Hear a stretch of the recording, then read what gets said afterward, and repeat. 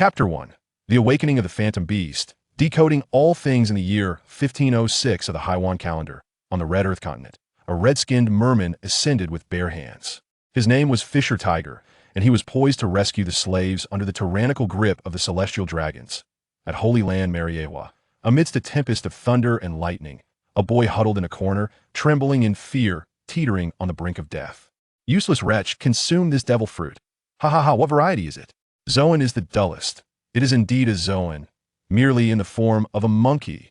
They were the celestial dragons, reveling in their pursuit of pleasure, while slaves from around the world were shackled and brought before them daily. In a desperate bid for survival, the boy consumed the fruit, but due to prolonged dehydration, he coughed violently. On the verge of regurgitation, a bullet struck his heart. Useless. Are you about to vomit? Before he even bears the mark of a slave, he has perished. Cursed misfortune. Cast him away. As the boy's corpse was discarded, a mechanical, emotionless voice echoed in his ears. The hourglass activated, detecting a new soul. Initiating a simulation, the soul exhibited immense potential. Awakening its conqueror's haki, the devil fruit was on the verge of dissipating, but had been reversed and was now being appraised. Conqueror's haki fully unleashed. 3 types of haki. Proficiency at 0, appraisal complete. Zoan, monkey fruit, phantom beast type, form of the great sage equal to heaven. Commencing analysis, dispelling the fruit's side effect. Success in elimination. No longer despised by the sea, the hourglass was about to infuse vitality into this frail body. The grievous wound upon the boy's chest began to heal until the bullet shell was forcibly expelled, but bore numerous other severe wounds. Though non-fatal, they were still unsettling. He slightly furrowed his brows and awakened such pain.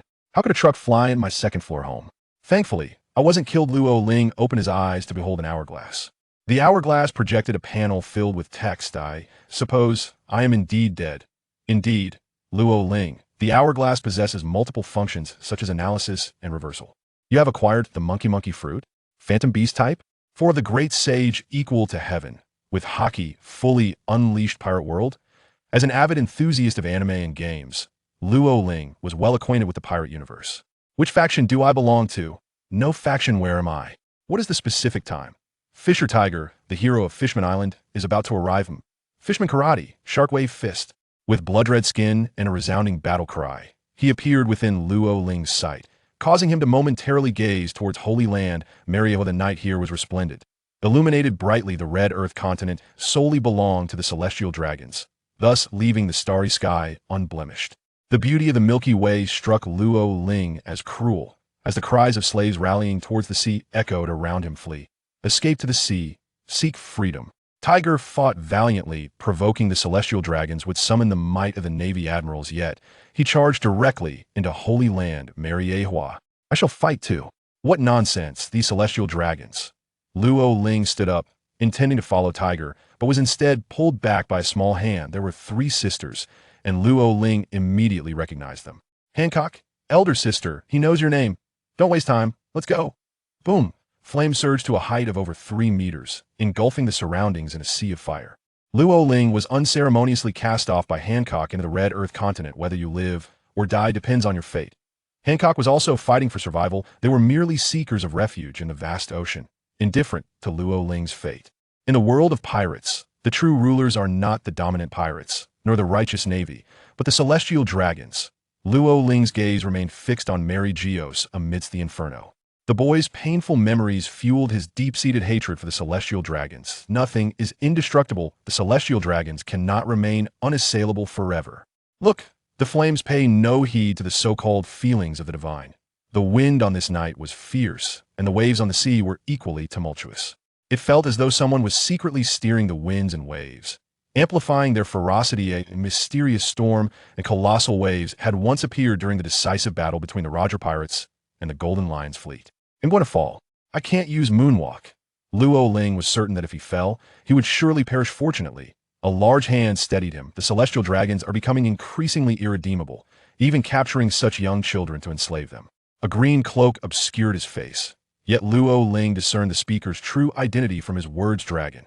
Are you taking him with you? Ivankov believed Luo Ling to be well-behaved and a person of potential. No. The old man is in the East Blue. He needs to be sent there. Luo Ling felt the weariness of this body and could no longer resist, succumbing to slumber. The warship swayed incessantly amidst the stormy seas. Luo Ling was treated for a week as he awoke.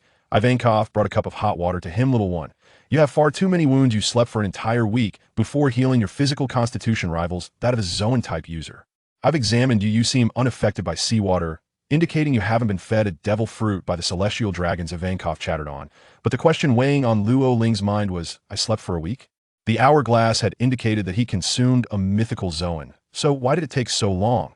It defied logic. Ordinarily, even without awakening, one could recover in no more than a day.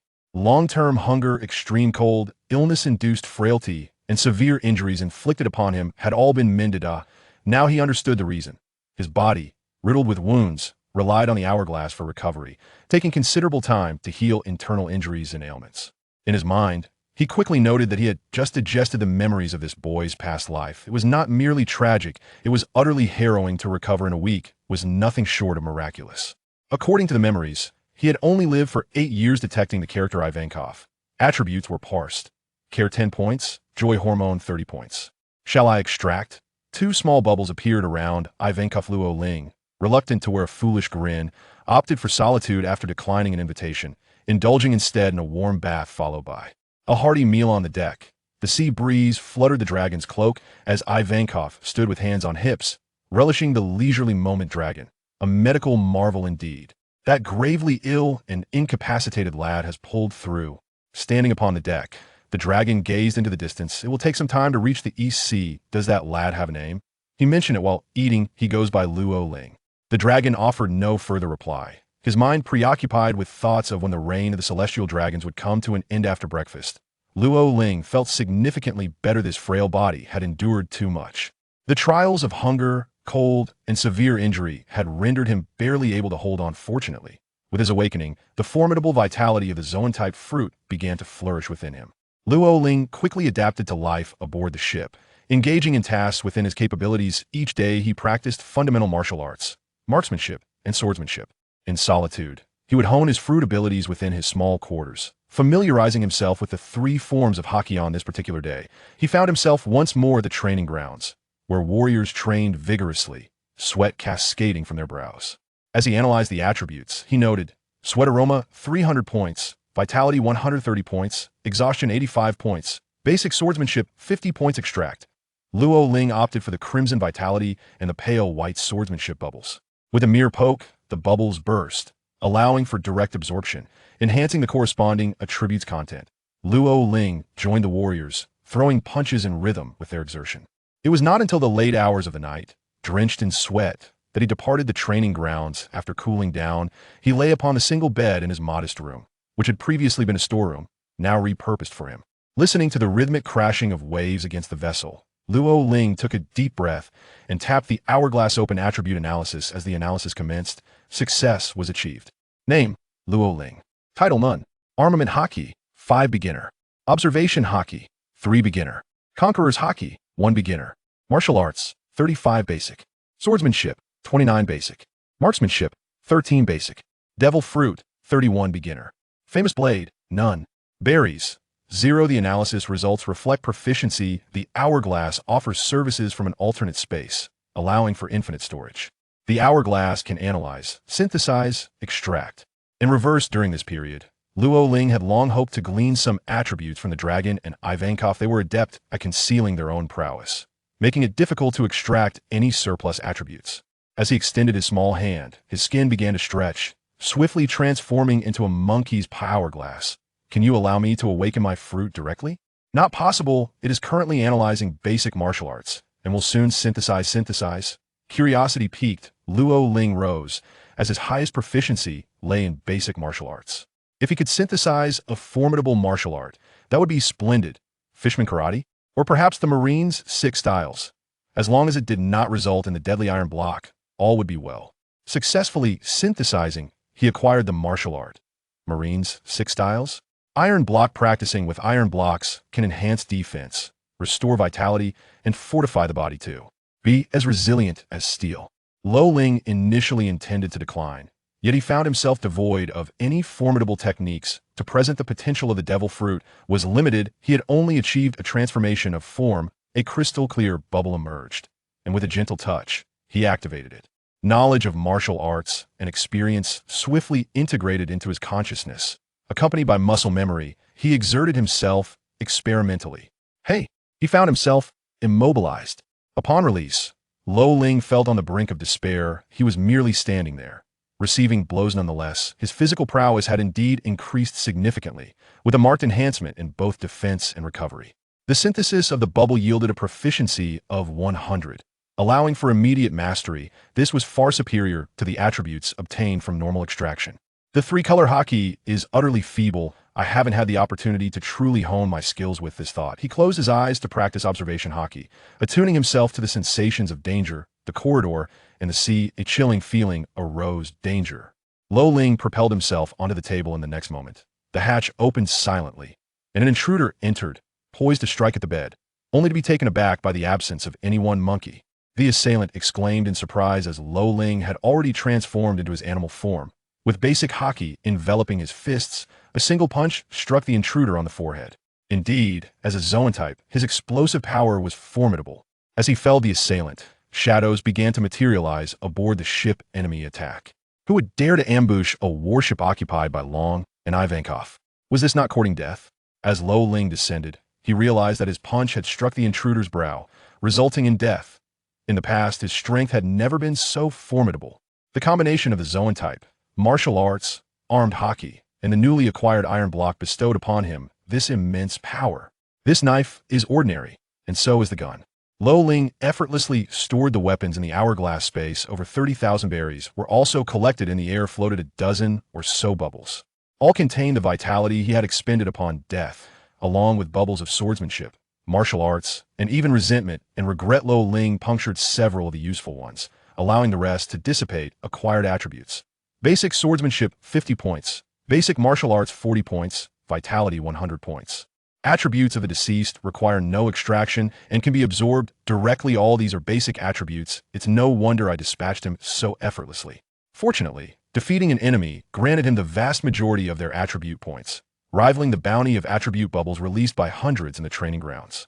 His proficiency had also increased significantly. Lo Ling felt that if he could annihilate a pirate crew in a single night, he would undoubtedly ascend to a higher level. Such feeble strength, yet they dare to ambush. Are they premeditated weaklings? Lo Ling could not fathom their motives. Whenever danger is present, caution must prevail. The pure animal form of the monkey fruit remained too weak. He opted instead for the combat form with his legs, arms, and tail transformed. Both his recovery and mobility surged dramatically. Speed and agility became his advantages, while strength was supplemented by armed hockey and martial arts. Lo Ling hung upside down in the doorframe, awaiting silently. Basic observation hockey compelled him to employ this ambush strategy. Bang. The assailants chose to open fire first, lest they find themselves ensnared upon entering. This was disregarded by Loring, who remained concealed within the doorframe. No one has perished. This fellow must have fled. Strange, we've been discovered. If we do not depart soon, we shall be ensnared. 2 individuals? Loring held his breath, utilizing his observation hockey to discern their combat prowess. Upon confirming the enemy's strength, he hooked his tail around the doorframe. Like a scorpion, he dangled upside down, swiftly sweeping his freshly acquired longsword across their throats. Once again, a multitude of bubbles emerged. Acquired attributes. Vitality, 200 points. Martial arts, 90 points. Gunplay, 30 points. Swordsmanship, 50 points. Loring was left in a state of confusion. How could their marksmanship be inferior to their swordsmanship? Yet they dared to fire a shot for a test. How many hands do you possess? All weapons and belongings were confiscated, leaving no items to affirm their identities. The corridor echoed with the sounds of gunfire and clashing blades. Indeed, they were under external assault. Loring found it peculiar. With so many enemies, how could they infiltrate unnoticed? This was a dragon's warship. Unless a devil fruit, a paramecia type that allows for instant movement or the mass infiltration of personnel. He leapt from the corridor, traversing the walls and ceiling in a series of agile bounds to evade relentless attacks. The enemies are concentrated there. The source must lie within. Loring quickened his pace, his jumps becoming increasingly adept. Typically, he could only practice within the confines of a room. This was a rare opportunity. A door. Loring spotted a door leading to the crew's expansive lounge, where individuals continuously emerged. These people were not particularly powerful, yet they had grown accustomed to assassination, exhibiting a calculated demeanor. Little did they anticipate encountering a formidable opponent. resulting in their plans falling apart. Detection of the Paramecia type, Door fruit, in use. The current possessor of the Door fruit had yet to be consumed by CP9 member Bruno, belonging to a pirate captain known for ambushes and ship hijacking. Analysis complete. Acquired attribute. Devil fruit, 300 points. Would you like to extract? Extract. As Loring confirmed, he absorbed the essence of this pure devil fruit attribute to enhance his proficiency. The Hourglass swiftly issued a new notification. Detection of advanced awakened Conqueror's Haki in use. Analysis complete. Acquired attribute. Conqueror's Haki, 1,000 points. Would you like to extract? Extract. Loring had anticipated that amidst the chaos, attributes would be plentiful, presenting a prime opportunity for wealth amidst danger. To his surprise, he directly obtained a substantial bounty. Hourglass, is this a newbie gift pack? Not quite. The release of Conqueror's Haki is inevitable when in use. Is it too extravagant to require 10,000 points for a slight extraction? Analysis results indicate the dragon is exceedingly powerful. With a tinge of envy, Loring chose to absorb the reward. In an instant, his proficiency with Conqueror's Haki surged. 100 attributes equated to 1 level of basic proficiency. With 10,000 points, his Conqueror's Haki ascended to intermediate. Chapter 3. Path in the Sea of Flames. For the first time since his arrival, Loring witnessed a true powerhouse in action. In a fleeting moment, all invaders lay unconscious upon the ground, bereft of their capacity to resist, frothing at the mouth. The Conqueror's Haki has advanced to an intermediate level, achieving a proficiency of 5. Not a single GM military soldier has fallen. The dragon's command over the Conqueror's Haki approaches perfection. Lo Ling beheld a figure clad in a green cloak, leaping effortlessly over with a swift strike. He eliminated every assailant aboard the warship, boldly penetrating the enemy camp. In quick succession, an exhilarating voice resonated: steer left and head for that summer, all 30 nautical miles away. This island perpetually basked in the warmth of summer, where even the night air was infused with the sultry summer breeze. Ivankov's voice rang out, restoring clarity to the warriors. The warship, propelled by the fierce winds, cleaved through towering waves, stirring the silvery light of the moon that generously illuminated the night. Upon anchoring, they reached the coastline. A small harbor lay concealed here, where a pirate ship, capable of accommodating 300 souls, lingered. Lo Ling followed the squad leader to this place, devoid of any bloodshed. Though some lay sprawled on the ground, a bottle of wine shattered in hand, spilling a cascade of crimson liquid upon the floor. The dark red wine seeped into the ground. The bar was dimly lit. With all present collapsed to the floor, these individuals appeared extravagantly dressed, adorned with at least 7 gemstanine-crusted golden rings on their hands. All were rendered unconscious by the overwhelming might of the dragon's Conqueror's Haki. As the imminent loss of the Door fruit was detected, an analysis commenced. Only one individual fell at his feet, their neck contorted, devoid of any life force. Luo Ling discerned that this individual was undoubtedly a wielder of the memento fruit's abilities. Long had deliberately refrained from employing his Conqueror's Haki to inflict harm. Rather, he sought to ascertain death personally. This group of miscreants had likely concealed themselves upon the island, surveilling passing vessels, and under the cover of night, seized the opportunity to launch a surprise attack with their fruit powers. After Ivanov concluded his analysis, he pondered for a moment before continuing. Let us gather the necessary supplies from here. We must set forth post-haste. Onward, my brothers. After Loring finished stowing away the last box, he wearily returned to the cabin. One corpse still lay abandoned there, while 2 others were in the corridor. No cause for concern, nor would they be attributed to him. The analysis was complete.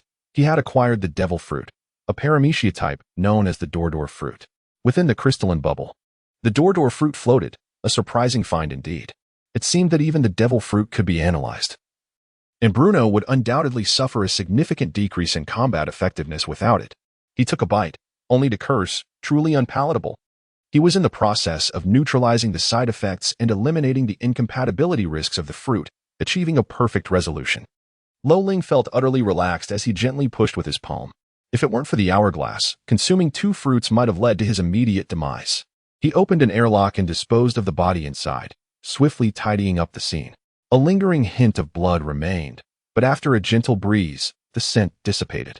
With the air cleared, Lo Ling peacefully drifted into slumber. 1 week later, in the conference room, Ivankov was briefing the team on the landing arrangements. This island was known as Winter Island, perpetually enveloped in frigid temperatures and heavy snowfall throughout the year. In a week, we shall completely seize this territory, and the days of offering tribute to the celestial dragons will come to an end.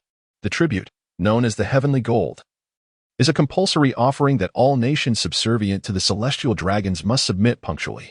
The amount is colossal, often forcing an entire nation to tighten their belts. The royal family is not counted among those who go hungry. They indulge in the finest pleasures, their ultimate aspiration being to ascend as new celestial dragons. However, the celestial dragons will not remain in power indefinitely, yet the dreamers will forever remain ensnared in their fantasies. This winter island, named Didi Carl, is favored by the king, who delights in selecting a new queen each month. Luo Ling was assigned to a small team, tasked with providing support. Each team comprised 10 individuals, while the ship housed hundreds of such teams. Before reaching the East Sea, this was to be the final battle. The vessel, disguised as a merchant ship, anchored, and they blended in as ordinary people. Luo Ling donned a pair of well-crafted snow boots and a charming, heavy hoodie adorned with delightful bird patterns, safeguarding her ears from the biting cold. Beneath her jeans, she wore thermal clothing, her hands tucked away in her pockets as she trailed closely behind the captain. Mind your words and stay close. Your current identity is that of my son. Suddenly, a dragon appeared before him, a large hand resting upon his shoulder. As they traversed the port, the scenes before them shifted continuously. Initially, the revelers flocked in and out of taverns, indulging in hearty drinks and celebrating the joys of life. Yet, upon reaching the streets, some bore pale visages, their hunger driving them to scurry about in search of any means to fill their empty bellies. Deeper into the alleys, an eerie silence enveloped the surroundings, nearly devoid of human presence. Indeed, the ground was littered with corpses, starvation had sapped their warmth, and the relentless cold ultimately claimed their lives. Creak. The door of an abandoned, dilapidated house swung open. Contrary to Luo Ling's expectations, there was no warm iron stove awaiting them. Instead, souls huddled beneath tattered blankets in a corner, their expressions grave. Mr. Long, must we continue to wait? A week is far too long. More lives will be lost, implored a young man, his voice tinged with desperation. Long remained silent. But another middle-aged man rose to his feet. These damned royals. I would gladly slay them right now. Yet Long still refrained from speaking. We need food. Only with sustenance can we generate warmth. It is only after our hunger is satiated that we can fight, asserted a young man whose long hair obscured his face. Long fixed his gaze upon him and finally spoke. We have brought a substantial supply of food, enough to last a week. Once everyone regains their strength, it shall be the time for the royal downfall. A glimmer of hope illuminated the faces of all present, their eyes filled with gratitude as they regarded him. Soon, Long departed with Luo Ling, personally navigating the streets to assess the terrain. Mr. Long, if you are capable of vanquishing the royals alone, why must we wait a week? Luo Ling inquired with confusion. A king has passed away, and once we depart, a new monarch shall emerge, unless they all become me. The dragon spoke calmly, then offered him a piece of dry rations. For the sake of sustenance for all, this week we shall subsist solely on this. Indeed, Loring beheld a dilapidated house where an individual had received the same sustenance, evidently provided by the GM troops. The person initially appeared taken aback, their vacant gaze flickering with a glimmer of hope, and soon thereafter, they began to devour the food voraciously. Luo Ling took a bite. The taste was quite dreadful. It was merely sufficient to satiate his hunger and sustain his life. A week later, flames once again blazed forth, and he beheld the inferno spreading to the palace, consuming everything in its path. Snowflakes descended upon the ground, only to be swiftly melted by the searing heat. The royal banner fell, quickly engulfed in flames. Loring once pondered why ordinary people often descended into madness after vanquishing royalty, reducing palaces to ashes. He now comprehends that their fears are manifold. They do not incinerate civilization, but rather they are ablaze with the flames of their own terror, the terror of the king. His gaze fixates upon the inferno amidst the snow. Loring seems to have realized what his life as purpose truly is. Not as a pirate, nor as a marine. He aspires to become a member of the GM army. Much like Dragon, it is akin to the fire that Tiger ignited in Mariejois upon his arrival in this world. Mr. Dragon, is it permissible for me to refrain from journeying to the East Sea? I too wish to become one of your comrades. Luo Ling expressed her innermost thoughts. Before you can stand shoulder to shoulder with us in battle, you must become sufficiently strong. The old man is undoubtedly capable of achieving this. Thus concludes Long Yan's words.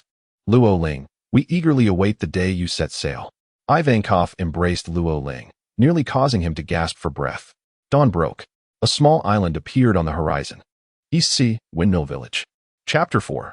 Farewell to Luffy. First encounter with Ace. Long disembarked alone, leading Luoling into a quaint tavern. The shelves were laden with an array of spirits, accompanied by a cabinet brimming with fresh fruits. The tavern was devoid of patrons today, eerily empty as if cleared by some unseen force. Makino sat by the bar, addressing the young lad. "Would you prefer a glass of milk or orange juice?" "I would like apple juice." Loring awaited a glass of apple juice, which he gulped down eagerly. To his left sat a dragon, while on his right was an elderly gentleman, the legendary hero, Carp. Upon detecting the character Carp, the system commenced analysis, revealing attributes: passion 30 points, optimism 50 points. "Would you like to extract this information?" Luo Ling pondered to herself. What purpose does extracting this serve? It is said that Carp's overflowing attributes are even more extravagant than Ivankov's. Not only must I care for Luffy, but now this young lad as well. "Luffy, is he faring well?" Dragon seemed to casually inquire. "He is about to possess an ironclad will," Carp declared confidently, then proceeded to jest. "And you? You little rascal. Surely you haven't come to reminisce with your old man." As he spoke, he nonchalantly picked his nose, disregarding his surroundings. "We are on the verge of establishing our headquarters in the New World." Dragon took a swig of strong liquor. Carp had also come alone. "Sengoku will be quite troubled, though it is likely that Iron Bone Kong bears the greater burden." After speaking, Carp lifted Luo Ling with one hand and approached the door, stating, "You are all still too weak. Strive to become stronger." No response was given. The corners of Dragon's mouth curled upward beneath his cloak, a sign of delight. They did not linger in Windmill Village. Luo Ling was swiftly escorted to the forest by Carp. According to the timeline, Luffy would not be taken to the Dayton household for another 3 years. Within this wooded realm stood a quaint wooden cabin. Luffy, with a rumbling stomach, awaited their arrival eagerly. Upon spotting Carp and Luo Ling, his eyes gleamed with excitement. The recognition of Luffy's character initiated an analysis, revealing attributes: hunger 80 points, optimism 100 points, curiosity 100 points, enthusiasm 100 points, fatigue 50 points. Extraction denied. Luo Ling was at a loss for words. Do these two share any semblance of seriousness? "Luffy, have you yet to master the art of cooking? How do you expect to become a valiant marine in the future?" "Grandfather, I aspire to be a pirate." Thud. That hurt. After delivering a powerful punch, Carp turned his gaze towards Luo Ling. "What is your name?" "Luo Ling. Let us be friends, Luo Ling." Just moments ago, Luffy was shedding tears from the pain, but now curiosity has taken the reins. Gurgle. Luoling observed a multitude of curious and exuberant bubbles emanating from Luffy. "Do you aspire to become a marine?" "I wish to join the GM army." With a resounding thud, a punch landed, nearly bringing Luoling to tears from the pain. Shortly thereafter, Carp had begun grilling meat, and after a hearty feast that left Luoling and Luffy satiated, they quickly forged a friendship. Beneath the vast expanse of grass, they gazed up at the resplendent Milky Way. Young Luffy pointed towards the heavens and proclaimed, "Luoling, will you be my crewmate? You shall encounter even greater companions." Roronoa rejected the request. Luffy turned his head away, ignoring him, but within 10 seconds, he began to chatter aimlessly again. Carp quietly observed this scene, reminiscent of the years gone by when he cared for Ace in a similar manner. That foolish boy would often ask Carp whether his existence was a source of annoyance. Luo Ling swiftly acclimated to the rigorous training regimen. Each day was filled with wilderness survival challenges, including being tethered to a balloon and soaring into the sky, only to be cast into a canyon teeming with serpents. As his vitality grew increasingly robust, Carp began imparting some martial arts techniques to him. "Luffy, come and learn your grandfather's Iron Fist." "No way. Why should a pirate learn the Iron Fist of a marine?" In a fit of defiance, Luffy received a punch, resulting in a sizable bump on his head. "Look at Luo Ling, just look at you." But Luo Ling had no desire to become a pirate. Luffy pouted as he observed Luo Ling, drenched in sweat, diligently practicing his physical techniques. From the perspective of Luffy, he encounters a multitude of attribute bubbles daily in his struggle for survival. In contrast, Carp only manifests a slight red health bubble during his training sessions. The hourglass indicates that Carp is making progress in his martial arts, successfully synthesizing and acquiring the Marine 6 styles. Gale Kick. Shall it be extracted? Extraction confirmed. Luo Ling wore a puzzled expression. Kapu was clearly in a horse stance, throwing punches. How could there be a whirlwind kick?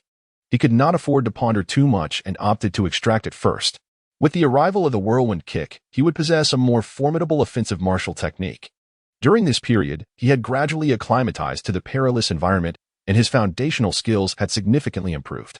Day by day, The various dangerous situations in the mountains had become as manageable as walking on flat ground. Luo Ling synthesized the Marine 6 styles from Carp. Strangely, Carp has been teaching him the rudiments of the horse stance and the art of striking, which he affectionately refers to as the Iron Fist of Love. Luo Ling merely followed the path of martial arts, enabling him to master various techniques. Seasons passed, each one fully experienced in the mountains. His foundational proficiency, the three-colored haki, and the powers of the devil fruit all advanced as anticipated. He successfully learned the complete Navy 6 styles.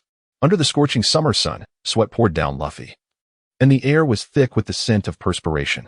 Luo Ling, his grandfather said, "Today is your day to depart. Shall we meet again?" "Certainly." Carp stepped forward and firmly grasped Luo Ling. "You impudent boy, you have shown enough courage. Now go and stay with that other impudent boy." "Luo Ling," young Luffy shouted from atop a wooden platform, "I will become strong enough, and one day we shall meet upon the vast seas." "Until we meet on the sea." Luo Ling felt a surge of anticipation. Was he about to set sail? Soon, he found himself cast into another mountain, the domain of the bandit Decoding. Here resided another individual. Ace was presumably outside, not at home. The Hourglass deciphered the Iron Fist of Love successfully, resulting in the synthesis of a martial art, the Iron Fist of Love. This technique, silently infused with advanced haki, was reputed to possess the power of love, rendering it undefendable, encouraging one to embrace every adversary with affection. Would he extract it? Extract. Upon being thrown into the room, Luo Ling felt as if he had discovered a treasure. The Iron Fist of Love was indeed a martial art, a superior product combining haki and martial prowess. Decoding. Keep an eye on this fellow. You've added to my troubles again. Carp, you truly are a nuisance. Decoding exchanged a few barbs with Carp, yet ultimately accepted Luo Ling. Detecting the character Decoding, attributes were analyzed. Passion 30 points, sympathy 50 points, resignation 20 points. Perfect synthesis yielded the item Great Blade 21. Shattered Tooth, a cursed blade with a twisted, dark purple blade inscribed with marks of death. On nights of the full moon, it absorbs moonlight, transforming into a beastly shattered tooth. Would he extract it? Extract. Soon, a dark purple long sword was added to the hourglass space. Cursed indeed. Luo Ling has a penchant for peculiar things. Little ghost, from now on you must earn your own sustenance. We shall not tolerate idlers. Decoding and the bandits feigned a fierce demeanor. Luo Ling understood that the bubbles signified the truth, and that Decoding's helplessness stemmed from Carp. Although he appeared fierce, his heart was tender and brimming with compassion. Perhaps he perceived Luo Ling as a homeless child. Indeed, this family was truly inconsistent in their demeanor. Today, they offered nothing but a bowl of plain rice and a cup of water. The mountain bandit feigned anger. Luo Ling joyfully savored his rice, feeling increasingly empowered.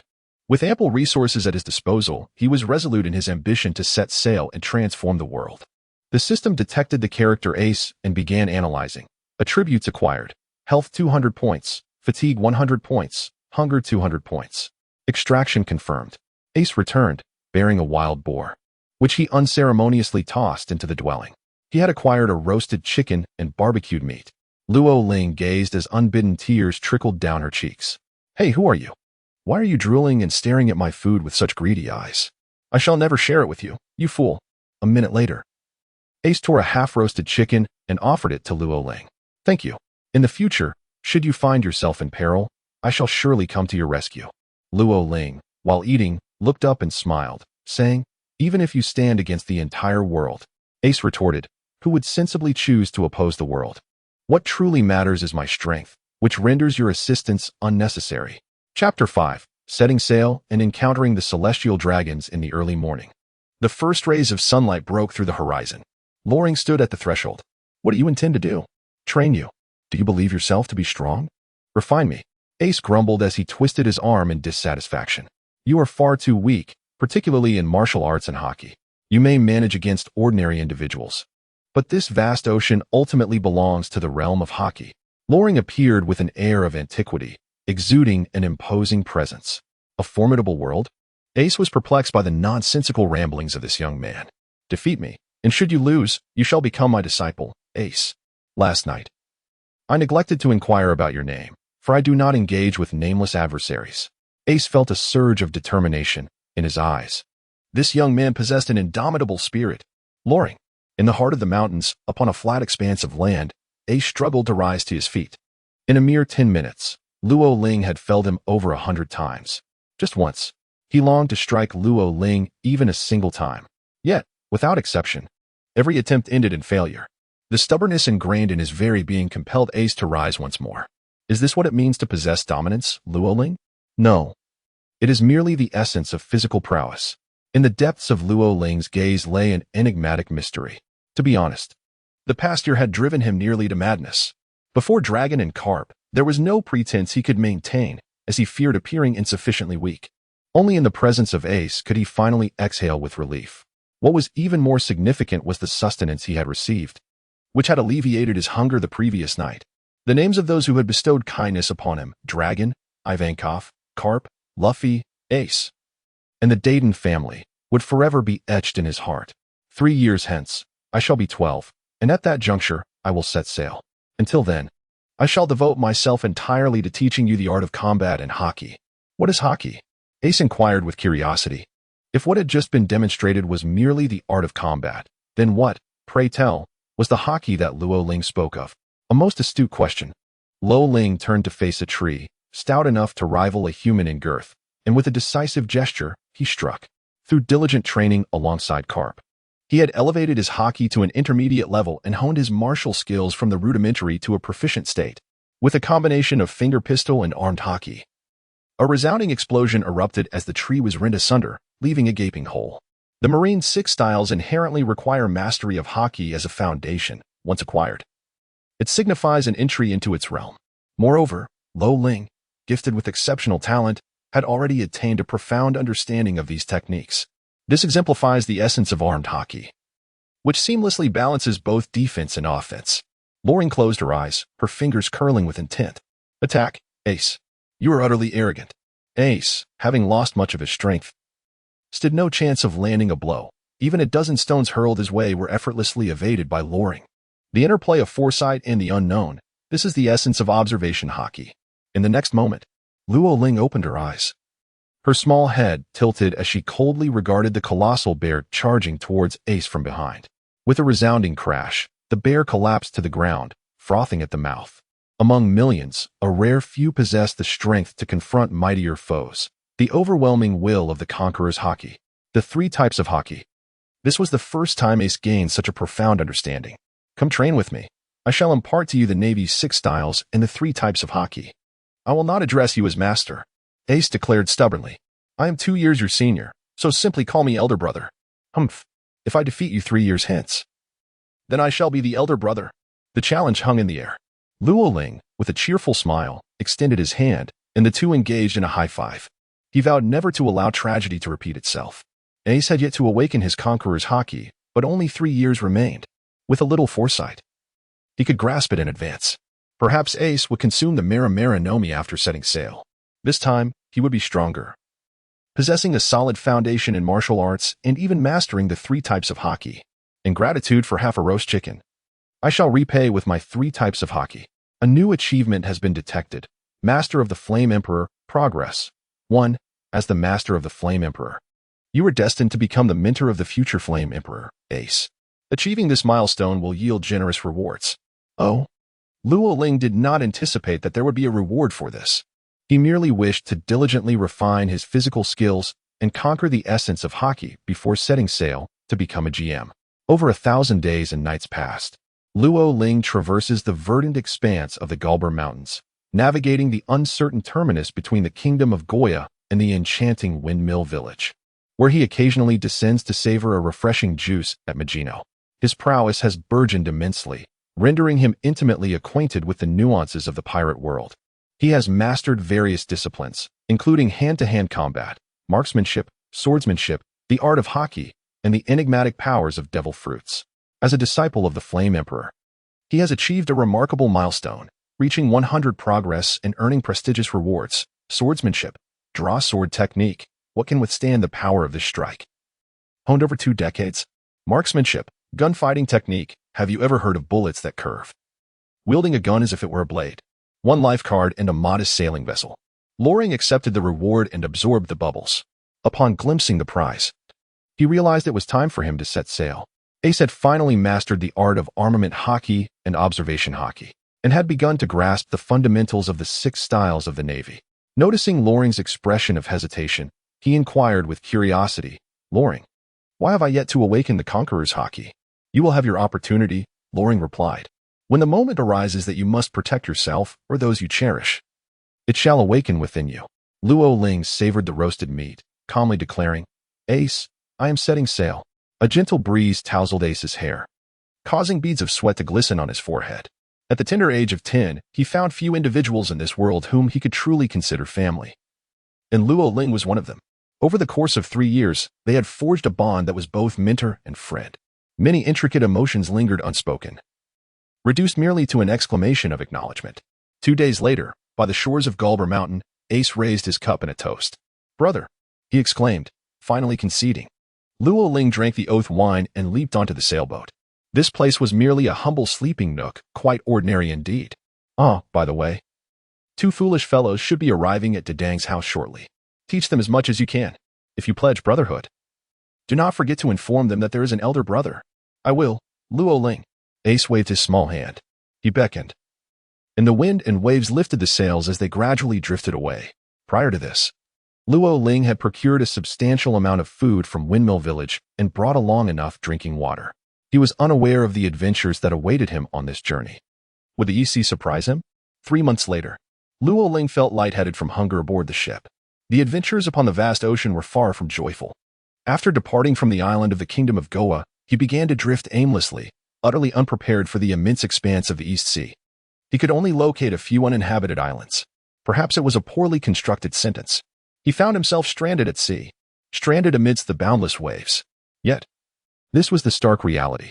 He could not even utilize the momin fruit to reach a nearby island, for he could see nothing at all. Would he perish from starvation? Luo Ling thought to herself, how utterly frustrating. Fish cannot always be caught daily. Approximately a week ago, her 7-meter fishing line ceased to yield any results. Having ventured out to sea, yet remaining unnoticed by anyone, Luo Ling resolved that he would never disclose to anyone that he set sail so early, for fear of losing face. One day, when he achieves fame, he would admit the exact day he embarked on his journey. He detected a large vessel and began the analysis. The analysis was successful. The ship was bound for the Kingdom of Goa and belonged to the Celestial Dragons. The Celestial Dragons? They are headed to the Kingdom of Goa? Loring swiftly conceived a possibility. It was the Celestial Dragon's warship that had obliterated Sabo's little raft. Just as anger surged within him, his keen observation haki detected imminent danger. He deftly sidestepped and executed a moonwalk, escaping from the vessel. In the next instant, his small boat was reduced to mere splinters. Celestial Dragons. There are no admirals in the East Blue. You shall await your demise. Chapter 6. Even Celestial Dragons can feel fear boom. Another cannonball sliced through the night, hurtling towards Loring. Their sole intent was slaughter. Their only pursuit was pleasure. Having dwelled in this world for nearly 5 years, Loring remained haunted by that fateful night. Each evening, the remnants of his lifeless body resurfaced in fragmented memories. Every moment of the boy being toyed with by the lofty Celestial Dragons was indelibly etched in his mind. How could he possibly forget? I merely set sail. Had not even collided with your vessel, yet you opened fire. Even after failing to end my life, you pursued me relentlessly. Loring evaded the strike, darting through the air in a fleeting motion. How utterly suffocating, you wretched vampires and Celestial Dragons. From this day forth, I shall compel you all to kneel. Not a speck of dust. He landed upon the deck of the warship, only to be met not with expressions of fury, but with a lavish banquet in progress. 3 Celestial Dragons were surrounded by a throng, their goblets raised high, while the servants forced smiles upon their faces. The foremost Celestial Dragon, upon noticing the sudden appearance of Loring, bellowed, "Who is this? Let this filthy scoundrel perish." "Oh." Luo Ling smiled faintly, deftly evading each attack from the Celestial Dragon guards. No matter how sharp the swords or spears, they could not graze even a corner of Luo Ling. They were far too feeble. With a swift motion, a dozen spears were launched toward him. He swayed his body slightly, murmuring 2 words, "paper drawing." Skillfully dodging these assaults, he faced the final armored guard, who lunged at him with a spear, the distance to the Celestial Dragon a mere 5 meters. Lo Ling effortlessly deflected the strike. A metallic clang echoed as a gunshot rang out. With the foresight granted by observation haki, he evaded the attack with a swift sidestep. The spear struck with a resounding crunch, shattering the iron armor in an instant, leaving the assailant's eyes wide with disbelief. "Hey, you foolish wretch. Are you seeking your own demise?" A furious woman among the celestial dragons bellowed, proclaiming Luo Ling's impending doom. With a swift kick, she sent the last obstacle flying. The guard crashing into a steel panel, the dent in the metal standing as a testament to the force of her blow. Mere 2 meters separated them from the celestial dragons. The leader, sporting a small mustache, furiously raised his firearm. Die, you worthless lowlife. Flames flickered at the muzzle as a bullet, capable of easily claiming the life of an ordinary person, was unleashed. Loring appeared atop the head of the little mustached man. Suspended in midair, and with a swift kick descended. Crack. The oxygen protective shield shattered, delivering a lethal blow. The unfortunate man spat blood, his eyes rolling back as he fainted on the spot. A frenzy erupted among the onlookers, who screamed in terror. They were celestial dragons. Any harm inflicted upon them would summon an admiral from the Navy. I am Charlemaco Saint. If you dare to harm me, you are doomed. Another celestial dragon finally grasped the essence of fear, while the nearby female celestial dragon began to shriek. So, it turns out even you were capable of experiencing fear? Loring struck Charlemagne Saint with a powerful punch, directly impacting his face, causing it to cave in and contort grotesquely. Not only am I a celestial dragon, but I am also exceedingly beautiful, so noble. The female celestial dragon attempted to retreat in terror, only to realize she had lost control over her own feet. I am not one to concern myself with such trivialities. Loring refrained from using his fists, for he believed that the celestial beings had tainted them. Instead, he wielded a spear. At the very moment the oxygen shield shattered, her so-called visage was rendered utterly unappealing. The shrieks were excruciatingly piercing. Every individual aboard the vessel was reduced to tears, paralyzed by fear. This man had lost his sanity.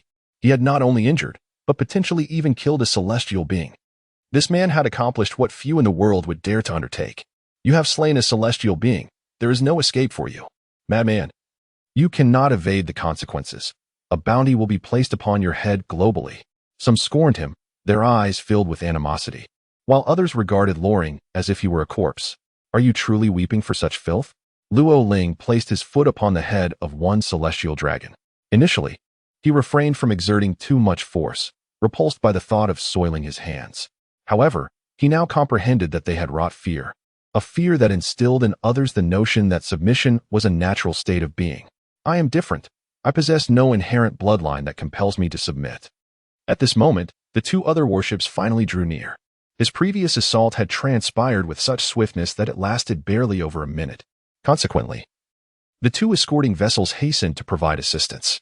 The celestial dragons forbade the Navy from remaining aboard their ships, deeming it an affront. This presented Luo Ling with an optimal opportunity. Over 500 Marines surged onto the deck, fingers poised on triggers, prepared to fire at any moment. I am Vice Admiral of the 43rd Division of the East Sea, Iron Dog. You will surrender immediately, or I shall command that you be reduced to a sieve. Oh?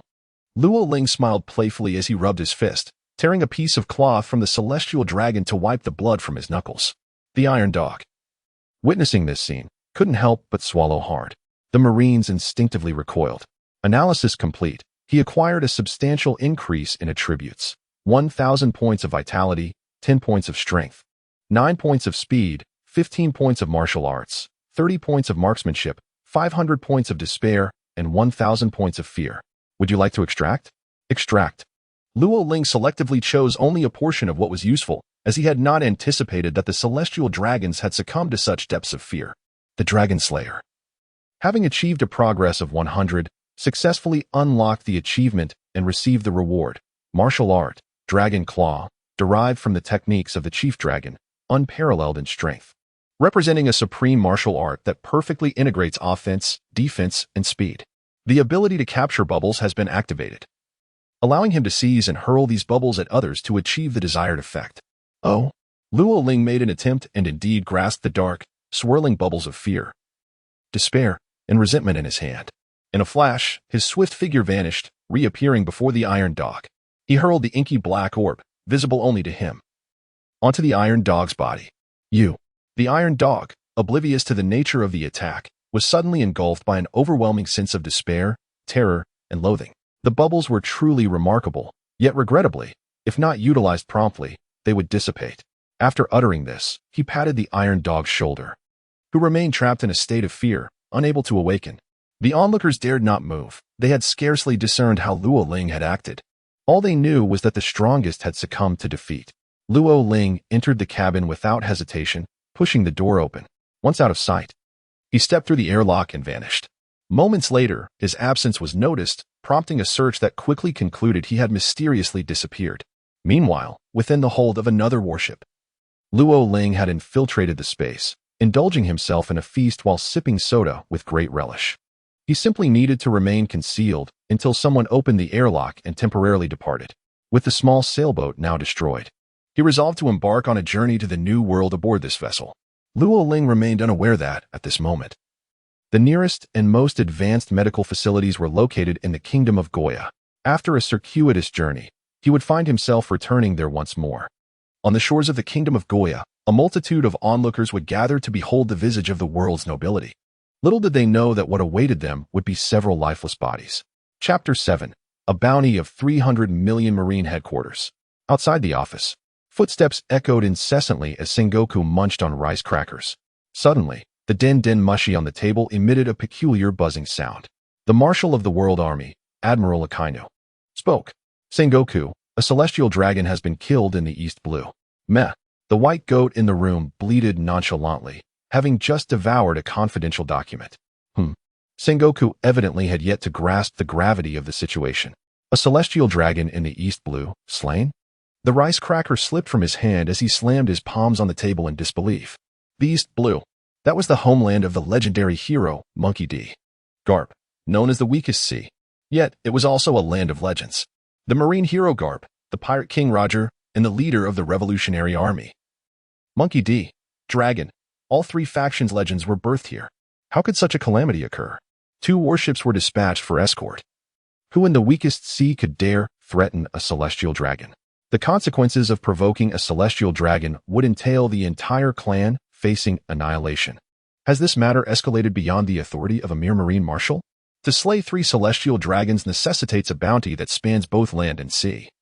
Your navy is but a fraction of the pursuit. Akainu spoke coldly through the den mushi. Thunk. Sengoku sat motionless in his chair.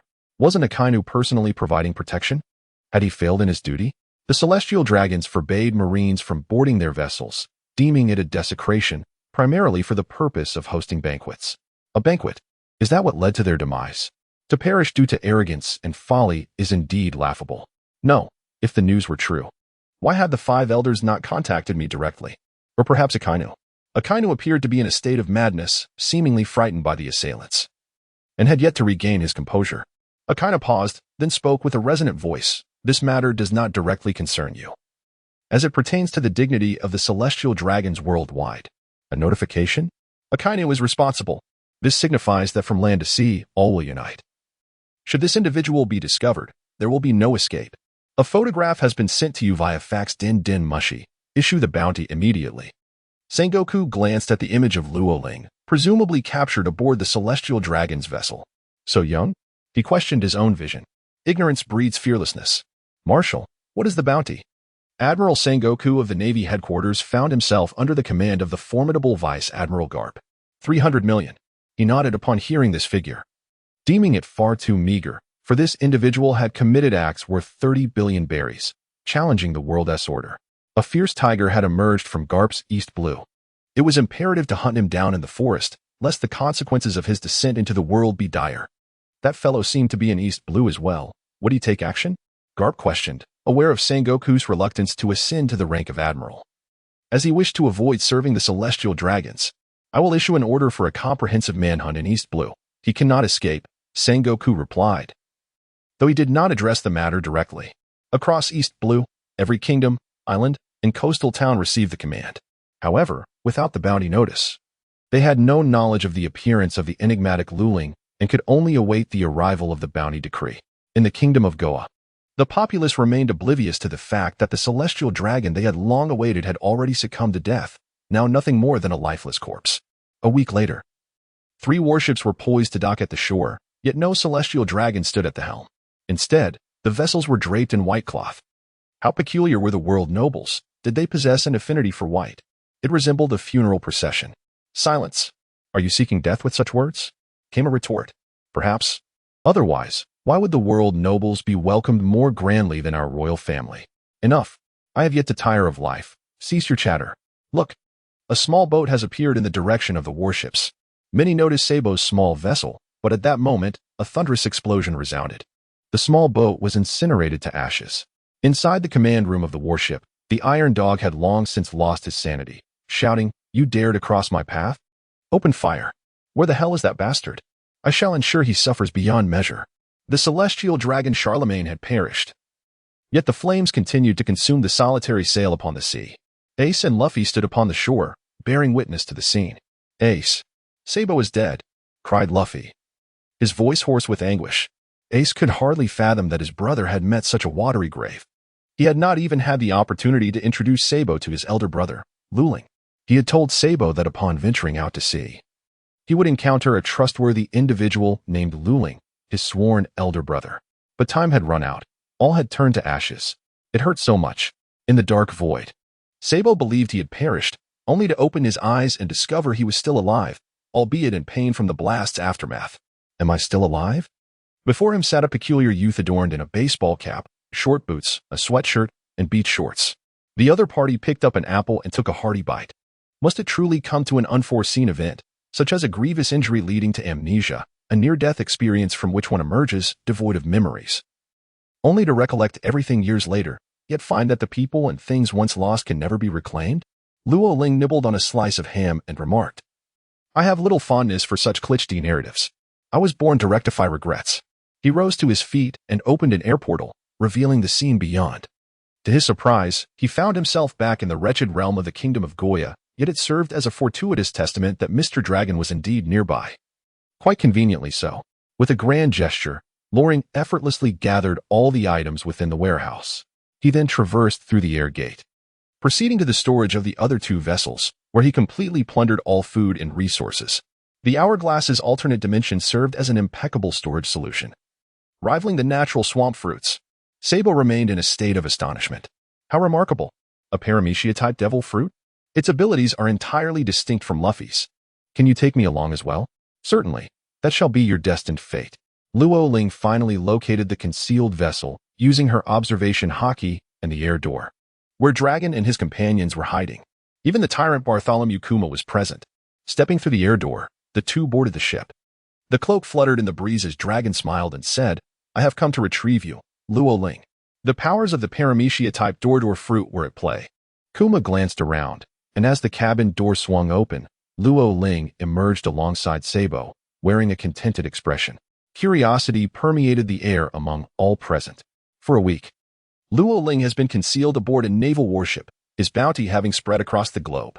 Particularly, the world government has mobilized its forces to relentlessly hunt Luo Ling in the East China Sea, a fact that has reached the intelligence network of the GM military. The act of slaying a celestial dragon stands as the most audacious declaration of allegiance, with a bounty of 300 million berries. Known as the Demon Lord, it is said that he was frequently sighted in the Kingdom of Goa, which is how the world came to know his name. He emerged like a demon from the depths of hell, immediately bestowed with the title of Demon Lord. The celestial dragons harbor an intense hatred for him, while pirates mockingly refer to Luo Ling as the Dragon Slayer. No wonder they have laid an intricate net yet failed to capture you. It turns out you possess the power of the door fruit, allowing for unrestricted travel. Even Dragon could not have anticipated that Luo Ling would fortuitously acquire this fruit. Typically, when a devil fruit user perishes, the fruit reappears at random, signifying Luo Ling's extraordinary luck. "Welcome back, Mr. Dragon," Luo Ling said. Dragon had already devised a plan for him. "Your abilities are well suited for support and infiltration." Sabo, astounded, recognized the faces of these individuals from the bounty notices. Summoning his courage, he proclaimed, "My name is Sabo, and I shall surely return to the Kingdom of Goa to enact change. Until then, please allow me to join you." "Sabo, I shall remember that name, but there is no need to raise your voice. I can hear you." Dragon replied with a rare smile as he and Kuma made their way back to the cabin. Luo Ling was filled with joy, not only rejoining the team, but also successfully deciphering the hourglass. Upon detecting the character Tyrant Bear, the analysis commenced, yielding attributes, curiosity 5 points, contentment 30 points. The blueprint synthesis resulted in the creation of the pacifist prototype, advanced, with a progress of 0. It is necessary to gather the lineage factor blueprints basic, the modified human blueprints basic, and the combat machinery blueprints basic. Shall the extraction proceed? Extract the blueprints, leaving the others aside. Luo Ling pondered that once the blueprints were complete, the GM army would rise to unparalleled heights, leaving no weaknesses behind. He aimed to forge an invincible legion of combatants. Chapter 8. Burdened with the dreams of youth in the kingdom of Goya, the royal family and nobility took a full hour to awaken from their stupor. The world's aristocrats, the creators of the realm, the celestial dragons, had perished. 3 of them, in fact, had met their demise. Consequently, their welcoming ceremony morphed into an impromptu funeral. For Luo Ling, this event was but a trivial matter, hardly worthy of mention. Many were oblivious to the reason behind the nobleman's tears. They merely understood that their own sustenance relied on feigning sorrow. "Father, we go to bed hungry each day without shedding a tear. Why must we cry today?" The young boy, puzzled, observed his father's simple, honest demeanor shift from stoicism to a sigh. Cry. The man had lived his life beyond the uncertain terminus of the kingdom of Goya, having grown up scavenging. Without delving into explanations or understanding their necessity, he secretly wished to laugh. He comprehended that whatever could elicit tears from the nobility was indeed significant. Footsteps approached from outside, prompting the nobleman to summon a servant to ascertain whether the household was mourning the celestial dragons. In a moment of impulse, the man slapped his son and shouted, "Cry." The boy, stung by the blow, erupted in tears as if water were gushing forth. The servant nodded in satisfaction and moved on to the next household. On a small island in the East Sea, Karp had just dealt with a few pirates who were unfortunate enough to cross his path. Holding the latest newspaper, he could not help but burst into laughter. Previously, during the bounty announcements, there had been a veil of secrecy, but now the truth could no longer be concealed. His serious first mate remarked, "This lad has just set sail, and his bounty exceeds 100 million. His potential is immense." "What does that mean? Are you suggesting you could capture him?" "The celestial dragon's lot cannot even locate this rascal." Karp tossed the newspaper aside and joyfully settled into a chair to enjoy some snacks. In the Grand Line, within the treacherous Devil's Triangle, cloaked in mist, Mariejois sat despondently in the castle atop his fearsome 3-masted ship, savoring his afternoon tea. "They are all dead, even the celestial dragons. I am weary. Let it all come to ruin." With a parched throat, Mariejois reclined, his legs crossed, his spirits dwindling, and his belly growing ever more rotund. At Marine headquarters in Marineford, Black Arm Zephyr had just returned from training naval recruits. Unbeknownst to him, at the age of 65, he would lose everything he cherished. Upon seeing the newspaper, he, already aware of the truth, fell into contemplation until he heard the voice of Kizaru outside the door. "Yao, Sakazuki, how terrifying. The newcomers today are truly formidable. Daring to strike down a celestial dragon right after setting sail, with a bounty of 300 million berries. Such individuals, regardless of whom they kill, are villains. Brutal beings that must be executed." Akainu's fist crackled ominously, his gaze resolute as a blade. In his eyes, Luo Ling was no different from any pirate. In the New World, upon a solitary island, Doflamingo had just received an invitation, a summons to the warlords of the sea. As he picked up the newspaper, memories of his childhood surged within him. "Young master," his subordinate respectfully announced. "Celestial dragons? Merely remnants of former victors." A deep-seated hatred filled his heart. The celestial dragons were but a shadow of his past identity. Soon, he would embark on an opportunity that required a year of preparation. At that moment, Dressrosa would be firmly within his grasp. Doflamingo was aware that it was the territory of his family before they ascended to become celestial dragons, reclaiming it was only just. On the Red Line, in the holy land of Mariejois, Im sat upon the empty throne, while the Gorosei knelt before him. "What has stirred the wrath of the great king of the world?" The Gorosei inquired, feigning ignorance. "There must not be a second occurrence. Once the spark of rebellion ignites in the hearts of the people, it is exceedingly difficult to extinguish. We must eradicate it at its roots." Im's dagger pierced the bounty poster of Luo Ling. "As you command." In the East Blue, at Frost Moon Village, within the One Heart Dojo, Zaro was diligently honing his skills that night, utterly oblivious to the arrival of a great ship. Meanwhile, discussions unfolded between Long and Gung Shirlang. Upon arriving at the dojo, Loring brought Sabo with him, and the two quietly observed Zoro diligently practicing. He was so engrossed in his training that he seemed entirely oblivious to our presence. Sabo found it hard to fathom how a child could endure such arduous training. "Perseverance. Surely you have exerted a considerable amount of effort as well, have you not?" Upon concluding her statement, Luo Ling was about to call out when the hourglass commenced its operation. It detected the character Gunk Zero, initiated analysis, and successfully synthesized a perfect outcome, thereby acquiring the skill swordsmanship, chaotic blade technique. This particular technique, while appearing to embrace chaos, actually derives its essence from the notion of swiftly cutting through complexity. In the realm of swordsmanship, speed reigns supreme. The system then detected the character Zoro, currently engaged in mechanical endeavors, and granted the following attributes: health points 500, fatigue 200, resentment 100. Luo Ling selected the necessary bubbles, feeling an increasing vitality within himself. Perched upon a branch, he laughed and said, "What is it that you begrudge, young man? Do not disturb my cultivation." Young Zoro continued his training, drenched in perspiration. "I possess 2 complete sword techniques, and as I've matured, I cannot help but evolve them on my own. Can sword techniques truly grow?" Zoro was utterly perplexed. Loring leaped gracefully from the branch, initiating a sword-drawing technique. In an instant, the blade surged forth like a dragon. A glimmer of cold light flashed, and he swiftly sheathed his sword as if nothing had transpired. However, Zoro perceived the truth. The towering trees had been flawlessly severed, each one now poised to split apart at the slightest touch. The execution of the strike was so exquisite that it hinted at another technique yet to be revealed. Luo Ling did not even draw his sword from its sheath. Instead, he began to strike at the air with wild abandon. In an instant, flashes of blade and sword appeared. He alone was akin to an army of thousands. The swordplay appeared chaotic, yet it flowed like the boundless ocean. The art of chaotic blades. Are you here to challenge me? Zoro cast aside a stone, gripping his long sword with neither fear nor defeat, only a profound sense of battle fervor. What an intriguing individual, so optimistic like Luffy. Sabo exclaimed joyfully at the encounter with Luo Ling. He had not lost his memory. During his recuperation, he had been training, learning, and reaping immense benefits. Upon seeing Zoro, memories of Luffy and Ace flooded back. To be honest, when he first learned Luo Ling's true name, he was quite taken aback. Ace had spoken of him as an elder brother, so dependable. Luffy? Is he strong? Zoro inquired earnestly. No, he is a bit of a fool. If you meet him, you are sure to like him. As Luo Ling spoke, he swiftly drew his blade, intentionally restraining his strength and refraining from employing his domineering aura. I certainly do not harbor any fondness for a fool. Zoro unsheathed his sword to parry, his expression grave.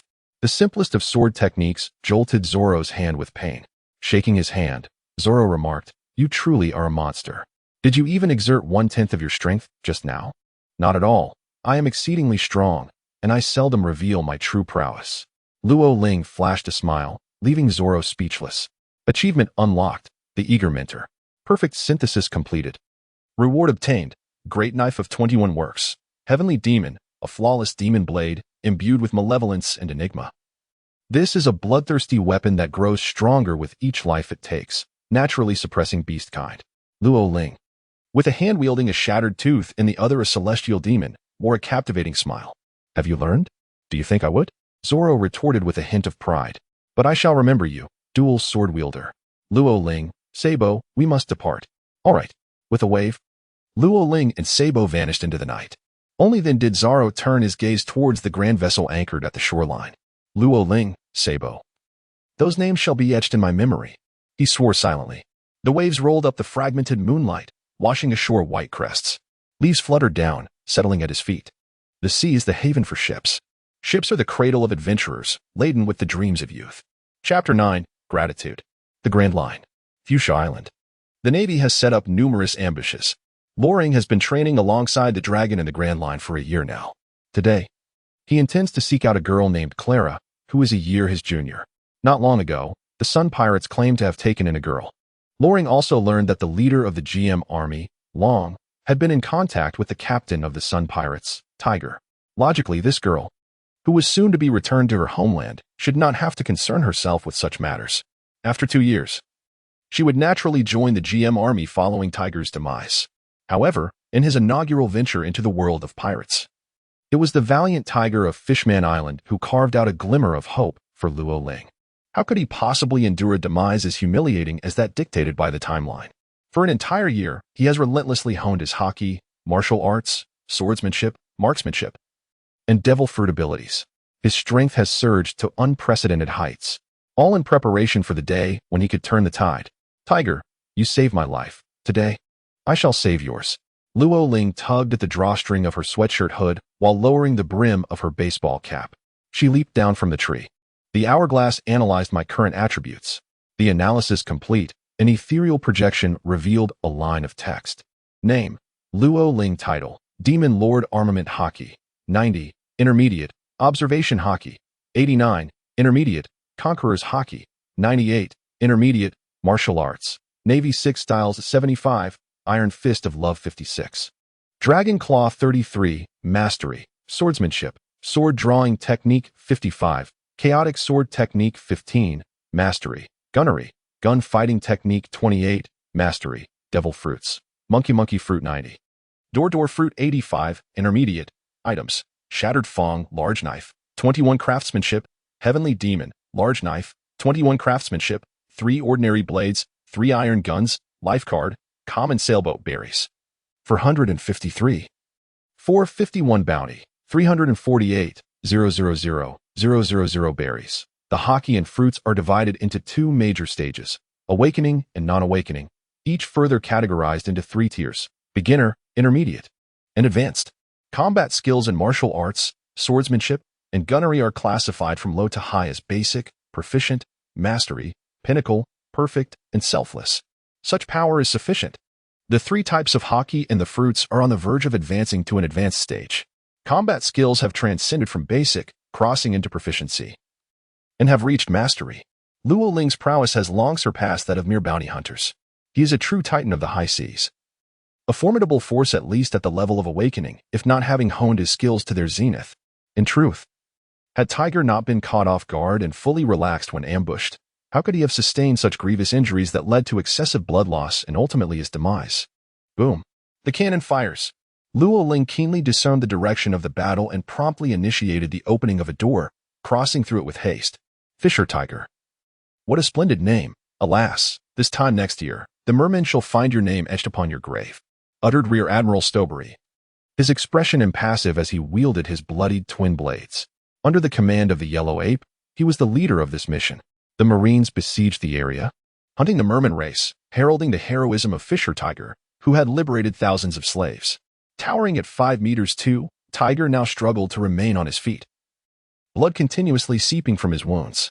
Caught off guard, he had fallen entirely into a trap, and Stowbury, with remarkable swiftness, struck him with devastating force. Your scheme shall not succeed. Even in his injured state, Tiger was still capable of breaking free. He had to return, otherwise the Sun Pirates would be left in utter despair. Stubbornly resolute, Stowbury's twin blades reflected the sunlight as he struck once more, his imposing stature complemented by an extraordinary skull, which served as a formidable weapon. Particularly after the hardening of his hockey, the combat prowess of his head cone would surge dramatically. He nearly arrived too late. The battle unfolded with alarming rapidity. The moment a sound emerged signifying a successful assault, resulting in grievous injuries. The voice of youth intruded, ill-timed amidst the chaos. Loring emerged from the portal, standing before Tiger, and with a single hand wielded his broken fong to deflect the impending attack. Who are you? Stowbury was evidently taken aback, never anticipating that the one to thwart him would be Loring, who had vanished for over a year. Upon recognizing the youthful visage before him, his initial shock morphed into fury, which swiftly transformed into elation. Demon Lord Loring, you are as nefarious as Tiger. It is fortuitous that I can apprehend you both today. Preposterous. How am I deemed nefarious? Loring retorted, as he assisted Tiger to his feet and unceremoniously hurled him through the portal. In that moment, he unleashed a sword strike. The brilliance of the sword radiated magnificently, manifesting into hundreds of shimmering arcs. Loring sheathed his blade, and all remained rooted in place. Suddenly, a loud thud echoed as the first individual lost their footing and collapsed, followed by 2, 5, 10. More and more succumbed, until only Stowbury was left to confront him alone. His twin blades were driven into the ground, his hands braced firmly to prevent his own fall. His eyes were bloodshot and filled with disbelief. Now, even the Yellow Ape was merely a vice admiral, subordinate to him, far from the formidable power he would wield years later when encircling his mentor, Zephyr. What was the name of this technique? The chaotic swordplay. Loring cast a cold glance at him before turning and stepping through the air gate. The presence of the character Tiger was detected, and the analysis commenced. Upon successful parsing, the following attributes were acquired: Vitality 10, 000, Rage 9, 999, Hatred 9, 999, and Whale 9, 999.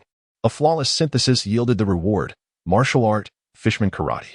Luo Ling obtained all the overflowing blood bubbles from the Navy, blending them with Tiger's blood bubbles, for they would soon be of use.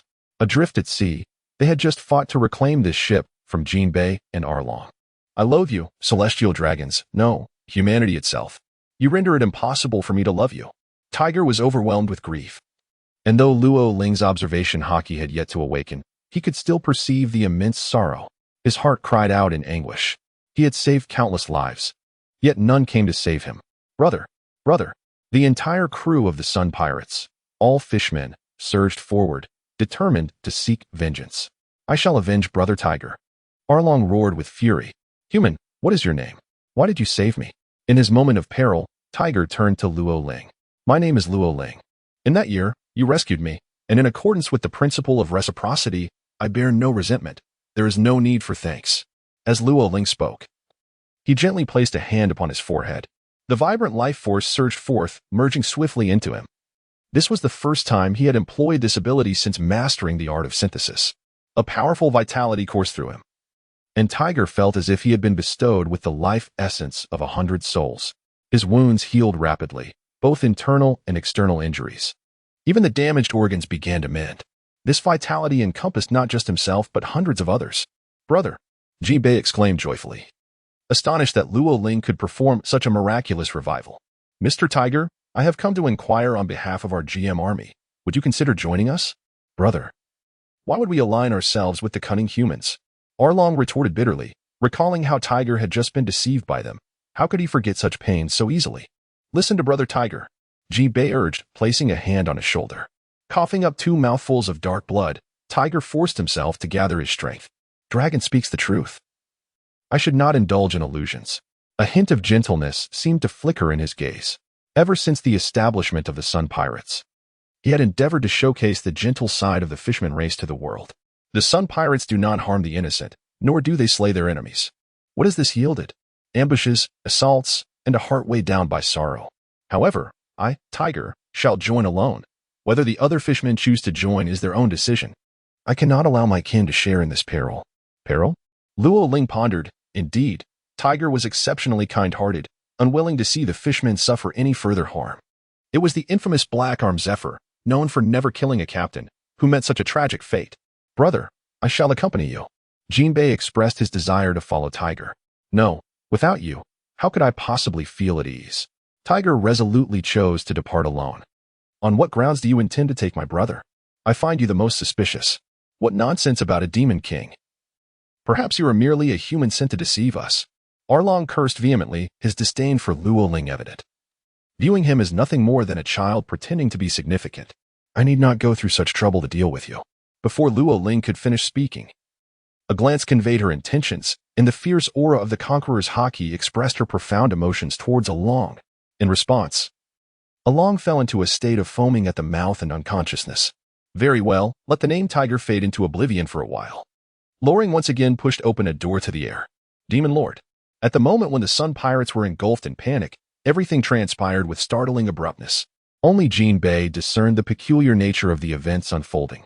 Oh, Luo Ling turned her head to look at him, inquiring about his intentions. Take good care of Brother Tiger. It seemed that the sea hero Jinbei understood. This was indeed the most favorable outcome. By joining the GM army, Tiger was paving a new path for the Fishman tribe. Rest assured, Luo Ling successfully took away Tiger. As they passed through the air gate, they found themselves aboard another vessel. Luo Ling, you rascal. You've deviated from the plan again, Sabo lamented, shaking his head in resignation. He cast a glance at Tiger before continuing with the navigation. Upon detecting the presence of Jinbei and Along, the analysis was completed, yielding rewards, martial arts, Fishman Judo, and a Fruit Awakening experience card, which sustains an awakened state for 20 minutes, consuming considerable stamina. Use it wisely. Just when he thought he was in the clear, the Hourglass emitted another alert. Detected character, Kizaru, commencing analysis. Kizaru has arrived. The ship of Luo Ling and his companions has been discovered. Chapter 10, The 8-Span Shiongoyu versus the Awakening of the Dordor Fruit. Yo-yo. After a year of disappearance, Demon Lord, your power must be the Dordor Fruit, right? There are indeed many who have glimpsed the illustrations of the devil fruits. Came the mocking voice of Kizaru, as a beam of light flickered and coalesced once more. He had appeared aboard Luo Ling and Seibo's vessel. 3 warships surrounded the area. And Kizaru, despite his age still holding the rank of Rear Admiral, bore an expression not vastly different from that of a future admiral. The Dordor fruit allows one to traverse any location, yet its limitation lies in the necessity of a foothold. Do you think I rely solely on the powers of my fruit? Without formidable observation haki, a Logia user is merely a target in the eyes of the strong, Kizaru declared, hands tucked into his pockets, striding across the deck. Damn it, the legendary monster Rear Admiral, Seibo exclaimed as he seized a water pipe and charged forth, undeterred. Humph, I could easily seize your other ship. You may be light and undoubtedly swift, but my Dordor fruit is no less formidable. Loring positioned himself in front of Saber, acutely aware that his strength was insufficient to contend with the Vice Admiral, particularly the youthful Kizaru. Snap! Kizaru extended his hand and snapped his fingers. Boom, boom, boom. 3 warships immediately opened fire, striking the vessel where Loring and the crew had gathered. Luo Ling forcefully opened an air portal. Go. I have selected a safe haven for you all. Await my arrival there. Luo Ling. Seibo was reluctant to depart, for the yellow ape was notoriously formidable. Luo Ling has yet to confront such a formidable adversary. Come, Seibo, step in front of your elder brother. Your strength is still insufficient. TSK. A touching display. Will it suffice to withstand this? The yellow ape leaped forth, his foot striking the ground, unleashing a powerful kick. Laser kick. The target of his assault is the air gate. Luo Ling rose with an imposing vigor, as if he were ascending from the earth itself. With a powerful kick, he struck the yellow ape from below. The armament haki is rather mediocre, the yellow ape remarked. The basic level of armament haki merely allows for effective attacks, while the intermediate level manifests as the hardening of the haki. Loring stands firm at this level. To confront you, this is sufficient. Blocking this kick, he transforms his hand into the heavenly demon sword, which holds greater advantage during the day. We await your arrival. Seibo shouted from across the air gate, as Loring retaliated with a punch, sealing the portal. Cunning indeed. Having a capable individual like you within the GM army truly presents a formidable challenge. Kizaru was displeased. Having witnessed Seibo and the others abducting Tiger, it left him quite irked. The prey has escaped. This path is impassable, Mr. Kizaru. The celestial demon blade in Luo Ling's grasp emanated waves of malevolent energy, bloodthirsty and lethal. The sword of heavenly clouds. As the luminous blade coalesced, the 2 weapons met in an instant. A surge of energy erupted, obliterating the very cabin of the ship. Flames spread as the warship continued to sink. It appeared you were destined to perish in the inferno. Huang Yuan would not grant Luo Ling another opportunity to utilize the powers of the Dordor fruit. There was no need for your concern. In a fleeting moment, the blade had struck over 100 times. The terrifying shockwaves relentlessly ravaged the battered hull.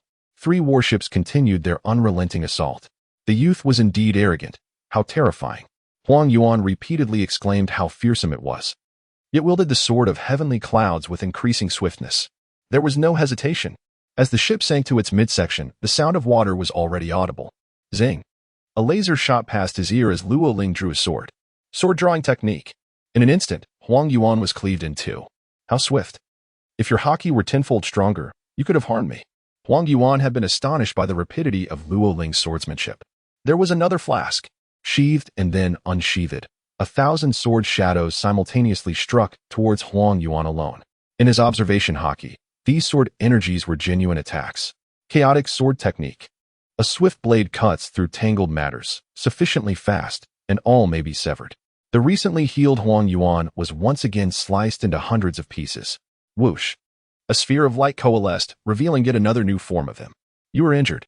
Luo Ling cast a glance at the left hand of the yellow ape and, with swiftness that matched his opponent's, inflicted a wound upon one of his arms, causing blood to flow. The injury would soon heal, but as for you, the peril now lies with you. The yellow ape ceased his jesting. He was compelled to approach the situation with gravity. Luo Ling first employed the sword-drawing technique to cleave the yellow ape's form in half, subsequently unleashing a flurry of sword strikes without mercy.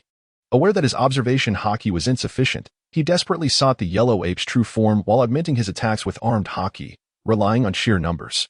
Yet, he could only inflict a minor wound. He deduced correctly that to truly engage in combat with a master, one would not only require awakening but at the very least, advanced haki. The smile faded from the yellow ape's face, his cloak billowing in the wind, the weight of justice emblazoned behind him. To him, it was merely ambiguous.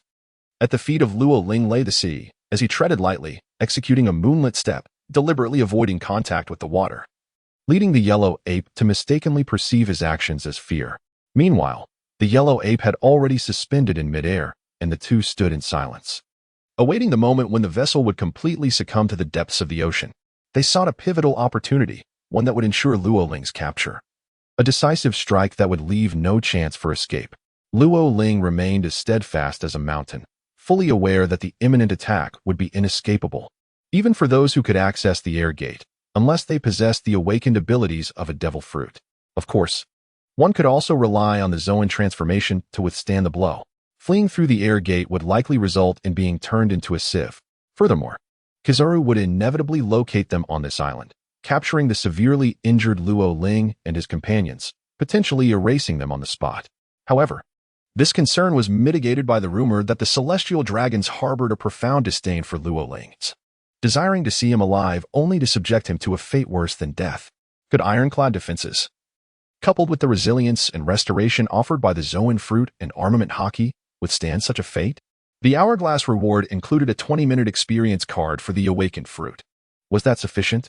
Luo Ling initially intended to attempt awakening the mythical beasts, yet it is improbable to completely vanquish the yellow ape within a mere 20 minutes, especially since he possesses means of escape. Sabo and the others remain on the island. It is imperative to formulate a comprehensive strategy, with the primary objective of ensuring the survival of as many individuals as possible. The Awakening Experience Scroll for the fruit has been utilized. Granting a temporary awakening of the Dor fruit for 20 minutes, the countdown has commenced. In an instant, Luo Ling felt a remarkable enhancement in his mastery over the Dor fruit. It was a fleeting glimpse into an enigmatic realm. Deep within, he mused that this sensation of awakening the fruit was indeed a tangible reality. Even after the experience concluded, his proficiency with the fruit would surely improve, allowing him to adapt to its awakening in advance. What an extraordinary advantage! A white luminescence, resembling a door frame, flickered in his pupils. Doors. Whirl. All around him were myriad air doors, leading to various locales. Among them, diverse scenes unfolded: mountains, a homestead, the vast ocean, the sky, and the interior of a battleship. The awakening of the fruit? Kizaru harbored some skepticism. If this young man truly had awakened the fruit, would he have needed to exert such effort beforehand? He had chosen the optimal moment precisely to prevent Luo Ling from seizing even the slightest chance to escape using the Dor fruit. The 8-foot-long Yada no Kagami. He transformed into an oval sphere of light, spinning at incredible speed, the light converging into energy as countless luminous particles erupted forth. Doors. Loring understood that there was no need for him to hide. When the first particle of light struck him, a small door appeared upon his being, and as the light entered, it vanished without a trace.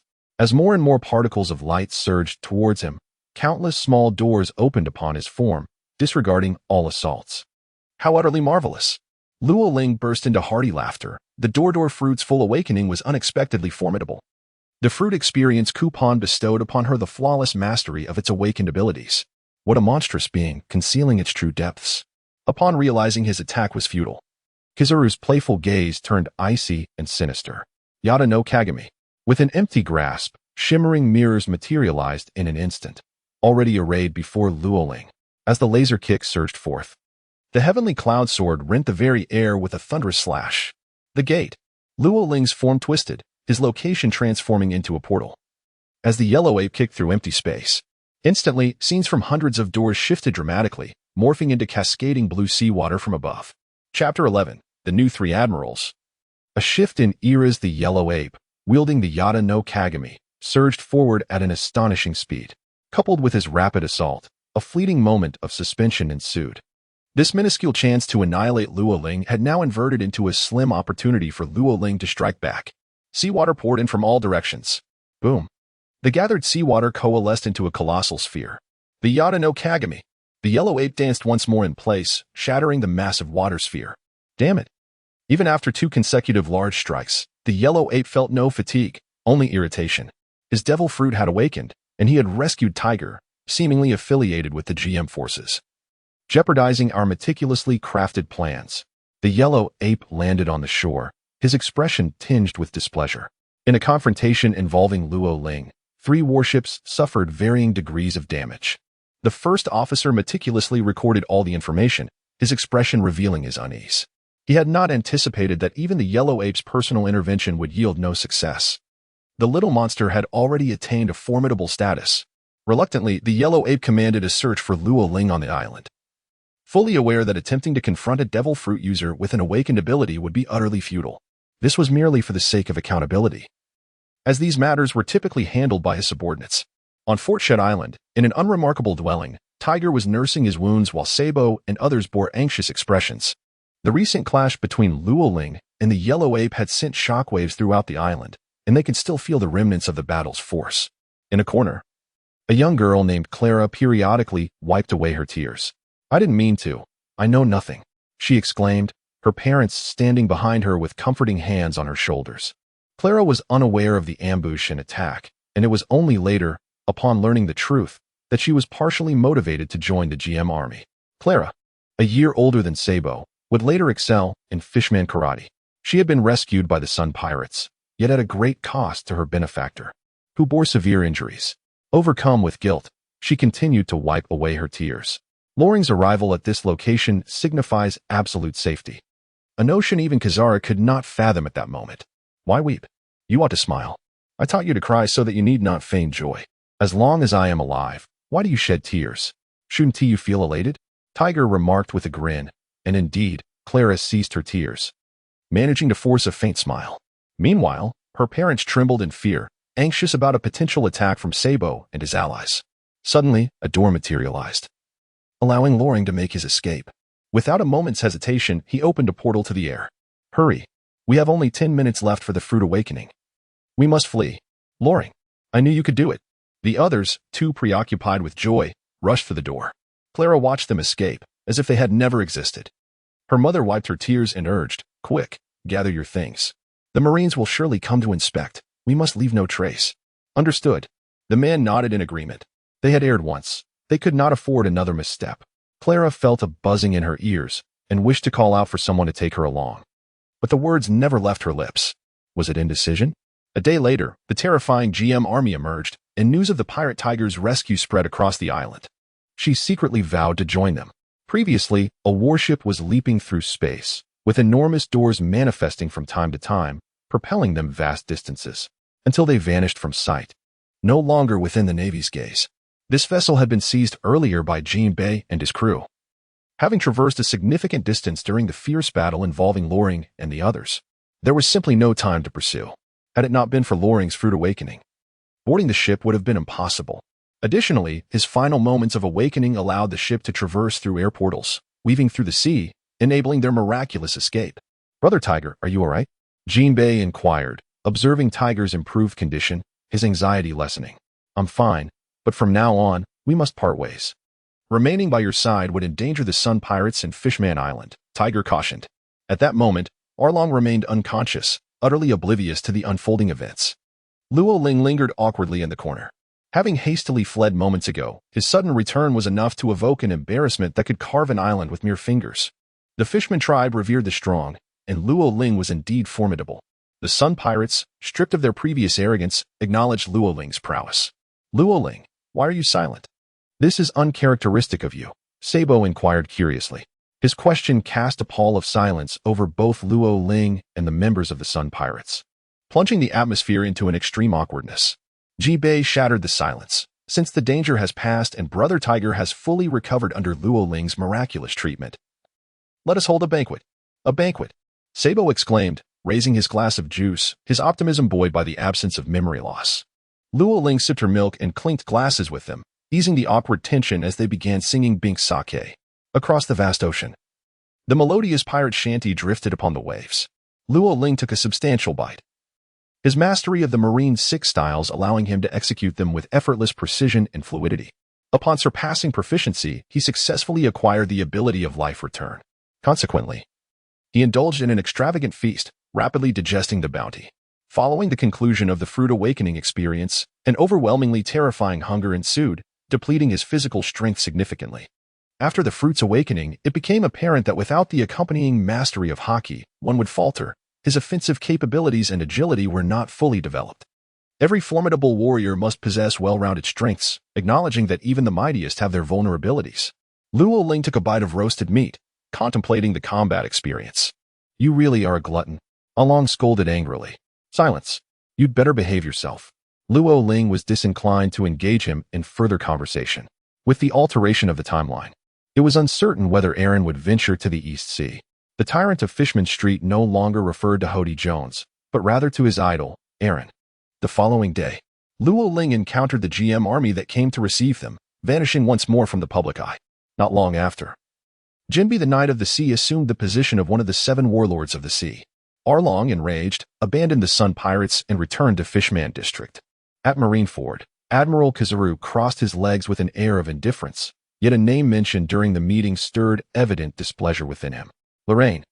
The meeting is presided over by Colonel Brandnew, who has distinguished himself despite his current rank and been chosen as the speaker. The Demon King Lorraine, with formidable strength, single-handedly rescued Tiger, thwarting our plans entirely. Existing evidence confirms he is affiliated with the GM army. His threat level has escalated, necessitating immediate elimination. With his bounty now raised to 500 million berries, the gathered dignitaries exchanged uneasy glances. A year ago, when he first emerged on the seas, his bounty skyrocketed to 300 million, surpassing all historical records in the East Blue. After vanishing for a year, he resurfaces, only to command a staggering 500 million berries. Last year, he was the rising star among pirates, only to disappear. Now, he reemerges as this year's newest prodigy. Tell me, is there a possibility that our bounties are futile? He might very well vanish into obscurity once more. The Vice Admirals fell into silence. Shortly after, Fleet Admiral Sengoku entered, poised to announce a momentous decision to quell the unrest. Zephyr trains recruits, while Garp remains unbound by regulations. The upper echelons of our combat forces are but a hollow shell. He must restore morale. Gentlemen, he declared, after thorough deliberation, Naval Headquarters has resolved to appoint Sakazuki, Borsellino, and Kuzan as the new admirals. Akainu remained silent, as though this outcome had long been anticipated. Kizaru simmered with discontent. His previous engagement had been half-hearted, but he could only blame Lorraine for catching him off guard with an awakened devil fruit ability. Akiji, the youngest among them, was the most reserved. Yet his prowess was beyond question. He had long been aware of Luo Ling's fruit awakening. However, since Luo Ling and Kizara never engaged in a true life-and-death battle, it was difficult to gauge Luo Ling's true strength. The Marine Headquarters assessed Luo Ling's awakened fruit abilities as being adept at support and evasion, rather than offense. Zephyr stepped out of the conference room, walking side by side with Garp in silent understanding. The sea was ever-changing, and more capable young ruffians were emerging. What a splendid sight. Garp seemed to glimpse the ocean of his youth, when the Marines had him, Zephyr, and Sengoku, while the pirates boasted legends like Roger, Whitebeard, and Shiki. Truly, it was an era of heroes. You never grow old at heart, Zephyr murmured. Lately, I've been feeling weary, perhaps just tired. Garp fell silent, at a loss for words, rooted in place as if sensing the melancholy in his old friend's soul. Zephyr walked alone toward the corner, his solitary figure stretching long behind him, like a lament for life's sorrows. Times change. Are the ships of the old era truly destined to find no harbor? Chapter 12. Whitebeard Jr., born with divine strength crash. Waves battered against the warship as Vice Admiral Zephyr trained the new generation of Marines. Since the tragedy that befell his wife and child, his spirit had dimmed, and he had retreated to a secondary role. Yet over the years, he had nurtured countless monstrous talents, the new admirals, vice admirals, even Smoker, the future gatekeeper of East Blue. A single man had upheld 2 eras of the Marines. Teacher, you should rest, Unn said with concern. A user of the rewind fruit, she could reverse a person's age, even to infancy. No need. I've just been feeling unwell lately, perhaps old wounds acting up, Zephyr replied, gripping a newspaper in his hand. His heart sighed. The sea seemed to watch all things with indifference. Nothing lasted forever. In recent years, the Revolutionary Army had surged in momentum. Dragon, Kuma, Ivankov, and Fisher Tiger riding the tides of change. Newcomers like Luo Ling and Sabo had stepped onto the stage of history, their strength impossible to ignore. Yet the celestial dragons still held their heads high, refusing to acknowledge the shifting world. Over 2 years had passed since Luo Ling vanished from the seas. As if severed from the ocean, Zephyr still tread. Zephyr knew that day would come. It was only a matter of time. Rain ahead, he murmured to himself. Suddenly, a bolt of lightning split the sky, illuminating the storm-laden waters. Mother, that's a marine warship. Are we really attacking? Of course, Weevil. You are the son of Whitebeard, the strongest man on these seas. Your duty is to eliminate all enemies. Zephyr turned slowly. Age had dulled his spirit, and with it, his strength. Had he grown so lax that even his observation haki had weakened? In a resolute bid to safeguard his pupils, he unflinchingly plunged into the fray. Lightning cracked through the sky as Whitebeard too wreaked havoc, relentlessly brandishing his blade. A vessel raced at full speed toward this tumultuous scene. Upon reaching a certain distance, a young boy emerged onto the deck, stepping through an air portal that opened in response. He fervently hoped he had not arrived too late. This was a pivotal moment in establishing his comprehensive GM army. The torrential rain fell in sheets, accompanied by the fury of thunder and lightning. Only 2 students remained alive on the ship, with Zephyr being hampered at every turn, managing to protect only these 2. He bore injuries, and a moment's lapse could lead to him being struck by Whitebeard too. Weevil, attack those 2, make him unable to defend himself. Understood, Mama. With a runny nose. Whitebeard too swung his blade towards Ein, the terrifying force compounded by his haki. Ein, merely a student, was ill-equipped to withstand such an assault. No. Zephyr rushed forth with utmost speed. This was akin to his situation involving Shanks the red-haired. If he saved Ein, he would undoubtedly be injured himself, perhaps even lose an arm. A tragedy was about to unfold. Weevil, strike and sever his arm. As you command, Mama. Whitebeard too swung his blade with all his might. And Zephyr knew that if he evaded, Ein would be wounded. Years of neglect and training had eroded his ambition in the pirate world. A strong mentality was of paramount importance. After Moria's defeat by Kaido, he fell into despair. Zephyr's mindset had plummeted following the loss of his children. The Golden Lion retreated almost for 20 years upon learning of Roger's demise. In stark contrast, Barrett continued to train relentlessly even while imprisoned and impelled down. While Blackbeard's crew would kill indiscriminately at the mere chance of escape from their confinement. The Supernovas rapidly ascended in power within 2 years. Their spirits resolute and ambitions undeterred, this was the immutable law of the pirate world. Zephyr-sensei, I understood that she was the cause of Zephy's plight. Had there been no one for Zephyr to protect, he would have moved freely. One by one, his students perished before him. And his mental state was on the brink of collapse.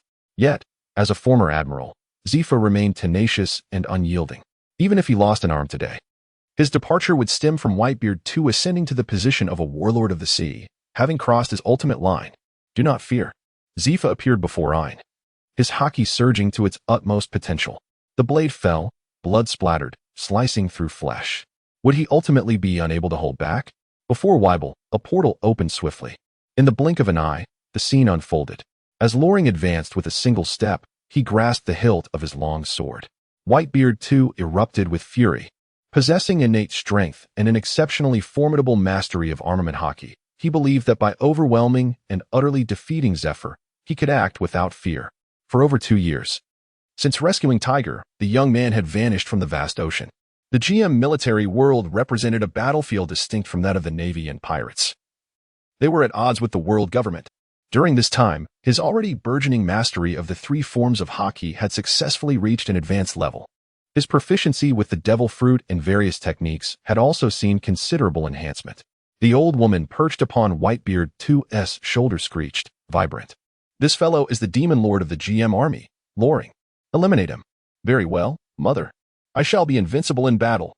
He endeavored to crush the young man with his tremendous might. Advanced armament haki. It was sufficient to harden his entire body, signifying a leap in both quality and quantity. When armament haki was concentrated in his hands, its power would be significantly amplified. Dragon Claw. As he executed his martial arts, the armament haki further harmonized flawlessly with his physique. Luo Ling's fruit ability has long since ascended to an advanced level. As a Zoan-type user, his strength has experienced a significant enhancement. He has firmly established himself as a true powerhouse in the world of pirates. To be considered among the elite, one must attain a certain level of awakening, and he is but a step away. Your prowess, physical techniques, and mastery of haki are formidable. Weber, unable to believe his eyes, marvels at this young lad who dares to contend with him. You are a monster, possessing an overwhelming strength that compels me to employ so many abilities to defend against you. However, my greatest asset is not merely my strength. Luo Ling's arm bulged with veins as he exerted every ounce of his strength. While one hand braced himself, the other grasped at the air. The Fishman karate, shark hammer fist, This strike was not aimed at Weebil, for that fellow could undoubtedly block it with nonchalance. His true target was the old woman perched upon his shoulder. Weebil, save me. All right, mother, she cried in desperation, and Weebil hurriedly reached out to rescue her. Luo Ling swiftly activated the air portal, unceremoniously casting the 3 stunned individuals within. On the deck, only he and Whitebeard too remained in a tense standoff. Oh, and an old specter lingered nearby. Character Zephyr successfully analyzed, granting synthesis rewards, armament hockey, awakening technique, flowing cherry blossom. While flowing cherry blossom is a technique, should your armament hockey reach its advanced pinnacle, it signifies awakening. Detection of character Weevil in progress, analysis successful, attributes acquired, vitality 3000, fury 2000, foolishness 5000, strength 10,000. Shall the 10,000 strength be extracted? Weebil's recent assault on Luo Ling was quite ruthless. The force of the attack dissipated into ephemeral bubbles, and without extraction, it would evaporate. Extract. After more than 2 years of training and breaking through to advanced armament hockey, he has finally acquired the awakening technique, flowing cherry blossom. The vitality bubbles and strength bubbles were subsequently absorbed. Luo Ling felt her healing abilities and strength surge as her arm color hockey shattered its previous limits in an instant. Chapter 13. The Three-Sword Style, Awakening of the Flowing Sakura. Luo Ling clenched his fists tightly, summoning every ounce of his spirit. In an instant, a vivid image flashed through his mind. Beneath the cherry blossom tree, petals danced gracefully in the breeze, while a gentle stream meandered, its waters whispering softly. A figure was relentlessly throwing punches, fierce and unyielding, yet struggling to break through, year after year. 3, 5, 7. Cherry blossoms settled upon his shoulders. And he finally understood that true strength, as gentle as the cherry blossoms and as fluid as the flowing water, was the ultimate destination. At that moment, the fusion of hardness and softness became the essence of flowing cherry blossoms. Mother, he was momentarily stunned. The opportune moment had arrived. Weebil, finish him. With a swift motion, Weebil surged forward, his weapon enveloped in armament hockey, intent on delivering a devastating blow to Luo Ling with overwhelming force. It was a critical juncture. Luo Ling suddenly opened her bright eyes. No one could see, and I could act without restraint. Luo Ling swiftly transformed into a half-beast combat state, her tail swaying with ferocity, and her teeth sharpening into deadly points. Aren't you a superhuman ability wielder? The elderly woman perched on Weebil's shoulder exclaimed in disbelief. The dual fruit ability, once known to the outside world, would undoubtedly elevate Luo Ling's bounty even further. Who said that? I never claimed it myself. Luo Ling has long since mastered the Qitian fruit and the Dor fruit to an advanced level. He merely awaits an opportunity, akin to the awakening of armament hockey. Upon fully transforming into his beastly form, his power surged dramatically. In his left hand, the celestial demon; in his right, the shattered fong, a demonic blade and a fierce edge. As armament hockey envelopes his fists and the blade, a pink, flowing sakura hockey wraps around them as well. It moves like water, blossoming like cherry blossoms. Dual sword style, draw technique. With a swift motion, he darted past Weebil, his dual blade striking with lightning speed. Weebil, why do you stand there idly? The old woman remained oblivious, and in an instant, Weebil had already been struck. Mother, he is far too swift. Nanny. Weebil sensed something amiss, hesitating to move as the old woman turned in terror. Luo Ling stood behind them, sheathing her twin blades. The pain was excruciating. The chest of Whitebeard too was grotesquely slashed into a cross, blood gushing forth. The wound was horrifying, dripping with crimson. It was merely due to Luo Ling's swift strike that the injury had not yet fully opened. Move, Weebil. You have only sustained a minor injury. Let the so-called demon Lord Luo Ling be sent to hell. The old woman was utterly oblivious to what speed combined with a genuine breach of defense entailed. Had it not been for Whitebeard II's substantial resilience, he would have long since knelt. At your command, mother. Weebil suddenly pivoted, causing the wound to tear open further. Blood not only gushing from the injury, but also forcing him to spit out a mouthful of black blood. This time, his blade moved swifter, the agony igniting a deeper potential within him. In the perspective of Luo Ling, an array of bubbles representing vitality, strength, rage, and anguish swirled around. Die, roared Whitebeard II, intent on ensuring Luo Ling met a fate devoid of burial. Three-sword style, chaotic swordsmanship. As Luo Ling shouted the name of her technique, the old woman scoffed. Three-blade style. Can you truly wield a blade with your teeth? In the next instant, 3 beams of light from the blades indeed slashed through the air, transforming into a mesmerizing dance of sword and light. Foolish. It's my tail. I have added a tail. Lulling's tail has been armed with hardened haki, enveloping Luiying. With sufficient strength, anything can become a sword. The blade of the tail. Tailstorm. Mother, his swordsmanship is astonishingly swift. Whitebeard's speed is not negligible. Yet it pales in comparison to Lulling's rapid draw technique and chaotic swordplay. The draw technique delivers only a single strike, aimed at guaranteeing 100% breach of defense. When faced with such formidable resilience and potent haki, one must evade his hands and weapons, allowing the haki to awaken, inflicting internal damage for a certain kill. The chaotic swordplay, on the other hand, is unleashed once the defense has been breached, delivering a wide-ranging, multifaceted assault.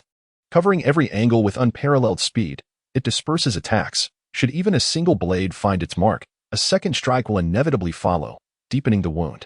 Whitebeard too relentlessly restores his great blade, splinters of wood flying from the warship, steel cleaved asunder. The scene is one of utter devastation. Die, he roars, conjuring a tempest. Lulling's chaotic swordsmanship unleashed indiscriminate attacks, shattering numerous objects. Dust obscured her vision, compelling her to rely on her observation haki for perception.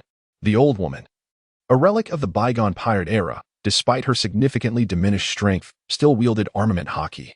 In an effort to avoid alerting Lulling and revealing her position, she unusually chose silence.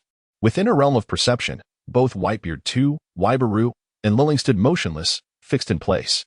Fortunately, Whitebeard still breathed. But wait. A surge of elation coursed through her as she sensed no heartbeat or breath from Lulling. Had she perished? Mother. Whitebeard suddenly spoke, his voice laced with incredulity. Resembling an innocent fool. She is dead. Ha ha ha ha. Well done, Whitebeard. Their laughter echoed for barely 3 seconds. Suddenly, Whitebeard's wound erupted as if he had just returned from a wander. It detonated violently. Blood gushed forth. He experienced an unprecedented agony. His elephantine form was savaged by a lion, surrounded by countless hyenas, ultimately leaving him as mere bones. Mother, it hurt so much. Whitebeard dared not move, fearing he might succumb at that very moment, and slowly turned his head. This injury, while grievous, would not claim his life, merely a severe wound. Impossible. You are the son of Whitebeard. Mother, am I truly Whitebeard's son? Certainly. Your immense power, your distinctive beard, far surpasses those impostors. The old woman could scarcely believe that Whitebeard bore such grievous injuries. Blood continued to flow, cascading from his chest to his abdomen, ultimately pooling at his feet. With each passing moment, death loomed closer, brandishing its scythe. Cough, cough. A dry cough shattered the silence. The dust began to settle. Luoling leaned against his dual blades, his eyes filled with fervor. Initially, I employed your strategy, which involved sacrificing one aspect to gain an advantage elsewhere, thereby turning the tide of battle. Subsequently, it transformed into a lion's hunt, inflicting wounds even upon the mighty mammoths. Ultimately, whether faced with a pack of hyenas or a swarm of ants, as long as their numbers were sufficient, the injuries would perpetually expand. He rose to his feet, the advanced development of his beastly physique bestowing upon him an unceasing vitality. Extract. Luoling extended his hand into the air, grasping the ethereal blood energy bubbles that were visible only to him. As the life force merged, his body rapidly healed. Mother, I feel my breath growing ever fainter. With each passing moment, Weiburu was losing his life, while Luoling incessantly absorbed vitality. Relying on her ability to extract attribute bubbles, Luoling frantically replenished her health, gradually weakening Whitebeard. Any flaw would be exploited without mercy. Though devoid of a system, she possessed a sandglass. I shall not allow you to perish. Your corporeal form is of utmost necessity to me. Luoling spoke with a frigid gaze. Although you may not possess great intelligence, your indiscriminate slaughter of the innocent is unforgivable. You shall become the prototype of my creations. Defeated the former timeline's 7 Warlords of the Sea, unlocking the achievement. 7 Warlords of the Sea, Progress 111. Perfect synthesis achieved. Rewards obtained. Blueprint for the prototype, Beginner, and the Pacifist First Generation, Progress 30. Required to gather the Bloodline Factor Blueprint, Beginner, Blueprint for the prototype, Beginner, already acquired. And Blueprint for Combat Machinery, Beginner. Extract? Extract. Luoling absorbed the pulsating life essence emanating from Whitebeard, allowing himself to heal and regain his strength. At last, he had gathered the first blueprint. The experiment on cybernetic beings necessitated a flawless specimen. Vegapunk chose the Tyrant Bear. Luoling has chosen Whitebeard II, Why Baloo? With so many former warlords of the sea combined, one might as well call them the 11 warlords of the sea. Loring, utterly exhausted, remarked that he was aware of Waibaru's remaining strength for one final battle. Let the victor be determined. Chapter 14. In the name of Z. Ascend and transform into a dragon. On this journey, Loring obtained a new blueprint, reaping abundant rewards. Tej brought with him the formidable arts of Fishman karate and Fishman judo, along with his renowned reputation for rescuing countless slaves. His objective was to escort Zephyr away and further refine the GM army within a more systematic framework. He aimed to introduce the scientific prowess of the Navy's 6 styles. Unexpectedly, he also acquired one of the 3 blueprints from the pacifists. This very physique is perfectly suited for transformation. As Luo Ling spoke, she paced towards Waibaru. What will you do, mother? Save me, roared Whitebeard too. Yet the elderly woman beside him remained utterly motionless. In the next moment, a sound of shattering filled the air. The old woman had already fallen victim to an assault. Luo Ling's indiscriminate strikes rendered Waibaru incapable of defending himself, let alone shielding her. With a resounding crash, her eyes widened in terror as her skin fissured, splitting into gaping cracks from which blood oozed forth. In an instant, she was mercilessly dismembered, leaving no trace of her former self. Loring is indeed ruthless. He has always been this way, decisive in his acts of violence. You have killed her. She was my mother. I am the son of Whitebeard. Whitebeard, too, roared in fury, while Loring merely cast a sidelong glance at him. Weevil had already descended into despair. He no longer defended himself, merely attacking instinctively. Blood continued to pour from his wounds incessantly. Luo Ling rested her hand upon her forehead, laughing gaily. How absurd it is, this so-called world governed by deities, where even scoundrels like you can act with impunity. The sea breeze swept in, laden with its perennial scent of brine, greeting her face. Luo Ling has always believed that this flavor resembles the taste of blood diluted by water. Above the vast ocean, countless innocent lives perish each day. Perhaps, within that scent, there exists not only the tang of salt but also the metallic taste of blood. Silence now. What follows will be nothing short of a flawless specimen for experimentation.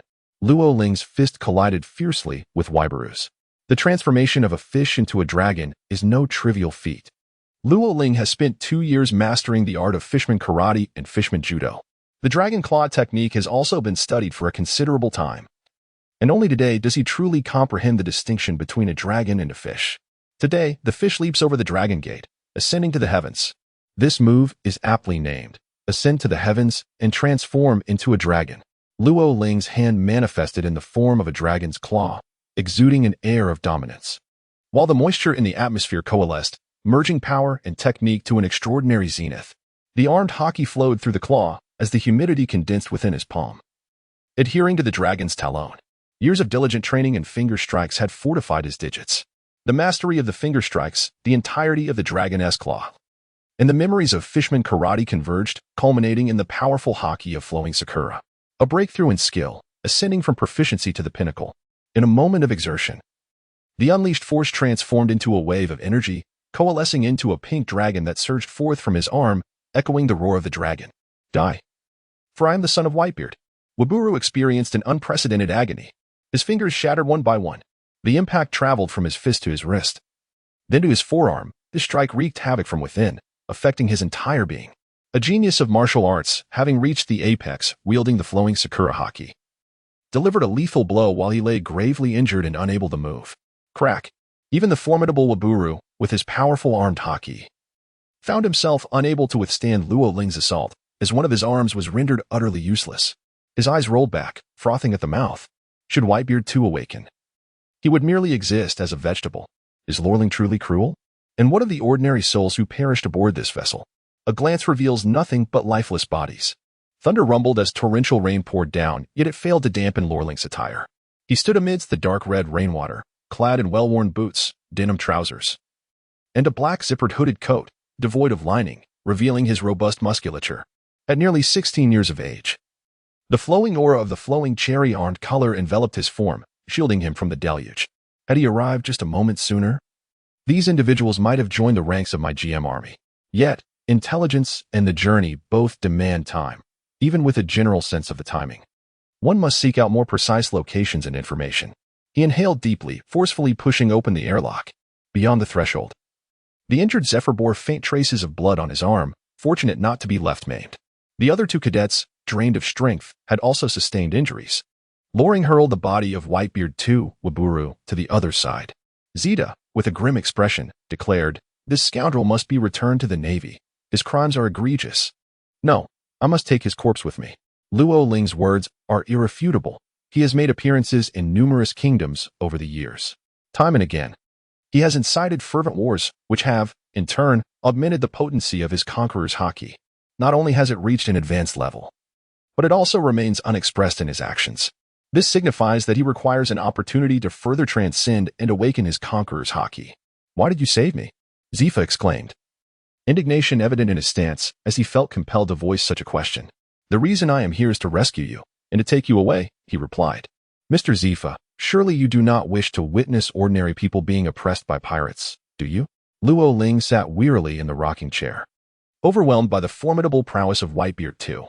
If it were not for his shortcomings in speed, the old man would have evaded him with cunning tactics and ultimately vanquished Luo Ling, leaving Whitebeard too in a state of utter despair. The clash culminated in a catastrophic explosion, resulting in Luo Ling's inevitable defeat. Given Whitebeard II's extensive combat history, a loss for Luo Ling meant certain death. Outside the cabin, the relentless rain continued to pour. "Do you still believe that remaining in the Navy holds any significance?" The establishment of the 7 warlords of the sea. The differing ideologies of the new admirals. What does the future hold? They are all your disciples. You should understand them better. In my perspective, as long as the celestial dragons draw breath, this ambiguous notion of justice will persist. Your Z can never come to fruition. Z. A flicker of turmoil crossed Zephyr's gaze, and the pain from the wound on his arm throbbed subtly. When the name Z was uttered, he hesitated for a fleeting moment. Luo Ling sensed that an opportunity had arisen. From the Iron Bone to the Warring States. Have you ever addressed the 5 elders regarding this injustice? You were once a Grand Admiral. Did you not safeguard the celestial dragons? The audacity of pirates and the shamelessness of the celestial dragons. Why can we not bring this to a decisive end? He spoke slowly, each word resonating deep within Zifa's heart. "Mr. Zifa, join us in this endeavor to transform the world, to reclaim the Red Continent not merely for the celestial dragons, but for all of humanity. Let the Red Continent belong to the entire world." Zifa had never felt his heart race so fervently. "Cough. What a foolish lad spouting nonsensical rhetoric," he muttered, feigning a lack of amusement, though internally he was in turmoil. Suddenly, a sound erupted from the transponder snail. Zifa instinctively picked it up. "Yes, this is Zifa. Admiral Zifa. Have you encountered an attack from Weevil? We have received intelligence indicating it could be perilous." The voice on the other end attempted to continue speaking. "It's over. I am the only one left." Zifa chose not to disclose the survival of the 2 cadets. The techniques of Whitebeard II were grand and devastating, capable of obliterating all in their path, some even cleaved in twain, plummeting to the ocean's depths. It would be impossible to account for them later. "How are you?" "Admiral Zifa? I am well, though I have sustained injuries." After responding, Zifa continued, "What of Sengoku? I require an explanation. This operations route was classified. Who leaked it?" There was a brief silence before Sengoku's voice emerged. "I'm sorry, Zifa." "Speak, Sengoku. Why?" Zifa sought a final explanation. "We learned too late. The new admirals, along with several of our headquarters vice admirals, are your students. In other words, those entrenched in the underground world of the New World do not wish for you to continue nurturing formidable forces for the Navy. To maintain balance, this covert attack was orchestrated." Sengoku sighed. Zifa, seething with anger, as a former admiral, was privy to certain secrets. He retorted, "Sengoku, you know full well that CP0, under the 5 elders, has always been intertwined with the underground world." "Enough, Zifa. Such matters pertain to the dignity of the world government." "I understand. It's always about dignity, forever about dignity." Zifa closed his eyes, relinquishing further thoughts and struggles. 2 days later, news spread throughout the Grand Line that Admiral Zifa of the Navy headquarters had been ambushed, leaving him as the sole survivor. A week later, Zifa, wounded, resigned from his position. A month later, in the Sabaody archipelago, on an unremarkable vessel, Loring sat in a rocking chair basking in the sun. The sunlight illuminated a myriad of bubbles, beautiful and resplendent. Beside him stood Ein and Binz, who had recently become his subordinates. "Mr. Zifa, it has been a pleasure collaborating." "Please, call me Z," exclaimed the man with short purple hair, clad in a black cloak and wearing exaggerated sunglasses, seemingly rejuvenated by over a decade.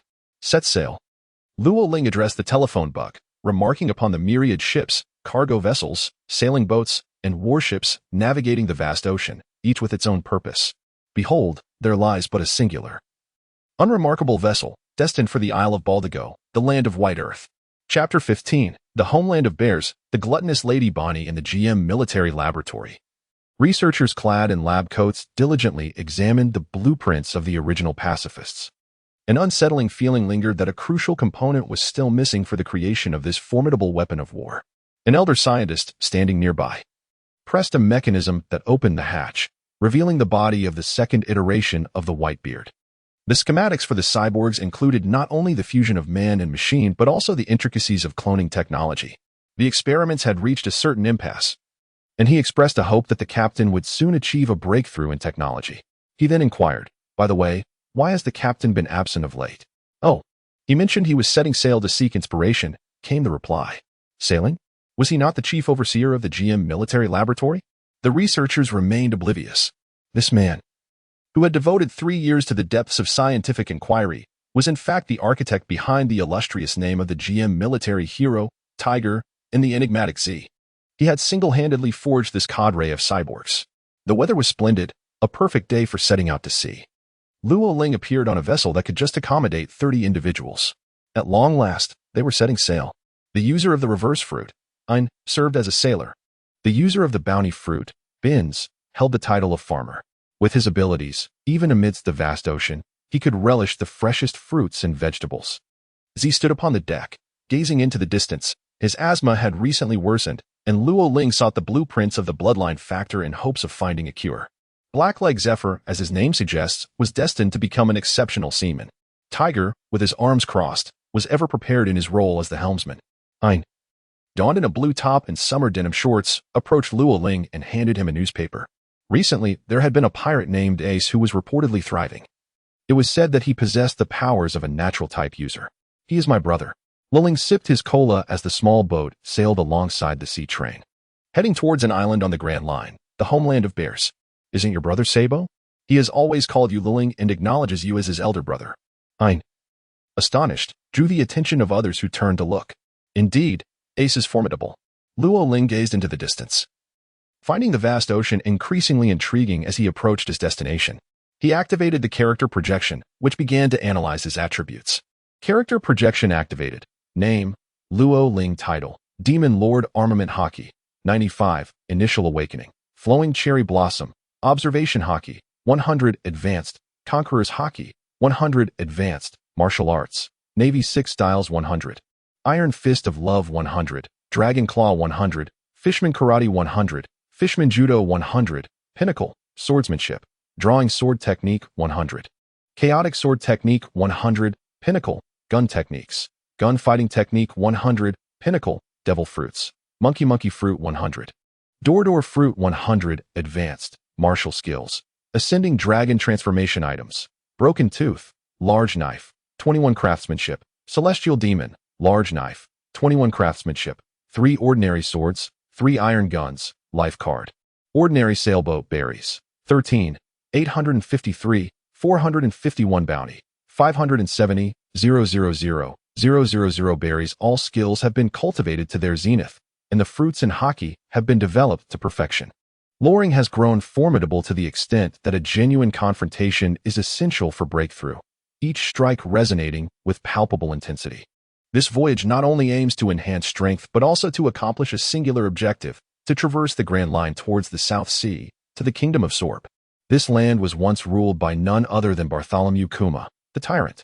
Due to Luring's emergence several years prior, Kuma declined the offer to become one of the 7 warlords of the sea. He earned the moniker of tyrant for his formidable prowess in resisting pirates and his refusal to heed the commands of the world government.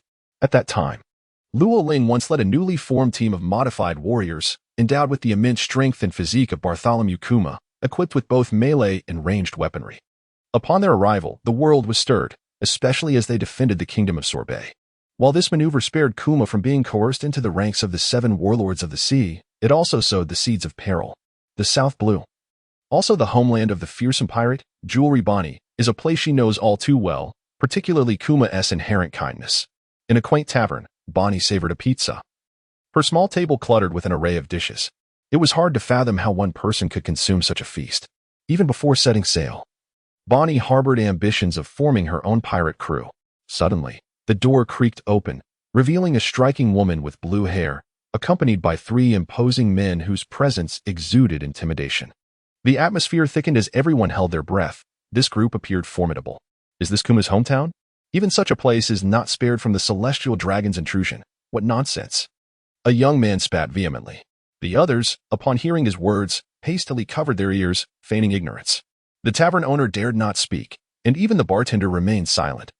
Fully aware of the recent influx of government agents dispatched to seize control of the kingdom of Sorbet, Kuma, despite his formidable prowess, was merely human, and his ordinary companions were vulnerable. Over 2 years ago, a mysterious figure had arrived with a terrifying team, successfully repelling an assault. Now, they advanced both by land and sea, sending a vice admiral, the volcanic blaze, Stolo Berry, and the fearsome spider demon to conquer Sorbet. Leading them was the equally formidable vice admiral Momonosuke, known for his terrifying strength. Would they have the aid of that mysterious figure once more? In a corner, only Bonnie remained undeterred, continuing to enjoy her meal. She mused about the bravado of these individuals, wondering why they did not confront the world government or the Marines directly. Unfazed, they indulged in their food, disregarding the fearful glances cast their way. Thank goodness they are perfect modifications, otherwise, I couldn't manage them, the young man remarked.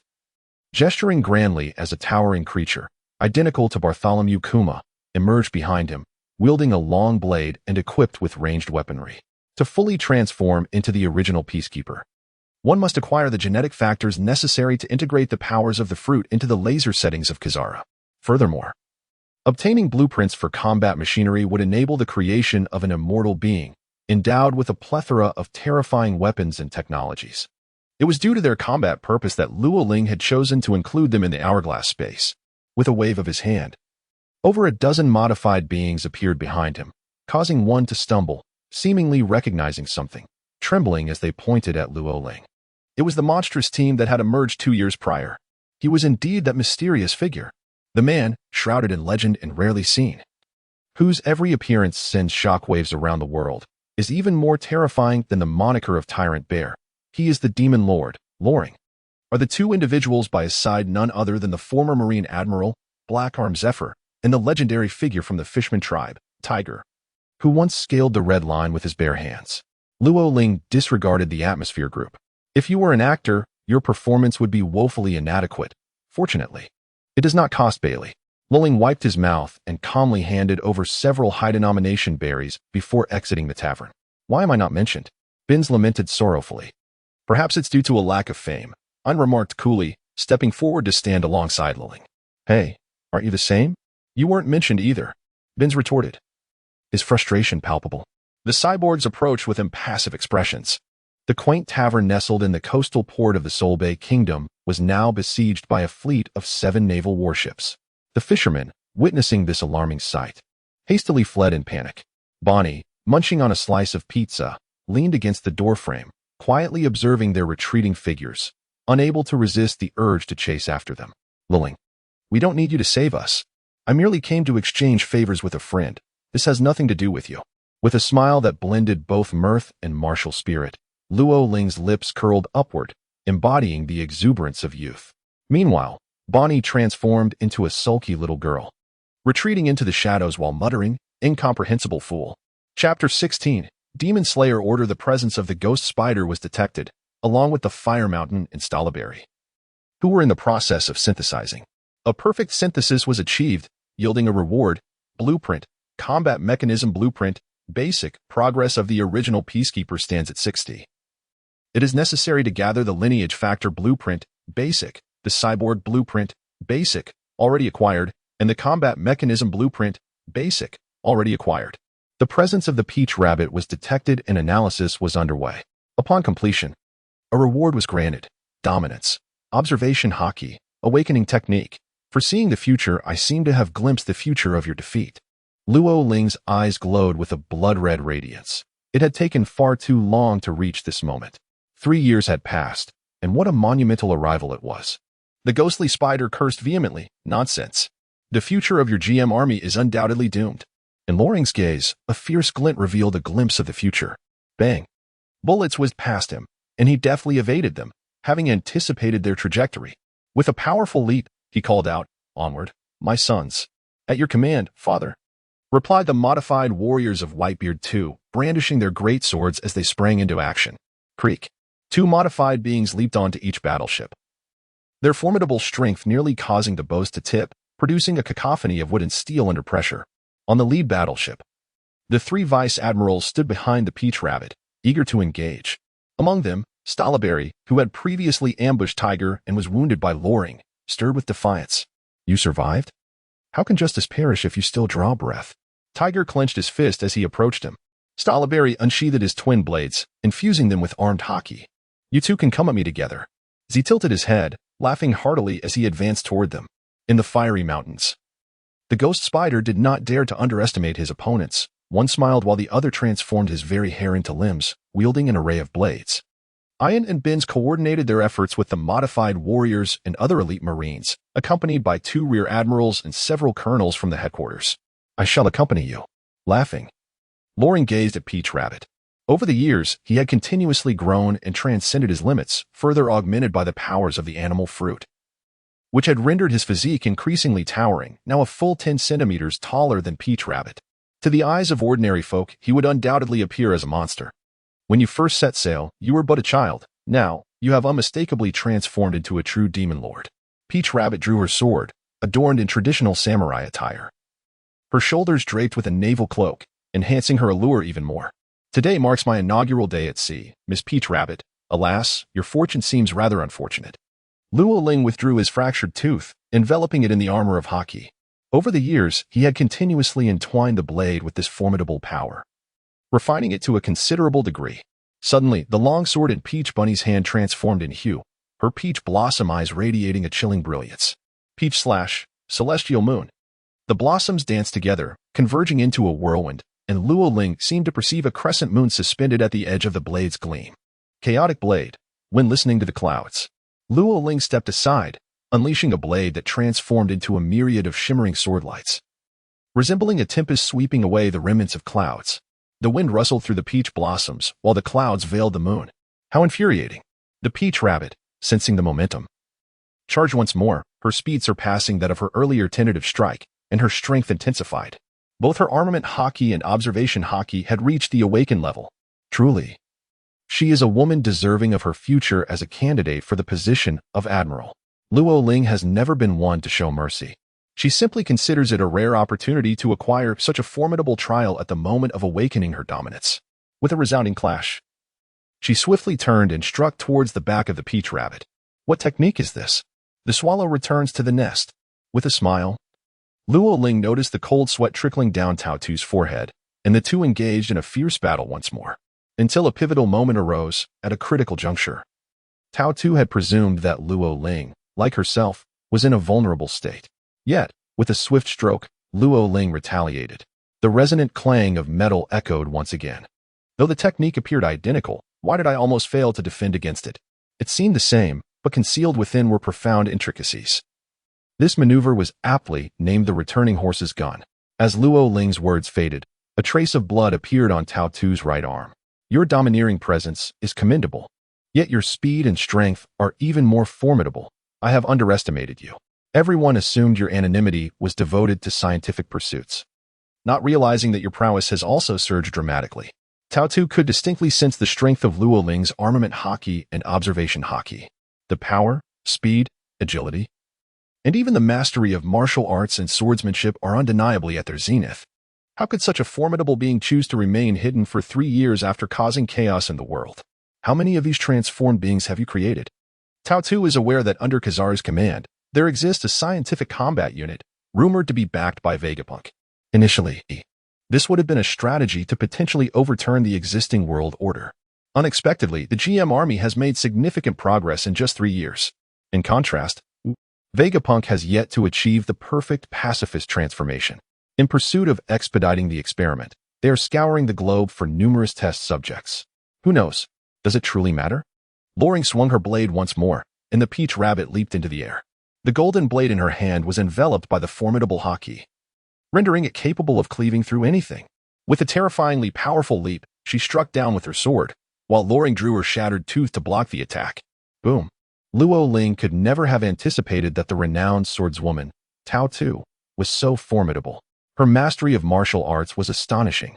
As she delivered a kick, her armed haki enveloped her, solidifying while simultaneously exuding a layer of awakened haki. Goodness, it felt as though she had donned a pair of luminous black socks. How shameless. Tao Tu's explosive power, along with her exceptional kicking and jumping abilities, far surpassed that of an ordinary person, catching everyone off guard. Luo Ling also raised her leg to block, striving to increase her speed with each attempt. How ludicrous. You, the Peach Rabbit.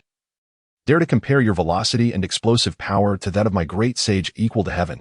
The monkey's leaping ability is indeed formidable.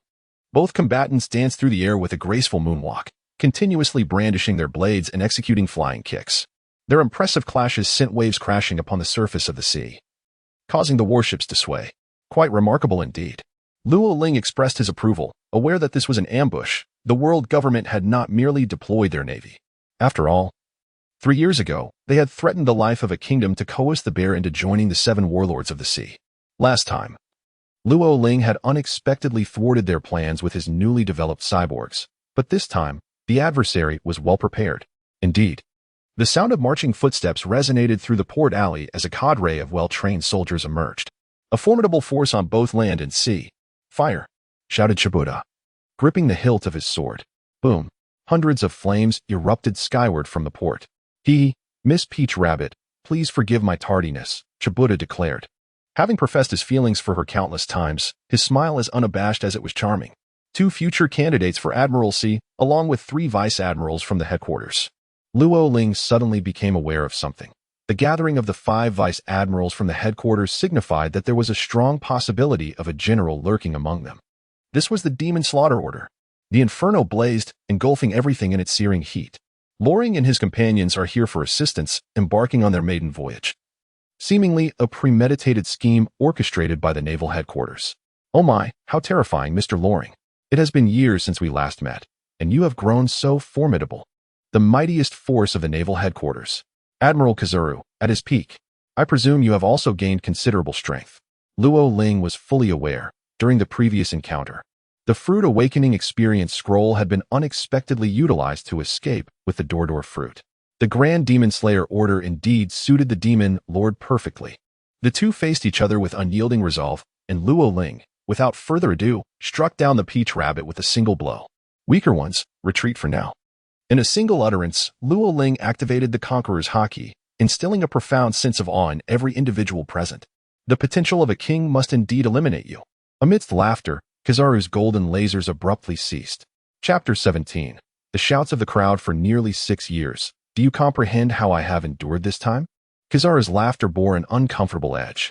Despite my strength having vastly improved, and the fact that on that day you merely outwitted me, the outside world spreads rumors that I was wounded by you, allowing you to depart unharmed with everyone, even that young girl who joined the GM army a year later. All of this paints me as a mere joke, and it is all your fault, Luo Ling. They call me the most lackluster admiral. Mirrors materialized out of thin air. The Yada mirror. In an instant, Kizaru, with hands in pockets, delivered a swift kick. Laser kick. Yet, the laser he had previously unleashed upon Luo Ling was only just arriving, a testament to his incredible speed. Bang. Luo Ling has undergone a remarkable transformation. Both her observation haki and armament haki have achieved a preliminary awakening. The latter has been meticulously honed over 3 years, reaching an impressive level of 100. Just a step away from further advancement. Boom. This confrontation is far from the hasty and one-sided affair it was 6 years ago. Luo Ling's speed and strength, along with his imposing demeanor and martial prowess, truly endowed him with the capability to confront any adversary. With a mischievous grin, he remarked, Mr. Kizaru, I had believed you to be magnanimous and indifferent. Indifferent? Kizaru retorted with a swift kick. For 6 long years, that rascal Kazan has persistently brought it up, even making it a jest for the venerable garb. With one hand extended, he summoned the Amatsukuyomi sword. Just imagine being ridiculed for 6 years. The world knows Admiral Kizaru as the possessor of the natural-based Pika Pika no Mi, yet few are aware of the exceptional skill he wields in swordsmanship. You stealthily overcame foes, abducted Whitebeard too, and even brought Zephyr into the GM forces. You are nothing short of a demon. Kizaru's swordsmanship is characterized by unparalleled speed. The swordsmanship of Luo Ling, particularly his chaotic sword technique, is unparalleled in speed. Even against a Zoan-type Devil Fruit user, whose physical prowess is formidable, agility remains paramount. Only through awakening can one truly attain the long-sealed power of the Celestial Emperor. Thus, the encounter between Huang Yuan and Luo Ling can be regarded as a contest of speed and agility. One sword after another clashed relentlessly, sparks flying. Upon detecting the character Chatan, analysis commenced. Analysis complete, triggering synthesis. Perfect synthesis achieved, rewards obtained. Swordsmanship, purple lightning, swift as purple lightning. Requiring sufficiently powerful armament haki to coalesce upon the blade, capable of unleashing Conqueror's haki, manifesting as purple lightning, renowned for its speed and explosive force. Would you like to extract? Extract. As Luo Ling's heart raced, it signified not only the awakening of his armament haki, but also the essential premise of the Conqueror's haki entwined within. This was somewhat akin to the mastery preparation of the Marine 6 styles over armament haki. Within the violet bubbles danced flashes of lightning, and upon absorption, Luo Ling felt his proficiency in swordsmanship, armament haki, and Conqueror's haki elevate even further. A crack echoed as his bones creaked. With dual blades in hand, his armament haki flowed seamlessly along the sword blades, enveloping their surfaces. Diffusion of strength birthed a purple lightning. This purple lightning was not merely a sword technique. It served as an augmentation. Purple lightning, chaotic sword cloak. With a swift motion, he unleashed his sword, transforming into a streak of purple lightning. Possessing unparalleled speed and explosive force at the moment of drawing his blade. During his fierce clash with Kizaru, he unleashed his chaotic swordplay, enhancing his accuracy and maintaining his onslaught. Do you comprehend the essence of true speed? Kizaru would not hold back this time. Indeed, under his full might, every attack from Luo Ling's dual blades was effortlessly thwarted. The dual sword style was hardly remarkable. Your trump card merely served as a bargaining chip barely adequate to contend with me. Kizaru spoke the truth. In a short span, he could not defeat Luo Ling. And for Luo Ling to hope to vanquish him was but a folly. The disparity was too vast. At 50, Kizaru was at the pinnacle of his prowess. Rich in combat experience, with every attribute maximized, each strike was executed with precision. TCH, was Mr. Kizaru seeking personal vengeance this time? Or did your superior harbor disdain for me? The answer encompassed both. Kizaru granted Luo Ling no respite, wielding the heavenly cloud sword as he charged forth once more. Luo Ling possesses numerous hidden cards. He is merely testing the waters, discerning the true capabilities of Kizaru.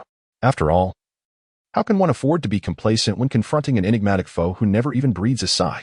The Admiral personally invokes the long-prepared Demon Slayer order. It would be prudent to exercise utmost caution. Must he resort to awakening the fruit once more? Kizaru grants Luo Ling no opportunity for escape.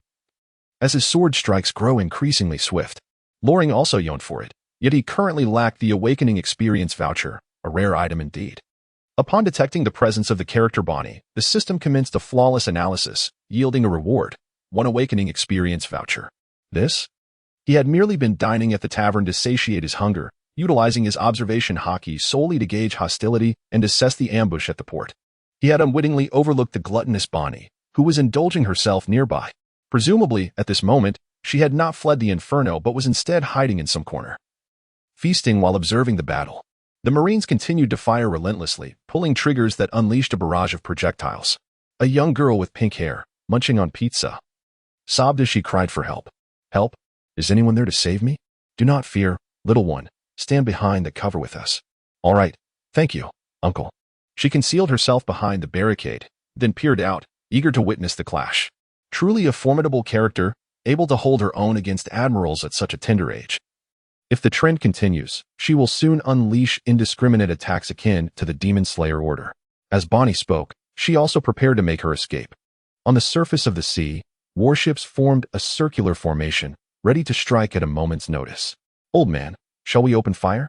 Warlord Peach asked the snail phone, grasping his massive axe with an air of disdain. The kingdom of Sorbet has been classified as forbidden by the world government. It is time for its eradication. The yellow ape calmly informed the snail phone, casting a mocking glance at Loring. Your armament haki is commendable. However, your observation haki appears somewhat lacking.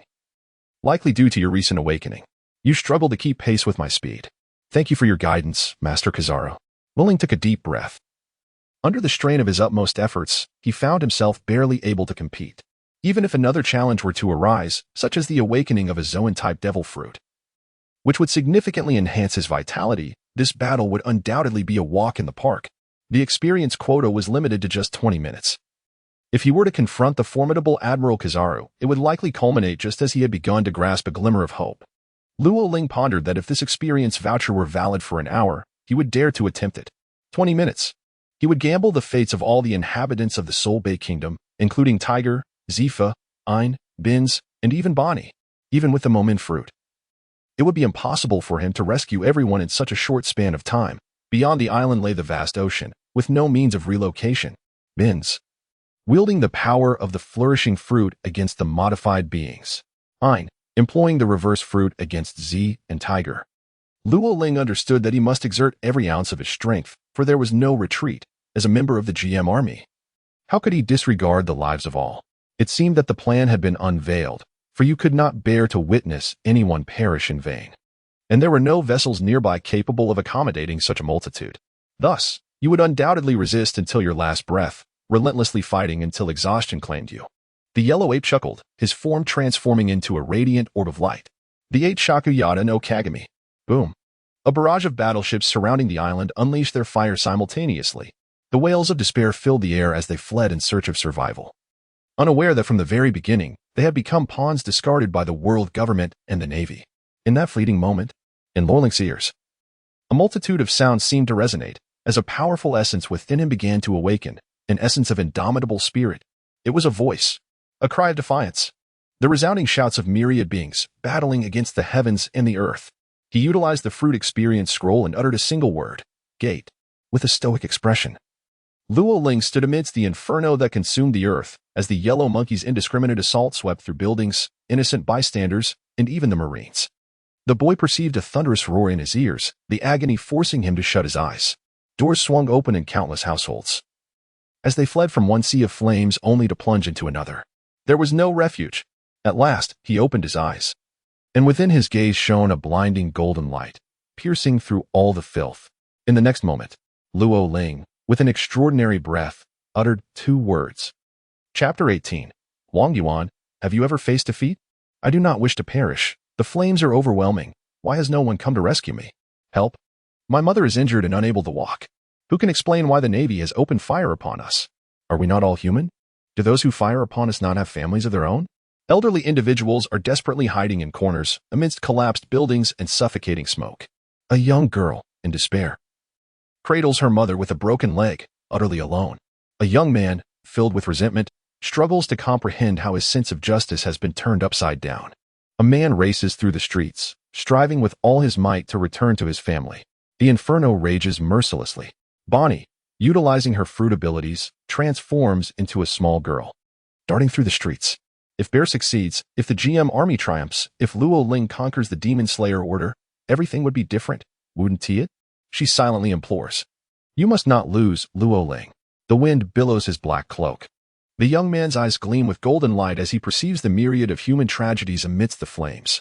In a fleeting moment as he gazes upward, the cloak transforms into a blood-red hue, and the hat is whisked away by the wind, revealing a phoenix-winged purple-gold crown, its feathers ablaze like fire. Did you hear that? Huang Yuan offered no reply, as the 8-foot-long jade was ruthlessly annihilating everything. The boy, unprepared with the ability to create doors for himself, instead conjured countless doors for the sake of countless households. Following the awakening of his fruit, he summoned them swiftly to a singular area, the vast square of the kingdom, which had yet to be consumed by flames. They call out, imploring, as embodiments of justice, why do you turn a blind eye? My heart beats in rhythm with their cries for help, an indomitable sound knocking upon the gates of justice.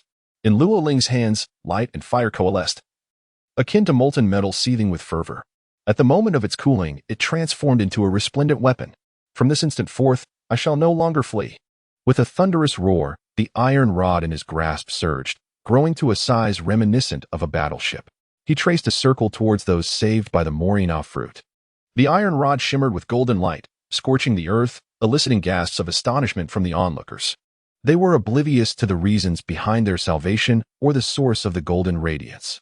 Look, there are people battling in the sky, exclaimed one. Heavens, could they be villains? Are you foolish? The ones firing upon us are from the Navy headquarters. That fellow stands against them. Surely he is a hero. The crowd rallied. Go on, hero, do not succumb to them. Their voices rose as the immense circle of golden light took form. Suddenly, it erupted into a dazzling brilliance. With a resounding whoosh, the light ascended, manifesting as a semicircular shield, safeguarding them all within its embrace. Indeed, he was protecting us. Behold. The Navy's assaults could no longer harm us. Can he prevail? It seems he fights alone. Surely victory shall be his. The people gazed at the sky with hopeful anticipation. The great sage equal to heaven contends with Kizaru. Is this the awakening of the fruit? Luling smiled, resolutely questioning her innermost self, drawing ever closer to the will of the fruit, until at last she would become her true self, harnessing the latent power concealed within the fruit. The fruit awakened. The animal type, monkey fruit, mythical zoan, great sage equal to heaven form. Has it lost its effect? The yellow ape halted his rapid spinning, gazing incredulously at Luling. His expression was exaggerated, and he caught sight of the individuals shielded by that circle. It seemed imperative to eliminate them, otherwise. The events of today's demon-slaying decree could become troublesome if these survivors spread the word. After speaking, the yellow ape once again concentrated and summoned the heavenly sword of cloud. A double fruit user, fully awakened, terrifying. If such an adversary were to continue to live, what irreversible changes would they bring to the world? He understood that Luling's potential had further escalated. She must be cut down here. Fire. First, level this island, and then eliminate everyone. After speaking to the snail phone, a newfound seriousness and gravity appeared in the yellow ape's eyes.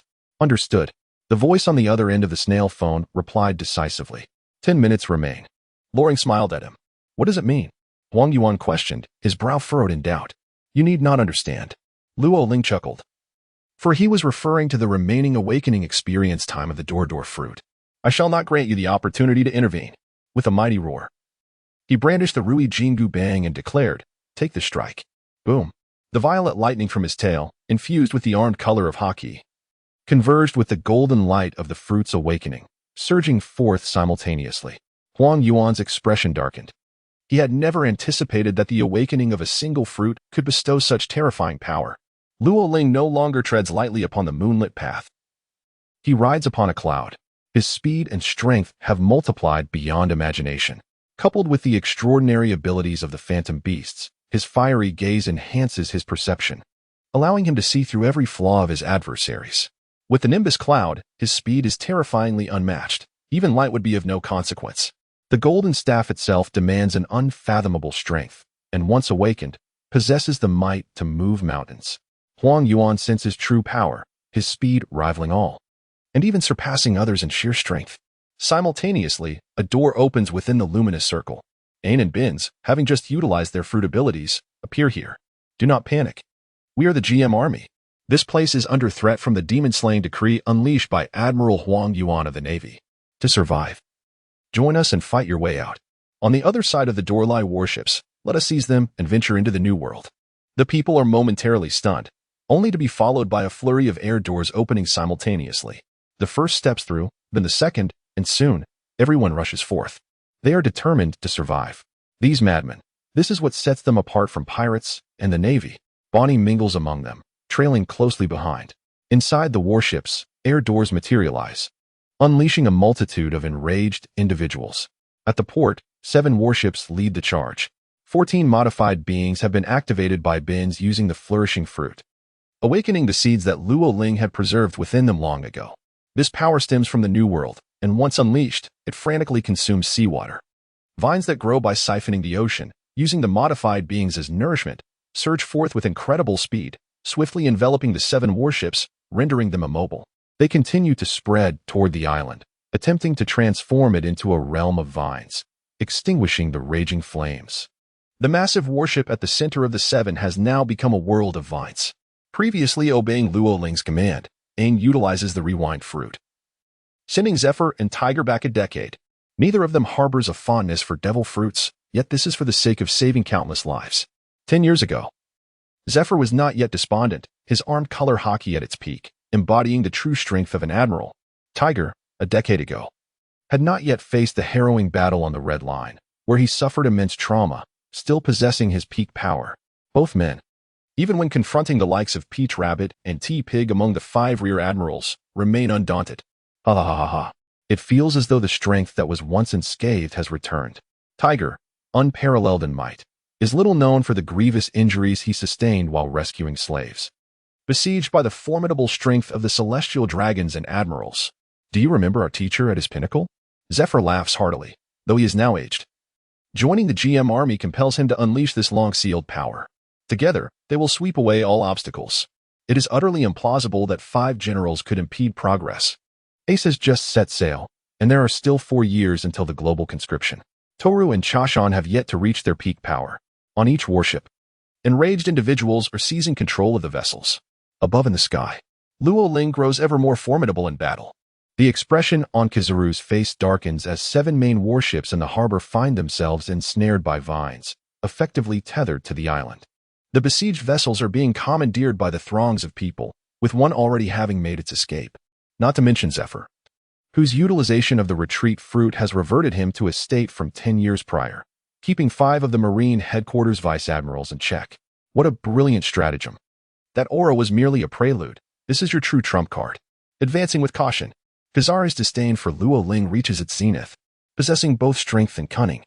He must not be allowed to remain.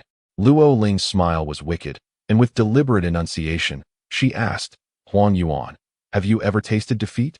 Chapter 19. The price of awakening. The celestial cloud sword extended at the hilt, transforming into a blade akin to its body.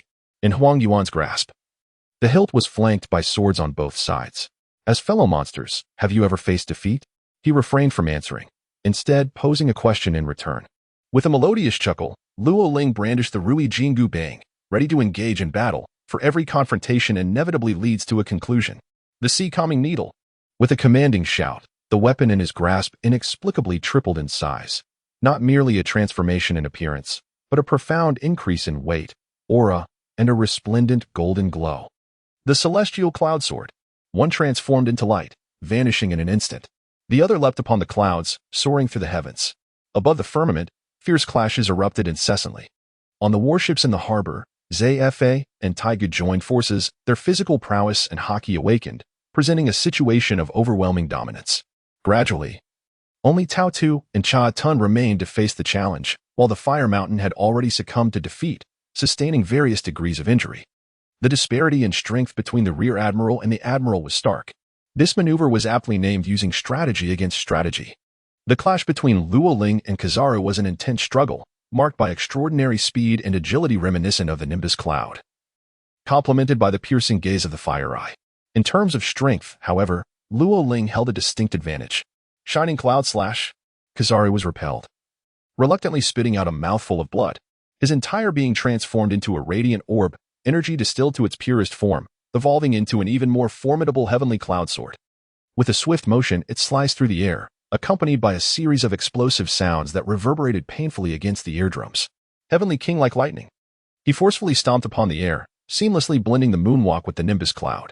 The golden light was imbued with violet lightning, the sea-calming needle towering even higher than the standard height of the esteemed General, Luo Ling. It spun incessantly, the Nimbus Cloud surging forth with unstoppable momentum. The sea-calming needle whirled at high speed, violet lightning intertwining with golden light, coalescing into a dazzling display of purple and gold electricity. Boom! The collision between the sea-calming needle and the heavenly cloud sword unleashed a terrifying shockwave. White clouds surged upwards, resembling twin mushroom clouds. Successive waves and shockwaves stirred the sea, raising towering waves that reached over 7 meters high. The pinnacle of speed equated to sheer power. Kizaru roared, finding himself in one of those rare moments where he was compelled to exert every ounce of his strength. Luo Ling's assault was merciless. Not only did he rescue everyone, but he also subdued the naval forces, with 3 out of 5 vice admirals from the headquarters already defeated. The most promising candidate, the future Admiral Peach Rabbit, along with T-Pig, could only rely on the peak strength of Zifa and Tiger's subordinates for support. Defeat was merely a matter of time. In this confrontation, achieving even a stalemate was beyond his grasp. Failing to subdue Luo Ling would mean that those who were supposed to perish under the Demon Slaughter Order would tarnish the reputation of the world government. What face would the Navy headquarters have before the 5 elders? He would be ridiculed for many years to come. The longer this drags on, the more perilous it becomes. Should Zifa and Tiger achieve complete victory, all but 7 of the main battleships would escape. Even if he succeeded in killing Luo Ling, it would be of no avail. For after paying a heavy price, Zifa and Tiger would still turn their wrath upon him. He found himself ensnared in a deadlock, waiting for the rabbit to come to him, falling victim to Luo Ling's ploy. The battlefield was irrevocably altered by the presence of 14 transformed individuals of Whitebeard 2, 2 superhuman devil fruit users, and 5 others. Lauren, worthy of the name of the Demon Lord. Mr. Kizaru, you are indeed correct. The swifter the speed, the greater the strength, but this presupposes the possession of mass. My mass surpasses yours. At an equal velocity, I am stronger. Similarly, the greater the speed, the more susceptible one becomes to disintegration. Even if you are a natural type ability user, there must exist a limit. No? Limit? That term seems to have not graced my ears in quite some time. Kizaru could no longer endure, and both erupted once more with terrifying might, the shockwave causing them to recoil. Bang! The 2 figures simultaneously soared backward, crashing to the ground, toppling towering edifices and succumbing to the debris of the structures. Smoke enveloped the scene, rendering everything invisible. At the port, a warship. You wretched brats, go practice some more. This punch is a lesson from Z. Zephyr unleashed a mighty blow, harnessing the advanced armament Haki. Lacking any devil fruit ability, he was renowned for the formidable power of his Haki. The Navy headquarters boasted Haki second only to Garp. Blackarm Zephyr.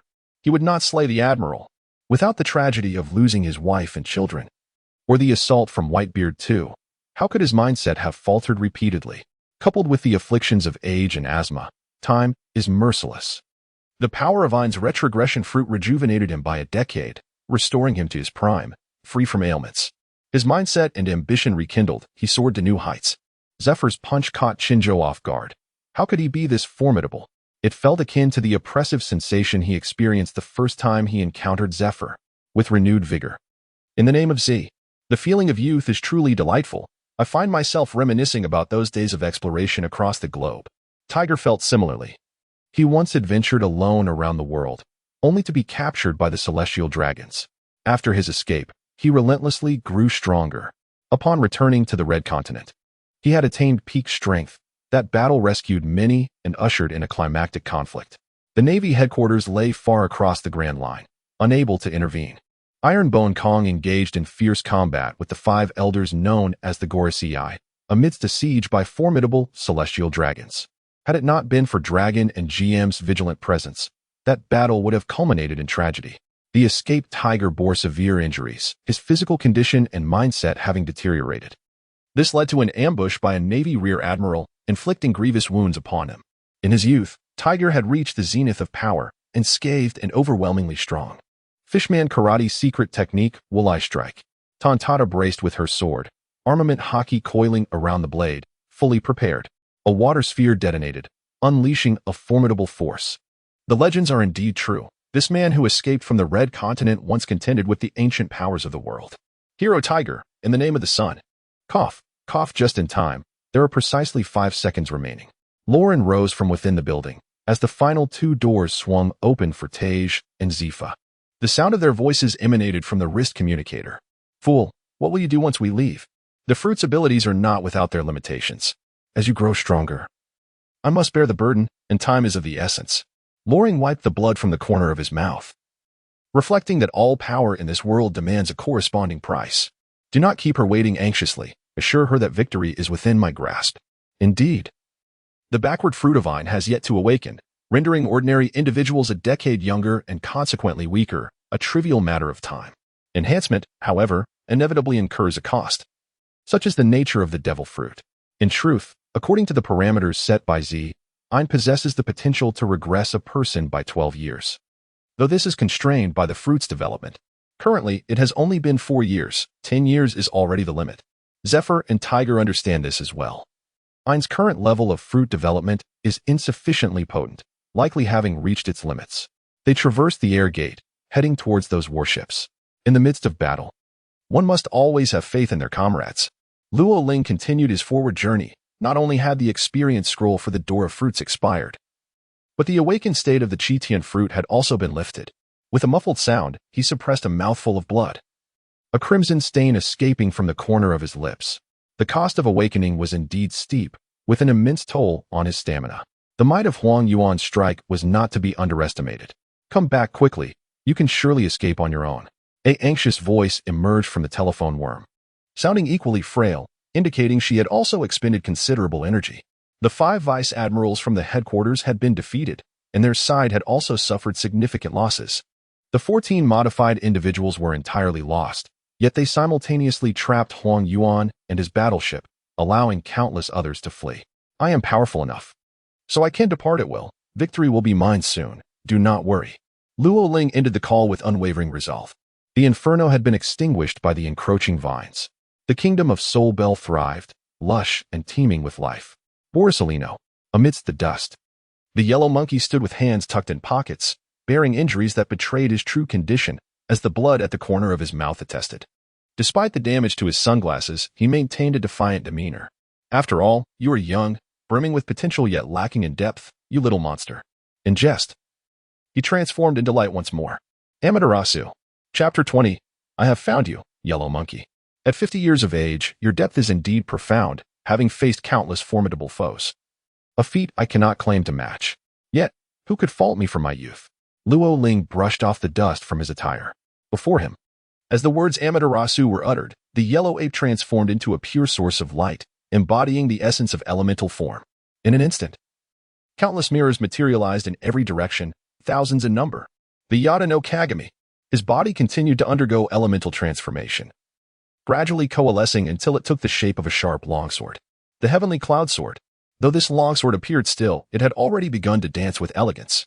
In the realm of observation and perception, Luo Ling foresaw the imminent arrival of countless celestial cloud swords within the span of 10 seconds. Indeed, the yellow ape had transformed into these ethereal blades, strategically placing over 1,000 Yada mirrors within his range of action. This was all to orchestrate an ultimate assault that would envelop the entire island in its final moments.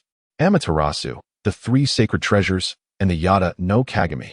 With a swift motion, the long sword danced and spun at incredible speed, unleashing a flurry of smaller swords that, through the reflective surfaces of the mirrors, spiraled back around.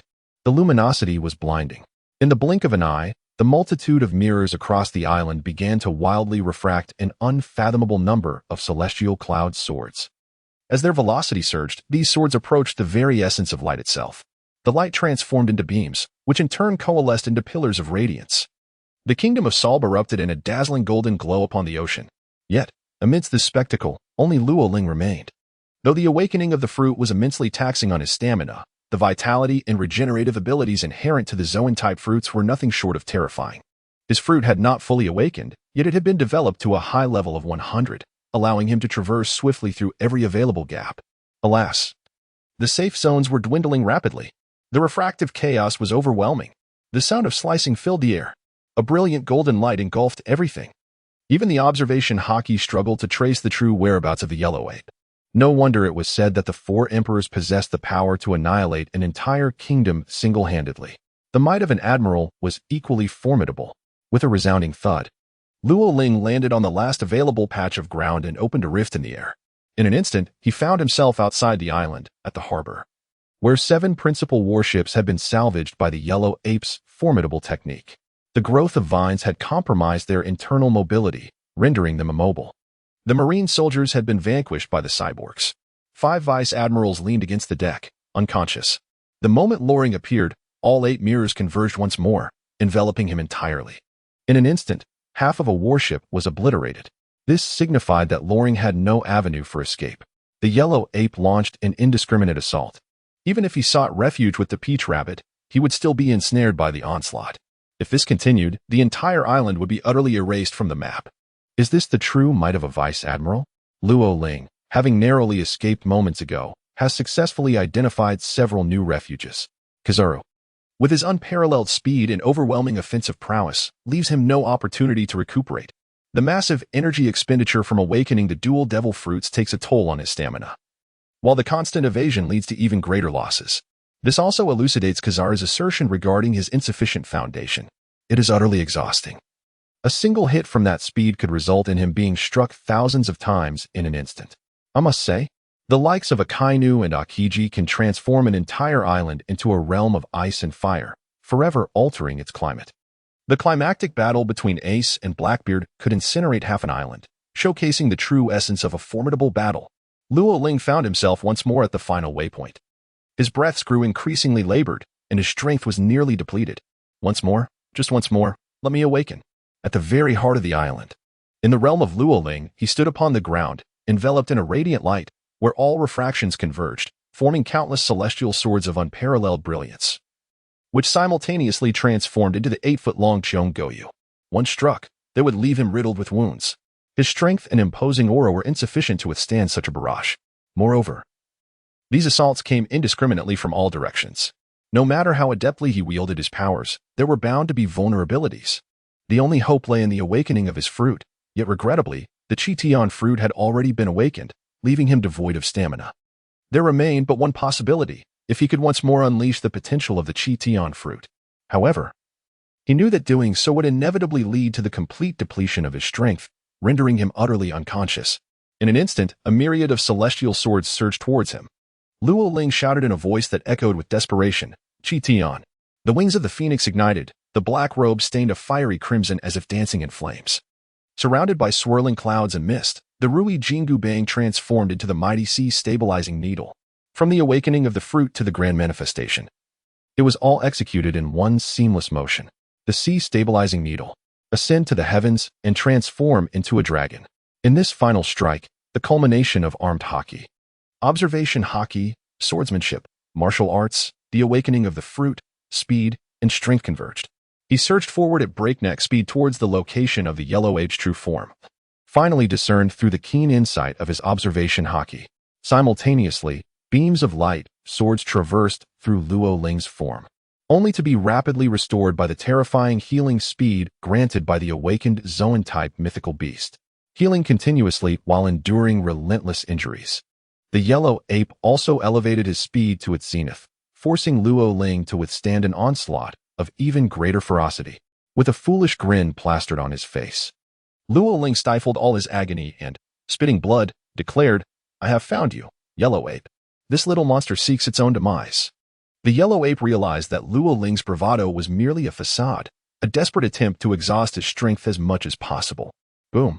The kingdom of Salt, enveloped in golden light, appeared from afar like a nascent sun rising on the horizon. Suddenly, a beam of light erupted forth. All those fleeing were left in awe. They beheld the golden radiance soaring towards the heavens. At that moment, the Amaterasu state was also dispelled. The light detonated. It unleashed towering waves. Even though Luo Ling and his companions had fled to a distance, the waves reached heights of over 20 meters. Luo Ling, Ain and the others stood on the deck of the battleship, gazing vacantly into the distance. Ain still held the new blueprint that Luo Ling had tossed to her when the air gate opened. The wave seemed to be an extension of Luo Ling's hand, exerting its final strength to push them away. The kingdom of Salb has vanished. This place has been reduced to rubble. There is nothing left. The vines have turned to ash, devoid of any flora, mountains, or edifices. Not even an ant or a bird could hope to survive. In the center of the island lay a massive pit, where two figures stood. The youth had long since exhausted his energy, relying solely on instinct to throw punches. Die. The yellow ape stumbled, just as he was about to be struck. A voice resonated, Ice Age. Instantly, the entire island transformed into a glacier. The commander of the GM Military Science Division, the demon lord Luo Ling, maintained his fist-clenching stance, now encased in ice. For the first time, the indiscriminate assault by the Marine Headquarters Admiral, Yellow Ape, found him reveling in the aftermath of survival. Though immobile, he remained a victor. On the surface of the sea, a solitary penguin awaited beside a bicycle. Wherever it roamed, there was only frost. It seemed to be anticipating something, deliberately waiting until the battle had concluded and everyone had been rescued. It hoped that the youth could save all, yet wished he would not drift aimlessly across the ocean. Are you the one who saved Teacher Zephyr's soul? The curly-haired man exhaled a breath of frost, standing before the unconscious and frozen Luo Ling. I must say, it's the first time I've seen you in such a predicament, Borsalino. Akiji casually lifted Luo Ling, remarking with nonchalance. The yellow ape, struggling to rise, clearly bore the marks of a severe blow. Ultimately, as an admiral of the Navy, his mastery of hockey and devil fruit surpassed that of Luo Ling. After a moment of silence to regain his strength, he spoke.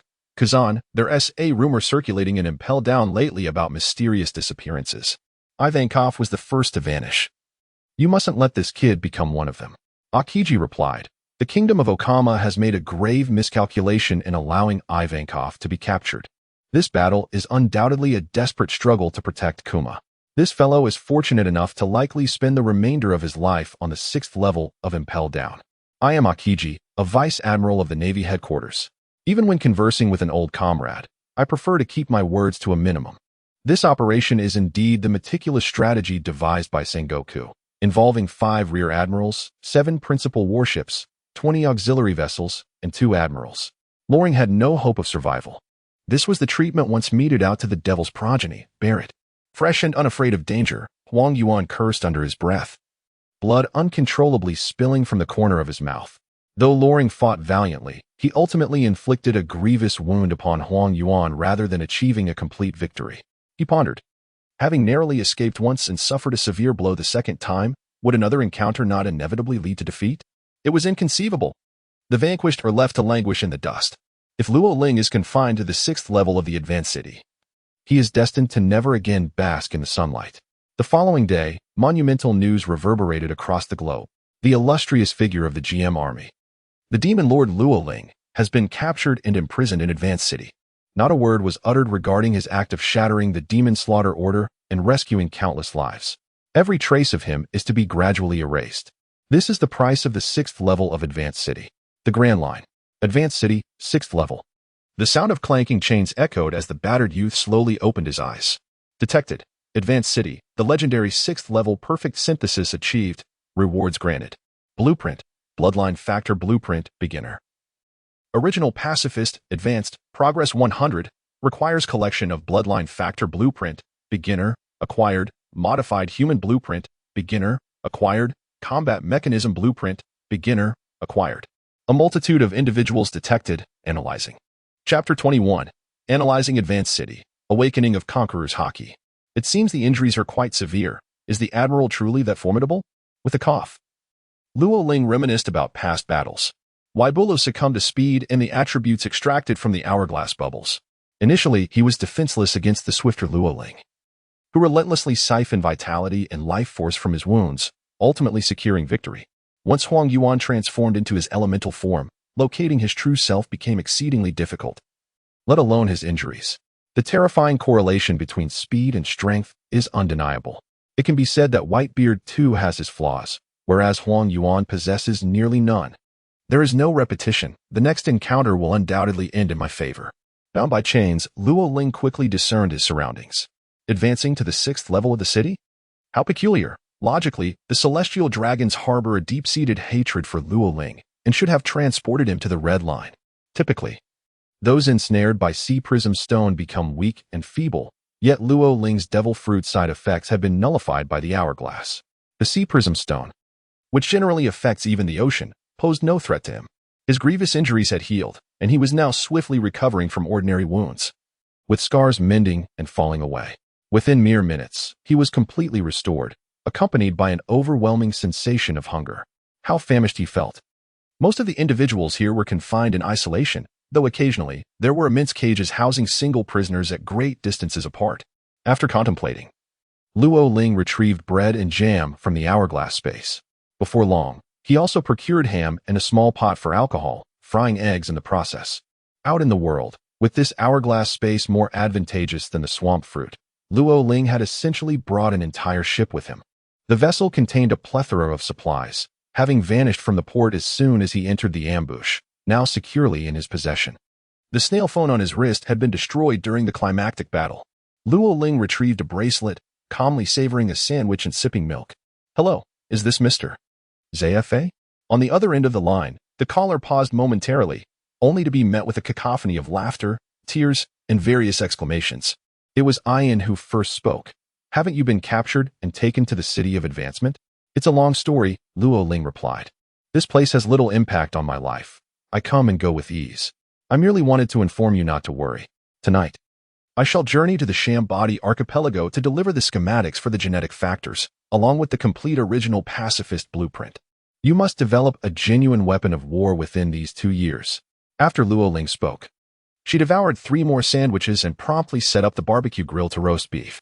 Hey, what's that sizzling sound over there? Tage inquired curiously. I'm grilling meat and sprinkling some cumin on it. That's all. See you in the evening. Luling retracted the telephone book, and an enticing aroma filled the air. The sixth floor was saturated with the delectable scent of roasted beef. Who the hell is that? He exclaimed, hunger gnawing at him. For he had not eaten in a year. Is it that newcomer? Is he a celestial dragon, indulging in such exquisite food here? Complaints echoed. And soon the guards arrived at an astonishing speed. They too could catch the tantalizing scent, yet it was peculiar that Luling, with greasy lips, nonchalantly belched, as if nothing were amiss, amidst the scattered remains of beef bones. You scoundrel, dare you steal food? Silence. With a mere glance from Luoling. The overwhelming presence of his conqueror's haki instilled an unprecedented dread within the guards, causing one to collapse to the ground, rendered unconscious. The conqueror's haki. A young sovereign. Yet what kind of sovereign? Here, there are many rulers, merely brigands in essence. They chuckled, eagerly anticipating Luoling's downfall. Having incapacitated one with his haki, it would not be long before another would approach. Lo Ling, feeling indifferent, had regained his physical strength and confidence. However, the chains made of sea stone, while not diminishing his power, still rendered his movements somewhat cumbersome. Contemplating this, he attempted to open a small air portal at his wrist, seeking to extricate his hand from the confines of the sea stone, yet all his efforts ended in failure. He tugged at the restraints, finding them exceptionally robust. Indeed, they were worthy of their reputation as sea stone. Resigned, he considered awakening his devil fruit powers, swiftly transforming into his beast form. Unfortunately, due to the initial stage of his awakening, his adaptability was insufficient. He thought to himself, small, small, small. His form gradually shrank, diminishing from over 3 meters to just 1 meter in height, rendering the chains that had ensnared him remarkably light, allowing him to break free effortlessly. Large, large, large. In no time, he reverted to his original size. According to his beastly abilities, Lo Ling could shrink to slightly over 1 meter or expand up to 9 meters. Contingent upon the level of his devil fruit's awakening. With his newfound freedom, the effects of the awakening were also lifted. The awakening of a Zoan-type devil fruit does not merely confer power during its active state, it also significantly enhances one's inherent capabilities. Notably, attributes such as vitality, defense, strength, and speed undergo a profound transformation.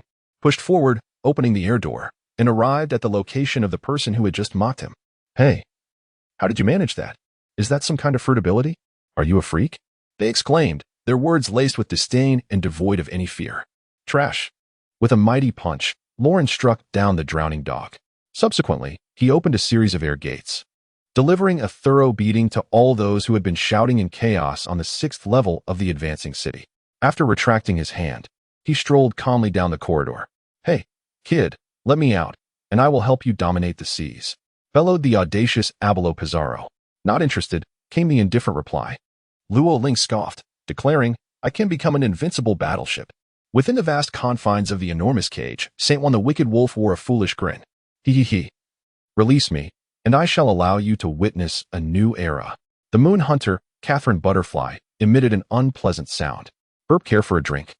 Vast Jot's eyes sparkled with longing for freedom, yet regrettably, this lad was impervious to reason. Though Loring appeared to disregard them all, he had already completed his analysis. He dissected the characters of San Juan the Wolf, Abaro Pizarro, Katarina the Butterfly, and Bast Choate successfully, earning rewards. They are all prospective captains under the Blackbeard pirate crew. Marksmanship, divine explosion, an unerring strike, relying on observation haki to discern weaknesses, followed by a tremendous detonation powered by armament haki. Any weapon, including stones and projectiles, can trigger a divine explosion. Quite impressive. Luo Ling contemplated that this was a personal skill. By employing this technique, one could unleash formidable power without the need for weapons, merely by gesturing with their finger. Haki, armament haki, intermediate awakening. Whereas primary awakening signifies proficiency, intermediate awakening embodies an intrinsic integration into oneself, enhancing both the quantity and quality of haki. Luo Ling felt an extraordinary enhancement of his armament haki within his body, which left him in a state of disbelief. It turned out that there were indeed distinctions between the primary and intermediate stages of awakening. No wonder Kizaru was even more monstrous than he. After all, this was what Zephyr referred to as the disparity in haki. Having successfully analyzed the Barret, he was rewarded with the haki, Conqueror's Haki Awakening Technique Conqueror's Entanglement. This. Luo Ling's eyes widened as she caught sight of the audacious man in the corner. The tricolored dominance of his short stature had finally been compensated. He had truly stepped into the ranks of the top-tier formidable beings. In the corridor, various bubbles of negative emotions floated around. Yet Luo Ling found herself unable to extract even a single one. Only outside Barrett's cage did a plethora of bubbles filled with vitality and combat spirit hover in the air. Chapter 22. Barrett's Fist, Shiria's Blade. Luo Ling extracted a plethora of useful bubbles, absorbing them with ease. Simultaneously, he pushed open the air gate, and a metallic sound reverberated through the air. Barrett laughed thunderously. Truly a madman, coming and going as he pleased. What is your moniker? The Demon Lord. Luo Ling responded calmly. This time, no one mocked him. For those who had done so had suffered the consequences. As they advanced to the 6th level of the city, they apprehended numerous notorious pirates and villains, with a few potentially virtuous souls among them. Yet, the overwhelming majority were hardly commendable. It seems I was once a descendant of demons. Barrett cast a glance at him, his eyes gleaming with a crimson light. In an instant, he rose to his feet, and despite the chains binding him, he delivered a powerful kick. Luo Ling, undeterred, unleashed her physical prowess and domineering spirit. Boom. Luo Ling mused that Huang Yuan barely utilized any armed color haki. Yet his numbers undoubtedly surpassed those of Luo Ling prior to his promotion. This was a genuine clash of haki. Barrett's armed color haki was astonishingly potent. And then there was this, the little devil. He roared, unleashing his terrifying conqueror's haki simultaneously. The black-red lightning and aura swept across the 6th layer. What caliber of monsters were these two, capable of manifesting such extraordinary power here? Are you foolish? That fellow is Barrett, who has relentlessly honed his haki and physical prowess for over 20 years without a single day of idleness. Back in the day, after he initiated the demon-slaying order at the Navy headquarters, he ruthlessly decimated foes, only to be subdued by the combined forces of Garp and Sengoku. Those newcomers in recent years have no inkling of the past exploits of this muscular madman. An elder chuckled, recalling how he and Crocodile once stood as equals among the supernovas, only for Barrett to later surge ahead. A monster aboard the Pirate King's ship, a witness to that grand era. Ha ha ha, there was once a creature so formidable that he severed his own legs to escape. Do you remember? The Golden Lion Shiki, who had vanished into obscurity for over a decade before my arrival. Their laughter echoed, reminiscent of casual familial banter. It seemed that Luo Ling's presence had instilled a newfound politeness within them. The clash between conquerors and armed color haki persisted. The frail old-timers, long malnourished and lacking exercise, were forced to endure the strain. Those reckless monsters, the Golden Lion had the float fruit, soaring even with severed legs. Why don't you give it a try? Laughter erupted once more. Luo Ling and Barrett disregarded them, continually engaging in a contest of martial prowess and willpower. For over 2 decades, they have relentlessly honed their skills, cultivating a formidable energy that remains ever potent.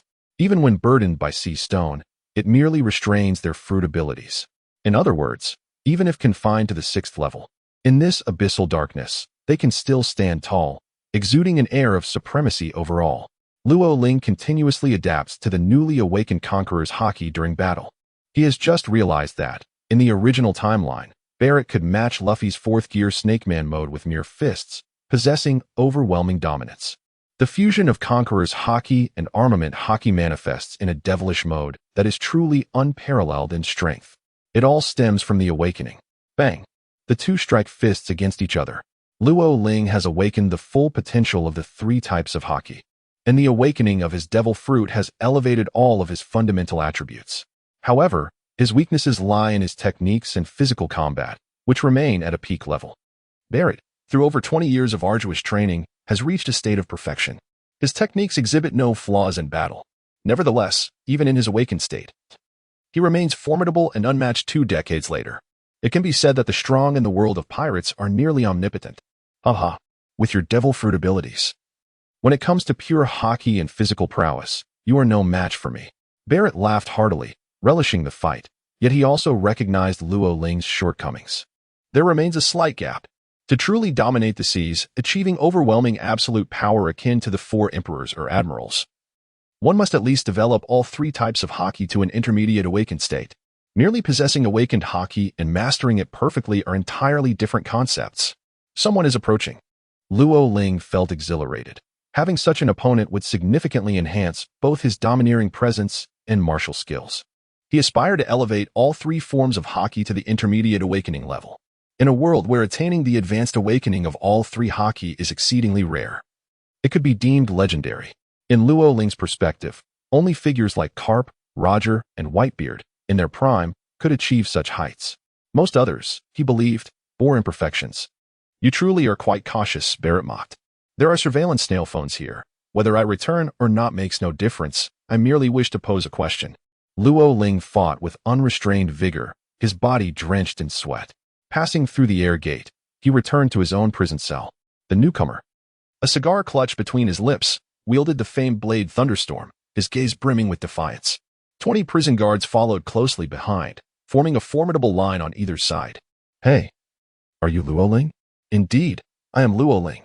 The visitor cast a casual glance at him, seemingly indifferent to the recent battle. This man was none other than Xiliu, who had yet to be imprisoned. At present, Magellan and Hannibal were still merely his subordinates. Xiliu examined the bounty notice with a perplexed expression. Is this you?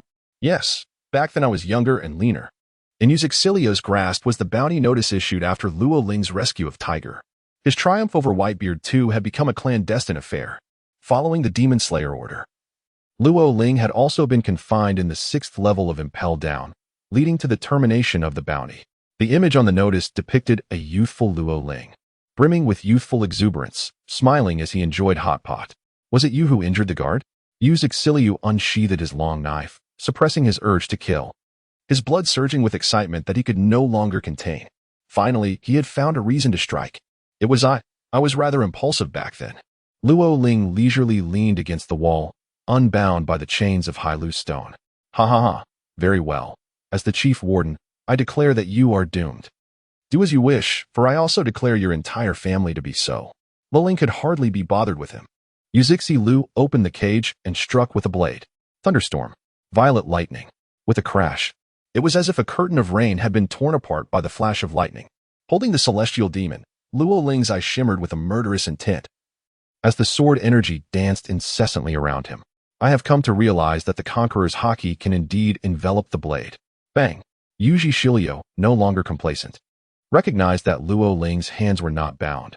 Was this merely an oversight? Xiliu possessed both speed and strength, with an explosive power that was formidable. Little did he expect that Luo Ling's own explosive force was even more potent, his strength rivaling, if not surpassing, his own. The swordsmanship was as swift as lightning. The two blades clashed in midair. The Conqueror's Haki of Loring entwined with the armament Haki from a distance, its might multiplied beyond measure. Onlookers gazed in astonishment, while only Barrett laughed nonchalantly. He effortlessly parried the warden's slash from afar. His speed was astonishing. Rain Shiryu, the warden, had vanished from our sight, moving so swiftly that he had not even drawn his sword. At that moment, Rain Shiryu was expelled from the door, his expression grave as he fixed a piercing gaze on Loring, his warrior's spirit intensifying. Loring broke free from the sea prism stone chains, attempting to escape from Impel Down. For no one could save you. Rain Shiryu dashed back once more. I ask you, who exactly kept me confined within Impel Down? Luo Ling was curious about what transpired during his unconsciousness. Who altered the decisions? Even before the Demon Slayer order commenced, there were plans to imprison him in the 6th level. Who possesses such overwhelming power? You shall never have the opportunity to uncover that answer. Chapter 23. Do not underestimate the capable Xiliu did not believe that Luo Ling, having been gravely injured by the Yellow Ape and just awakening, could triumph over him. Until just moments ago, Luo Ling need not even make contact with him. The answer lies somewhere. Vanquishing you should reveal it. The Luo Ling Tian Yao sword thirsts for blood with an insatiable fervor, as violet lightning dances upon its blade, intertwining with the armed color of Haki. Flowing like cherry blossoms, the Conqueror's Haki coils around it, while bursts of crimson lightning erupt. This mesmerizing spectacle leaves the lurking creatures in the corner utterly astounded. Why is such a formidable beast captured here? Could it be subdued by 2 Admiral-level demon slayers, akin to what happened with Barrett? They ponder, recalling their 2 decades of confinement. Who holds the title of Admiral now? The crowd buzzes with concern for the unfolding battle. Hey, the feeble have no right to spectate. Luo Ling rose with a smile and stepped out of the prison cell. To his astonishment, several feeble beings fainted on the spot, while the guards, overwhelmed, began to foam at the mouth. The creatures on the 6th level had long been devoid of exercise, and many even suffered from a despondent spirit. The more their mentality deteriorated, the more their strength waned. It was surprising that some could not withstand Luo Ling's awakening of the Conqueror's Haki, as they witnessed others collapse. Laughter erupted among them. Ha ha ha, this old fellow has been imprisoned for 30 years and has fallen to such a pitiful state. You little rascal have committed countless misdeeds. Yet your strength is so feeble. Ha ha ha, a worthless being who knows only to cling to life through sheer desperation. In the corridor, Yuji Shilio tilted his head and swiftly took a step forward, like the sword he was named after, Thunderstorm. It seemed the temperature began to drop, and the moisture in the air started to condense. As he moved like a streak of lightning, the corridor became enveloped in mist. This is my domain. Purple lightning celestial demon, feasting on wind and rain. Bang. This combined strike was the most potent fusion of haki and swordsmanship that Luo Ling could currently manifest. Yuji Shilio made his presence known, yet this strike remained a distant one, even with his sword entwined with the awakened armament haki. He could not breach Luo Ling's long-range assault. He found himself quite embarrassed. It appears you are not as formidable as you seem. Loring had to concede that Rain's mastery of swordsmanship had reached a flawless level, complemented by a mid-tier awakening of armament haki and a foundational awakening of observation haki. Such prowess was beyond the reach of those without devil fruit abilities, as the number of formidable warriors possessing advanced haki awakening was exceedingly rare. Luo Ling possesses his own unique physique, strength, and speed, complemented by an unparalleled mastery of swordsmanship, allowing him to contend with Yu's formidable skills. Their mastery of armament haki and observation haki is evenly matched. However, the Conqueror's haki is a power exclusive to him. Tell me, are you capable of this? In advancing her skills, Luo Ling has undeniably ascended to an entirely new level, allowing her to effortlessly confront Yuji Shilio. Damn it! The more Yuji Shilio pondered, the more irate he became, causing his sword strikes to accelerate. Yet, Luo Ling managed to respond flawlessly each time. Indeed, dueling with you serves to continuously enhance my swordsmanship and mastery of presence. You make for an excellent sparring partner. Luo Ling retracted the heavenly demon sword and retreated into the confines of the cage. With a casual wave of her hand, she signaled Yuji Shilu to withdraw. You command me to leave? In the corridor, Yuji Shilu's face flushed with alternating shades of blue and white, seething with indignation. He could swear that this was the first time in his life he had ever endured such humiliation.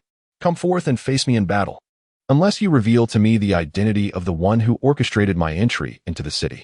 Luo Ling crossed her legs, wearing an expression of indifference. Want to fight? Then one must be prepared to pay the price. Yuji Xiang initially intended to draw his sword, but recalled the intelligence regarding Luo Ling's possession of the Dordor fruit. If this fellow were to escape without being bound by sea stone, there would be nothing left to pursue. Gritting his teeth, he remarked, as an admiral of the Navy headquarters. Your threat to the world has prompted concerns that you might flee to the Red Line like Tiger did, or be rescued on the way by the GM army. Hence your transfer to Impel Down. Oh? Roran's eyes sparkled with curiosity as she inquired further, which general are you referring to?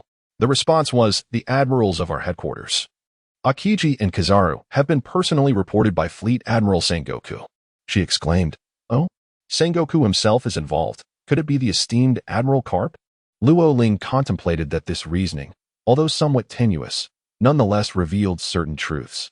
The world's government is not as cohesive as it may seem. While Kizaru and Sengoku can be understood, this yellow ape is indeed ambiguous. The distinction between truth and falsehood is inconsequential. I shall confront you with another blade. Luo Ling rose with a smile, her shattered teeth and the celestial demon in hand. A dual-wielding technique? Yuji Shilio grasped the hilt of his sword, holding his breath. The silence was so profound that he could hear the sound of his own breathing.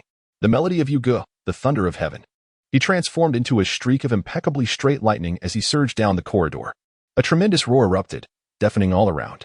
The inmates in the cage covered their ears, witnessing a bolt of lightning that traced from the entrance to its conclusion, leaving only a minuscule gap. In that fleeting moment, the lightning had yet to dissipate. Luo Ling stood motionless in the middle of the corridor. Suddenly, with a resounding clap, the rain of Shiryu descended, and water cascaded down the blade of the thunderstorm sword, washing away the traces of blood. Instinctively, he retrieved a piece of white cloth to wipe away the stains. In the past, his opponents would have undoubtedly succumbed. There were no unexpected outcomes. Alas, this young lad has faltered. Indeed, he is but a novice. Dominance requires accumulation and cultivation, and at such a tender age. How could he possibly comprehend that even awakened dominance possesses variations in its potency? Goodness, is it true that dominance can awaken? Naturally. For you were captured after taking the lives of countless innocents, and the only reason you did not faint earlier was your youth, your dual-colored dominance remaining unexhausted. Enough of this idle chatter. Look, that young man still stands rooted to the spot. Oh, he even claims to be the Demon Lord. What now? Perhaps he should be addressed as Lord Demon King. Ha ha ha. In the end, victors and vanquished alike are destined to perish in this abyss of darkness. Unperturbed by the clamor and chaos, Reign of Shiri moved with grace, calmly tending to the bloodstains. Suddenly, he was taken aback to discover that the blade of the thunderstorm sword bore no blood, nor had the rain it carried washed anything clean. A sharp rip echoed as high-quality fabric tore. In an instant, the surroundings fell silent. Drip, drip, drip.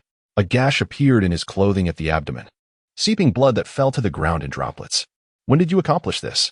Reign of Shiri asked incredulously. I forgot to mention, I also prioritize speed. Unfortunately, I glimpsed the future of your defeat. Luo Ling stood still as the celestial demon and shattered tooth retracted the hourglass space. Just moments ago, the hourglass had successfully deciphered the essence of Yuji Shilio, delivering the most lethal blow. With the successful analysis of Yuji Shilio, a reward was granted. Swordsmanship proficiency, perfect. The flaws in swordsmanship had vanished when Yuji Shilio drew his sword. Luo Ling triumphed through an unparalleled focus and swiftness. Wherever Yuji Shilio ventured, a portal of air manifested with astonishing speed, marking the very breach of lightning that curtailed his acceleration. The might of both warriors was formidable. Yet the accumulation of Yuji Shilio's prowess over the years was counterbalanced by Luo Ling's formidable conqueror's haki. His sword, unencumbered by the need for acceleration, reached its utmost velocity effortlessly. Yuji Shilio was left with but a singular flaw. Otherwise, the outcome would have been a stalemate under the trials of swordsmanship. Luo Ling prevailed through versatility, while Yuji Shilio faltered due to his underestimation of his opponent. Never should one underestimate those endowed with abilities. Henceforth, I shall dictate the matters of the 6th level of the advanced city. Upon finishing his words, Lauren promptly activated the air gate. Before bidding farewell to the rain as silhouette, he declared with a simmering anger, I shall vanquish you. Let us await the outcome.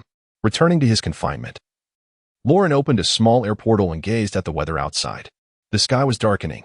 It seemed fitting to take a brief respite before venturing to the Shambodia archipelago.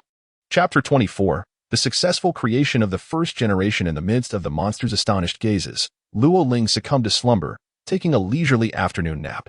Release me, and I shall bestow upon you all my treasures. Captain, be my captain. It was I who failed to adhere to the rules, he exclaimed with a hearty laugh. What a bunch of cowards. He moves with ease. Surely he has his own agenda here, while you worthless fools remain trapped in your dreams.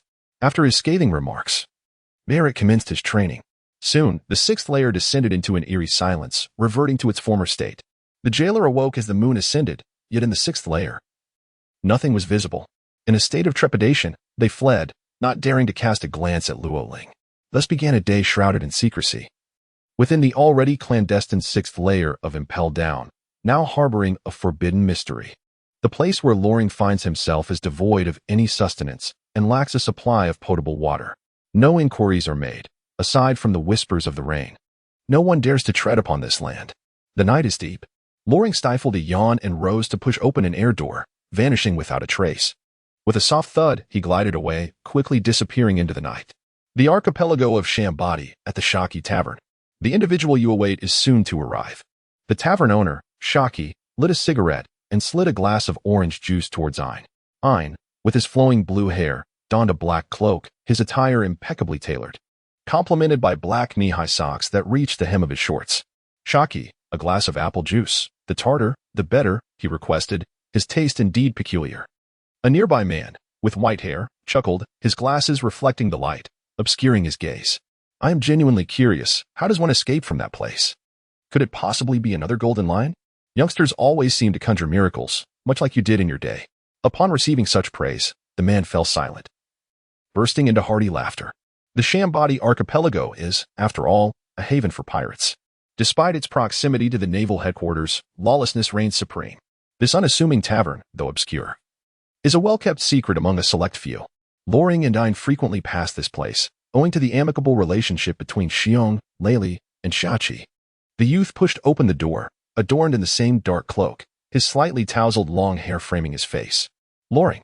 unexclaimed, unable to fathom that he had truly managed to escape.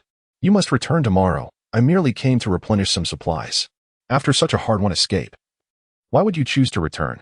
"It is, of course, for the sake of strength. As my navigator, do you not wish to see your captain grow more formidable?" As Luo Ling spoke, she picked up the glass of apple juice. Delicious. The super tangy apple juice, once consumed, made her feel it was simply the most exquisite delight in the world. Little Monster Riley shook his head, remarking how remarkable the youth of today truly are. "I almost forgot to tell you, Mr. Riley, before I encountered the demon-slaying decree, I procured some wine for you at that little tavern." Luo Ling spoke as she produced a bottle of exquisite wine from the South Sea. "Thank you, Luo Ling," Riley said, savoring the unique flavor of the wine. As the atmosphere grew increasingly relaxed, Luo Ling listened attentively. During this period, those who had been rescued had reached a safe island and were beginning to rebuild their lives. After obtaining the blueprints for the combat machinery, the GM army further rose to prominence, with the scientific research team making continuous breakthroughs. "This is for you." Loring entrusted the blueprint of the bloodline factor to Ein. With this information, the pacifist progenitor could flawlessly create it. There are always limitations to human capability. The Navy should expedite their progress and not fall behind. Ein carefully stowed away the blueprint, his expression somewhat melancholic, murmuring, "The world needs you, Loring." "No," Loring corrected. "It's not me they need, but all those oppressed by the celestial dragons." As Loring savored the seafood lobster fried rice, he proclaimed, in this period, "The sea shall be tumultuous. In just 2 years, I shall transform this world." 2 years? With the training of the GM forces by Tiger, Zephyr, and Bear, they will undoubtedly emerge even more formidable. Coupled with the original pacifist and the combat machinery, time will suffice to rival the world's governing bodies. All we require is superior combat prowess. While the genetic factors may hold the key to breakthroughs, the inevitability of aging remains. I am confident that I shall uncover the answers. Loring stretched languidly. Ein, strive for strength. The vast ocean of the future beckons you. He rose to walk alongside Ein, traversing the streets of the Shambadi archipelago. Regrettably, no celestial dragons were out today. Otherwise, he would have certainly dispatched a couple of them. Inside the tavern, Shaki rested her chin upon her hand and addressed Rayleigh. "Is he not the one you have been awaiting?" Rayleigh's lips curled into a smile as he replied, "He is not a pirate. He belongs to the GM army. Until the revelation, he is the answer." As Shaki pondered this statement, a smile involuntarily graced her lips. Loring, accompanied by Ein, wandered through the narrow streets, observing the vicissitudes of human existence. He was aware that he would soon retreat into solitude for a time. The Shambodi Isles were fraught with peril, dominated by malevolent pirates who preyed upon the defenseless. In the auction house, the lives of the weak were callously sold into slavery. Beneath the moonlight, within a modest dwelling, a woman tended to her ailing husband. Should he succumb, their family would be plunged into despair. The children wept softly, oblivious to the injustices they had endured. Luo Ling gazed quietly at the scene, handing a book to Ein. "Dragon slayers?" Ein inquired, puzzled. "This tome speaks of the art of dragon slaying, of the dragon slayers hailing from my homeland." Luo Ling meticulously inscribed the dragon slaying techniques he had mastered in his previous life on blue star within the pages of a tome. His intention was to publish it, allowing the world to behold this remarkable work. Indeed, I nodded solemnly in agreement. At dawn, on the docks of Island Number 43, Sabo and Keela had long awaited their departure. "Ein, it is time to set sail. Luo Ling, will you not join us on this journey?" Luo Ling stood at the harbor, bidding them farewell. "I have more pressing matters to attend to. At times, we must allow ourselves the luxury of patience. Should there be any urgent matters, contact me via the phone book." Taking a step back, he opened the air gate, swiftly traversing the vast ocean. His surroundings shifted in a blur. Morning on the 6th level of the Push City remained shrouded in darkness, damp and chilling. Luo Ling awoke in the afternoon, having arranged a spacious bed, a writing desk, and a personal restroom in this sanctuary. Subsequently, she leisurely began to grill some meat within the confines of her refuge. The illumination was bright, complemented by an air vent to regulate temperature and humidity. As evening fell, Luo Ling reclined comfortably on his bed, engrossed in reading the latest newspaper. No one dared to scold him. Those who did faced repercussions. The third day, early in the morning, Loring sought out Barrett to commence the rigorous training of his physical prowess and the mastery of his armament hockey. A week later, Rain Shiryu had fully recovered and approached with a fierce determination for vengeance. This time, Loring refrained from utilizing his fruit abilities, opting instead for a direct confrontation, honing his swordsmanship and mastering the observation haki. After a month, such a lifestyle had become second nature to him. Luo Ling's strength has surged remarkably. With an ever-increasing mastery of Conqueror's haki, observation haki, swordsmanship, and martial arts, it is undeniable that Barrett is a prodigious warrior. A year later, the infamous Luo Ling on the 6th level suddenly vanished.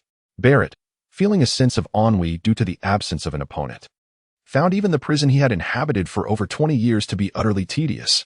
Luo Ling, where have you gone? Show yourself.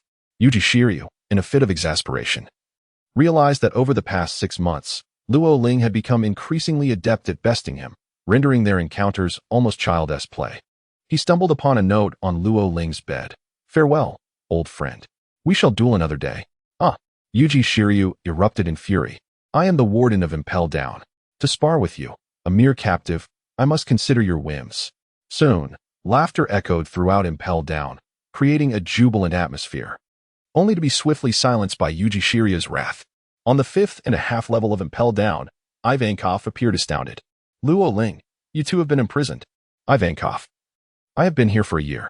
I sought you out to show you something. With a mere gesture, Luo summoned the formidable Whitebeard II, a masterwork of combat machinery. A perfect creation born of genetic manipulation. The pacifist's prototype, designated Zero, was a resounding success. Ivankov, in disbelief, realized that once mass production commenced, a genuine offensive against the world's government could be launched. Chapter 25. Only dominance prevails above all. Moreover, there were provisions, newspapers, and this is a transponder snail. You may reach me at any moment if necessary. I shall take my leave for now. By the way, I am on the 6th floor. Feel free to seek me out if needed. After attending a grand banquet, Loring bid farewell to Ivankov. The world has yet to summon me. The tides are still in preparation. When the opportune moment arrives, I shall emerge. Ivankov laughed heartily, referring to the so-called 5.5 level. In truth, it is a giant of the tribe, Mori, who also holds the position of the foremost leader of the Western Army, one of the 5 great military factions within the GM forces. With the power of the Devil Fruit, he has manifested the 5.5 level. This is also the reason why Ivankov can confidently seek refuge here. Loring is well aware of the immense power wielded by the GM military faction. It comprises 5 major armies, in addition to the vast expanse of the 4 seas. Furthermore, there exists the Grand Line, overseen by Ivanov. The leader, Dragon, is supported by his astute advisor, Sabo. Among the cadre at headquarters are Kuma, Zephyr, and Tiger. Loring serves as the head of the Scientific Research Division. Each liberated kingdom stands as a testament to their efforts. In the realm of pirates, the true adversaries of the world government have always been these courageous individuals who dare to raise their fists. This is the 6th level. Luo Ling is currently evaluating her own capabilities. With a steady accumulation of strength, she has refrained from utilizing the Hourglass analysis feature for a year, resulting in remarkable progress. Should she reactivate it? She contemplates this decision, wary of becoming overly reliant on the Hourglass. Luo Ling has sealed the Hourglass for an entire year. During this period, her observation haki has ascended to an intermediate awakening through numerous battles. Her swordsmanship has become increasingly refined. For the past 6 months, she has occasionally fought without a blade, employing the art of the no-sword style against Yuji Shiryu. The overwhelming presence of her Conqueror's haki has rendered Yuji Shiryu utterly helpless against her distant assaults. Additionally, her physical combat skills have reached a state of perfect mastery through repeated confrontations with Barrett. Now, Luo Ling calmly opens the Hourglass. The Hourglass analysis function has been activated, and all rewards during the issuance period are being distributed. The analysis of Rayleigh was successful, yielding the reward: dominance, observation haki, awakening technique, wide range, capable of instantaneously expanding the observation haki to its maximum, allowing one to discern the number, strength, type, and even weaknesses of all enemies within the vicinity. The analysis of Shaylee was successful, granting the reward: complete marksmanship, heart pursuit, perfection. The projectiles fired will possess the ability to curve and accelerate once more, leaving enemies with no escape. A perfect synthesis has been achieved, resulting in the reward: Iron Fist of Love, ultimate technique, the flawless amalgamation of Karp's martial arts and haki. Attainable only through time and combat. Grasp this ultimate technique that can bypass any defense and inflict absolute true damage. Is this all the rewards I receive?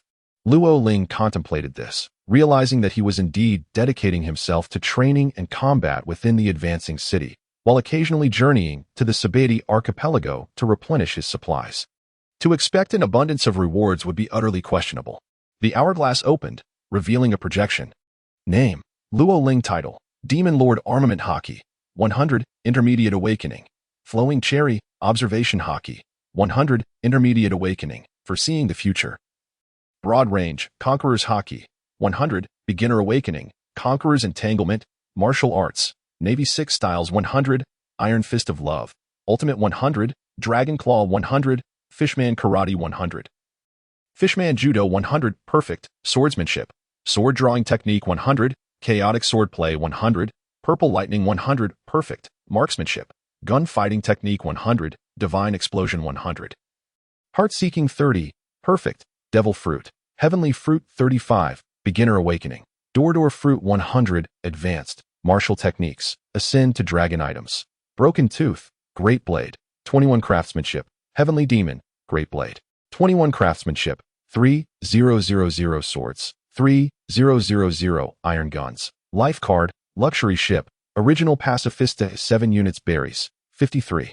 85 million Bounty, 573 million berries. Beside Luo Ling's three-dimensional image in the projection, rows of data were displayed. His shortcomings lay primarily in the Conqueror's Haki and the Door Fruit. The number of those with advanced awakened Haki was exceedingly rare. Achieving perfection in martial arts proficiency was already a rarity, and the level of no-self proficiency should be as scarce as the number of those with advanced awakened Haki, merely a handful. He let out a long sigh as footsteps began to echo.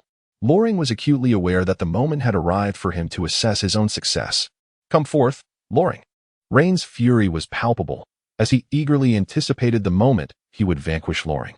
Throughout the year, he had transitioned from a slightly disadvantaged position to one of increasing frailty, ultimately finding himself perpetually restrained. Despite his relentless efforts to grow stronger, he continually faced suppression. Loring was almost treated as a mere punchbag. Very well. Let me regard you as an appetizer. With a swift motion, he appeared before the illustrious warden. This time, he unsheathed his blade, Shattered Tooth. Prepare to meet your end. You wretched captive. As Yuji Shilio stepped forward, his swordsmanship had intensified at least threefold compared to a year prior, exhibiting superior speed, strength, and explosive power. The precision of his observation Haki was razor-sharp, while his armament Haki was formidable. Each aspect had undergone a remarkable transformation. The two combatants moved with astonishing velocity, darting through the corridors, against the walls, the ceiling, and the floor. The madman on the 6th level erupted into cheers once more. So fast, it's impossible to see. Hiki, this is exhilarating. Look, this strike possesses at least 70% of my strength. 70%? If you were that powerful, how could you have been captured? Defeat him, and let Yuji Shilio the madman descend into hell to slay. Alas, it's a dog-eat-dog world. The 6th level was teeming with lunatics. After an exhilarating clash between the two master swordsmen, they finally landed back where the battle had begun. When did you become so strong? Yuji Shilio exclaimed in disbelief. Sensing that Luling's Haki surpassed his own, his swordplay was swifter, and his techniques more refined. His physical prowess eclipsed his own, and even without utilizing the powers of his fruit, he had been thoroughly subdued. In truth, for the past 2 years, Luo Ling has been devoted to mastering both physical techniques and the art of Haki. He has come to realize one profound truth. The 6th level has now descended into silence, for the victor and the vanquished have been determined. In the shadowy corners, the deranged individuals chuckle quietly to themselves. Yet, Barrett rises slowly, fully aware that this is merely an appetizer. The sound of chains rattling fills the air. In response to the inquiries posed by Rain's Shiryu, he joins Luo Ling within the confines of the cage, declaring, only Haki can transcend all. Indeed, without formidable physical prowess and Haki, the devil fruit will forever remain but an embellishment. Luo Ling retracted his broken teeth, the surge of vitality radiating from him. Bubbles suddenly appeared all over Yuji Shilio's body. Pooh, what are you trying to surpass? Without the rare ability of Conqueror's Haki, you are already formidable. He spat out a mouthful of black blood, dozens of sword wounds already marring his body. The sword strikes were so swift that it took time for the injuries to register. Yuji Shilio was defeated once more, this time utterly overwhelmed and decisively vanquished. He understood that, in terms of hockey, martial arts, and swordsmanship, Luo Ling was indeed a true pinnacle warrior upon the vast sea, yet unwilling to concede. He bellowed amidst bloodshed, "Tell me, Luo Ling, what exactly do you aspire to surpass?" Another spurt of black blood escaped his lips. Yet he held himself upright with the support of the thunderstorm. Defeated, Yuji Shilio had succumbed. To be completely vanquished by a youth was a blow to his pride. Could this truly be the so-called twin pillars of Impel Down, the closest to an admiral? Ha ha ha, he couldn't even measure up to a mere finger of the headquarters admiral. Suddenly, the laughter ceased abruptly. Yuji Shilio, unrestrained, executed a fatal strike. Wiping the blood from the corner of his mouth, he raised his blade once more. "I may be defeated, but I am not dead. As long as I remain conscious, it is enough to slay you wretched failures of the great pirate era." Shadows began to rise. "Who are you calling a failure? Yuji Shilio. I will kill you. I have fought alongside Whitebeard. It was Kaido who defeated your father. Not you, Yuji Shilio." The sounds of battle erupted continuously. Yuji Shilio had gone mad with bloodlust. The sting of defeat and mockery ignited an insatiable desire for vengeance. Meanwhile, standing before Barrett, Luo Ling was unarmed and resolute. Barrett's gaze was bloodthirsty, his smile manic and deranged. "You are next." Chapter 26, The Mightiest Beneath the Legend. "Ha ha ha, meet your doom, Luo Ling. Barrett, victory shall be mine." As they exchanged blows, Luo Ling, towering over 3 meters, appeared almost ordinary in contrast to Barrett. Their fists collided, merging the flow of cherry blossoms with dominance. With impeccable martial arts, coupled with intermediate observation hockey, they evaded the majority of strikes. The initial awakening had ascended to an intermediate level, signifying a significant enhancement in their hockey during combat. The increased potency was merely a secondary benefit. Observing their fierce engagement, Yuji Shilio felt an intensifying sense of inadequacy. He was inferior to Luo Ling in martial prowess. His observation hockey was a tier lower, and he lacked the Conqueror's hockey altogether. Yet, in the clash between Loring and Barrett, neither party yielded an inch. Each strike reverberated with a force that shook the confines of their prison. The thought only fueled Yuxiliu's fury, as he coughed blood and swung his weapon with abandon. It mattered not who stood before him. He would strike down anyone that dared oppose him. As they advanced deeper into the city, chaos reigned on the 6th level. "Help! The warden Yuxiliu has gone mad," cried the innocent onlookers. "Is there no one to intervene? The battle between the Demon Lord and the offspring of demons will surely endanger us all. Curse be it, how could Barrett, a supposed ability user, wield such strength even while shackled by sea stone chains?" Some guards attempted to intervene, but under the ferocity of the shock waves generated by Loring and Barrett's confrontation, they quickly succumbed to unconsciousness. A gaggle of individuals fell into oblivion. "How dare these worthless souls chatter mindlessly?" Barrett exclaimed with a wide grin. "Those confined here are merely fallen scoundrels, resigned to a life of degradation. Little do they know that fate is often unpredictable. I believe in miracles. Perhaps you would do well to plead for my assistance in your escape." As Luo Ling's aura ascended, the small stones on the ground began to levitate. "Humph. You merely exploit us for your own cultivation. At least you possess some self-awareness." Boom. The two engaged in a fierce exchange of kicks. The Conqueror's hockey collided, generating a shockwave that coalesced into a transparent sphere, which then erupted with explosive force, unleashing a tempest of black and crimson lightning. Crack! The compressed Conqueror's hockey, driven to madness by the impact, finally detonated. The cacophony of the explosion resonated, deafening in its intensity. The combined range of their hockey nearly enveloped the entirety of the 6th level of Impel Down. The shockwave surged forth, demolishing the will of all within its path like a relentless tidal wave. Among the few remaining, those who had not succumbed to the overwhelming force of the awakened Conqueror's hockey laughed maniacally, their eyes brimming with longing. What a terrifying disaster it would be should such a monster be unleashed. "Ha ha ha, as if you are not the true monsters here," they exclaimed in envy. Able to cultivate continuously in this hellish place, sustaining and even surpassing their peak, an endurance the old man could not claim. Bang! With a mighty punch, the two figures vanished, only to reappear and disappear once more. The Navy's 6 styles, Fishman Karate and Fishman Judo, had all seamlessly fused into Luo Ling's every strike. His iron fist of love ensured that each blow inflicted genuine damage. The battle intensified, speed magnified, with power and hockey surging relentlessly. Barrett, bound by sea stone, found himself unable to utilize his devil fruit abilities. Moreover, within the confines of the 6th level of Impel Down, his combined fruit powers could only meld with scraps of worthless metal. Luling refrained from utilizing her fruit abilities, engaging instead in a contest of physical prowess. Thus, the two were nearly evenly matched. This battle transpired as a pure contest of skill and willpower. The victor would be determined by the strength of their constitution and the resilience of their spirit.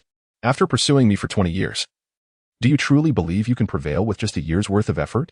Barrett, having sustained injuries, noted that they had been locked in combat for over 3 hours. How can one ascertain their capabilities without a trial? Luo Ling, undaunted, found his fighting spirit intensifying. The longer the battle raged, the more his latent potential surged forth. The conflict extended from 1 hour to 3, ultimately stretching into a full day. Magellan, having made a special trip to intervene, quickly reported the situation upon realizing it was akin to dogs fighting dogs, only to be told that one death was as good as another. Reluctantly, he apprehended the frenzied Yuji Shiliu and, in accordance with orders from above, confined him to the 6th level. As for the clash between Luo Ling and Barrett, it had escalated to a level befitting a general. Any attempt to intrude at this juncture would be tantamount to courting death. Magellan visited every other day, closely observing this contest of dominance, save for his bouts of illness. On the 3rd night, both combatants, in a state of normalcy, found their fighting zeal diminished. Sensing that they had exhausted their potential to its fullest extent, Barrett seamlessly fused his domineering aura with his being, achieving a peak state once more, perhaps even stronger. The demonic form. Even his skin had undergone a transformation. The Iron Fist of Love. Luo Ling threw a punch. Aware that Barrett's devilish form had indeed begun to exhibit the tendencies of advanced awakened haki and a state of selflessness in martial arts. The Iron Fist of Love represents a flawless amalgamation of Karp's advanced awakened haki and selfless martial techniques. Barrett, truly living up to the title of the Devil's Descendant. If he is not met with a tragic fate in the unfolding narrative, he will undoubtedly, within his lifetime, step into that rarefied realm. Roger, Karp, and Whitebeard. Only 2 survivors remain. The others, at most, can only touch upon certain aspects of that domain. Luo Ling firmly believes that if he can fully develop the 3 types of haki, martial arts, swordsmanship, spear techniques, and the powers of the devil fruit to such an extent, he will possess truly overwhelming strength. The Iron Fist of Love, a technique learned from Karp, allows Luo Ling, much like Barrett, to perfectly fuse haki with his physical prowess, complemented by exquisite martial arts. Their fists move with increasing rapidity. The clash of armament haki reverberates with ferocity. Magellan, despite his stomach grumbling in pain, cannot bear to leave. It is utterly astonishing. I can discern the shadow of the old man Karp in their punches. Haki, martial arts, swordsmanship. As long as one is sufficiently strong, everything else merely serves as an accessory. Even the formidable Whitebeard, a paragon of every level, boasts the power of the Tremor fruit. Roger, with his mastery of the 3 types of haki and swordsmanship, stands equally formidable, no matter how powerful you are. The capabilities you can unleash each time remain finite. Similarly, Karp's fists serve as the simplest weapon in pursuing the Roger pirates. Regardless of your strength or the myriad of techniques at your disposal, the moves you can execute in each attack are also limited. Luo Ling comprehended this notion and unleashed another powerful punch. For 5 days and nights, the battle between pinnacle warriors persisted for over 120 hours. Swordsmanship, martial arts, and the abilities granted by fruits. Regardless of how formidable one's techniques may be, the repertoire of moves one can employ remains finite. Ultimately, it is a combination of martial arts and haki, swordsmanship and haki, fruit abilities and haki, or fruit abilities and martial arts, culminating in the maximum combination of haki, martial arts, and fruit. And what of you, Barrett? Loring lifted his head, his gaze filled with defiance. Simplifying complexity is the true essence of combat. Barrett's arm moved, the sound of chains clattering resonating through the air, as he laughed heartily. To wield 3 methods simultaneously is to reach the pinnacle of mastery, and I embody that. Ahem. A person's time is finite. To reach the highest summit in even one of these endeavors requires an extensive duration. By the time you achieve it, you will be battered and weary, a body worn by age. Much like the Tremor fruit, even when developed to its advanced awakening, one must endure the terrifying backlash. Akin to that experienced by Whitebeard, Loring rose to his feet and unleashed a powerful punch directed at Barrett's face. In response, Barrett delivered a blow with equal fervor. Both strikes collided simultaneously, sending the 2 men hurtling backward to crash against the wall. A hush fell over the onlookers as they held their breath, anxiously awaiting the outcome of this clash between two madmen. Magellan stepped into the severely damaged cell, where only the sound of rustling could be heard. The two adversaries slumped in the corner, immobilized and exchanging fierce glances. Magellan commanded the guards to retrieve Loring and bring him back to his cell. As they complied, Barrett erupted into laughter, defiantly proclaiming, "To defeat me, you must surpass your limits. Rest assured, I shall awaken before you do." Luo Ling was utterly convinced that if it were not for the plot twist, Barrett, in his prime condition, would undoubtedly possess the peak prowess of a general. Amidst a cough, Barrett smiled with satisfaction, reveling in a battle that had not felt so exhilarating for quite some time. He sat weakly in place, gazing at Luo Ling, who was being dragged away, and it seemed as though he had returned to that fateful night when he was defeated by the ailing Roger. Memories of his youthful self flooding back. "Captain, it seems I have once again discovered the essence of living." Chapter 27, The King of Advancing City, Arrival at Wano Country. Luo Ling reclined comfortably within the confines of her cage, savoring the soothing chime of the hourglass. She deciphered the success of Magellan, earning rewards: toxin 3,000, anger 2,500, stomachache 4,000. The analysis of the city's advancement was successful, and a perfect synthesis ensued, yielding the reward: achievement, Legend of the Sixth Layer. Having been imprisoned here for a considerable time, you have become one of the legends cherished by the survivors. Each time your tale is recounted, a hint of regal aura is bestowed upon you. Is this an inconsequential achievement reward? Loring expressed his assessment. This reward is rather mediocre. He had anticipated that deciphering Magellan would yield a commendable reward. As it stands, the awakening of the fruit has consistently relied on his own efforts. For an entire year, Loring has not fully harnessed the power of his fruit abilities. It is now time to dedicate himself to awakening the Dordor fruit and enhancing the capabilities of the Sky fruit. With only a rudimentary awakening, he can barely make use of its powers. However, with a more advanced awakening, he will be able to wield it with grace and extend its duration significantly. With Barrett accompanying him in mastering hockey and physical techniques, where shall he train his fruit abilities? Luo Ling, restless and tormented, finally discovered the answer in the early hours of the morning. It was revealed in today's newspaper that Kaido has once again leapt into the sea, yet emerged unscathed. Beast Kaido. This is the moniker bestowed upon him in the pirate world. In truth, with one strike of the flowing cherry blossoms, 2 strikes of the conqueror's haki, and 3 strikes of the awakened fruit, only haki reigns supreme over all. This assertion was also articulated by his own lips. Moreover, his mastery over the mythical Zoan fruit is nothing short of extraordinary. Wano Country, Onigashima, these are indeed the destinations I must pursue. Luo Ling understood that there remained 2.5 years until Kaido of the 100 Beasts would become Kaido of the 100 Schools. There were still 6 months until the Summit War. Ace had set sail 2 years ago. Logically, Luffy should have embarked on his journey by now. The only lament was that his own strength was not yet formidable enough, compelling him to patiently await the gradual empowerment of the GM army. Upon contemplating this, Luo Ling felt invigorated. The awakening of the Mumin fruit, the mastery of physical techniques and haki, and the necessity for the Kaido fruit to grow even stronger. Early that morning, Magellan came to assess Luo Ling's injuries, simultaneously hoping to prevent any reckless confrontations. However, the empty cell only bore witness to a solitary note. "I have matters to attend to. I shall return shortly." Magellan stood momentarily stunned, his expression shifting from shock to confusion and finally to fury. "TCH, this fellow has wandered off again. It's quite typical. You'll eventually grow accustomed to it. He will return." Rain S. Shiryu, remaining in the cell, voiced his discontent. Who can fathom what such a man is truly awaiting? He seems to be part of the GM army. Perhaps something significant is on the horizon. How intriguing. That impending future. Barrett erupted into laughter, clearly having recovered part of his strength. Hearing this, Magellan felt a pang in his stomach.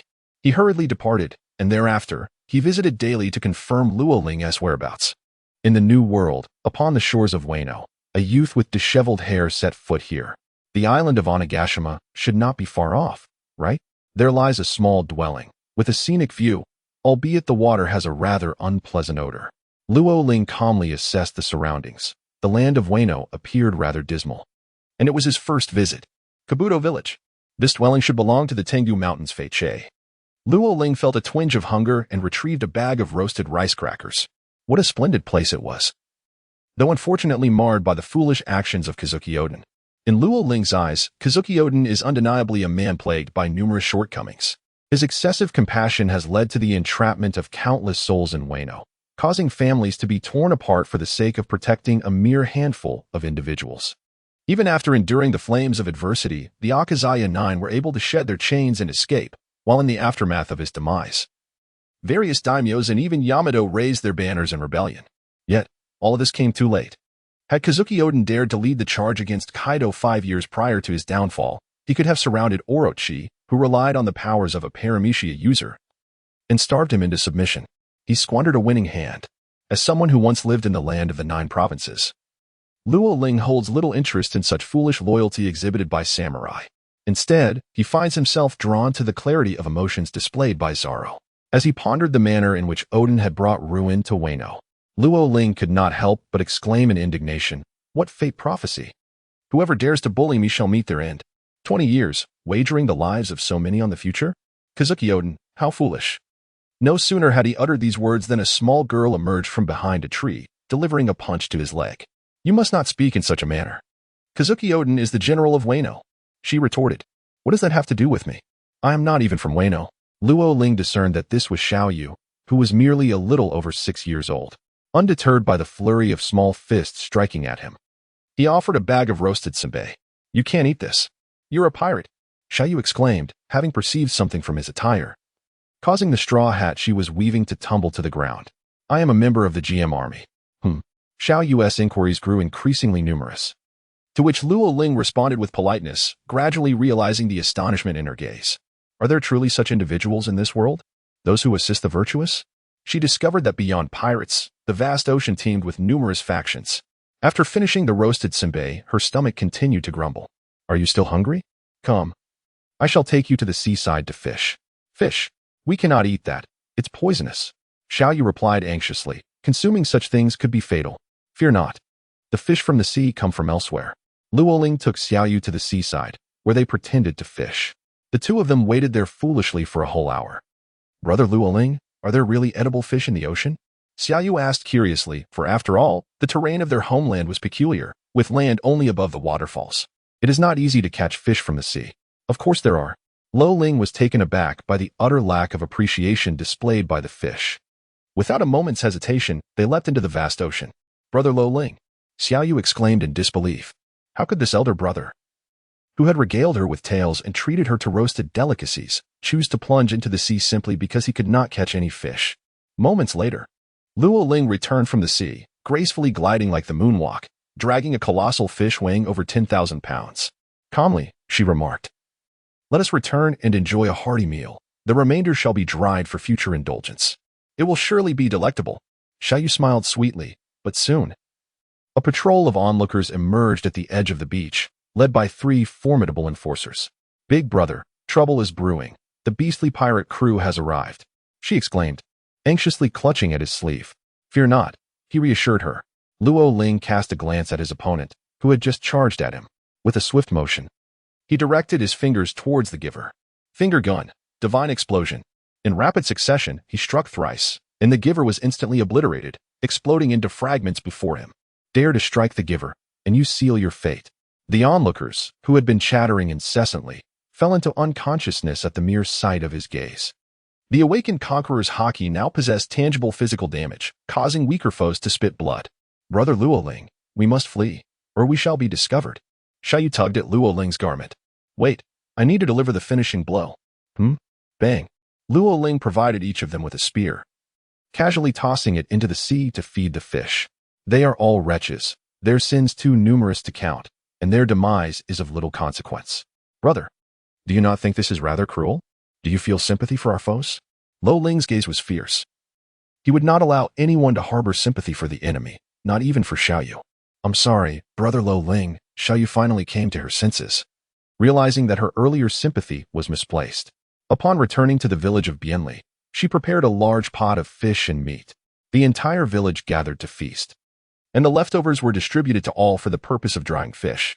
Luo Ling originally intended to head directly to Ghost Island to seek Kaido's guidance. However, upon witnessing the plight of the people, he promptly resolved to take action. The water source had been poisoned, rendering their agricultural efforts futile. They could not even consume the meat of wild beasts or fish. The only means of survival lay in weaving, yet that barely provided enough sustenance. Brother Luo Ling, what are you contemplating? Nothing of consequence.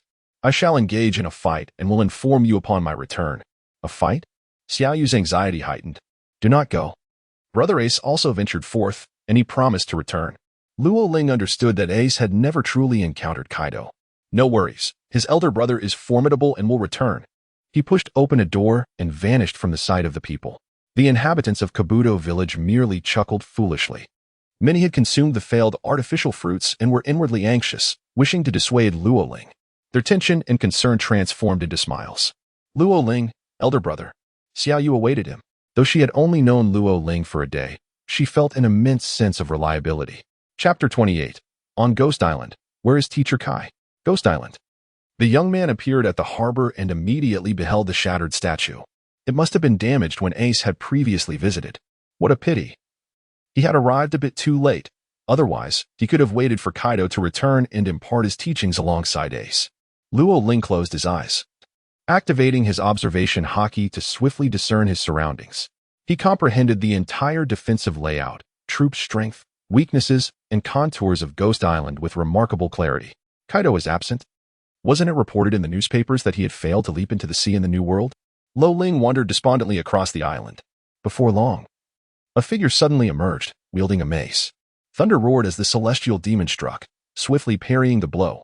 Lo Ling's immense strength sent the man named Yamato flying, crashing against the wall in a disheveled state. Damn it, you're so powerful, she exclaimed.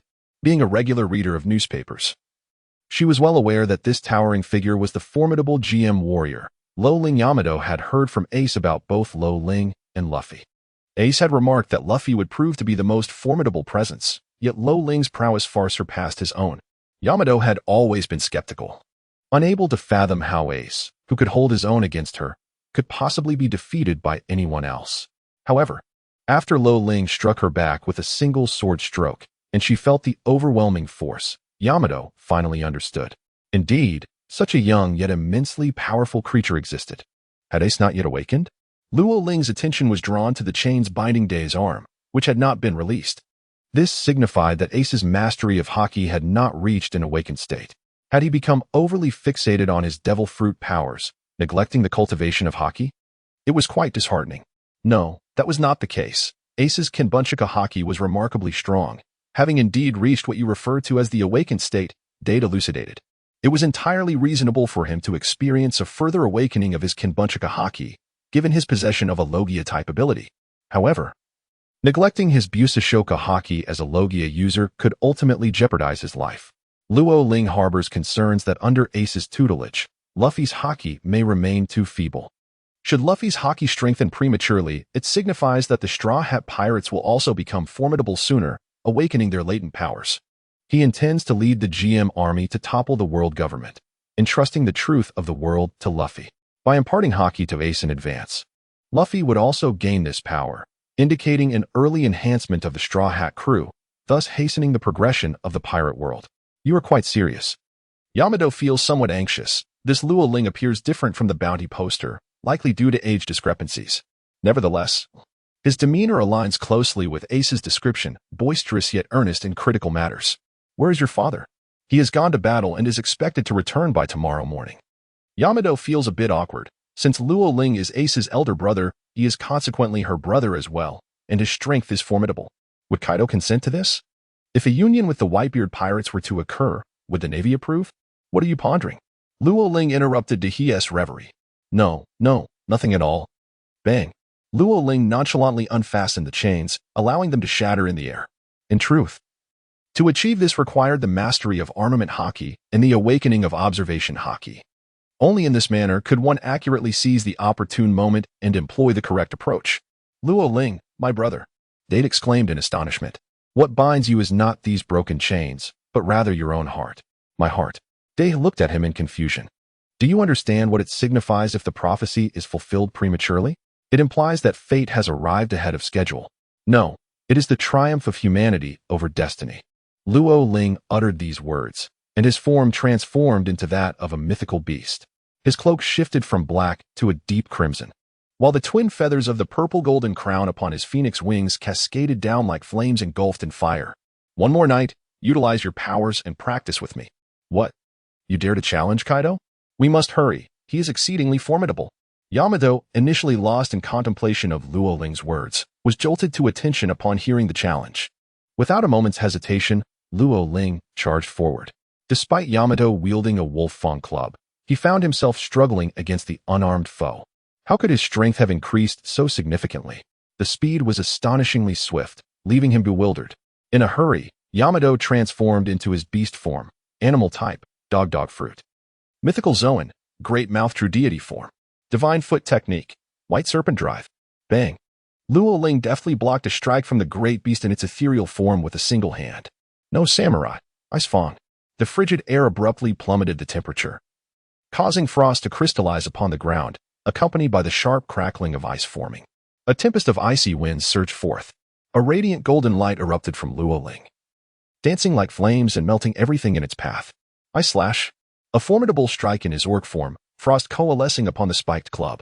Yamato's steps quickened, delivering a gravity-infused blow aimed at Luo Ling's palm. With a swift motion, Luo Ling's palm effortlessly deflected the strike. Yamato let out a fierce roar as the conqueror's haki erupted forth. She realized that no matter how she attacked, Luo Ling was able to respond flawlessly. This individual had mastered both martial arts and swordsmanship to an extraordinary degree. The three types of haki surpassed her own. In this moment, Yamato understood clearly that Ace's words were undeniably true. I must launch my attack now. In the realm of combat, Luo Ling's fists exuded a mesmerizing cherry blossom hue, entwined with a formidable aura, as his observation haki granted him foresight, allowing him to evade each assault with impeccable precision. Fishman karate, heavenly gate. Water vapor coalesced around his fists, layer upon layer, spiraling forth with explosive force. With no retreat left, Yamato had no choice but to assume a defensive stance. Mirror Mountain. The fusion of frost and haki enveloped Yamato's form, transforming into a suit of icy armor. The initial encounter with the chilling air caused the surrounding vapor to solidify, and in an instant, it could no longer withstand the pressure, causing the ice armor to shatter. With a gasp, Yamato spat out a mouthful of blood, astonished by the sheer strength of the martial arts and haki. Even among the ranks of the four Emperor's beast pirates, only the governor, Kaido, could rival such power. It was no surprise that he dared to venture alone to Onigashima. Indeed, he was far more formidable than Ace. At this moment, Yamato finally comprehended the meaning behind Luo Ling's words. Did prophecy necessitate a specific time? If one possessed sufficient strength and preparation, could it not be realized in advance? Even altering one's fate? A year prior, they might have fought to a standstill. Now, all that remained was to await Kaido's return. Luo Ling's words met with no opposition from Yamato. Indeed, it was a profound truth. Beneath the moonlight, he raised his gaze and, addressing the girl who aspired to become Kazuki Oden, smiled and said, "Become yourself, Yamato. I will take you to the sea to discover your true self. Rather than anyone else." "Become myself? Rather than anyone else?" Yamato hastily replied, "But I wish to embody Kazuki Oden. To be a formidable warrior like him and embark on adventures across the ocean. What you owe are those noble samurai. You do not merely idolize Kazuki Oden, but yearn for adventure. If you doubt this, then watch me fight." "Is that so?" Yamato mused within herself. "If I conquer the so-called prophecies and fate, becoming myself, Luo Ling, rather than another, can you not also become yourself? Yamato, is it possible?" Yet, Yamato still dared not respond. Her eyes cast down towards her wrist, where indeed, the chains had vanished. What imprisoned her were not the chains, but her own heart. The two remained transfixed by the sea until the dawn arrived. Across the vast ocean, a formidable fleet of warships sailed, filled with jubilant voices cheering. The beast pirates have returned. Luo Ling stood at the harbor, bathed in the golden hues of the setting sun, and suddenly looked up. The overwhelming conqueror's haki surged forth, crashing against the waves. On the flagship of the beast pirates, the towering Kaido bellowed with laughter, unleashing a brilliant display of conqueror's haki that stirred up colossal waves. The ocean roared and exploded in tumultuous splendor. Chapter 29. Sweeping the beast pirates. Behold, what an impressive young lad has arrived. Kaido had just returned from battle, having dispatched some of the recently audacious pirate newcomers. With his fists still itching for action, Luo Ling appeared, undoubtedly adding a touch of amusement to his day. The demon lord, Luo Ling, was he not already confined? Jean crossed his arms in confusion. contemplating that despite any bravado, he would inevitably meet a dismal defeat before Kaido. Rumor had it that he was vanquished by Kizaru, yet it seemed he now exuded confidence. Queen, also a prominent figure, wore a mocking smile. To him, Luo Ling was merely a jest. Leave such adversaries to me. Jack's rage surged through his mind, wishing he could dismantle Luo Ling piece by piece. How dare he stir trouble on Onigashima, showing such disregard for the king of beasts. The Flying Six had not yet gathered, and Drake had yet to set foot in the Sabaody archipelago. Yet, the infamy of the beast pirates had already resounded across the globe. Since Shanks ascended to power in the New World, the equilibrium among the four emperors had become unassailable. Any fool daring to venture into the New World would find themselves without a grave. The true fighters were eager for action, and the meager garrison on Onigashima did not imply a lack of strength. In Wano, there were still numerous beast pirates stationed throughout various locales, including Rabbit Bowl and Nine Lies, where their forces remained significant. Luo Ling dared to venture into the land of Wano alone, his prowess surpassing even that of Ace. Defeating him is imperative. I must witness this young man in the Rabbit Bowl tomorrow. Kaido lifted his gourd, taking a hearty swig, a broad smile illuminating his face as he sauntered away. He mused, Ace, Luo Ling, who among you shall be Joy Boy? To boldly infiltrate the den of dragons and tigers, such audacity embodies the vigor of his youth. At Kaido's remark, the beast pirates erupted in cheers. Big brother Kaido. We shall make him regret ever being born into this world. Boss, I will show him no mercy. Do you think I am someone to be trifled with? Bring the ship closer. The vessel gradually approached as monstrous figures descended, illuminated by the dawn's light. At the forefront, Kaido strode past, wielding his spiked club. It is you I intend to defeat, Kaido. You, little brat, must prove your worthiness. Unfazed, Kaido proceeded towards Onigashima, while Yamato braced herself for the impending confrontation. You, who aspire to become Kazuki Oden, shall never attain the audacity he possessed, Kaido disdainfully remarked. I aim to become. Yamato's words faltered on the tip of her tongue, unspoken. As the sun rose, Kaido passed her, and in her line of sight, Luo Ling stood resolute against the formidable beast pirates. Recalling Luo Ling's previous words, she remembered that Ace had also urged her to heed the call of her own heart. Ultimately, the declaration of her desire to become Kazuki Oden remained unuttered. The shadow of Lauren stretched long and thin. His towering figure, reminiscent of a general, appeared diminutive in the presence of these monstrous beings. The three prominent figures flying five. True Strike, the Giver, the Roarer, and the Waiter were all in attendance, save for the barbarian. To the little ones, a reward of 100 million berries will be granted to whoever slays him. Quinn screamed, I shall personally bring him down. Jack, consumed by rage, had transformed into his orc form, dual blades in hand. Shadows filled the horizon, and the laughter of the Roarer grated on Lauren's ears. First, let us dispose of some detritus. As Luo Ling raised her gaze, the moment the Conqueror's haki was unleashed, an overwhelming force surged forth. The three towering figures approached silently, transforming seamlessly into their beastly forms. The countenance of the fierce quintet contorted into expressions of ferocity, each entering their respective combat states, bracing themselves for the impending clash. It was only then that the onlookers grasped the gravity of the situation, feeling an unsettling discomfort that threatened to render them unconscious at any moment. The beasts that had been summoned by the enchanter could no longer endure, collapsing one after another onto the ground. The laughter of the Joker abruptly ceased, leaving the world in a profound silence. The waiters, without exception, met the same swift expulsion as the Joker. The numerical advantage proved to be of little significance.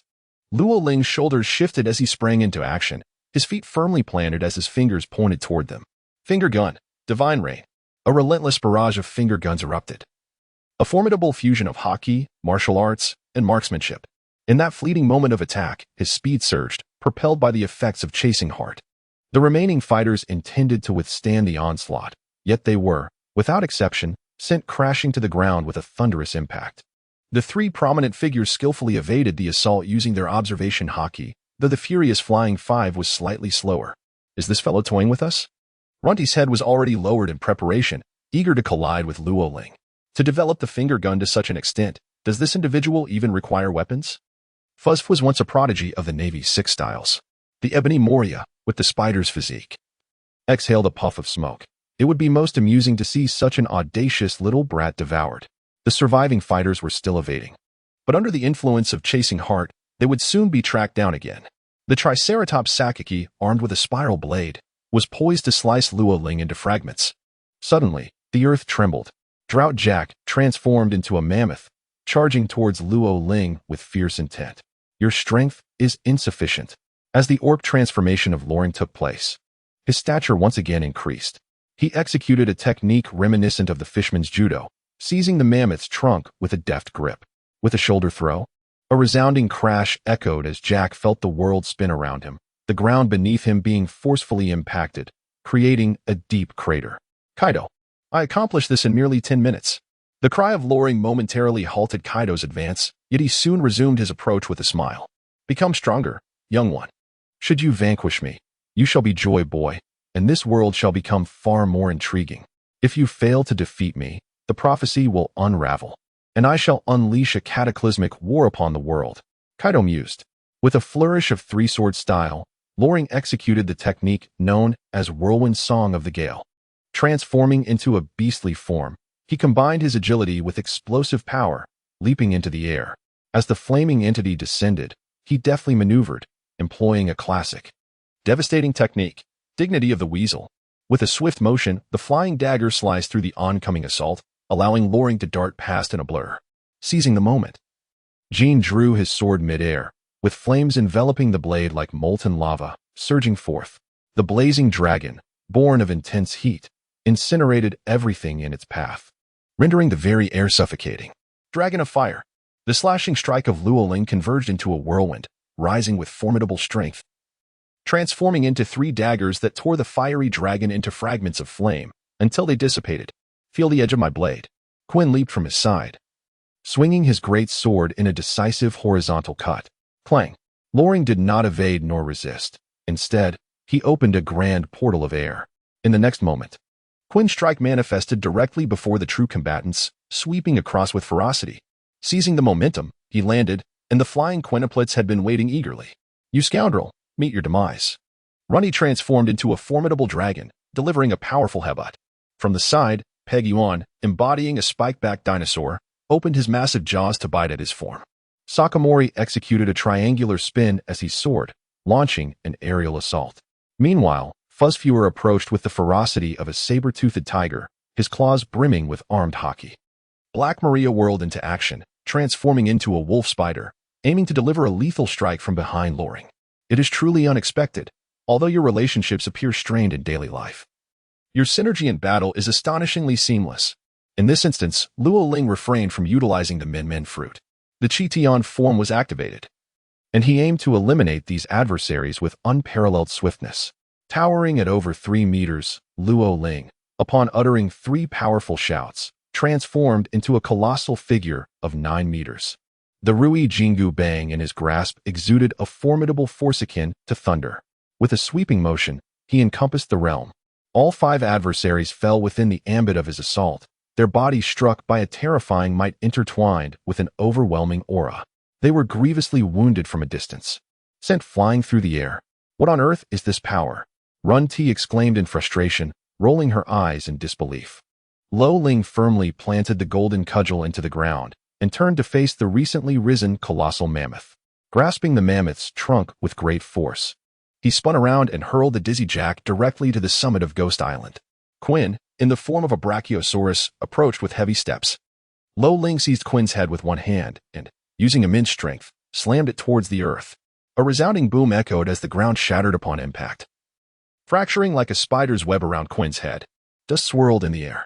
Jean once again unleashed a powerful slash, summoning an even more formidable fire dragon. The Royal Fire Dragon. Its range, temperature, and might significantly amplified. Come down here. Luo Ling seized the golden cudgel, grasping it firmly with both hands before swinging it skyward. As the fire dragon was struck squarely in the middle, Jean was also abruptly propelled away in an instant of suspension, to confront me while I unleash my full might. Employing my physical prowess and the form of the great sage equal to heaven is indeed a privilege for you. Amidst swirling mists, Luo Ling ascended towards the summit of Ghost Island. Kaido bore a broad smile, not intending for his subordinates to deplete Luo Ling's stamina, but rather to ascertain his qualifications. With a spiked club in hand, he exuded an air of dominance. Was that Flame Cloud? No, it was the Somersault Cloud. Luo Ling's wish was fulfilled as he encountered his esteemed teacher, Kaido. Chapter 30. The Teachings of Kaido, Thunderous 8 Trigrams. A greeting gesture. Kaido's spiked club reached its zenith, roaring like lightning, entwined with the flowing armor of Conqueror's Haki. Purple Lightning's celestial balance. With a sweeping strike, Luo Ling unleashed his own thunderous attack, merging Haki within. Boom. Both stood their ground, immovable, exuding an overwhelming aura, waves of energy erupting around them. The ground beneath them collapsed with a resounding echo, crumbling in sections, sending countless boulders into the air amidst the rising dust. A azure dragon soared into the sky. It circled in the dawn's early light, surveying the earth from its lofty perch. At the port of Onigashima, the remnants of the beast pirates raised their heads in awe, their spirits shaken. He truly accomplished it. When did the GM army become so formidable? Damn, it hurts. Brother Kaido, you must defeat him. Initially, they intended to rally in support, but in the next moment, they were left pale-faced, terrified by Luo Ling's thunderous roar. Roar. The earth was mercilessly battered. The diamond giant ape emerged from the dust, its fangs glinting ominously, with a fiery red ring illuminating its tail. It positioned the towering golden staff atop the peak. Jack, rolling his eyes, lay motionless in a pit, sprawled in the shape of a large character. Truly a monster. The secret intelligence within the Navy states you are a dual devil fruit user, and it appears to be accurate. Kaido smiled, bellowing repeatedly. Bad wind. Dragon breath. First. Wind blades swept across the ground, but Luo Ling roared as he evaded them all, barely escaping within a breath. The azure dragon opened its massive jaws, conjuring a searing inferno. Boom. As the flames surged forth, Luo Ling roared once more. Big, big, big. After awakening, he possessed two animal forms, the ordinary long-armed stone monkey and the diamond ape. This form towered at a staggering 20 meters, but with 3 resounding shouts. It grew to 60 meters. He thumped his chest and grinned. Flames coursed over his body, yet Luo Ling remained unscathed. You can actually disregard the flame's assault? I possess an indestructible body, with a head of bronze and arms of iron, born a stone monkey. Your attacks are trivial in comparison. In the diamond ape form, his defensive capabilities were significantly enhanced. Whirling bad wind. The azure dragon landed, spinning rapidly, while simultaneously unleashing a dragon's roar. Bad wind and thunderous roars erupted together. Luo Ling was incessantly assaulted by thunder and wind blades, yet the smile on his face grew increasingly frenzied. How remarkable it is. What could possibly allow you to maintain your beastly form for such an extended period? I am utterly enamored by this power. To develop the fruits of the phantom beast lineage to such an extent, you are undoubtedly the first. His eyes shimmered with an insatiable thirst for strength, disregarding any attack. His immense power and formidable defense were astonishingly robust. Just like Kaido, the azure dragon, whose resilience and defenses are formidable, Luo Ling mirrored this prowess. How utterly tedious. It seems you possess great strength, yet your development is lacking, rendering it insufficiently entertaining. Kaido then relinquished his animal form and emerged in his hybrid state. Luo Ling subsequently regained the form of the Celestial King. Your appearance is indeed extravagant, as if you hail from another realm, one that does not belong to this world. Kaido grasped his kanabo tightly, his conqueror's haki enveloping it, moving with unparalleled speed. Roar. Thunder. 8. Trigrams. Luo Ling grasped the golden cudgel in his hand, his gaze ablaze with fervor. Stabilize. Ocean. Divine. Needle. With a resounding command, the Rui Jingu Bang was once again fortified, its golden radiance amplified manifold. At the moment of their weapons clashing, there was an initial pause, swiftly followed by a powerful shockwave that radiated outward. Kaido, filled with elation, realized that few could match the speed and strength of this strike. Amidst the swirling mists, Luo Ling moves with astonishing swiftness. Possessing the keen eyes of a fire-eyed golden dragon, he can discern the strengths and weaknesses of his foes in an instant. The abilities of invisibility, the Nine-Tails fruit, or any form of transformation are rendered utterly futile against him. His already formidable observation haki is further enhanced, while his armament haki, imbued with divine power, can shatter obstacles with ease, rendering all defenses ineffective. With an impervious copper head and iron arms, his defense is formidable. Following a collision, both combatants stagger back, retreating 3 paces before firmly planting their feet. Kaido, filled with exuberance, accelerates even further. After vanishing for but a moment, he reappears suspended in mid-air, wielding a wolf-toothed club. Descending 3 realms. Heaven's Gate. Luo Ling, with both hands firmly grasping the sea-stabilizing needle, raised it to deflect the incoming attack. As Kaido landed, he immediately unleashed a remote assault, a wave of energy manifesting from his spiked club, surging forth with the force of a tempest. Vajra Arrow. Binding spell. The sea-stabilizing needle was placed upon the earth, and a powerful aura swirled around it, coalescing into a torrent of lightning that effortlessly countered the aerial strike. Kaido tossed aside his wine jug, his intoxication deepening, and erupted into hearty laughter. Post-drunken thunder. Indra's descent. Once more, the lightning flashed, delivering an even more ferocious onslaught. Luo Ling seized the sea-restraining needle once more, launching yet another assault against Kaido. The techniques exchanged between the two grew increasingly numerous, their speed escalating with each passing moment. Yet, neither sustained any injuries. Luo Ling did not anticipate that he would exhibit such formidable strength upon fully activating his Chi Tian form. After all, his previous encounters, whether against Yuji Shilio, relied solely on swordsmanship and haki, while his confrontation with Barrett was centered around physical prowess and haki. It had been far too long since he had engaged in a fierce battle at full capacity. It seems you have reached your limits. Kaido felt exhilarated, as Luo Ling matched him blow for blow in a remarkably short span of time. However, a flaw had quietly emerged. What has happened to my fruit? Luo Ling exudes an overwhelming aura, yet for reasons unbeknownst, the Chi Tian form has quietly vanished. How could this be? In contrast, Kaido remains in excellent condition. The radiance gradually dims, signaling the dissipation of the Chi Tian form. It appears that your journey concludes here. June Tuli, Dragon Ascendant Army. With lightning speed, Kaido swings his kanabo, intent on securing Luo Ling's defeat. Chi Tian. Once again, Luo Ling activated the Chi Tian form, experiencing a significant enhancement in both speed and strength.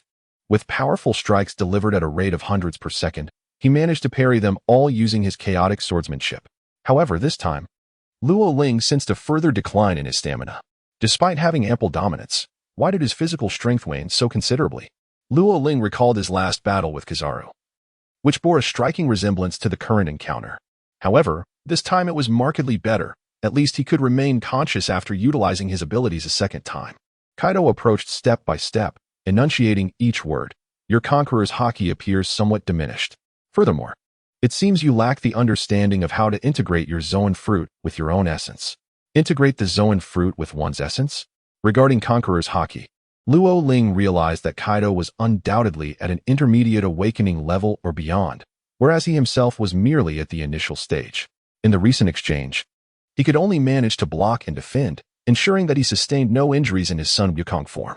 The inability to breach defenses likely stemmed from the weakness of his haki. What was paramount was the notion of integration.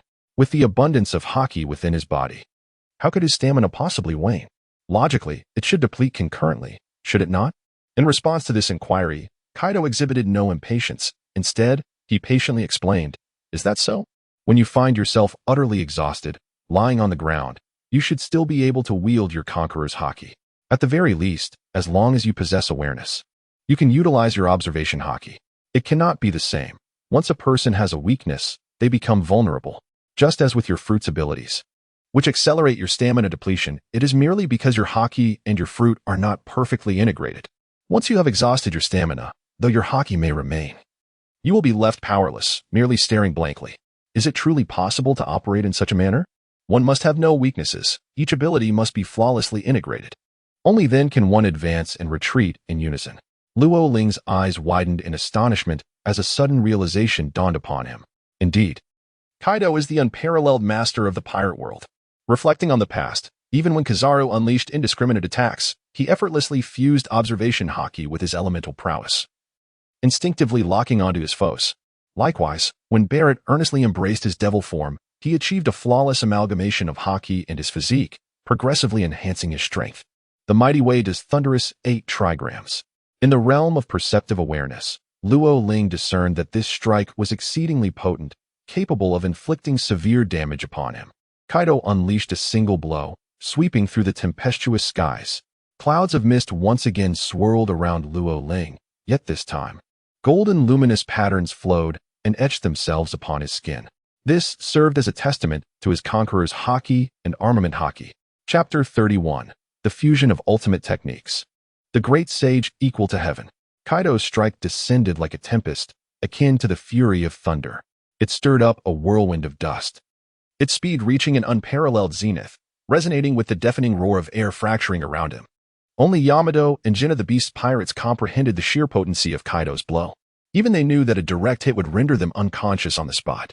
Luo Ling is indeed formidable, yet there exists a dissonance between her overwhelming will and physical stamina, coupled with the limitation of not being able to fully awaken her phantom beast form. Perhaps another decade of training is in order. Kaido, with a thunderous laugh, swung his weapon, unleashing an assault with the ferocity of a raging tempest.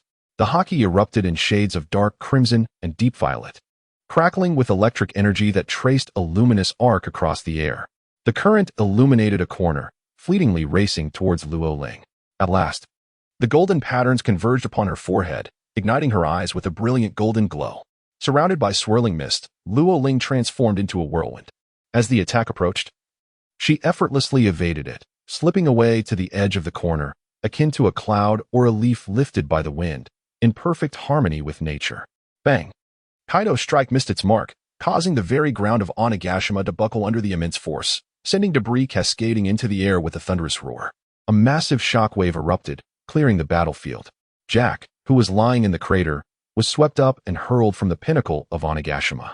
His towering form plummeted into the harbor, ignored by all, as their focus remained fixated on the battle raging above Onigashima. The mist radiated a kaleidoscope of colors. Within the midst of it all, Luo Ling found himself enveloped, his crimson robe billowing elegantly in the wind, and his wings of the phoenix emerged with grace. His blazing eyes sparkled with an increasingly pure brilliance, radiating resplendent golden light. His physique transformed to a stature comparable to that of Kaido, yet distinctively adorned with numerous golden sigils that converged at the center of his forehead. The amalgamation of armament haki, conqueror's haki, and physical prowess, combined with the powers of the devil fruit, manifested into a formidable entity, the great sage equal to heaven. In this state, Luo Ling embodies the essence of the great sage equal to heaven, surpassing even that form in power. Such formidable strength is truly that of a monstrous being with immense potential. Kaido rose with a smile, relishing this kind of battle. Only through such encounters could one find true excitement.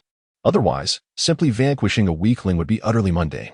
Great Vidra, thunderous 8 trigrams. Once again, the same move. This time, Luo Ling did not evade. Instead, he brandished the sea-settling needle, its might surging dramatically, the golden light becoming ever more resplendent. Sea-settling needle, heavenly uplift. A resonant hum echoed as weapons clashed, producing a sound as thunderous as the tolling of an ancient bell. Kaido employed the techniques of the Buddhist Great Bright King. Luo Ling embodies the form of the great sage equal to heaven, and they seem to be inherently adversarial. The King of Beasts? Luo Ling stands suspended in the air. Do you dare to defy? You insolent brat. Flames ignite upon Kaido's form, enveloping him in a fiery shroud. This move represents the battle form of the fire dragon torch, cloaking Kaido in a mantle of flames. Even his kanabo is adorned with a layer of searing fire. In my homeland, only the mightiest beasts can ascend to become yokai, also known as mythical beasts, and I am the king of all yokai. Kaido's feet strike the ground, causing the very stones beneath him to melt away. The intensity of the heat is evident. Mythical beasts are even rarer than those of the natural type. Such grand ambition. You little rascal, what kind of king do you aspire to be? Kaido grins with audacity, suddenly rising. Though he is not transformed into a fire dragon, he remains in an extraordinarily powerful state. The king of all yokai, Luo Ling showed no fear in the face of the fire dragon form. With one hand grasping the sea-stabilizing needle, he performed a series of intricate gestures before him. A protective incantation enveloped him in a radiant golden shield. Ancient characters danced upon the surface of the spell. As Kaido launched a devastating strike, brimming with searing heat and overwhelming might, he attempted to pierce through the shield. Yet, Luo Ling remained unperturbed, his single hand maintaining the gesture, impervious to the intense temperature that sought to harm him. Withdraw, he intoned. And the protective spell manifested upon his skin, its characters swirling continuously. Such a marvelous power, Kaido mused, unable to suppress his admiration. It seemed he had trained an extraordinary disciple. With this thought, a satisfied smile graced Kaido's lips, and his attacks grew even more ferocious. Luring engaged in a fierce battle, their speed and ferocity escalating with each passing moment, soaring through the air and crashing to the ground in a relentless chase. It was akin to a great sage battling a malevolent dragon, flames scorching fiercely. Today, as the Demon King emerged, all beasts fell to their knees in submission. Your Conqueror's Haki, it seems, remains a vulnerability. The transient enhancement of your devil fruit abilities further depletes your stamina. Advancing together implies mitigating weaknesses and amplifying strength. Yet it also signifies a commitment to exert every ounce of effort. Should you falter in battle, it would lead to utter unconsciousness or even demise. Kaido discerned Loring's weakness at a glance. Driven by his deep affection for his pupil, he seized the opportunity to deliver a fatal blow. Truly, Master Kaido is exceedingly dutiful. It brings me to the brink of tears. Luo Ling expressed profound gratitude, intending to repay with a blow potent enough to shatter a skull. In their exchanges, occasional missteps occurred. Relying on internal assaults, both sustained injuries, appearing outwardly unscathed. However, the internal damage was severe, nearly resulting in bloodshed. Breaching your defenses was already a formidable task, yet subduing you proved even more arduous. As Luo Ling spoke, he felt his physical strength once again deplete. Coughing. As he expelled dark blood, Kaido also felt blood trickling from the corner of his mouth. Suppressing me? Kaido scoffed, stating, "You have merely exchanged blows. Do you truly believe you can impose such restraint? Those capable of achieving that in this world are nearly all deceased." Wearily, he rose to his feet and approached Luo Ling, raising his spiked club as though to execute him. "Although I do not comprehend why you have awakened the Conqueror's Haki, it is evident that you lack the potential to reign as a king. In truth, despite your fervent declarations of aspiring to be the king of all beasts, you have yet to embody the essence of a ruler. This stagnation of your Conqueror's Haki is the very reason behind your current predicament. To rectify this flaw, one must possess a sufficiently grand ambition." A grand ambition, indeed? Luo Ling, momentarily lost in thought, was caught off guard and was abruptly sent flying, her body crashing against a massive boulder as she coughed up a mouthful of blood. Ambition enough? Yet, one must ponder why, since setting sail, she has consistently faced setbacks. Each voyage has been fraught with conflict, and the well-known battles she has endured amount to merely a few days, excluding the time spent in secluded cultivation. Luo Ling has only been at sea for about a week. What aspirations does he harbor? As the head of the scientific research division of the GM Army, he commands a formidable force of intellect. Yet, what lies beyond that? His thoughts drift as the relentless Kaido strikes once more. The two have been engaged in battle from morning until afternoon, with Luo Ling seemingly at a disadvantage. However, this marks the fourth time today he has activated his beastly form, which has now persisted for over 10 hours. He contemplates the notion of ambition. Is it truly necessary? Kaido and Ling both possess their own ambitions. Luffy and Shanks revel in the freedom of adventure, while Whitebeard yearns for family. And Garp stands firm in the name of justice. Where is Loring? Bang. Do not dawdle, you little rascal. A moment's negligence on the battlefield could spell dire consequences for one's life. Just as Kaido's considerate advice concluded, the onslaught began to unfold. Damn it. Luo Ling was once again sent flying, crashing against one of the formidable horns of Ghost Island, accompanied by a resounding crack as the horn shattered. Plummeting from the pinnacle of the island, he descended like a delicate sheet of paper drifting to the ground. Twice inflicted with lethal damage, his consciousness was utterly obliterated. It is said that within the animal-type devil fruits lies an inherent will. Only by aligning with that will can one awaken the latent powers concealed within. The weak shall be supplanted by the fruit's will. Only the strong, those with formidable resolve, can truly awaken. Are you still yourself? Do not allow the fruit's will to consume you. Kaido stood at the precipice, his gaze filled with concern, yet if Luo Ling still drew breath, he would not hesitate to deliver a fatal blow. Just as he confirmed the boy's demise and was about to turn away, the voice of Luo Ling resounded through the heavens once more. Shadow Clone Technique. Chapter 32. The Laws of Heaven and Earth. Ambition, freedom, familial bonds, justice, too many concepts to grapple with. I had always believed you to be reckless warriors, until that very moment when enlightenment struck. It seems that in grasping ambition, one cannot attain freedom, and in safeguarding familial ties, one loses justice. How absurd it is to cloak one's evasion in such grandiloquent terms. I shall do as I please. Centuries hence. It matters not whether people aspire to be Joy Boy, the Pirate King, or even if anyone wishes to become Luo Ling. What truly matters is that I live as my authentic self. Luo Ling appeared at the edge of the cliff, wielding the sea-stabilizing needle with a force akin to that of the heavens. Kaido, filled with exuberance, pondered if this was indeed the individual he had anticipated. For the first time, he unlocked the profound fusion of fruit and body, achieving a perfect state of Haki. On the second occasion, he awakened the Conqueror's Haki once more. With an imposing aura, Kaido remarked. Your ambition surpasses even mine. Do you intend to overturn this world? As he spoke, his body began to transform, with scales of a dragon emerging in abundance. Indeed, Luo Ling's aura surged once more, his presence now formidable before Kaido, eliminating any semblance of weakness and compensating for prior shortcomings. This transformation attests to the heightened mastery of his abilities, as his conqueror's haki experienced a further awakening. With another strike, Kaido sensed that Luo Ling's strength had intensified, and his conqueror's haki had become both purer and more potent. Could he possibly be Joy Boy? Kaido, filled with elation, swung his club once again with a force reminiscent of a raging tempest.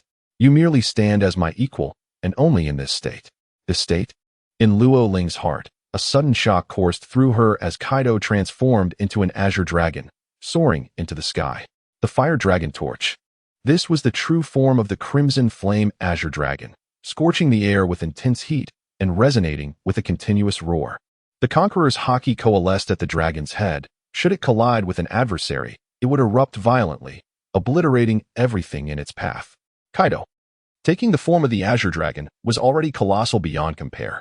With the crimson flames enveloping his exterior, the magnitude increased even further, dwarfing even Onigashima, evoking in Luo Ling thoughts of Akainu's hellish hound.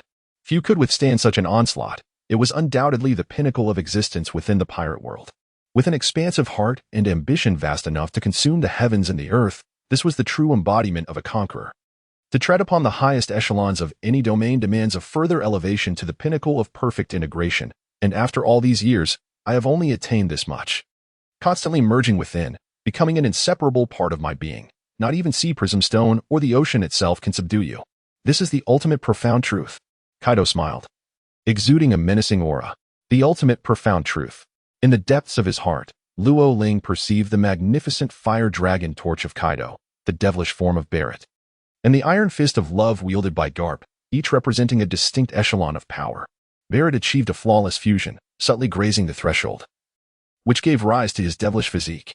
Under the guise of the fire dragon torch, Kaido advanced even further, reaching a high level of awakening of his fruit's abilities, thereby surpassing Barrett. Garp's iron fist of love, seemingly unremarkable, has indeed mastered the fusion of domineering will and physical prowess. His attacks do not rely on the notion of domineering, as his observation haki is merely an extension of his own perception. Truly remarkable. How astonishingly powerful Kaido is. In her heart, Loring firmly believed that Akainu must have developed his devil fruit powers to their utmost potential. The strength of the four emperors and the admirals signifies the ability to refine certain powers to their zenith, indicating that they are among the select few formidable beings. Luo Ling laughed heartily, for he had come to understand the truth behind Kaido's assertion that only haki reigns supreme.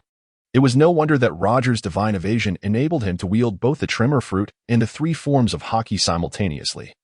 Nor was it surprising that Garp and Roger, when united, could vanquish rocks.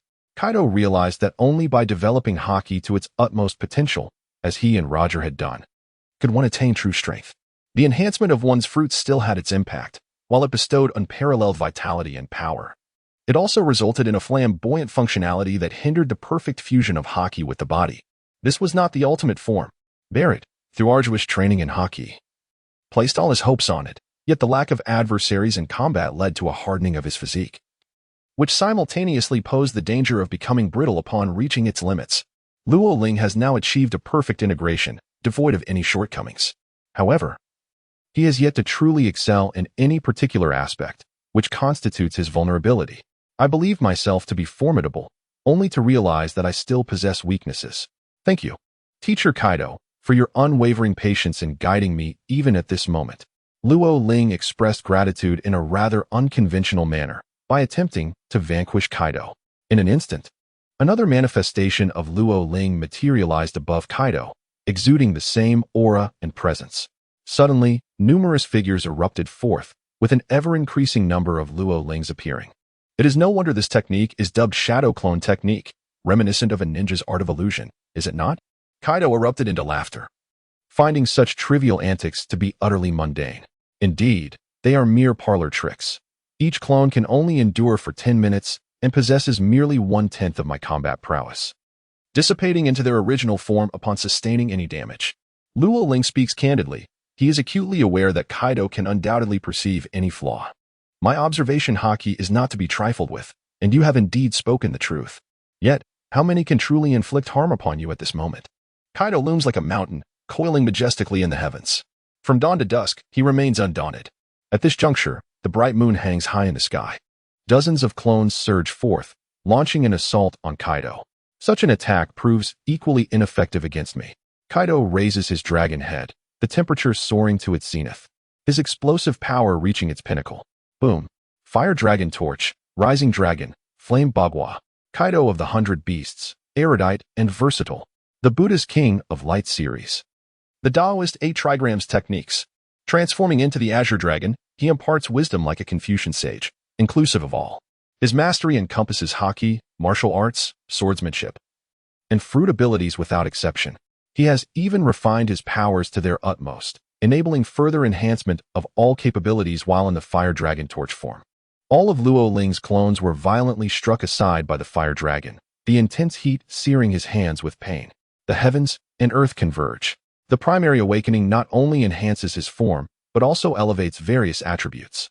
The most fundamental of his abilities lie in imbuing the golden staff, transforming it into the sea-stabilizing needle, with the power to alter its size.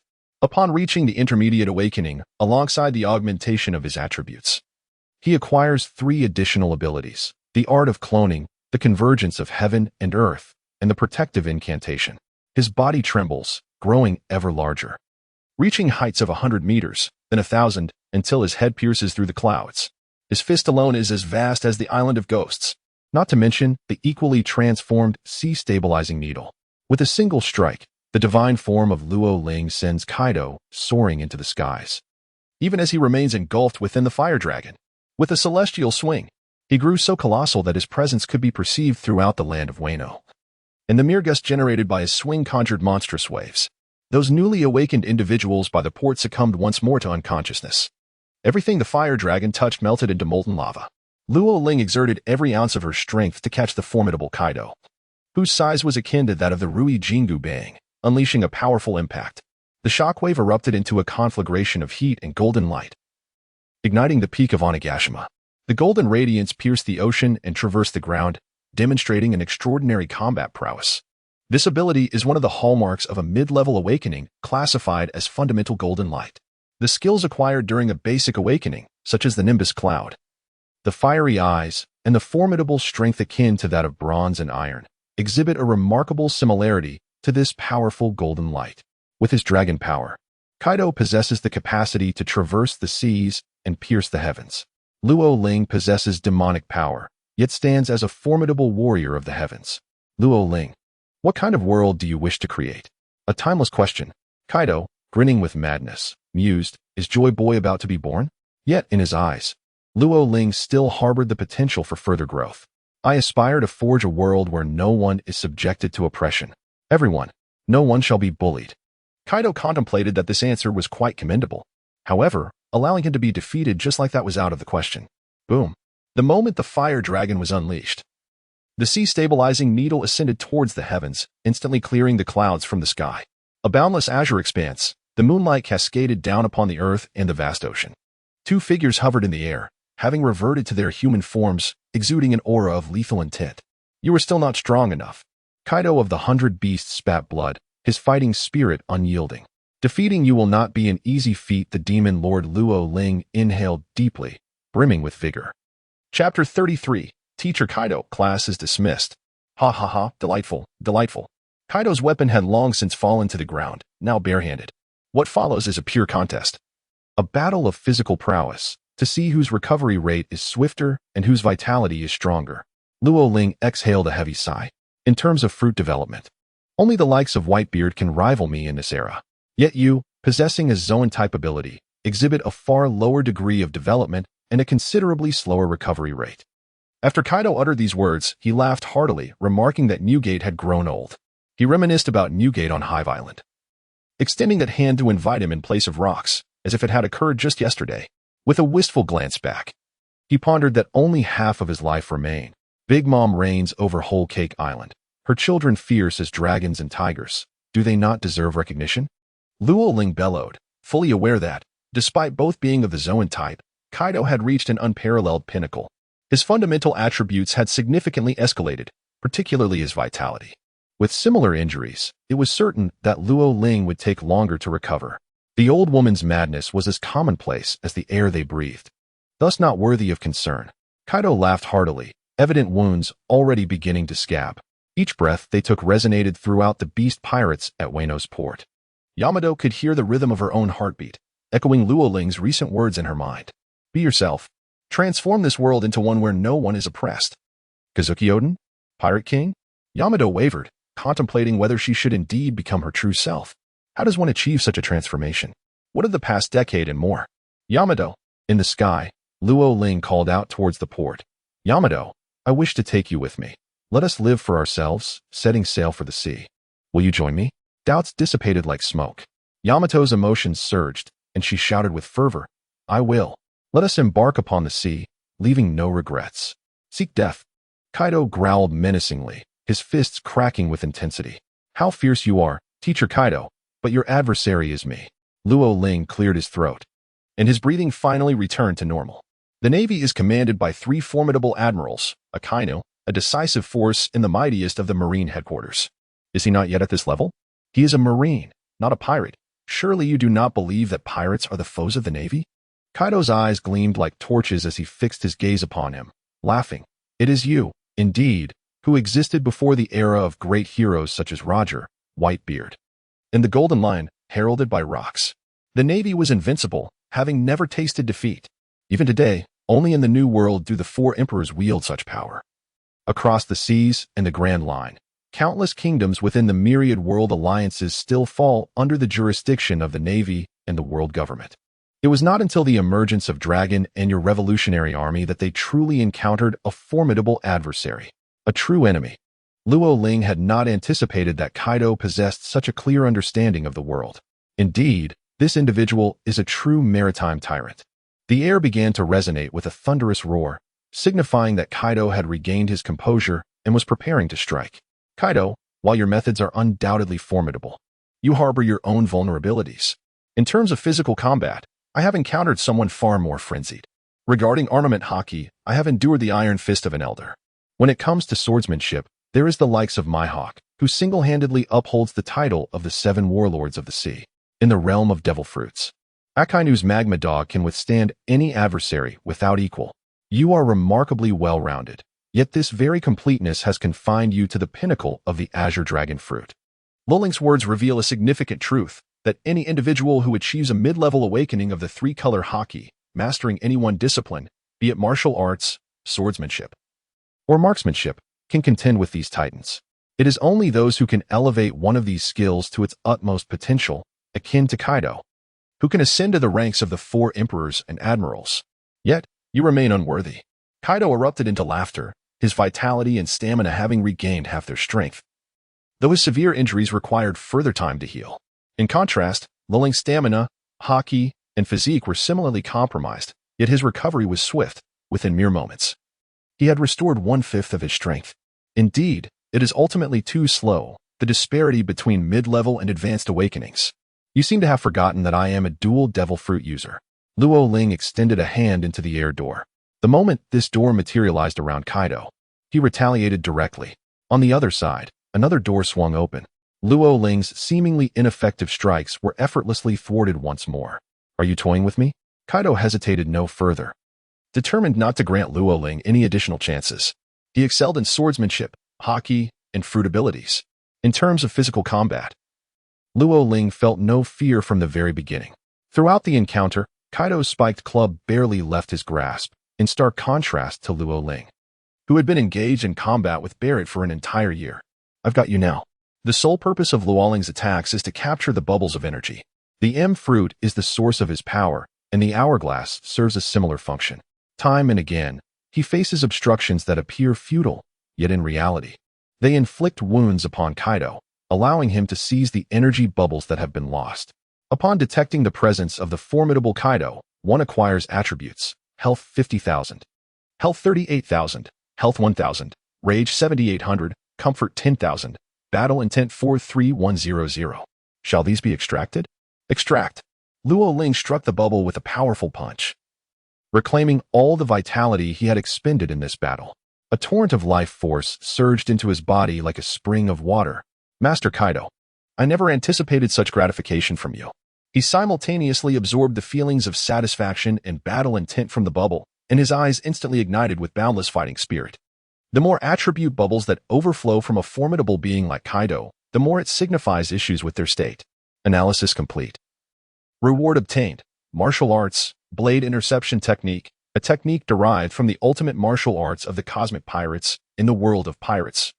It requires a perfect fusion of haki, martial skill, and physical prowess, concentrated at the fingertips to carve through the horizon of hope.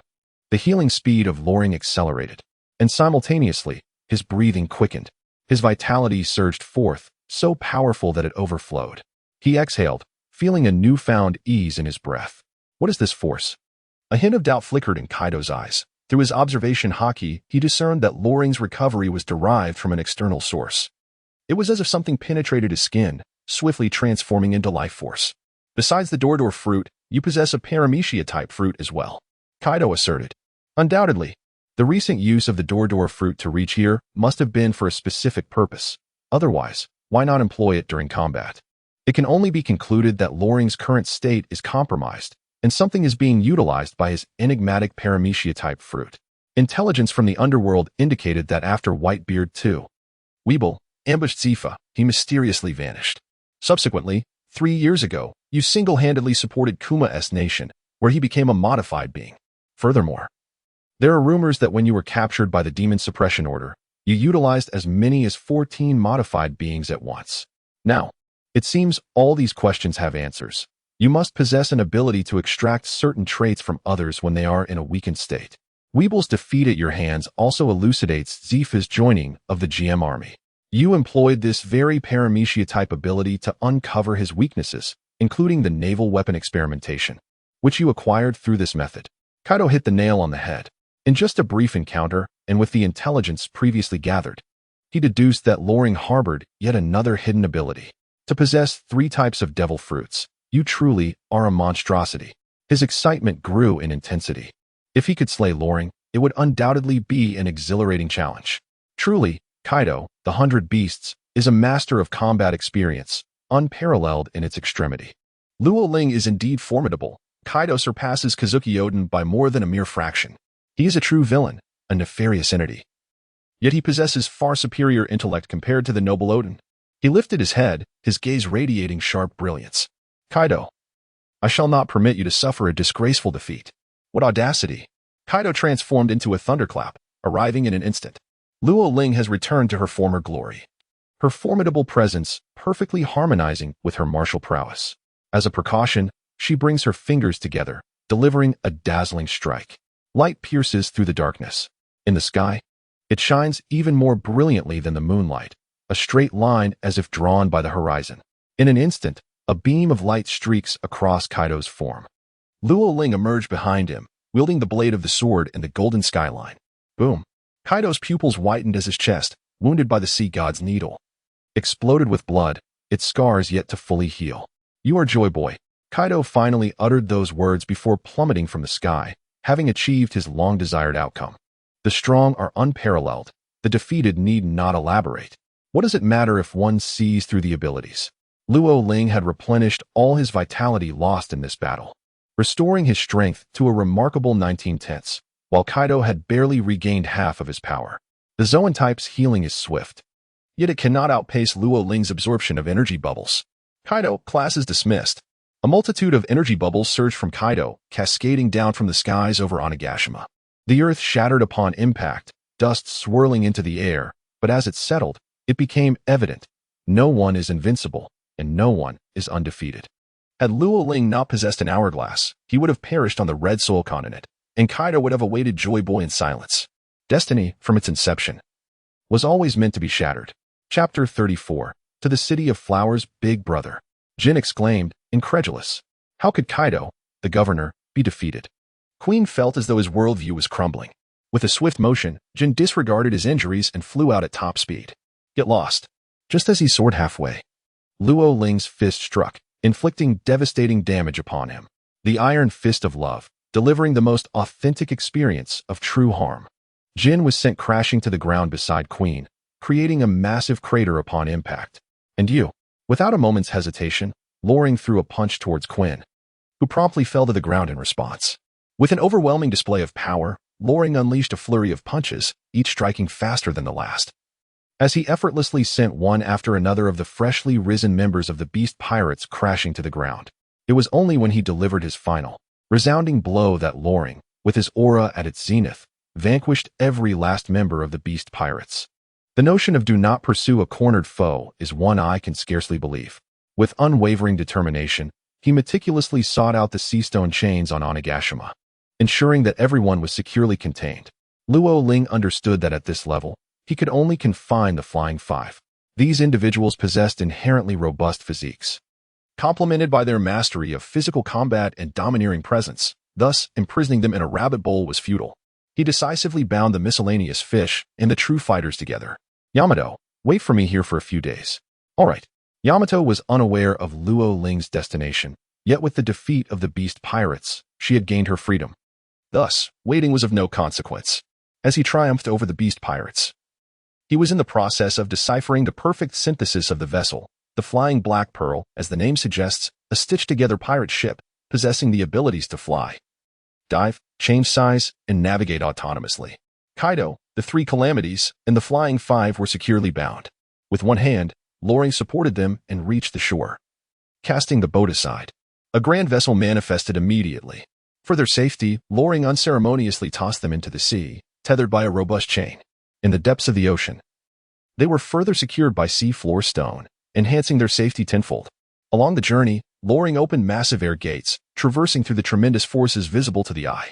After Chi Tian's further awakening, Luo Ling felt that his mastery of the Dordor fruit had further matured. In less than 3 hours, navigating the vast ocean, soaring through the skies, and diving deep beneath the waves, he arrived at Impel Down. With a swift motion, he stowed away the pirate ship and flung open the air gate, sending the chained captives into the depths of the prison. Exhausted, he noted the awakening signs of the Dordor fruit, yet his energy was nearly depleted. He reclined in his cage, utterly fatigued, and soon succumbed to a deep slumber. Tomorrow, he would venture to Wano. As dusk approached, Kaido awoke from his dreams, his gaze immediately falling upon the muscular man in the cage. He felt a sense of familiarity with both the individual and the surroundings. Captured? Could it be Rabbit Bowl? Hey, that guy is awake. What on earth did Luo Ling bring back? I don't know, but he's standing up. Haha. Has Luo Ling intentionally stirred up trouble by confining him with Barrett? Their laughter echoed, wild and unrestrained. Kaido's mind began to clear. Barrett? A man imprisoned for over 20 years. Could it be that he was confined and impelled down? His observation haki swept through the area, sensing Luo Ling comfortably asleep, igniting a surge of anger within him. Soon, he roused all members of the Beast's Pirates, their fury palpable. Luo Ling, you wretched fool. Kaido seethed. A mighty emperor like him, bound and imprisoned and impelled down. Keep it down, that guy has a terrible temper. Barrett remarked calmly, sensing Kaido's formidable strength, recognizing him as a worthy adversary. He may have a bad temper, but mine is worse. Kaido rose, with the All-Stars and the Flying Six standing tall, exuding menace. Thunderous might. Arms transformed into weapons, an emperor's greeting. Barrett, undaunted, unleashed his devil form and charged forward. The All-Stars were somewhat hindered, their powers restrained, but the unique flames of Jin's lineage remained at his disposal.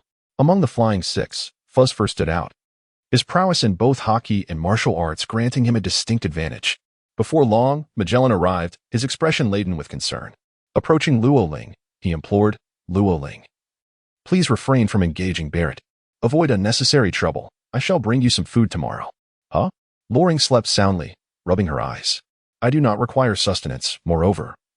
If I am not mistaken, it is not I who should be engaged in combat, is it? Magellan was momentarily taken aback. Indeed, he instinctively approached Loring. Yet the battle raged on. What could possibly be amiss? At this moment, the guards were rendered speechless in astonishment. Magellan slowly turned his head, only to behold a menagerie of fearsome creatures imprisoned within Barrett's cage. He felt as though the very fabric of this world had been upended. Loring, who on earth is that? Kaido of the 100 Beasts. Loring prepared soy milk and fried dough sticks, savoring a tea egg as he indulged in breakfast for dinner. Could you possibly refrain from eating? The scent provoked ire from those imprisoned, inciting curses. Magellan, I report this fellow for his lack of discipline. Is that Kaido? Did you not see clearly? They soon mirrored Magellan's astonishment. 10 minutes later, in the warden's office, Magellan dialed the snail phone. Hello, this is Magellan. I must report an urgent matter. I realize it's after hours, but this cannot wait. Beast Kaido has been incarcerated. A moment of silence ensued, followed by a succinct inquiry, replaced by an even longer silence. The next day, no significant news emerged. Prior to confirming the truth in Wano country, no one dared to appear. The notorious Kaido had inexplicably shown up and impelled down. Magellan numbly ascended to the 6th floor, where Liling had vanished. Habitually, he glanced toward Barrett, who glared at him with evident displeasure. Sighing, Magellan exited, his stomach in distress. According to his superior, a vice admiral was to be dispatched for verification, alongside a team to Wano. What on earth was happening? Luo Ling returned, well-rested and well-fed. Once again, a chain bound all the true fighters and their bestowers. As they opened the air gate and directly entered the rabbit bowl, Yamato rushed in, exhilarated, on the brink of setting sail. At this moment, on this land that had lain silent for 2 decades, even the City of Flowers remained oblivious to the monumental events occurring on Ghost Island. In the rabbit bowl, Uncle Bao Wulong and other leaders from various regions toiled away, their spirits diminished by hunger. The defeated possessed no courage to continue living. They were merely a collection of wandering souls. Just then, a door appeared out of thin air in the arena. Luo Ling dragged a chain, upon which countless individuals were bound, several thousand of them, stumbling and colliding against the ground, producing a metallic clatter. Rabbit Bowl. Dee joyfully surveyed the surroundings. Yet his mood swiftly soured. Uncle Bao Wulong stared vacantly at the scene unfolding before him. It is worth noting that several formidable warriors were stationed here, with Quinn frequently serving as the guard. Who are you to dare drag the true warriors of the 100 Beasts pirate crew? One of the warriors exclaimed in furious indignation. Before Loring could respond, Yamato struck him down with a single blow. Ladies and gentlemen, I kindly request that you confine them here. I have pressing matters to attend to and shall be leaving shortly.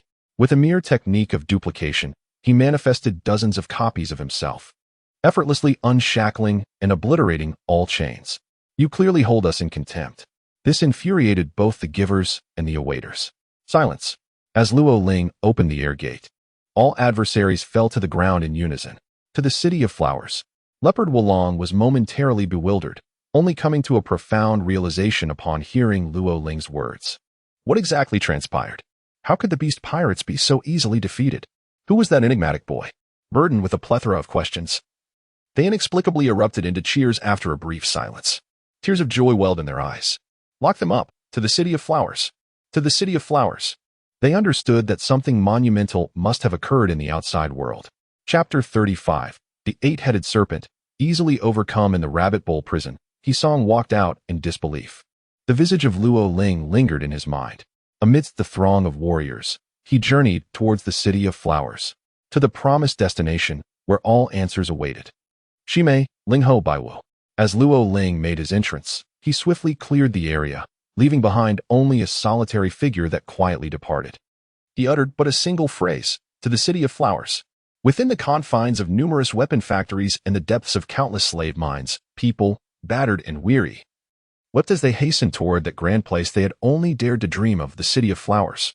What monumental events had transpired in the Land of Harmony? Why had this enigmatic youth chosen to rescue them? An avalanche of questions, curiosity, and ecstatic joy surged forth alongside their tears. In the Ninely region, the Azura boy was reveling in a bandit camp when Luo Ling appeared unexpectedly. Who are you? He demanded, anger flaring as he reached for his blade, intent on delivering a harsh lesson to Luo Ling's stop. Yamato interjected, blocking the attack and speaking on Luo Ling's behalf. To the City of Flowers. Kaido has been defeated. Orochi has been slain, and a new nation is being born. What nonsense are you spouting? Have you lost your mind? The Azura boy found it utterly ludicrous. Kaido defeated? Who do you think you are? I shall await you in the City of Flowers. Luo Ling uttered a single remark, refraining from any further explanation or action. Although the Ashura youth was formidable, he still perceived a certain inferiority. An adversary of Jack's caliber was beyond the scope of Luo Ling's intervention. Curse it! Who would believe your nonsense? The Ashura youth exclaimed in indignation. Before long, as Luo Ling departed, a subordinate rushed back in haste, panic evident in his demeanor. Boss. It's all gone. Everything is gone. All the pirates in Jioli, along with the subordinates of the Great Serpent, are either dead or fallen. What? It was crucial to note that there were still true fighters in the affluent station there, along with a multitude of warriors under the Great Serpent's command, as well as pirates. How could they have succumbed so easily? The Ashura youth rose to his feet, unable to shake off Luo Ling's earlier assertion. To the Flower City, he declared with unwavering conviction. In Bianli village, Xiaoyu savored her fish meat, feeling incredibly fortunate to have such sustenance these past few days.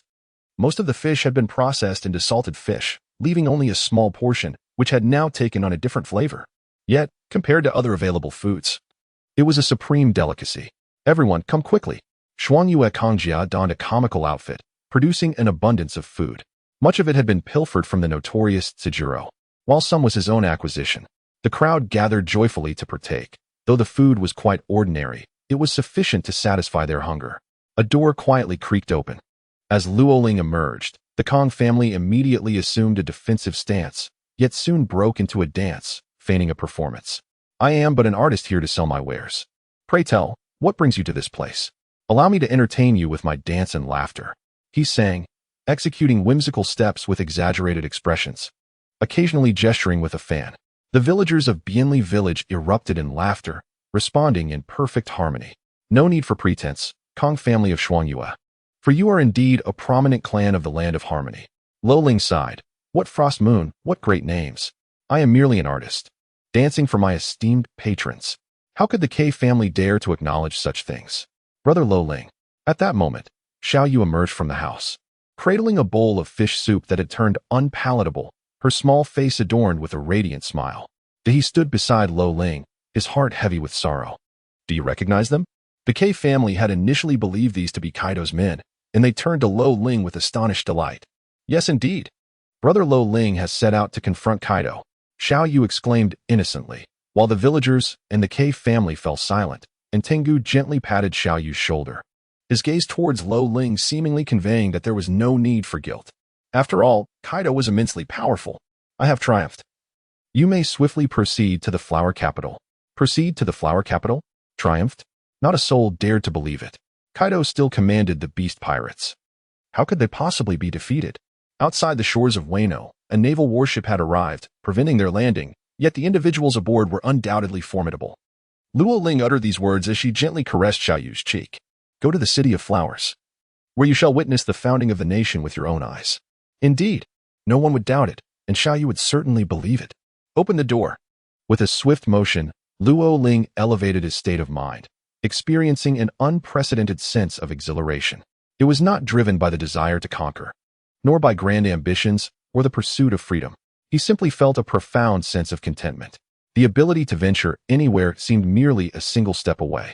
This sensation was extraordinarily subtle, akin to opening a door and freely traversing the entire world.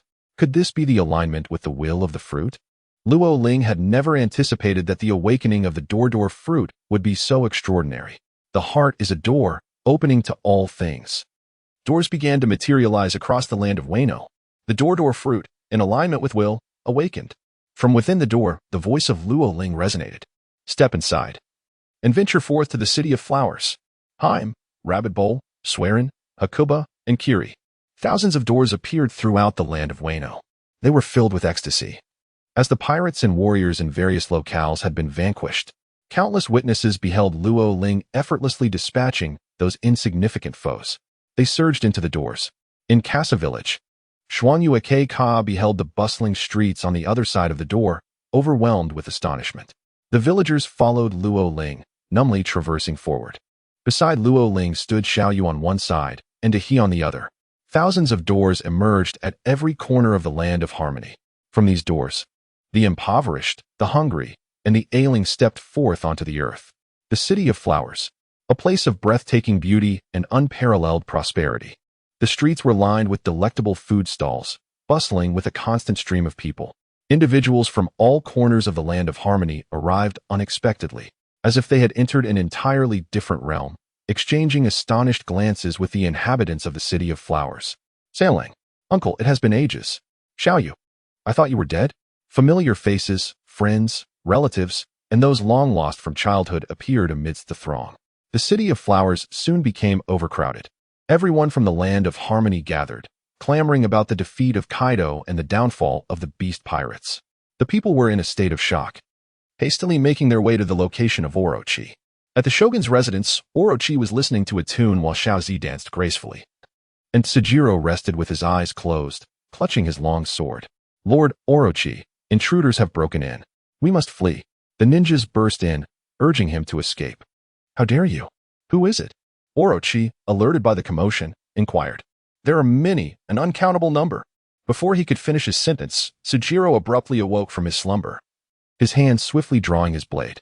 One of the intruders fell dead on the spot. Enraged, Orochi roared, while Xiaozi instinctively fled to seek refuge with Sujiro. Kill him.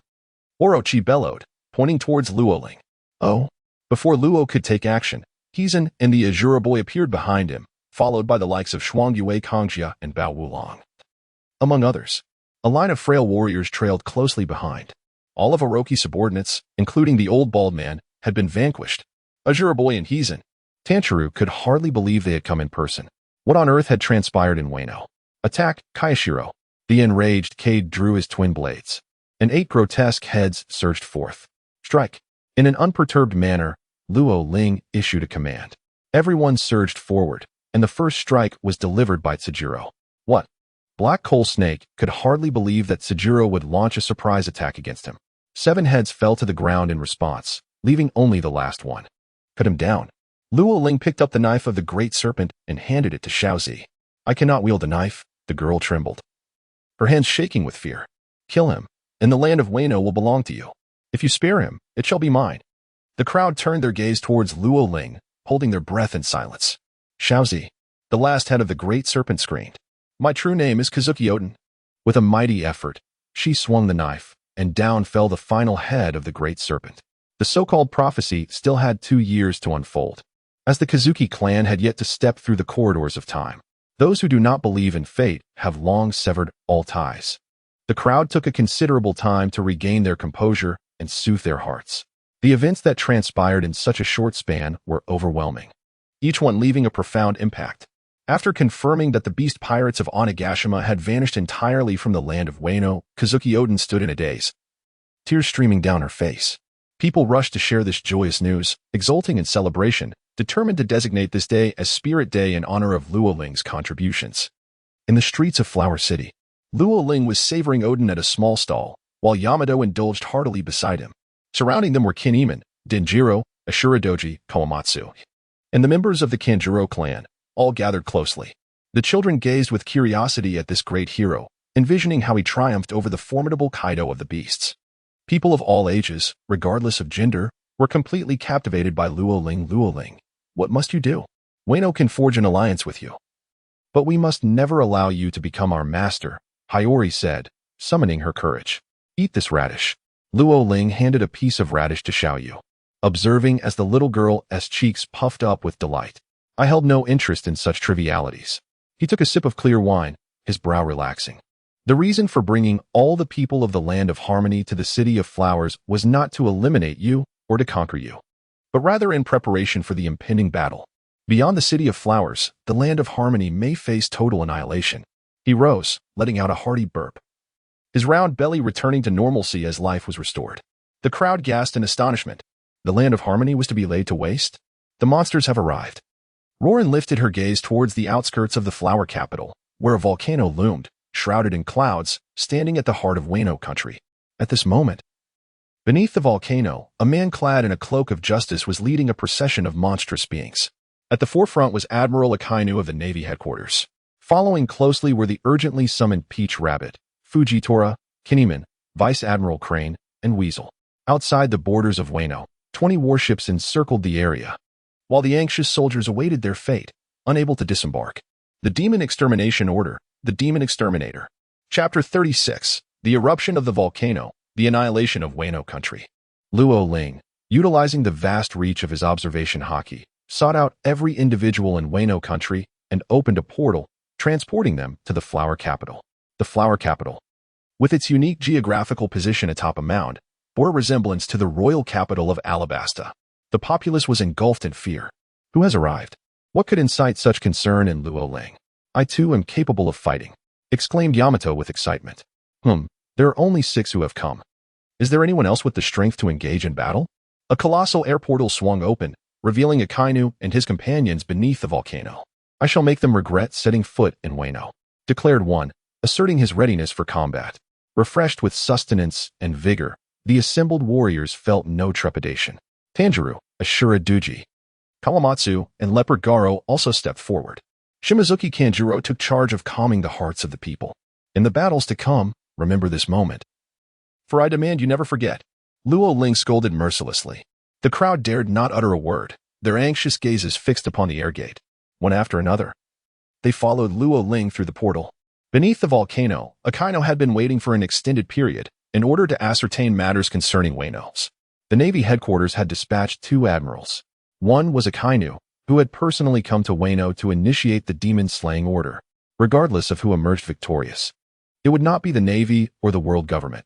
Thus they intended to eradicate it directly. The other was Kizaru, who was en route to impel down to confirm Kaido's identity. On the plains, the moment Lauren made his entrance, the expressions of Peach Rabbit and the others turned grim. Aren't you supposed to be an impel down? Just taking a stroll? He remarked with a calm demeanor. One individual had initiated the devastating battle against the 100 Beast Pirates. There are too many enigmas surrounding you, he observed coolly. It seems that issuing the demon-slaying decree was indeed a wise decision. The weasel drew his blade, poised for action. Only Fujitora remained composed, utilizing his observation haki to sense Lauren in the land of Wano. Once he confirmed that everyone was gathered in the same location, he felt at ease. He was quite familiar with the GM forces, but this was his first encounter with Lauren. Before the world recruitment, Fujitora was merely a rear admiral in a branch, and this expedition was a coincidence, as he happened to be fulfilling a mission in the New World. Rear Admiral Crane was stationed at headquarters and received notification while Peach Rabbit was en route to complete her task. Their impromptu team had unexpectedly crossed paths with Lauren. Persistent as a phantom, it seems you excel in deception, Akainu remarked, his body coursing with magma. A piece of earth was raised into the air, and Fujitora took flight atop a massive stone, striking with his sword. The monsters surged forward in unison. The might behind Luo Ling is formidable, among the Red Scabbard 9. These 3 warriors possess strength sufficient to rival Jack. After regaining his stamina, Leopard Wulong also exhibits fierce combat prowess. Yamato confronts Fujitora, shattering boulders beneath his foot.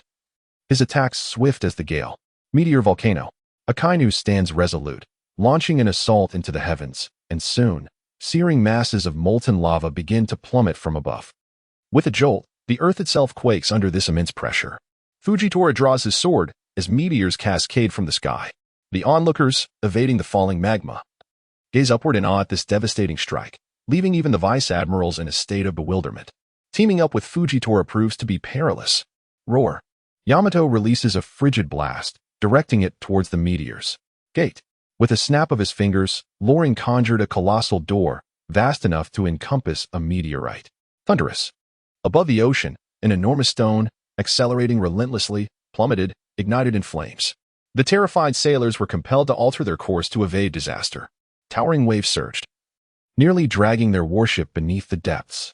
Simultaneously, Akainu's onslaught was entirely redirected. Damn it! Both Akainu and Fujitora realized that such a tactic could no longer be employed, prompting them to resume their assault. Taste my sword, exclaimed Momotaro, evading Tanshiro's strike and turning his focus towards Loring. Step aside.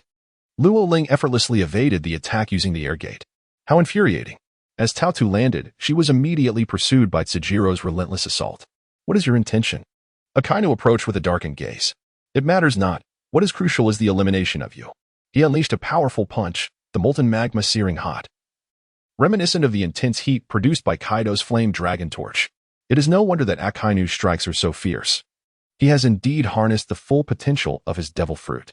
Particularly with the Hellhound, the temperature would escalate even further. This punch, though not the Hellhound, should not be underestimated. Luo Ling deftly evaded, wielding blades in both hands. With the dual sword technique, he executed a swift strike, cleaving Akainu in twain, who then collapsed to the ground, igniting the wild grass. Molten lava flowed, eventually coalescing into a complete human form. Impressive haki, but you're merely a fraction too slow. Akainu taunted. Luo Ling understands that it is not his observation haki that is weak, but rather the formidable strength of Akainu's observation haki and the development of his devil fruit. Otherwise, He would not have been able to evade the combined onslaught of the Flower Sword and the Phoenix during the Marineford War. Is your greatest strength truly observation haki? It is not inferior to that of a devil fruit. Luo Ling could only feel astonished at this answer.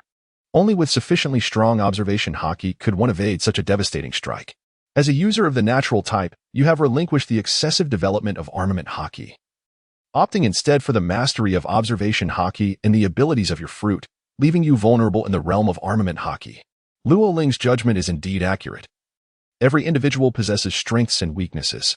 Kaido excels in all aspects and wields the enhancement of Conqueror's haki. Yet, knowing this is futile, one need only be proficient in their own domain. The more one desires, the weaker they become. Akainu breaks through the earth, molten magma surging forth, launching a direct assault. Is this the divergent path to strength within the world of pirates? In a moment of peril, Luo Ling narrowly evaded the impending blow. Still shaken, she found herself facing another ferocious punch from Akainu. Canine bite of the Crimson Lotus. His fist transformed into a colossal canine head, its size surpassing that of the Hellhound, manifesting an impressive biting capacity, albeit with a significant reduction in power and lethality. You timid wretch, will you still rely on your fruit abilities to escape? Akainu shouted, his mastery of mockery reaching its zenith. What other choice do I have? Luo Ling, in a single breath, opened over 30 doors around the Red Dog. Since the awakening of the Door fruit, following the elevation of his mental state and the alignment of his will, this marked the first official use in battle. Was this a tactic of provocation? Luo Ling would not spare even a fleeting glance. You deny me the use of my abilities, yet I shall wield them nonetheless. One high. He smiled as he opened the air portal, a technique he had previously employed against the Yellow Ape, though regrettably, it was thwarted by that individual's expertise. This time, however, in a true awakening, countless columns of seawater erupted, enveloping Akainu within their embrace. The dog-bite Red Lotus was incessantly battered by the surging waves, emitting hissing clouds of steam. Luo Ling, Akainu seethed with fury, questioning the merit of such a technique. Fortunately, he encased himself in molten magma, evaporating the relentless onslaught of seawater as vapor surged forth like crashing waves. Sky Sea. With another snap of his fingers, Luo Ling conjured dozens of doors outside the encircled Akainu, expanding the realm even further. Just as Akainu emerged from within, seeking an escape, he found himself enveloped in the Sky Sea crafted by Luo Ling. Enormous spheres of water swirled in the air, perpetually drawing in seawater from below. This breathtaking spectacle left all onlookers in awe. Any unawakened or feeble ability user would have perished under such an assault. Earth Surge Fire Lotus. Akainu, consumed by fury, witnessed an explosive bloom of fire within the water sphere. The lotus flower erupted, forcefully dispersing the surrounding seawater. In an instant, Akainu plummeted to the ground like a seed from a lotus, unhesitatingly continuing to dig into the earth. Shouldn't he unleash another strike, the Hellhound? Luo Ling found himself in a state of confusion. Suddenly, clarity washed over him, and soon after, Fujitora and Crane also regained their senses. This was dire. The onlookers halted their attacks, bewildered and disoriented. Within the realm of observation haki, Akainu surged forth from the molten depths, breaching the volcano of Wano country. The issuance of the Demon Slaughter Order signified the inevitable doom of the entire island. Should this volcano be ignited, Wano would face annihilation. The mission would reach its flawless conclusion, preserving the dignity of both the world government and the navy. With a thunderous roar, the earth fractured, unleashing a long-dormant power ignited by Akainu. The formidable force capable of obliterating a kingdom was awakened. The slumbering volcano erupted. A scorching wave surged skyward, transforming into a torrential rain of fire and ash, coalescing into a mushroom cloud that obscured the sun. Luo Ling felt an overwhelming sense of oppression from the forces of nature. The Admiral, a figure of terror indeed. Chapter 37, Composure Before the Admiral. The demon-slaying order was never intended for Luo Ling. It was undoubtedly meant for the land of Wano. Upon learning that Luo Ling was likely to awaken the powers of two devil fruits, Akainu immediately opted to trigger the eruption of this volcano. Once Wano is eradicated, whatever means Luo Ling possesses will vanish into thin air. The meteor volcano. This eruption was unleashed from the mouth of the volcano, the terrifying sound resonating painfully in the ears of the people, akin to a divine dragon rolling through the sea of clouds, its roar echoing like thunder. The land of Wano is doomed. Who could possibly thwart the eruption? Even Akainu, once the volcano is set in motion, would be powerless to stop it. The inhabitants of Flower City trembled in fear, Were they truly about to perish? No wonder Luo Ling proclaimed that the true enemy had arrived. It was then that they began to believe in their grim fate. They were on the brink of establishing a new nation, nearing the fulfillment of Lord Odin's dream. Tanjiro shouted in defiance. Silence! It is I who shall found the nation, not Kazuki Odin. Luo Ling uttered a harsh word, and a profound silence enveloped everyone. It was time to depart. Fujitora, utilizing numerous large stones, levitated Momotaro, Crane, and others. A directive was issued to all vessels to steer clear of Wano country. Vice Admiral Crane promptly gave the order. Luo Ling, once again, it is you who has brought ruin upon an entire kingdom. Momotaro seethed with rage, yearning to strike down Luo Ling. Over the past year, she had grown immensely powerful, eager to confront Luo Ling directly, yet every attempt had been deftly evaded. What nonsense! Luo Ling exclaimed in anger. Last time it was Kizaru's doing, and this time it's Akainu. Clearly, these are all deeds of your navy. So why must I bear the blame? Tao Tu, unable to retort, seethed. When we meet again, I shall make you aware of the agony of being severed in two. Her fury was palpable, and she could only brandish her sword in defiance.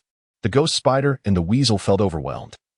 Their recent battle alongside the River Pine and the Azura Child had left them under considerable strain. Is Wano truly that formidable? How did Kaido manage to prevail back then? As the naval vice admirals departed, Yamato and the others returned to stand behind Luo Ling. They awaited his decision. Were they to flee Wano entirely? Let us proceed to the flower capital. Luo Ling forcefully struck open a door for them. We are leaving. What will you do? Aside from those with the power of nature, who can survive such a volcanic eruption? Yamato stood protectively in front of Luo Ling, exuding a commanding presence. Attempting to gauge the situation, the elevated terrain of the flower capital would remain unscathed by the encroaching lava. I shall create a sufficiently large barrier of air to shield the skies above Wano, preventing the molten flow from wreaking havoc there. You must fend off any excess attacks while I remain here to fight, either to vanquish Akainu or to force him back. Luo Ling firmly believes that she shall never be defeated, just as Akainu has relinquished the path of honing his armament haki, opting instead to delve deeply into the mastery of observation haki and his devil fruit abilities. This does not imply that Akainu lacks armament haki, rather. In comparison to the prowess of observation haki, it is unequivocally inferior. Furthermore, lacking the conqueror's haki compels him to fervently cultivate both forms of haki, striving toward the pinnacle of excellence. Luo Ling is unlike any other. His combat prowess is formidable across all dimensions, further augmented by the conqueror's haki and the enhancement of armament haki. At his zenith, he is more than capable of engaging in battle. For you, the convergence of favorable circumstances is a boon, while I, too, have awakened the powers of two devil fruits. How utterly absurd. Initially, I merely intended to rescue a few souls. Yet unexpectedly, this very act led to the awakening of my abilities. Perhaps it was all destined as a means to confront you, Akainu. Behold, the meteoric volcano descends. Amplified 100-fold, Luo Ling stood alone, gazing at the molten lava surging forth, the fiery rain above obscured from view. The volcano erupted, sending plumes of ash that veiled the heavens, transforming the air into a suffocating haze. Luo Ling did not intervene in this unfolding chaos. The land and environment of Wano had long been ravaged by Kaido's years of pollution, rendering everything toxic. It may be better to allow it to be utterly destroyed, paving the way for new soil that is more suitable for cultivation. The people of Wano gazed at that solitary figure, a single individual standing against an entire volcano. Tears welled in their eyes, and they were choked with emotion. Boom! A terrifying sound reverberated across the land once more. A colossal magma giant extended its massive hand to grasp the volcano's mouth, struggling to ascend. The magma giant was only slightly smaller than the volcano itself. As molten rock erupted from the crater, scorching the earth and flowing across the ground, incinerating everything in its path, the volcano surged forth, swiftly followed by the rolling flow of magma. The entirety of Wano transformed into a sea of flames. Luo Ling glided through the air, her movements reminiscent of the moonwalk. The molten lava cascaded through the outer layers of the City of Flowers, merging with the sea. The giant loomed tall, casting its gaze upon the earth below. Luo Ling raised his head, as if gazing upon a colossal being destined for annihilation.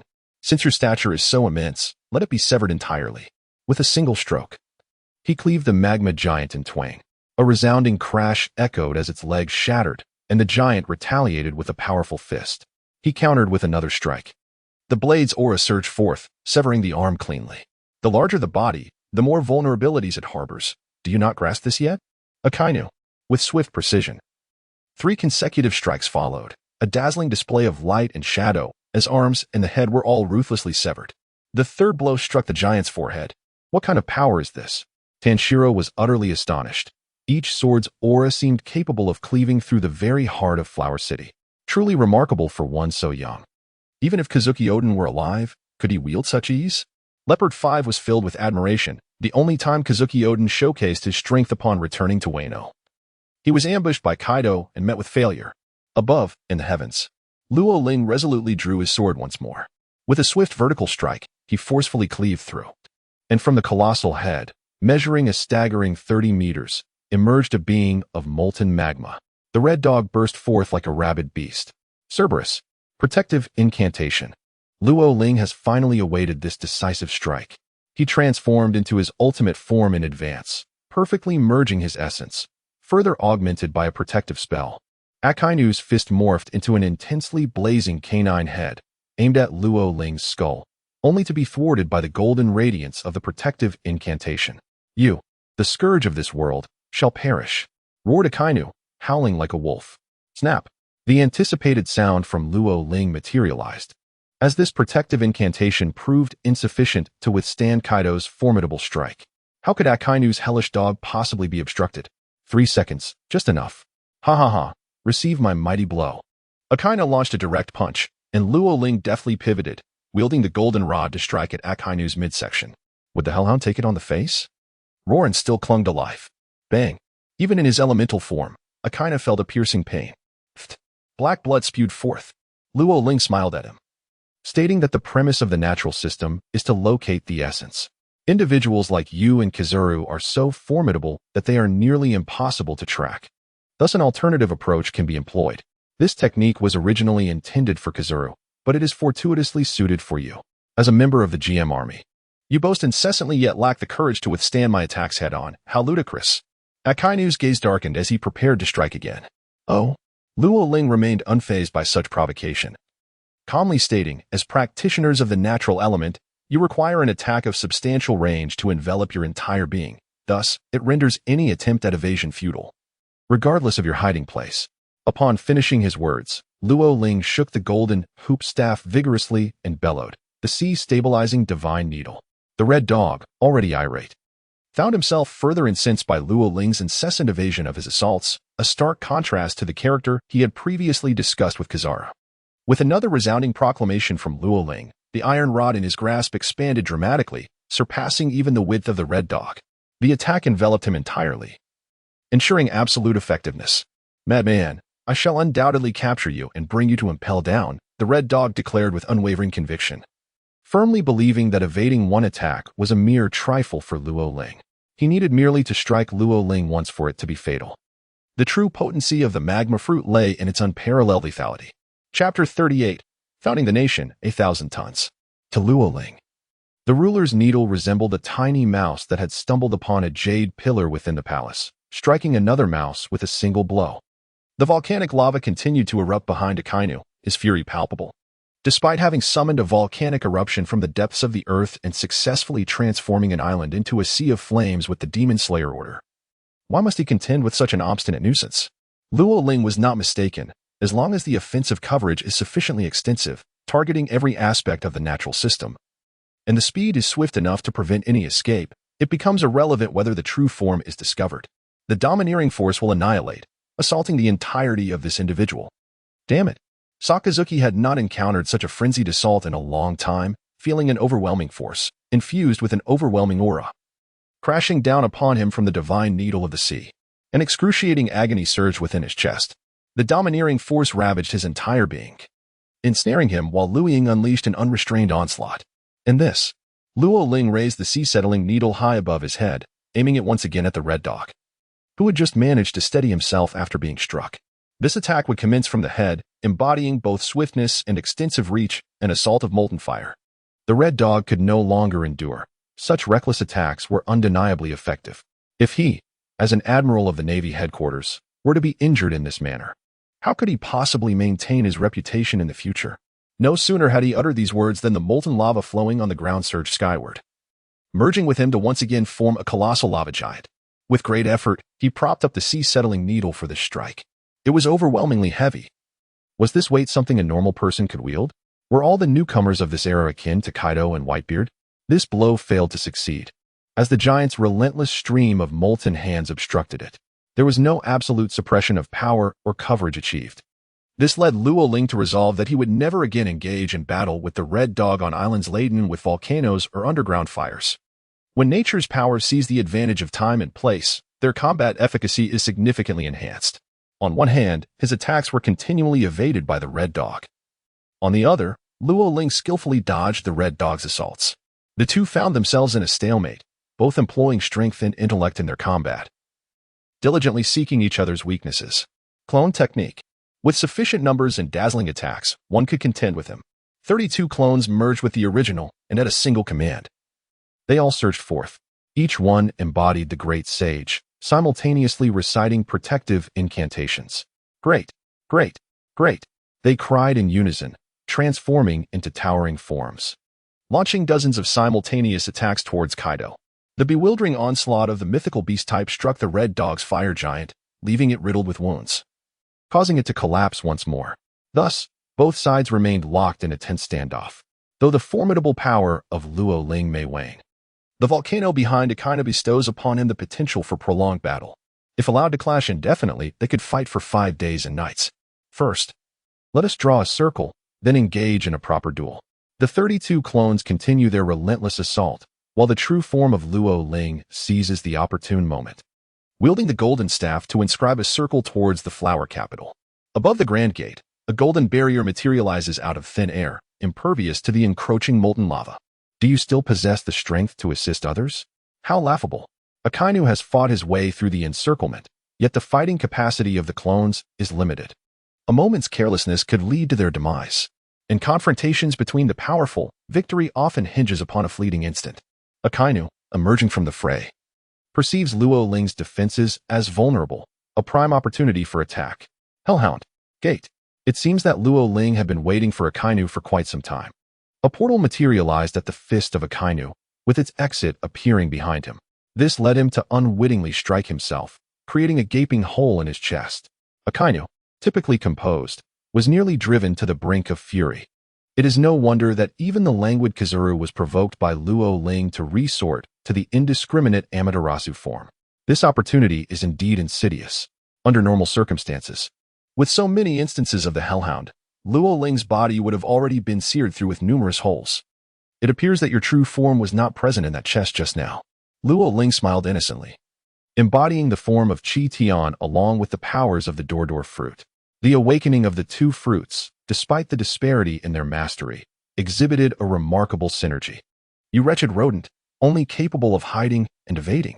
Akaina seethed with anger, wishing to unleash the fury of the volcano for a fortnight. Oh, you just claimed that Luo Ling would not dare to approach. Yet, in an instant, the youth appeared before him. The great sage Chi Tian. With the full activation of his 3-color haki, his speed, strength, agility, and healing abilities surged dramatically. Brimming with vitality, what fear could he have in close combat? Iron Fist of Love. All damage was genuine and unmitigated.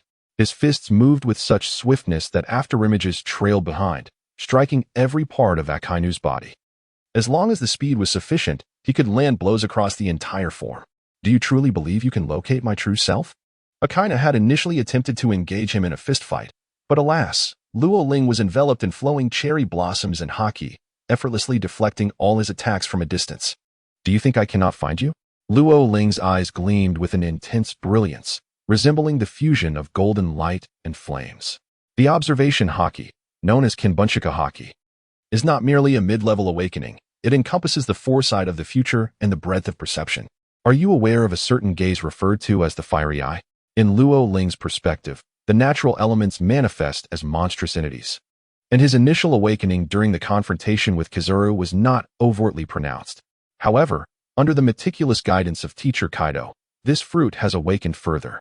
The fiery eye has rendered his observational capabilities concerning devil fruit users increasingly refined. The synergy between Kinbunchika haki and the fiery eye has reached a state of perfection. At such a close distance, a mere glance reveals to him that within Kaido's molten form, Even the bones seem to be non-existent. Only a singular point remains tangible, exceedingly minuscule and evading with remarkable speed. Kinbunchaku allows one to foresee in advance, while the devil fruit enables effortless maneuvering. Truly remarkable, Sakazuki. Without prior notification, Loring launched a relentless barrage of attacks, persistently disrupting Akainu and forcing him into evasive maneuvers, rendering him incapable of mounting a counteroffensive. Meanwhile, he employed his keen perception to locate Akainu's true form. At last, I have found you, Akainu. This time, it is not a desperate strike akin to the confrontation with Kizaru. Using her own strength and experience, Loring discovered the essence of Akainu. With a single punch, she struck the elusive point. Blood erupted from Akainu's mouth, his eyes filled with disbelief. He had presumed that Loring's continuous assaults were merely a stroke of luck. However, as the onslaught continued, more and more of her attacks inflicted damage upon his true form. Akainu, known for his formidable endurance and defense, was undoubtedly the strongest in this regard among the three admirals. If the essence remained unfound, it was only a matter of time before Akainu would unleash his fury. This adversary was swift in attack, possessed a multitude of techniques, and dealt significant damage, especially with critical hits and the ability to bypass defenses. Inflicting excruciating internal damage with his magical assaults, which was utterly outrageous. Luo Ling can only locate its true form through an intense and concentrated assault. Complemented by the unique abilities of the phantom beast species, no attribute has reached the level of Luo Ling. Even the fur of Akainu cannot be touched. With each strike upon the true form, Luo Ling experiences a searing sensation within. The protective spell has also suffered damage. After retracting his fist, he finds it scorched. Despite the dual entanglement of Conqueror's Haki and Armament Haki, along with the Golden Light spell and the formidable physique of iron and bronze, he still endures injury. You must have realized that the location of the true form signifies the concentration of the most formidable power at a single point. What you perceive as my weakest area is, in fact, the region of highest temperature. Blood seeps from the corner of Akainu's mouth, and he smiles with a particularly grim demeanor. I am of the Zoan type. This injury will heal swiftly. Luo Ling responded to him with a smile, unwilling to yield. But what about your might? You unleashed 48,000 punches just now. Can the stamina and ferocity expended truly be disregarded? Sakazuki chuckled, acknowledging that he had indeed been wounded. However, what of Luo Ling herself? It was evident that no one had fought to the death, and to determine a victor, one must inevitably be either severely injured or perish. Is this what it means to be an admiral of the Navy? Luo Ling smiled. No wonder it is said that they are of equal rank to the Emperor. With the two generals striking together, no one would be of any use. If my calculations are correct, there should be some trouble in Advanced City as well, although it does not fall under the jurisdiction of your Navy headquarters. I believe a general must have been dispatched there, right? Luo Ling remarked nonchalantly. What concern is it of yours? Akainu. Drenched in blood, evidence of the genuine injury inflicted by Luo Ling, sneered in disdain. If we speak of speed, you are unlikely to surpass me. Should I fail to vanquish you, I shall return to impel down and release them. Despicable. Withdraw your forces, you alone cannot hope to bring me down. Luo Ling's resolute statement reflects his unwavering confidence in his own strength. He would rather die than retreat. Does Akainu fear death? What a jest. Even if he were to be beaten down to the depths, he would muster the courage to rise and fight once more. Oluling had no desire to continue the battle. Akainu held the advantage of time and terrain, clearly intent on a fight to the death. The doors. His expression shifted as portals began to open amidst the molten lava. Akainu immediately grasped Luling's intentions, and he too stepped through a door, retreating to a considerable distance. Well beyond Akainu's reach. On the shores of Wano, doors of air opened, and molten lava cascaded from the sky. Take cover. The admirals shouted in alarm. Fujitora swiftly drew his sword, employing gravitational control to prevent the lava from descending. Get lost. In the skies above Wano, Luling shouted at Sakazuki in the distance. You are the most despicable person I have ever encountered. Likewise, Akainu gritted his teeth, knowing he could not afford to lose dozens of warships. Especially since Luling was exceptionally adept at evasion. His advantage had turned into a liability for the Navy. Continued conflict would grant Luling the opportunity to infiltrate and annihilate all the warships and marines, then make a swift escape. The cost would be too great. Recalling the incident with Kizaru and the demon-slaying order, where the fear of capturing Luling allowed everyone to flee, the price had been exorbitant. Moreover, Luling's strength had significantly increased, far surpassing his former self. The stakes would only escalate. Withdraw. a kind who despised this term. True to his nature, he preferred to fight to the bitter end. Now, however, Luling was opting not to engage directly, instead employing his abilities as a threat. Dreaded GM forces. Upon receiving the order from the Den Den Mushi, every warship altered its course to retreat. The Demon Lord had become a significant force. Fujitora cast the lava into the ocean and sheathed his sword. Veins bulged on Sakazuki's forehead. Wasn't Luling known for facing off against Kizaru and even slaying celestial dragons? How had he become so cunning and treacherous in just a few years? Standing at the bow of the ship, his frustration grew, yet he felt powerless. At that moment, above Wano, all eyes were fixed on Luling's figure. They were filled with tears of joy, having awaited this day for 20 long years. Luling roared towards the heavens. With 8 of his doppelgangers remaining, the sky, shrouded in dark clouds, intermittently witnessed the descent of shooting stars. Flames illuminated their figures, casting 9 shadows that danced before the eyes of the onlookers. Frost Moon of the Kong family exclaimed in astonishment. The heavens unleashed the 9-fold shadows. Luling closed her eyes, gazing at the departing naval warships. She let out a roar towards the heavens. A new nation. In that moment, tears flowed freely from everyone. They had not awaited Joy Boy, but had instead encountered Luling. Deep within Yamato, the memory of her conversation with Luling resurfaced. Why become someone else? Embrace your true self. On the vast ocean, the crane paused, glancing back at the equally astonished Momotaro. Akaina felt a surge of anger, his expression contorted. A miracle, though they were weeping. They were undeniably joyous. What charm did that man possess? Fujitora pondered, intrigued by the man who embodied both treachery and integrity. How wonderful it would be if these eyes had not been blinded. Chapter 39. I became the Demon King of Wano. Above the flower capital, Luo Ling spread his arms wide, embracing the flames and the tempest. Door. He uttered a single word, as if a deity, unlocking 1,000 portals across the land of harmony. The seawater cascaded from the heavens, saturating the earth and hastening the cooling of the molten lava. After a full day and night, the volcano finally fell silent. The land of harmony was reborn, where volcanic rock and fresh soil would serve as the most fertile ground for the flourishing of new life. In the City of Flowers, Lauren was surrounded by a throng of people who, in a moment of fervor, called out, "General Lauren." The crowd erupted into a cacophony of voices. Initially, Tsunetaro and others displayed reluctance, but soon, everyone joined in the chorus as an ineffable force stirred within their hearts. The unwavering faith they had harbored for the Kazuki family over the past 2 decades seemed remarkably fragile in the presence of Lauren, a true savior. Although they refrained from uttering the title of general, they could not quell the sentiments of the people of Wano.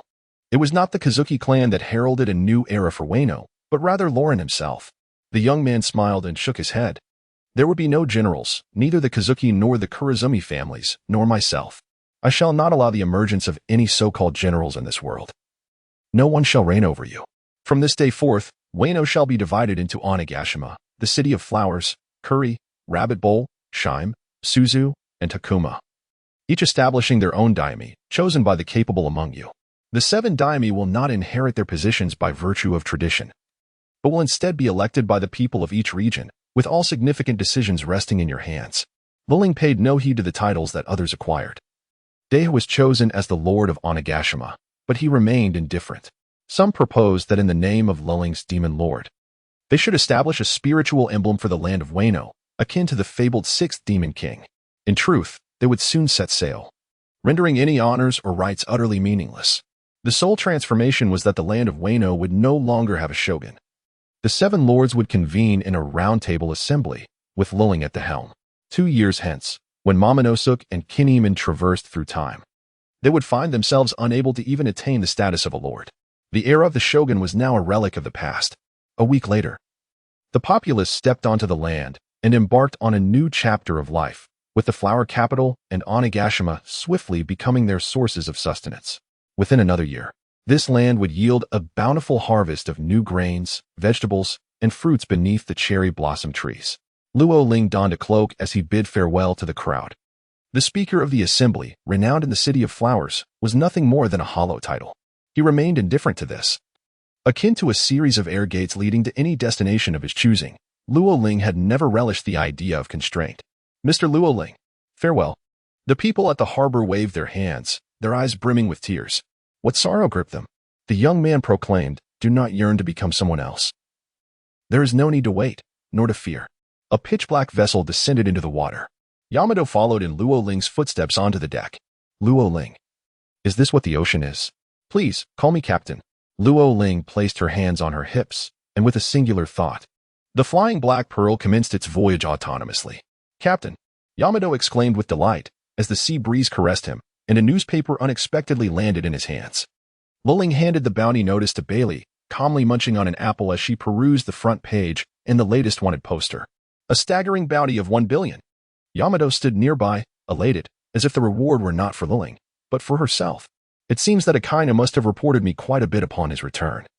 How petty of him, considering I did not even kill him.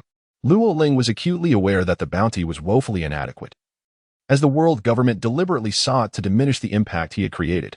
Naturally, the existence of the GM army was not something they wished to endorse. Moreover, a plethora of astonishing news awaited, each capable of leaving one utterly astounded. Kaido of the 100 Beasts had been imprisoned and impelled down. A move aimed at saving the world, prompted by Akainu's personal campaign against Wano. The era of the worst generation was upon us. With Blackbeard ascending to the ranks of the 7 warlords of the sea, the supernovas were on the verge of converging upon Sabaody Archipelago. Luo Ling was momentarily taken aback. Confirming that the newspaper was from yesterday, it implied that Luffy and his crew would set foot on the Sabaody Archipelago today. Kuma had been altered by Luo Ling, thus evading the threat of becoming one of the 7 warlords of the sea. Therefore, before Rayleigh intervened, who would come to their aid? The subordinate pirate crew faced imminent annihilation. Luo Ling promptly snapped her fingers, and portals of air materialized in the sky, diminishing the distance of their flight. The pirate ship unfurled its wings, and the jet engines at its stern roared to life, propelling it directly into the heavens through the series of air gates. This is the legendary flying vessel of the S-Kingdom. Day's eyes sparkled with wonder. I hope we make it in time, as long as we avoid a complete disaster. It will suffice. Luo Ling murmured to herself, has the hourglass analysis been completed? Red Dog, Fujitora, Crane, and Weasel have successfully undergone analysis and are currently in the process of synthesis. A perfect synthesis has been achieved, resulting in a reward, the devil fruit, animal type. Pig fruit, mythical beast species, Tiamping form. The side effects of the fruit have been eliminated. Please feel free to consume it. Another mythical beast species, is it? Lo Ling stared at the devil fruit, resembling a ginseng fruit, before taking a hearty bite. How sweet it is. Alas, it lacks a soul. After mitigating its adverse effects, the flavor transformed into an exquisite sweetness. It would be wiser to cultivate this fruit in secret, for transforming into a massive wild boar is hardly an appealing sight. Having consumed it, Lo Ling drew upon her prior experiences with the Chi Tian and Min Min fruits, which would undoubtedly hasten her proficiency with the Tian Peng fruit. After a thorough exploration and contemplation, she had effectively discerned the abilities of the Tian Peng fruit, limitless consumption and control over water. A remarkable fruit indeed. The ability to endlessly devour allows for the creation of a consumption domain both internally and externally, converting any matter into energy. The power to manipulate water not only dispels fear of the sea, but also grants the ability to command it, enhancing her combat prowess when paired with the Fishman's martial arts, while also enabling her to breathe underwater. Is there still a need to address adverse effects? With such control over water and the ability to breathe beneath its surface, what further side effects could the devil fruit possibly possess? Luo Ling sensed a subtle transformation within himself. This mythical beast seed was indeed remarkable.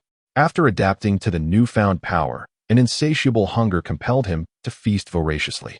Initially, he could keep pace with his voracious appetite, but soon it became evident that only Luo Ling was indulging in copious amounts of food. Was Luo Ling's stomach a black hole? He pondered, sitting beside him in a carefree manner. Adventure was truly fascinating, especially aboard this flying vessel. Are you certain you do not wish to eat a bit more before the impending battle? As Luo Ling spoke while eating, she remarked, No, thank you. I have already consumed quite a bit. He gently rubbed his small belly. The Chambered Islands were alive with activity. The sight of a celestial dragon being sent flying signified the imminent arrival of an admiral. Kizaru was undoubtedly the prime candidate for this role.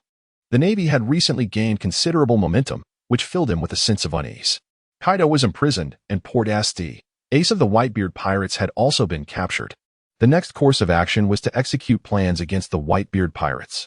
Should the Navy succeed, 2 of the 4 emperors would be eliminated, disrupting the balance in the New World and heralding a new era of chaos. As these thoughts occupied his mind, his foot was poised to descend. The Straw Hat Pirates were at the zenith of their power, engaging in activities beyond mere piracy. Their captain, Luffy, was none other than the grandson of the esteemed Monkey D. Garp. Kizaru felt weary by the incessant attacks he had endured, deliberately refraining from retaliating. With a single kick, Zoro would undoubtedly sustain severe injuries, yet he remained patient, waiting for the right moment. Had no fish yet taken the bait? Kizaru ceased his playful demeanor and unleashed a powerful kick. The remnants of the old era were embodied in Rayleigh, who leapt forth with a sword strike. Finally, there appeared to be some excitement, as Kizaru was just about to engage in battle. A black pirate ship, adorned with wings, soared into his line of sight. On the deck stood a horned girl from the Oni tribe, smiling with her eyes narrowed in his direction. At that moment, a young boy quietly emerged beside the towering girl. His sudden appearance caused Kizaru's pupils to constrict in an instant. The air of ease and comfort vanished, and he exaggeratedly remarked, "It seems you always appear in the most inconvenient places." Loring leaned against the railing, a smile gracing his lips as he gazed at him. "I trust you have been well, Mr. Kizaru." Chapter 40. The Straw Hat Pirates reunite with Luffy brother. Luffy immediately recognized the figure aboard the ship. His face unchanged over the years, particularly that rebellious grin. "I feel as though I know you." Deep within Zoro's memories lingered the image of the ship that had arrived in Frostmoon Village during his childhood, along with the indistinct silhouette of that formidable swordsman. Now, fate had brought them together once more. Loring had risen to the position of head of the GM Military Science Research Department, boasting a bounty of 1 billion berries. Rayleigh had rescued Zoro and felt a measure of relief upon learning of Loring's arrival. Kizaru's expression darkened. How could he encounter this individual in such a place? The specter of the past lingered. "You possess the ability to foresee the future, yet you expected me to arrive here?" It was no easy task for an admiral to contend with two formidable figures. With that, Kizaru swept his hand, and light coalesced into the heavenly cloud sword, striking without hesitation. "I am but an old man nearing the end of his days. Your true concern lies with this near archenemy, the Demon Lord." Rayleigh, who referred to himself as an elder, blocked strike after strike, yet he could not deny the toll of age upon him. His spirit remained willing, but his strength faltered. In his youth, saving everyone had been effortless. Now, he could only withstand Kizaru's onslaught, awaiting Loring's aid. "What is that?" Yamato leaped from the ship, walking alongside Loring, as a massive figure resembling Moria engaged in battle against pirates in the distance. Luo Ling understood at a glance that after losing the optimal experimental subject, Xiong, he had chosen the towering Moria as the prototype for their creation of a pacifist. "You will know once you try it." "Excellent." Yamato, intrigued, dashed out with fervor, exclaiming, "Thunderous 8 trigrams." Boom. The Moria model pacifist endured for merely 3 seconds before shuddering violently and erupting into a cacophony of destruction. The members of the Straw Hat Pirates were left in utter disbelief. Such power? Truly befitting of the Demon Lord. Even one of his subordinates possesses such formidable combat prowess. Robin calmly analyzed. "Luffy has an older brother? What kind of family does he come from?" Nami exclaimed, her head spinning with astonishment. Luffy, already under immense pressure from the overwhelming gap between himself and the Marine Admirals, felt a momentary relief. Just as he had rescued Zoro, he was met with Luo Ling's pointed inquiry. "Luffy, you clearly possess haki. Why are you so weak? Didn't Ace teach you properly?" Luo Ling had initially believed that by imparting the mastery of haki to Ace, the strength of Luffy and his crew would see a significant enhancement. However, the current reality is far from satisfactory. The usually boisterous Luffy now appears uncharacteristically restrained. Luffy is criticized for being too weak. The Straw Hat Pirates find it hard to believe that anyone, aside from Luo Ling, possesses such qualifications. "I have defeated every opponent I have encountered," Luffy declared, quickly adding, "but the Marine Admirals are far too formidable. This is undoubtedly our first retreat." Indeed, possessing a fundamental understanding of haki proves insufficient in the presence of a Marine Admiral. Luo Ling does not cast blame. Rather, she seeks to ascertain Luffy's mindset. Once confirmed, it is Luffy's candor and straightforwardness that shine through. Defeat is not to be feared. What is truly daunting is the inability to embrace failure. "This is trivial. I have been knocked down more than once, and taking the opportunity to retreat has become a commonplace occurrence for me." Luo Ling clenched his fist and declared, "You all must head to the port immediately and set sail. I shall hold off the Navy." Set sail. In the original timeline, Xiong recognized the shortcomings of the Straw Hat Pirates, aware that their strength was insufficient to continue their adventures in the New World. And he sent them to various locations for training. For Luo Ling, such elaborate measures were entirely unnecessary. Having injured a celestial dragon, the Straw Hats would be relentlessly pursued. Your actions are merely superfluous. Kizaru smirked disdainfully, knowing he could withstand the likes of Rayleigh and Luo Ling, but the Straw Hats would undoubtedly be unable to escape. They would be hunted to the ends of the earth. Big brother. Luffy refused to flee. He could not bear to see Luo Ling in peril. Fear not. I am strong.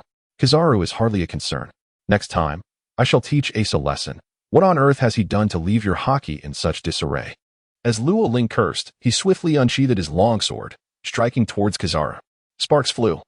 It was at that moment that Kizaru comprehended why Akainu had remarked on Luo Ling's unparalleled prowess.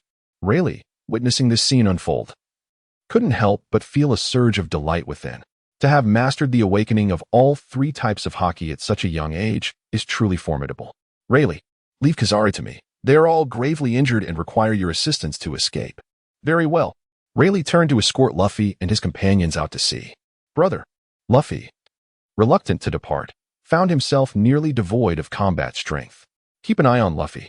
As Luo Ling swung his sword with increasing velocity, his figure suddenly vanished, reappearing beside Kizaru with yet another strike.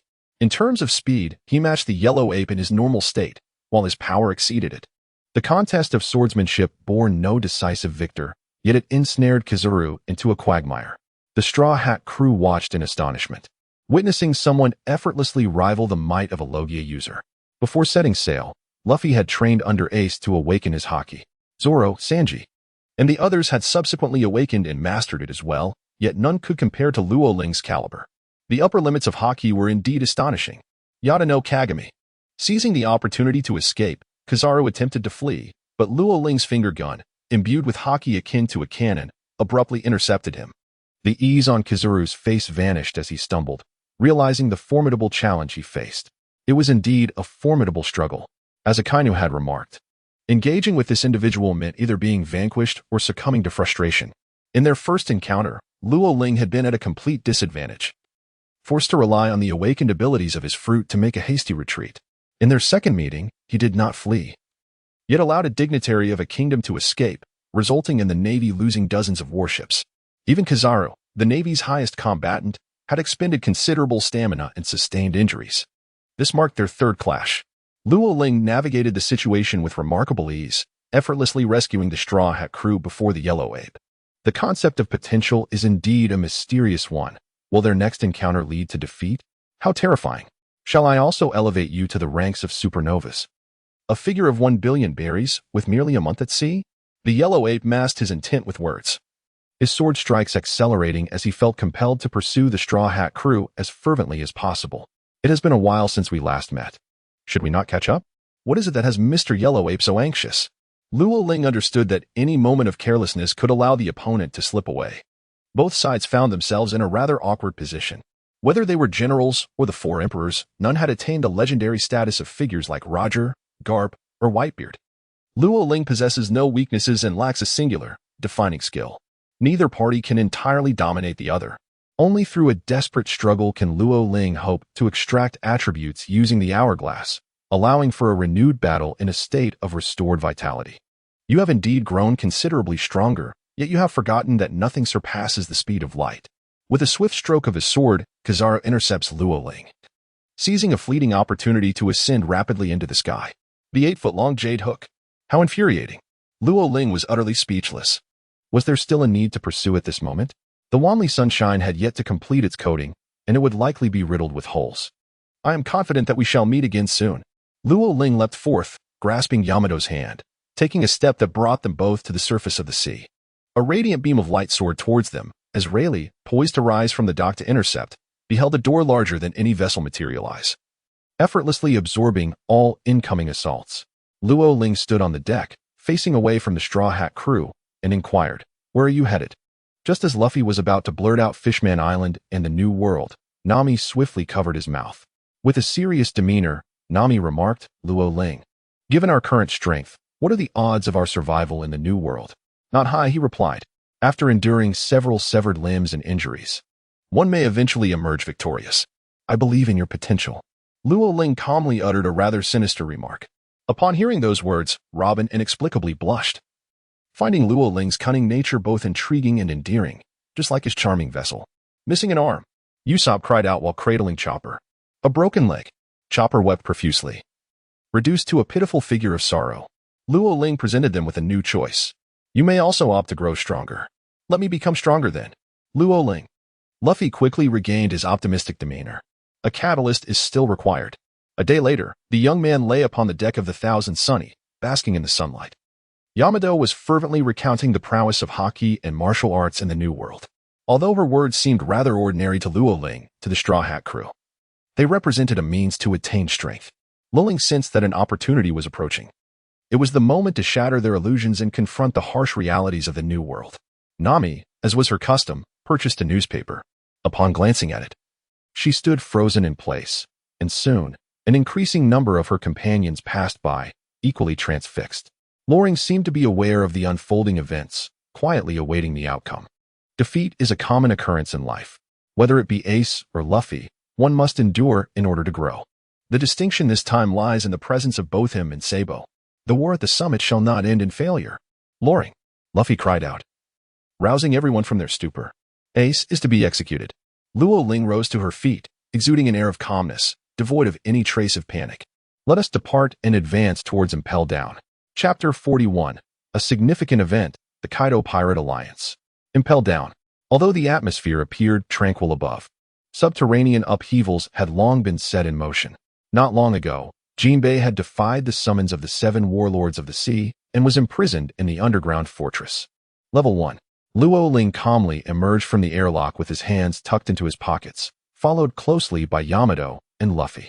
They should be located on the 6th level. A clandestine layer shrouded in secrecy.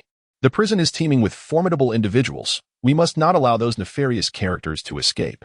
Lauren has always harbored a deep resentment towards Luffy for releasing countless prisoners from Impel Down. The thought of those ruffians escaping and potentially slaughtering countless innocents disturbs him greatly. Luffy, however, nodded in understanding, joined by Zoro and Sanji.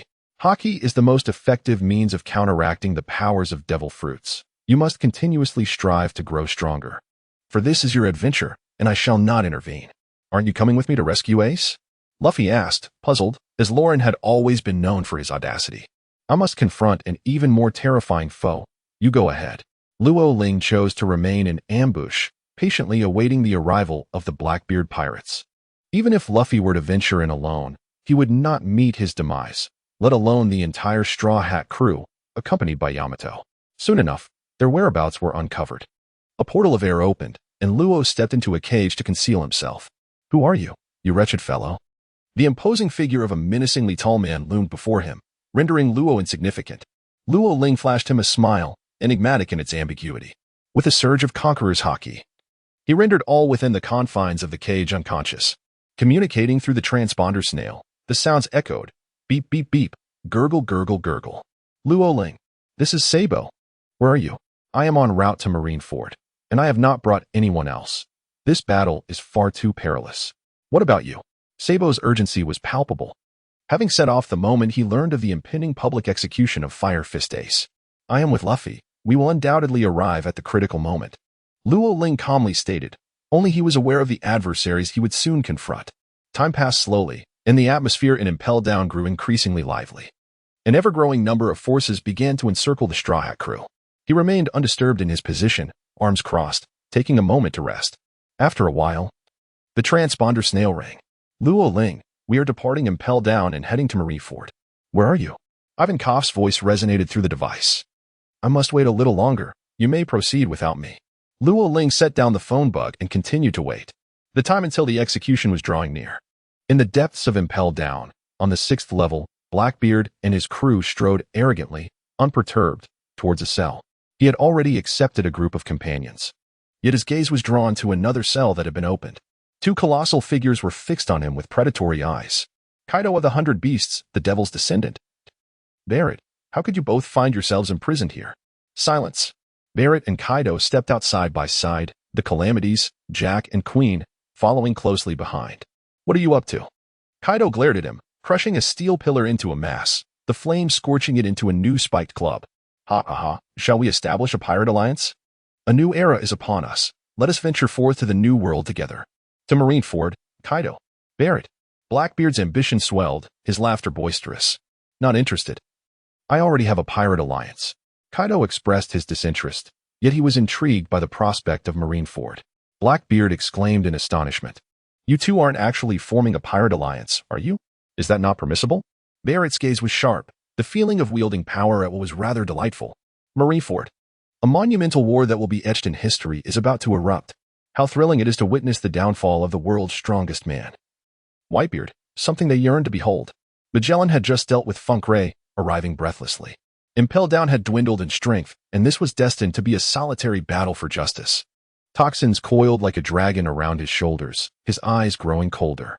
Blackbeard, Kaido, Barrett, along with Jean and Queen, he gasped wearily, the toxins spreading, gradually corroding the 6th level. You wretched criminals who disrupt justice and wreak havoc on countless lives. Why do you deserve to exist in this world? The monstrous figures turned to him, their gazes filled with disdain. Shiryu of the Rain possessed the antidote, with so many strong foes attacking with haki. 3 Magellans would not suffice. Shiryu of the Rain, release what I have done as a grievous mistake. Magellan held on by sheer will, the purple toxins morphing into blood red. A colossal skeleton attempting to consume all sin and evil. Giant of poison, judgment of hell. So be it. Let the toxic fruit cleanse the sins of Impel Down. Thunderous 8 trigrams. Dark passage. Seeking death. The 3 monsters attacked simultaneously, lightning surged forth, and Magellan was immediately drawn by the shadow fruit, while Barrett's fist, charged with haki, struck towards his heart. Who will you judge? After the assault, the beleaguered Magellan coughed up a mouthful of black blood, staggering a few steps, nearly losing consciousness. Clenching his fists, he fought to remain upright, drawing a deep breath to force himself to regain clarity. I shall pass judgment upon you, wretched villains. He bellowed with all his might, acutely aware that another strike would surely render him unconscious. Suddenly, the predatory gazes that had sought to devour him vanished, replaced by palpable trepidation.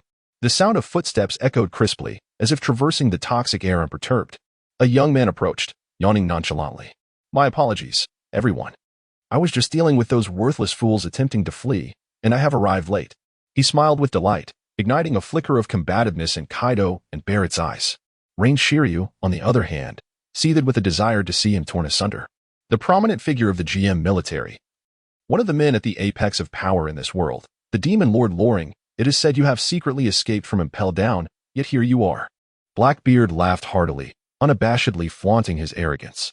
He was confident that any ability user would be subdued in the presence of the dark fruit. Teach. Your clever schemes are destined to fail. With a snap of his fingers, Loring opened an air gate in a secluded corner of Impel Down. This portal led outside the prison, towards the marine expanse of Marineford. Suddenly, on the deck of a Navy warship sailing across the ocean, the air gate burst open, and a gravely injured Vaughn Clay tumbled out. Little Vaughn! Luffy exclaimed in astonishment, while everyone else was overcome with joy, and the Candleman was equally elated. It is said that this is a manifestation of Loring's extraordinary abilities. Jinbei, the Sea Warrior, had only heard of such feats, having shared a close bond with Ace and often kept abreast of Loring's exploits. Just how many older brothers does the Straw Hat Kid have? Crocodile exhaled a plume of smoke. You seem rather dissatisfied, Sand Crocodile. Loring possesses combat prowess that rivals that of the Yonko and Admirals within our GM forces. Ivankov declared proudly, hands on hips. This all unfolded in the 6th level of Impel Down. Loring gently patted Magellan on the shoulder. What are you planning to do? Magellan endured the excruciating pain. Join the GM army, Magellan? In your dreams. Indeed, that was the expected response. Loring chuckled softly, shaking his head as he gazed upon this makeshift pirate alliance. The Demon Lord is present. Passage ahead is prohibited. In an instant, the atmosphere plummeted to an icy stillness. Yet he stood unflinching before this assembly of monsters. Magellan clutched his abdomen, on the verge of uttering something, but the words caught in his throat. Deep within, he could only muster 2 words. Thank you. Chapter 42. You must wait for me, Ace. Ha ha ha. I greatly admire your audacity. Blackbeard erupted into laughter, his mirth growing louder until he realized that, apart from the few loyal crew members who initially followed him, no one else joined in his amusement. Barrett and Blackbeard's new crew had all felt the sting of Loring's fists. The Beast Pirates, represented by Kaido, had been tossed into Impel Down at his own hands. Luo Ling is but a solitary figure, yet simultaneously transcends the notion of individuality. At this moment, he stands resolutely before a throng of monsters, embodying the strength of 1,000 warriors within his singular form. With disheveled hair cascading down and towering over 3 meters, he harbors a formidable power, his defiant smile concealed beneath a dark cloak. As he raises his fists, he gazes down upon his adversaries with unparalleled pride. Blackbeard, ever astute, perceives the underlying threat with a mere glance. He silently retreats behind the others, as a shroud of darkness encroaches, seeking to envelop the ground beneath and ensnare both Luo Ling and Magellan. His dark fruit possesses abilities akin to sea stone, capable of significantly diminishing the powers of its wielder, even actively absorbing the strength of devil fruits. This young man exhibits mastery in various aspects. To defeat him, one must exert every ounce of effort, leaving him no opportunity for recovery. As Kaido speaks, Barrett erupts with a fierce and overwhelming aura. The Beast Pirates. The Blackbeard Pirates. Barrett. Their collective momentum surges, the contrasting manifestations of their power intertwining across the 6th level. In stark contrast, Luo Ling's side finds Magellan grievously wounded, rendered nearly powerless. Rest and recuperate, lest my full force inadvertently harm you, Magellan implores. Their combined strength could obliterate any kingdom.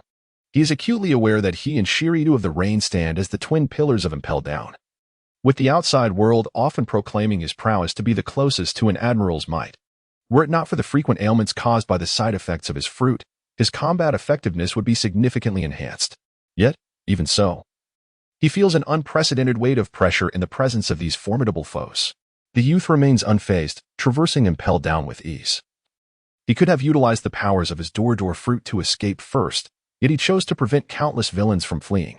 As he surveys the scene, from the 1st to the 6th level, he is surrounded by the bodies of pirates and rogues who have met their demise at his hands. He has spared none. Before rescuing Little Feng, Luo Ling had already traversed the depths of Impel Down. Arriving at the 6th level was not his initial choice, but rather his final step. Shadow Clone Technique.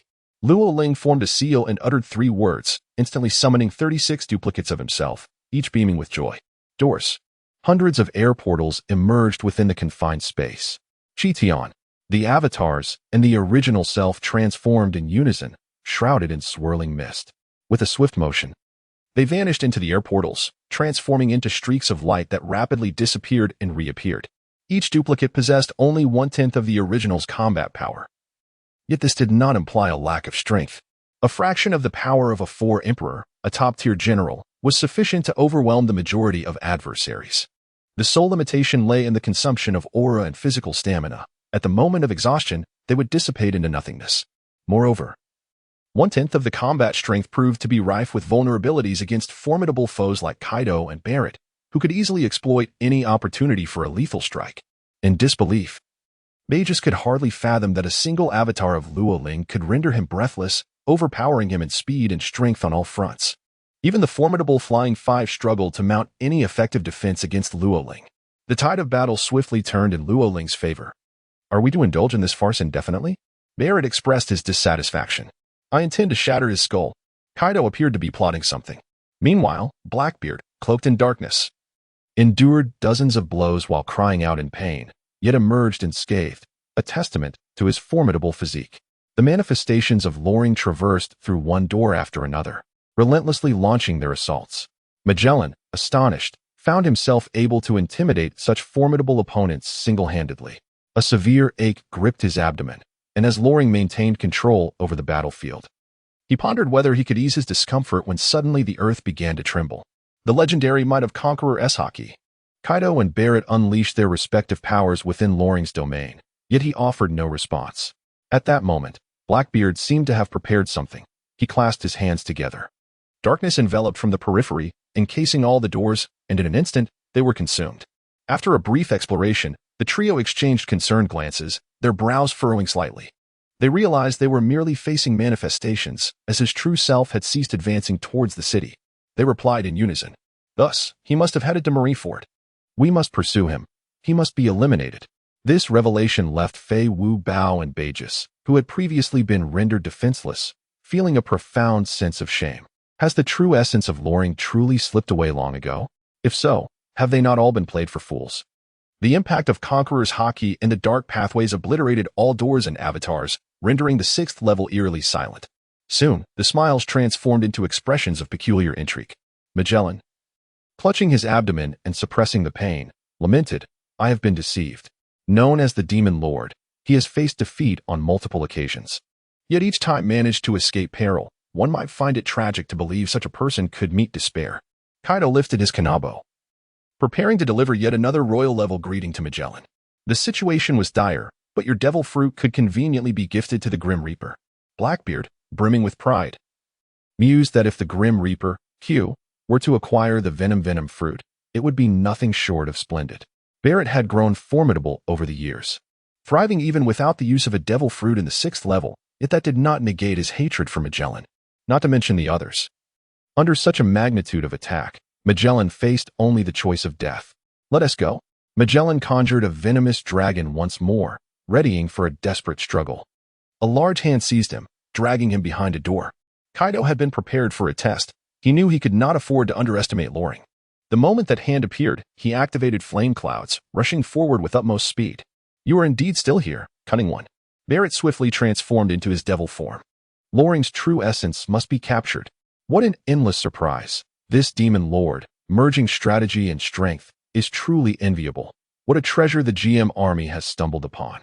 Blackbeard cursed vehemently. Although he could counter abilities with the dark fruit, he himself was also an ability user. Are several still in pursuit? Another door swung open. Colossal in size, encompassing the corridor of the 6th level in its entirety, covering every height. Teach turned his head, noticing another door of the same magnitude behind him.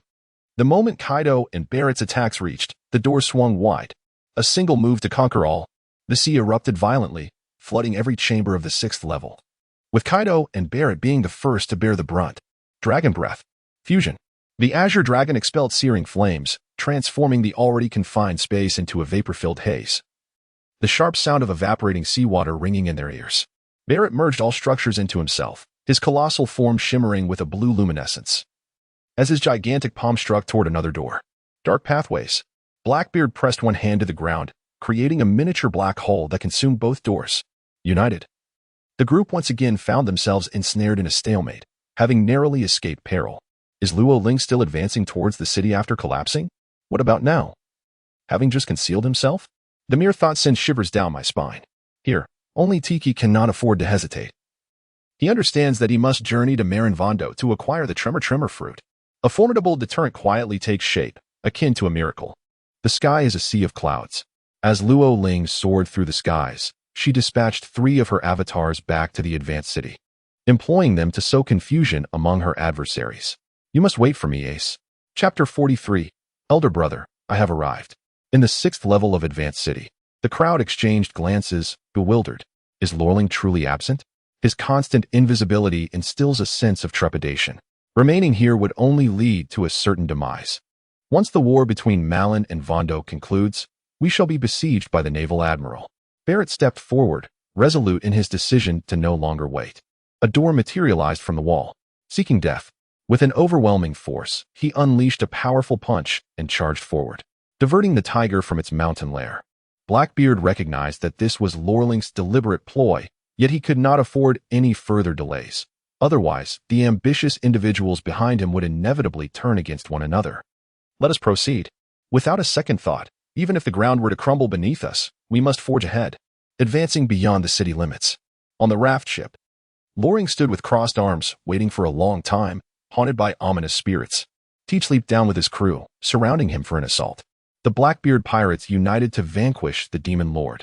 A mighty azure dragon roared towards the heavens, its back laden with the formidable members of the Beast Pirates. Brother Kaido, do you think this course of action is wise? Jean pondered, feeling this might undermine Kaido's authority. The ship is too slow. If I say we can go, then we shall, Kaido declared, flicking his tail to take flight. Suddenly, he sensed an immense force tugging at his tail. The Beast Pirates turned to see Loring soaring through the air, gripping his tail fiercely. In midair, Barrett struck Loring, sending him hurtling toward Kaido's back. Who do you think you are, daring to ascend upon Big Boss Kaido? Jack fumed, drawing his dual blades to strike. Quinn swiftly intercepted him, asserting that this was a matter for the captain, not for subordinates to meddle in. You solitary creature, Shouldn't your alliance have shattered the moment you left Impel down? Kaido understood that, given Barrett's nature, leaving Impel down would sever their alliance, much like the Red Count, who trusted no one. As you said, we must hasten to Marineford. Barrett offered no explanation, turning his gaze toward the two lowerings, then toward the one tangled with the Blackbeard pirates at sea. It appeared all three were manifestations of his devil fruit power. Your subordinates cannot contend with them. Kaido, focus on the journey. As he shifted slightly, his figure vanished. Reappearing before Loring, his fist cloaked in the overwhelming might of Conqueror's Haki.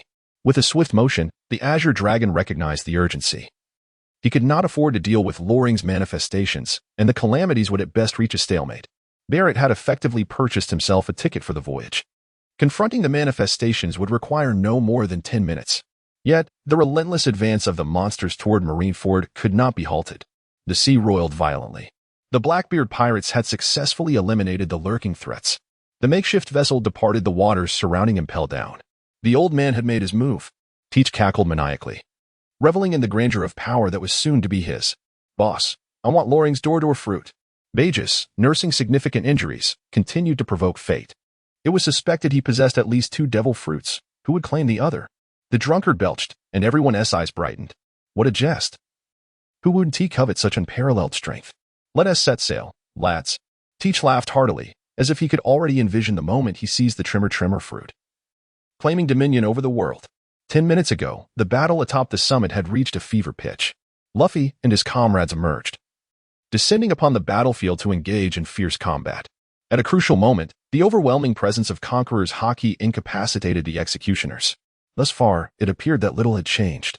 As the two brothers stepped forth from the flames, Whitebeard bore grave wounds. Akainu, employing provocative tactics, sought to retain Ace. The Whitebeard pirates were steadily retreating, and Luffy found himself sprawled on the ground. Those who embody wickedness deserve death. You remnants of an old era, by what right do you persist in your vile deeds? Molten magma dripped to the ground, melting stone and flesh alike. Die, son of the dragon, Straw Hat Luffy. With a single blow, even the sun god would be pierced. Ace. Luffy turned, but Akainu's assault was upon him before he could react. Only his brother Ace possessed such speed. Flames surged rapidly, capable of transforming into fire and evading. Yet to intercept this blow, one must remain corporeal, otherwise, it would be his brother who faced obliteration. As the elder brother, how could he not risk everything to shield him? In that moment, the molten lava radiated searing heat, the fist drawing perilously close, unstoppable. Ace enveloped his arm in Haki, acutely aware that he could not withstand this strike. A vivid memory flashed through his mind, a moment from his childhood. Luo Ling had urged him on numerous occasions to cultivate his Haki and to become sufficiently formidable. Over the years, his mastery of armament Haki had reached an advanced level, capable of enveloping his entire being. However, since acquiring the Marimara no Mi, he had devoted more of his energy to developing his observation Haki. At this moment, no matter how potent his observation Haki might be, it could not avert the impending confrontation. As a man, there are certain challenges one must face head-on. Brother. He did not harbor regret. Rather, he recognized that he had failed to honor Luo Ling's teachings. If only his armament Haki were stronger, perhaps he could survive and reunite with him. In this world, only that young man could compel him to willingly call him brother. Suddenly, as the hurricane surged when his fist had already seared Ace's back, a circular portal of air, twice the size of his fist, erupted open. With this strike, a gaping hole was created behind Akainu. Brother has arrived. Breathing heavily, Loring pushed the door open, and scarcely a second after he appeared in the sight of the crowd. A figure, akin to a shooting star, rushed toward Akainu, coming to an abrupt halt beside him, clad in a long trench coat. One hand wielded a steel pipe while the other transformed into a dragon's claw, summoning an overwhelming level of armament Haki to launch a direct assault. A throng of restless souls. Akainu swiftly countered this strike, his fury already boiling over. You are obstructing a sentence of execution, one capable of quelling an entire era of pirates. Do you have any notion of the countless innocents who will perish as a consequence? And you dare to call yourselves the GM army? Sakazuki's chest heaved with intensity, the justice he embodied stoking the flames of his wrath. Cerberus. This punch was swifter than that of Wano, aimed directly at Loring, who had just touched down and was yet to regain his composure. As Luo Ling's expression shifted, her palm transformed into a dragon claw, invoking a technique that conjured a vast torrent of seawater. This force coalesced into the shape of a dragon's head. which she unleashed without hesitation. Dragon Emperor. Boom. The waves surged relentlessly, continuously evaporating under the intense heat, yet the seawater she expelled from her mouth only multiplied. Accelerating in speed, Akainu faced this attack head-on, causing Luo Ling's amassed seawater to vanish entirely. The Tenjin fruit, capable of controlling and devouring water, had allowed her to store the seawater while assaulting Kaido and others during the events at Impelled Down. Unexpectedly, it was all consumed by Akainu's relentless strike. It was blocked. The undying bird, Marco, turned around, astounded by the preceding spectacle. It was a near miss. Both Ace and Luffy almost fell victim to Akainu's hand. What a monstrosity! The left and right arms of the GM Army's leader, Dragon. What ties do they share with the Fire Fist? Ace? Don Quixote, Doflamingo reveled in delight, manipulating threads to control a throng of pirates and marines engaged in a brutal melee. There he was again, the one perpetually at the center of the storm. Kizaru turned his gaze, casually kicking away a pirate from the Whitebeard crew to vent his frustration. Can he withstand Akainu's onslaught?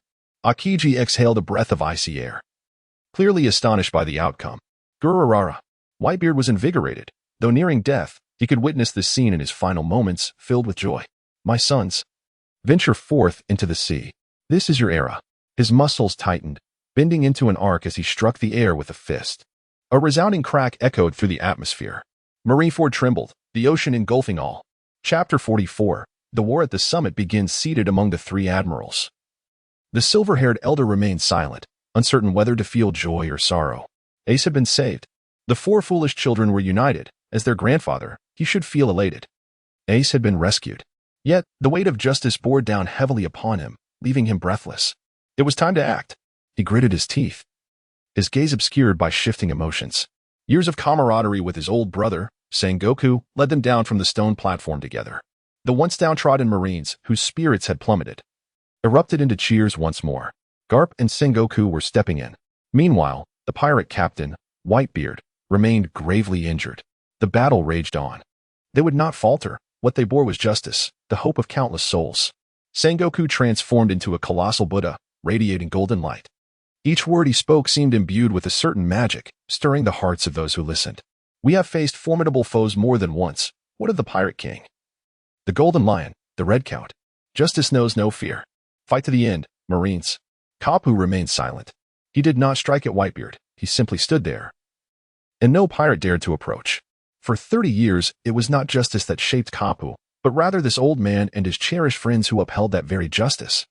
Gulalala, are we, the old-timers, destined to part ways? Whitebeard exclaimed, grasping the air as if tearing apart the very fabric of the heavens. Marineford seemed to tilt in response.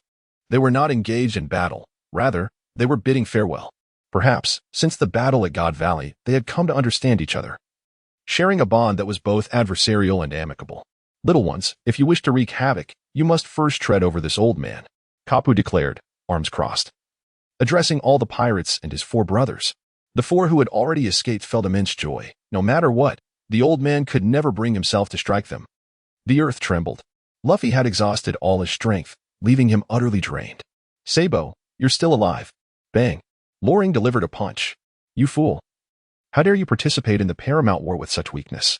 Ace helped Luffy to his feet, smiling without uttering a word. Bang. Loring struck each of them with a punch. And you, Ace, if you do not diligently cultivate your haki, will you still venture into danger the next time such a situation arises? Sabo, I urged you to set off earlier, had I not been a moment tardy. You would have been left to risk your life under Akainu in a desperate attempt to rescue Luffy. Frustrated by their lack of progress, Loring longed to deliver a stern lesson to the three of them. In truth, they had longed to shed tears of joy at their reunion. Yet, this battle afforded them no opportunity to do so. Wait a moment. Rorin positioned himself before Luffy and Ace.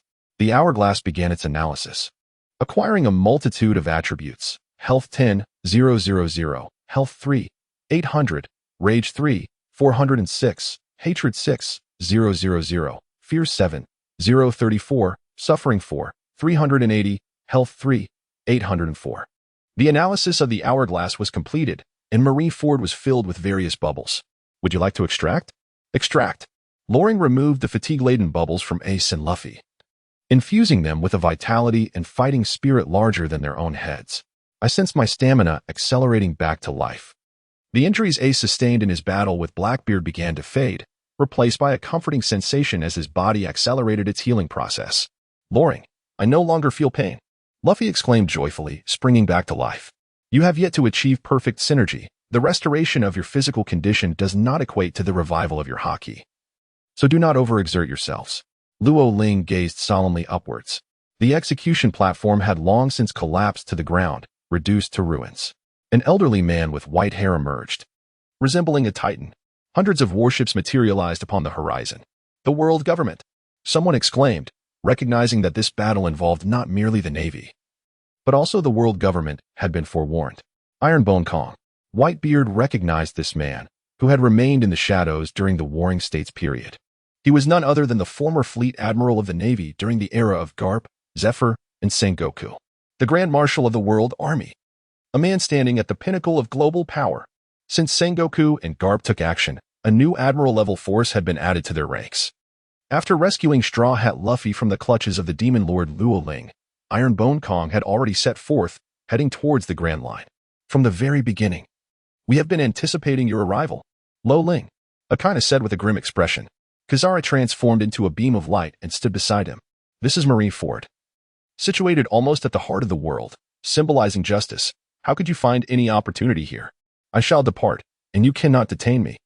The Whitebeard pirates find it exceedingly arduous to contend with such formidable forces. Garp, Sengoku, Akiji, Akainu, Kizaru, and Fujitora.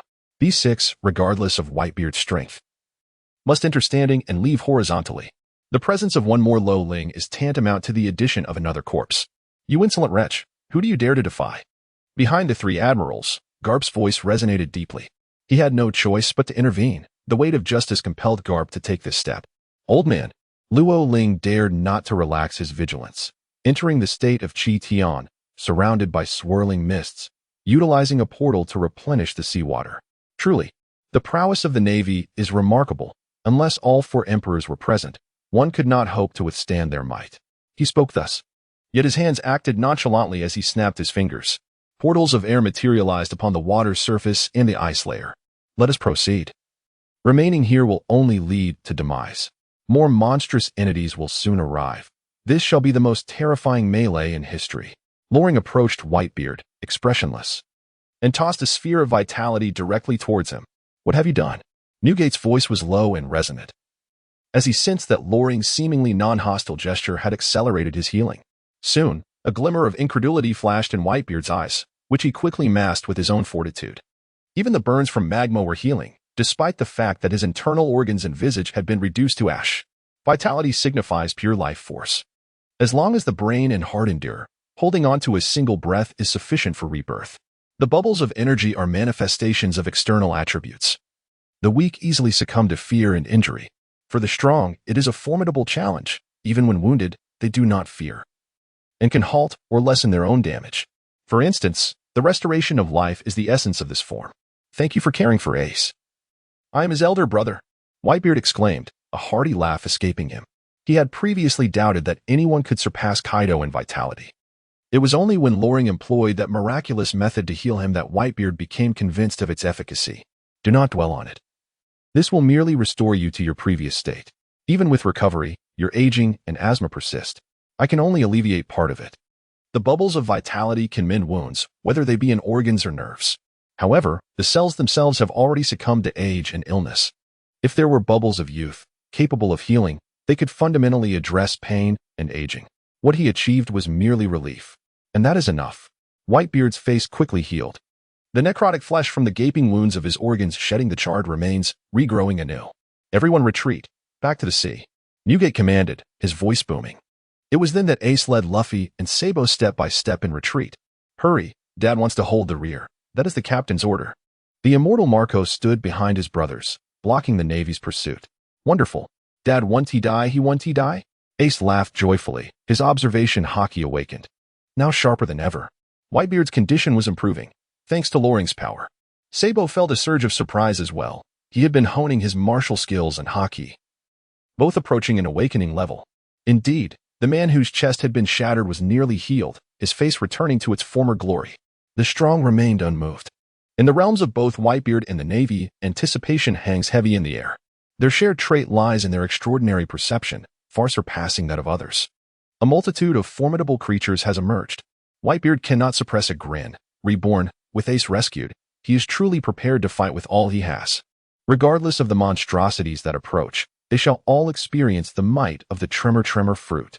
The situation in Impel Down has spiraled into chaos. The Ironbone Kong expresses his dissatisfaction. This old body of mine could use a bit of limbering up.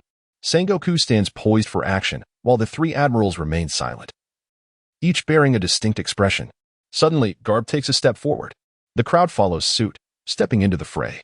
Ha ha ha. It appears you all have been eagerly awaiting our arrival. Blackbeard leaps down from above with his crew. The roar of dragons echoes as figures descend from the skies. Garp. Sengoku. How I have longed to see you. Barrett grins maniacally. For 20 years, he has harbored an unyielding hatred for Garp. You old fool, are you still alive? Kaido surveys the scene with disdain, transforming into his human form. On the icy surface, the expressions of the 7 warlords of the sea shift dramatically. What an alarming spectacle, this great war has summoned countless monsters. Doflamingo laughs heartily. Kaido. Moria, with claws extended, yearns to transform him into a zombie. It seems the agreement did not account for the beast Kaido. Mihawk remains unfazed. After all, no matter how formidable, it could be vanquished with a single sword strike. Loring. I believe I have encountered him before. The Empress delivers a swift kick, sending the assailant flying. Glances of eager onlookers converge. At sea, the Whitebeard pirates are in full retreat. The Moby Dick has set sail, accelerating ahead. Ace. Yamato embraces him, filled with joy. It has been so long. Ace retaliates with a powerful punch, instinctively turning away. They gradually distance themselves from Marineford. Silence envelopes the small island, an unusual stillness pervading the atmosphere. It is unclear who first unleashed the Conqueror's haki, but soon it erupts into a frenzy, colliding with increasing intensity. The greatest war in history has commenced. Kaido roars with laughter, swinging his club. The battle begins. Garp leaps into action, striking at Barrett. The war atop the summit has begun, the grand curtain rising. Only those at their peak may enter this realm. Chapter 45, The Legendary Strike. The 3 admirals assault. The winds howled fiercely, and sand and stone swirled chaotically. One by one, the elite marines succumbed, even the naval colonels unable to withstand the onslaught, retching uncontrollably. The Conqueror's haki was unleashed as if it were of no consequence. To fend off one attack was to be met with another. Merely standing tall, without kneeling, was a testament to pride. Maintaining any semblance of combat prowess before them was a daunting challenge. The expression on the ghost spider's face was one of distress as the weasel beside him began to sway dizzily. As a distinguished vice admiral of the Marine headquarters, adept in the mastery of dual haki, he found himself exerting every ounce of strength merely to remain conscious in the presence of these monsters. Truly, they were a formidable breed. This battle seemed to have little to do with us. Don Quixote Doflamingo seized a long line, seizing the moment to strike at Moria. What are you doing, Doflamingo? Why are you attacking me? Moria croaked, clutching a handful of shadows. He had intended to observe the battle keenly, hoping to land a finishing blow on Kaido. Hush, keep your voice down, Moria. Those who wish to take your life do not desire attention. Doflamingo gestured towards the sky with a knowing glance. Moria swallowed the shadows in one gulp. Rising in anger, did he truly believe that Moonlight Moria was someone to be trifled with? As the confrontation escalated, Mihawk held his blade steady. Sensing that this clash could ignite something monumental, he wished to observe the unfolding drama with utmost seriousness. Remaining here was merely a waste of time. The Whitebeard pirates had retreated, and the Navy had claimed victory. Hancock turned on her heel, for the ensuing battle lay beyond the bounds of their agreement. The elderly woman watched the fray, remarking softly, "Your notion of victory seems utterly devoid of significance." As the chief strategist of the Marine headquarters, she comprehended all too well what this battle truly signified. Meanwhile, at a distance upon the ocean, another group celebrated aboard their vessel. Ivankov and the others had successfully evacuated alongside Crocodile and his crew. What remained was none other than the clown, Buggy. Truly, Captain Buggy was remarkable, personally providing cover for the Whitebeard pirates in their retreat. Even from this distance, I struggled to maintain my footing, yet Captain Buggy soared through the air. How magnificent! Only Captain Buggy could possess such formidable strength. Little did they know, Buggy's legs were hidden within the ship's cabin, trembling uncontrollably. He floated in mid-air, utterly paralyzed by fear, silently cursing. With such overwhelming Conqueror's haki, if I don't escape soon, I shall find no resting place for my remains. Yet he clutched the live-streaming phone bug in his hands, broadcasting this scene to the entire world. In the frame, a global transmission unfolded. Whitebeard, Loring, Kaido, Sengoku, and Barrett unleashed their Conqueror's Haki, tearing Marineford into 5 distinct realms. The 3 admirals stood resolutely beside Sengoku, contesting the overwhelming might of these 4 Haki forces. Suddenly, an unexpected figure emerged, devoid of any released Haki. No observation Haki, no armament Haki, no Conqueror's Haki. It was as if Haki held no significance for him. In this moment, whoever could breach the defenses of any one of the Haki wielders could unravel this chaotic spectacle. However, that would also mean this individual would endure the most ferocious clash of Conqueror's Haki. He lifted his gaze, the wind billowing his cloak, the word justice resonating forcefully. Whitebeard, your Conqueror's Haki has weakened significantly, has it not? Loring, you're merely a fledgling. Do not flaunt your novice skills. Kaido, you are but the remnants of remnants. A loser among losers. Barrett, your Conqueror's Haki pales in comparison to Roger's. The fortunate soldiers who sheltered behind Sengoku found newfound courage in his incisive remarks. He had always favored a free-spirited combat style, unrestrained and unconfined. Yet, at this moment, his words served to stabilize the hearts of all the Marines. The golden, black, blood-red, purple, and white hues of Conqueror's Haki enveloped him, as if they were non-existent. In perfect harmony, Haki and martial arts merged, embodying the ultimate essence of unity. With his fists, he had fought throughout his life, having cornered Roger's crew on numerous occasions. He strode unwaveringly towards Barrett, who wore a nonchalant smile, seemingly confident in his ability to bring this old man down. Such sharp words, you old fool, Barrett retorted, acknowledging the truth in the comparison to Roger. The elder offered no reply. He was but an old Marine, so what if he was called an old fool? As long as the word justice still existed in the world, that was sufficient. Over 30 years ago, a group had gathered on an island in the New World, claiming they could bring about the world's destruction. Garp, Sengoku bellowed, signaling him to refrain from speaking certain truths, for the time was not yet ripe. Damn it. Kaido recognized that they were referring to the God Valley incident, that monumental event where he first witnessed Roger's prowess. Carrera. Whitebeard chuckled, finding it amusing. How interesting, is it not? We were all so young back then, yet now we are gray and frail, like decaying wood. Do not be disheartened, do not be afraid. Forge ahead, defeating every enemy before you, no matter who they are, whether they are the 4 emperors, demons, or great pirates. As long as he lives, he can be defeated. With veins bulging, Carp leaped forward, unleashing his formidable iron fist towards Barrett. I am in the prime of my life, while you have aged 20 years. Barrett, believing that his 2 decades of arduous training in the art of armament Haki would surely surpass this gray-haired elder, transformed into his devilish form, confidently throwing a punch in retaliation. In an instant, Barrett's Conqueror's Haki was ruthlessly shattered. The barriers of their Haki dissipated, all converging towards Carp. There was no flow of Haki. It was as if every breath he took was inherently infused with Haki. A thunderous roar erupted, akin to a volcanic explosion. For forces tore through the earth, sending debris swirling into a cloud of dust. Subsequently, a towering figure shot backward like a cannonball, crashing into the concrete and rebar. In the distance, structures crumbled into ruins. The descendant of the devil laughed maniacally, rising to his feet, tilting his head, an expression of deep apprehension in his eyes. The strongest Marine in history, surveying the seas over the past 30 years, recognized only one other, Pirate King Roger, who, like him, attained the pinnacle without relying on devil fruits, but rather through Haki. Barrett grinned, feeling a sense of gratification. Only by battling someone with true strength like Carp could he find excitement. Amidst the dust, Carp emerged unscathed, without a trace of blood or weakness. He laughed heartily. Who else wishes to challenge me? Mr. Carp, Akiji murmured upon witnessing this scene. He understood that Carp could never be defeated. After all, he is the legendary hero, Carp. Luo Ling found himself at a loss for words, fully aware that he would soon be targeted by both Kizaru and Akainu. The situation was in a constant state of flux, with no one able to predict what would transpire next. Old man, shall we consider an alliance? Kaido inquired with a smile directed at Whitebeard. It was years ago on Hakanosu that Newgate had invited Kaido to join their ranks in place of Captain Rocks. Despite their long-standing rivalry, they were united against the Navy. Take care of yourself, Whitebeard proclaimed, delivering a powerful punch that sent tremors through Marineford once more. Such strength was truly enviable. Teach's eyes sparkled with a longing for the tremor fruit. Legends were resurfacing and fate lingered in silence. Darkness, tremors, molten lava, ice, and flashes of light intertwined, creating a scene reminiscent of the apocalypse. Luo Ling finds himself encircled by a multitude of formidable generals. The Elder's personal display has reached its conclusion. Now, it is time for Luo Ling to engage in battle. With an air of calmness, he activates the Qi Tian state, and an array of portals to the sea hangs suspended in the air. The divine stabilizing needle, as Luo Ling struck the ground with the golden cudgel.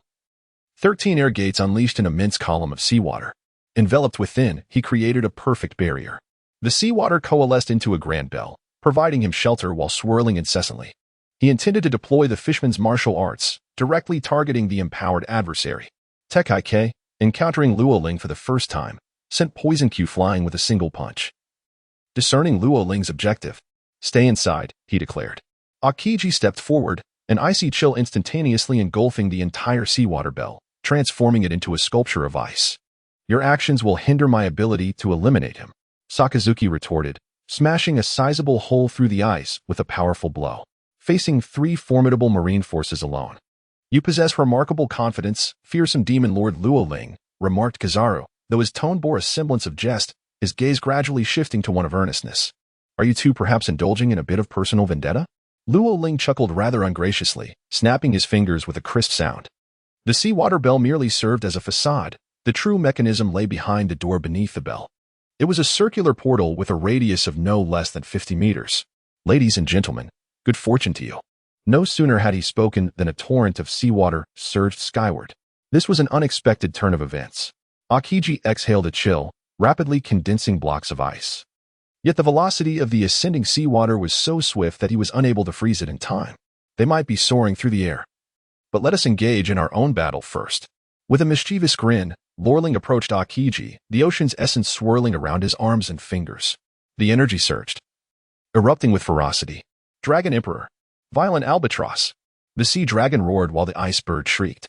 Chapter 46, Supersynthesis, Fruit Fusion. The ice bird spread its wings, transforming into a chilling gale that swept across the ground. The water dragon ascended in a spiral, enveloped in a domineering aura. When the two forces collided, the water dragon, which ought to have been frozen, forcibly surged forward, shielded by the aura. Akiji's mastery of ice excelled in freezing and impeding the opponent's speed, seemingly trivial. Yet in the throes of combat among the mighty, a single encounter could decisively alter the tide of battle. Luo Ling commanded the water dragon to surge forth, its advantage lying in its remarkable agility, allowing for continuous acceleration. With a decisive strike, the water dragon unleashed its claws, seemingly poised to alter the course of the battle. "Can you perceive the constraints upon my violent blue pheasant's attack?"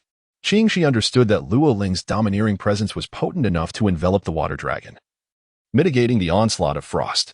Rather than squander precious moments, he opted for self-liberation. With a commanding shout, he shattered the ice bird, which emitted a chilling wail as thousands of ice feathers, sharp as blades, rained down. The icy blades pierced through every crevice of the water dragon's scales. As the sea surged incessantly, so too did the domineering force, creating a vast coverage area. Therein lay the fleeting vulnerability. The penetrating ice blades swiftly encased the water dragon in frost. The once agile water dragon came to an abrupt halt, fracturing and transforming into a swirling tempest of ice and frost. Ice is not solely a means of freezing. The true essence of the devil fruit lies in personal innovation. Luo Ling was pleasantly surprised. Green Pheasant's attacks were not solely reliant on elemental essence. This added a layer of enjoyment to the battle. The Hourglass began to analyze. Characters detected: Whitebeard, Sengoku, Green Pheasant, and Ironbone Kong. The Great Buddha descended, facing Blackbeard in a one-on-one confrontation. The human fruit, mythical Zoan, Buddha form. Sengoku struck, channeling a shockwave that surged from his fist, causing Blackbeard to spew forth dark blood. Sengoku the Buddha, truly worthy of his name. Enduring the pain, Blackbeard swiftly expanded his dark domain, like water flowing across the ground. Even in direct confrontation, it was still Blackbeard lurking in the shadows, while Sengoku stood in the light. The dark fruit counters the abilities of devil fruit users, providing him with a distinct advantage. Whitebeard found himself in a precarious situation, as Blackbeard's crew and the Beast Pirates, aside from their vice captains, surrounded Newgate. They incessantly fired their weapons, leveraging their distance to attack from afar or launching simultaneous close assaults. "Jack, are you going to make your move?" Quinn exhaled smoke, disdain evident on his face. "Whitebeard? Just an old man." "Of course, Brother Quinn. Do you think I am someone to fear?" Jack transformed into his beast form, wielding his dual blades like crescent moons, looking peculiar. How could one fear the world's strongest man while relying on the ship king? At this moment, Jin and Rain Shiryu stood before Ironbone Kong, both prioritizing speed. Determined to capture the Grand Marshal of the World Army. I have indeed been underestimated, Ironbone Kong scoffed, concealing his true capabilities. These young ones really thought little of him. The battles erupted simultaneously. The soaring sea currents surged from Marineford into the clouds, eliciting varied expressions from the nearby lurking pirate ships. Why would the demon lord Luo Ling ally with Whitebeard? Kid pondered, unable to comprehend this alliance. Being Ace's brother, he naturally took the rear guard. Killer, arms crossed, calmly analyzed the shifting dynamics of the combat. Meanwhile, in a submarine, Law maintained his aloof demeanor. This battle could reshape the world. The victor will redefine the power dynamics of the sea. On the other side of the ocean, the voracious Bonnie sat atop an oak barrel, devouring roasted meat. It's him again, always in peril. Does he think there is cause for concern? Captain, it seems you've been worried since Luo Ling appeared. You're eating slower. The crew members exclaimed in a flurry. Silence. He won't die. Set sail. We cannot be caught up in this. The World Army's warships are closing in. The pirate ship of the Supernovae has turned its helm away from this place. The analysis is successful and synthesis is underway. The number of significant figures has become excessive, triggering a supersynthesis. A flawless supersynthesis has commenced, initiating the fusion of fruits. Fruit fusion. This process entails the perfect amalgamation of all devil fruit powers, developed to the currently highest level, requiring at least one fruit endowed with multiple divine abilities, such as the Qi Tian form, the Tianping form, the Wanlian form, the Jinshan form, the Neza form, the Erlangshin form, and the Great Buddha form. Successful fusion can further amplify the potential of the fruits, allowing their abilities to be perfectly interchangeable. Luo Ling thought to himself, how fortuitous it is that he possesses exactly two of them. Should he merge them? Indeed, merge. As he began to speak, the hourglass released a cascade of golden sand, reminiscent of the flowing of time and space. As it enveloped Luo Ling's skin, he sensed the demonic essence within him repelling each other, only to subsequently harmonize flawlessly. This was the unlocking of the potential within the demonic fruit. In Luo Ling's eyes, golden light burst forth, intricate golden patterns enveloping her entire being. From beneath the mist-shrouded crimson robe, a pair of wings suddenly emerged. Tianpeng, the marshal of the galactic water forces, was endowed with wings and traversed the weak water. The phoenix wing purple gold crown expanded, growing more than twice its original size. The sea-stabilizing needle in her hand transformed into a nine-toothed rake at the mere whim of her thoughts. My highest developmental level is the Qi Tian fruit. Upon fusion, both the Door fruit and the Tianpeng fruit ascended to an intermediate awakening. Luo Ling felt an overwhelming sense of incredulity. It is a known fact that ordinary individuals cannot consume multiple devil fruits. This is attributed to the fusion of the devil gene with human genetics, which results in the body's rejection of foreign entities. Should a flawless integration be achieved, the physical form could potentially expand even further. The mythical Zoan type is indeed extraordinary, for only it possesses an array of bizarre abilities that allow for compatibility and the perfect assimilation of other devil fruits. With a sense of astonishment, Luo Ling exclaimed as he experienced the wondrous moment of fruit fusion. In an instant, Akiji had hurled two ice spears with the force of a raging torrent. How marvelous! He felt an extraordinary surge of power, as if he could accomplish anything. As the ice spears approached, his wings expanded threefold, enveloping Luo Ling and suspending him in midair. The wings were impervious to harm. No matter how swift the ice spears flew or how potent their freezing capabilities, not a single feather was disturbed. The nine-toothed rake and the celestial wings, the control over water and the ability to devour, represented one of the primary abilities awakened after the mid-level transformation of the celestial fruit. Not only could he soar at incredible speeds, but he also possessed unparalleled defensive strength. Is this what the intelligence report hinted at, the third devil fruit you were suspected of possessing? A chill swept across his cheek, momentarily freezing before returning to normal. Akiji's expression remained unchanged, his hands tucked into his pockets, as he sensed the presence of those two individuals with his observation haki. What do you think? Luo Ling comprehended that the so-called intelligence referred to the land of Wano's Onigashima, where CP0 had previously infiltrated. The capability that allowed Luo Ling to regain his footing in battle against Kaido, despite initially being at a disadvantage, was classified as the third devil fruit. Moreover, during the Marineford War, he miraculously utilized this ability to heal Whitebeard's injuries. an event that certainly did not escape the keen observation of Akiji, an Admiral of the Navy. The fusion of the Heavenly Ping's dual wings was thus designated as the third devil fruit. Luo Ling, too, found joy in the misunderstanding where the hourglass was mistaken for the heavenly canopy fruit, as it bore no adverse effects upon him. Celestial Cloud Sword, K9 biting Crimson Lotus. In the hands of the swiftest man in the world, the light sword transformed into a straight line. Beside him, a colossal lava hound opened its mouth to bite. Can you truly strike me? Luo Ling did not evade.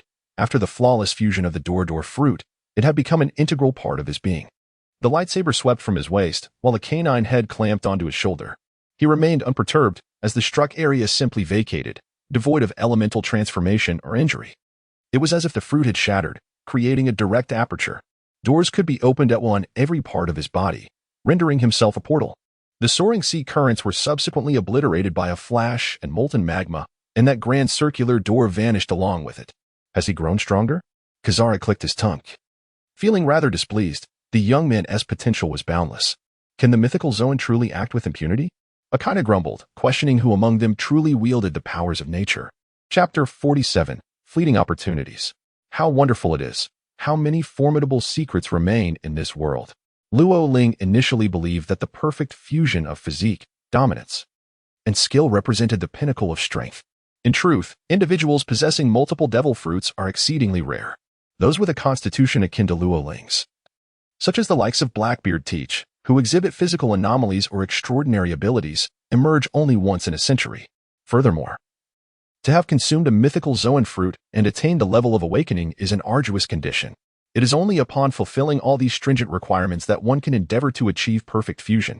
How wondrous! Luo Ling sketched a circle, endeavoring to once again evoke the soaring currents of the sea. I shall never grant you this opportunity. Akainu's gaze was as sharp as a blade, harboring a desire to consume Luo Ling whole. Henceforth, I shall afford you no respite. Kizaru, with hands tucked into his pockets, appeared leisurely. Yet this demeanor concealed an unprecedented sense of relaxation. Ho ho ho. Do you truly believe I am inconsequential? Kaido guffawed as he indulged in copious amounts of alcohol. With a smash of the wine vessel, he proclaimed, what a lively affair. War is but a banquet. Power defines status. Before you, naval admirals can claim victory over Whitebeard. I suggest you step aside. Thunder rumbled ominously. Lightning crackled, entwining around his club. Kaido wielded the weapon with both hands, his steps swift as the wind. The thunderclap echoing forth. Damn it. Borsellino, this individual poses a grave danger. He must be eliminated. Fear not, Sakazuki. As Akino made his move, Kizaru swiftly turned, delivering a kick towards Luo Ling quite impressive. Kaido remarked, transforming into his dragon form. Engaging with admirals and emperors alike necessitates ample respect. Akino deflected the strike, feeling no pride but rather a surge of fury as the temperature escalated. Do you remember? Of course. Kaido's entire being ignited with flames, the heat intensifying as a colossal fire dragon enveloped him. Fire Dragon Torch. Wrapping around the dragon's horns and head were the fierce colors of Conqueror's Haki and Armament Haki. The immense fire dragon loomed over Marineford, surprising all that the first to strike would be the solitary beast Kaido, the god of molten fire. Akina's molten magma churned, flowing like the ocean until he transformed into a lava giant, indistinguishable from Sakazuki himself. Bang! The two engaged in fierce combat, dragon claws against fists, clashing relentlessly. The intense heat of battle surged. Who stands stronger, the dragon or the giant? Marineford. On the coastline, Kaido's previous battle with Sakazuki was known to all. Did he not gain enlightenment from that encounter? As Kizaru pouted in contemplation, hundreds of laser kicks were unleashed in the blink of an eye. With the divine eye of fire and the support of the somersault cloud, Luo Ling's aerial kicks accelerated, successfully deflecting every attack. The two monsters, mere 5 years apart in age, the naval admiral and the emperor of the seas, seemed as though they had never crossed paths. This vast ocean, truly heartless, easily forgets everything. The moment Akiji stepped forward, the area within 100 meters transformed into a slick, icy surface. In the blink of an eye, Luo Ling's body was encased in ice, providing the perfect opportunity for the yellow ape to deliver a devastating kick that could shatter him into pieces. An impressive collaboration, indeed. Admiral of the Navy. With a crack, the ice shards fell to the ground as wings unfurled gracefully. Luo Ling executed a sidelong assault, transforming the Rui Jingu Bang into a 9-toothed rake, directly impaling the yellow ape with 9 gaping holes.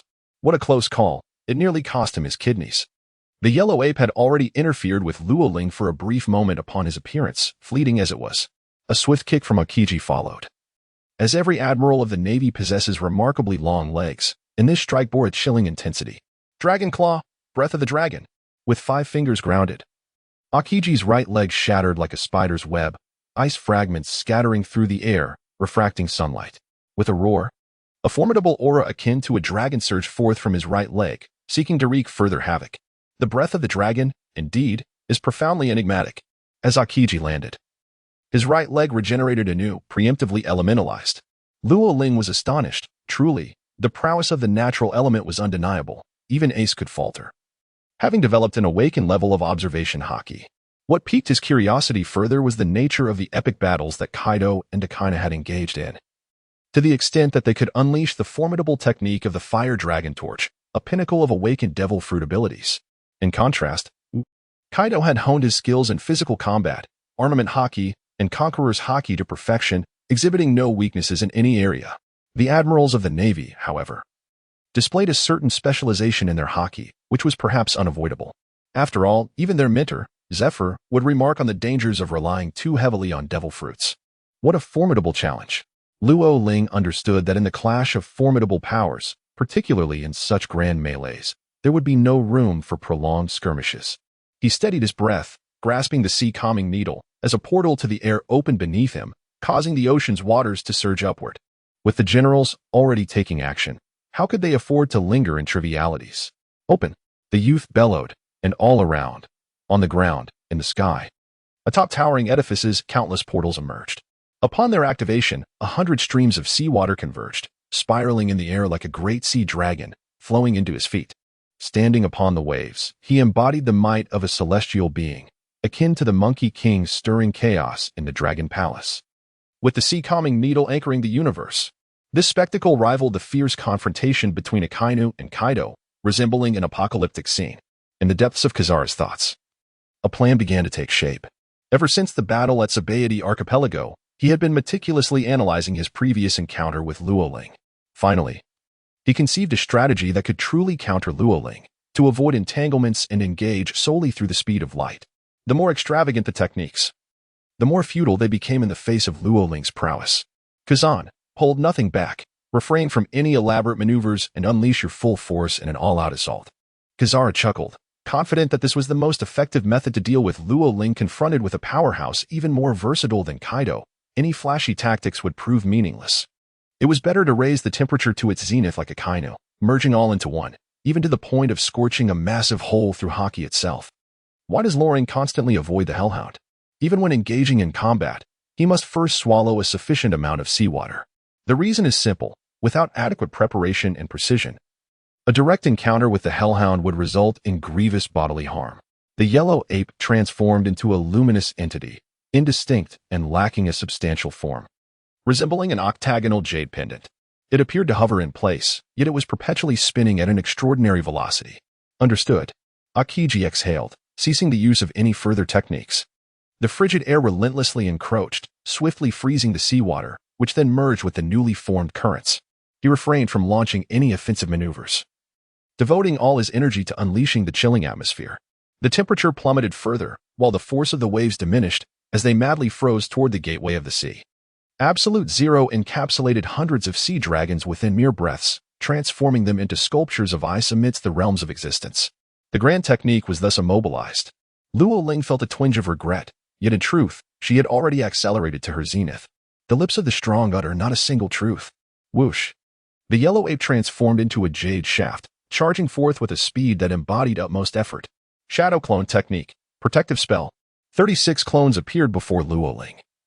Invoking their protective incantations, none could withstand the radiant jade light, which mercilessly purged and annihilated all in its path, until the very last clone was pierced through the chest. There was no escape. The velocity was simply too swift. The yellow ape poured forth all his might, eschewing flamboyant moves for sheer speed. Thankfully, he did not fall prey to arrogance. Caution is always a virtue, wouldn't you agree?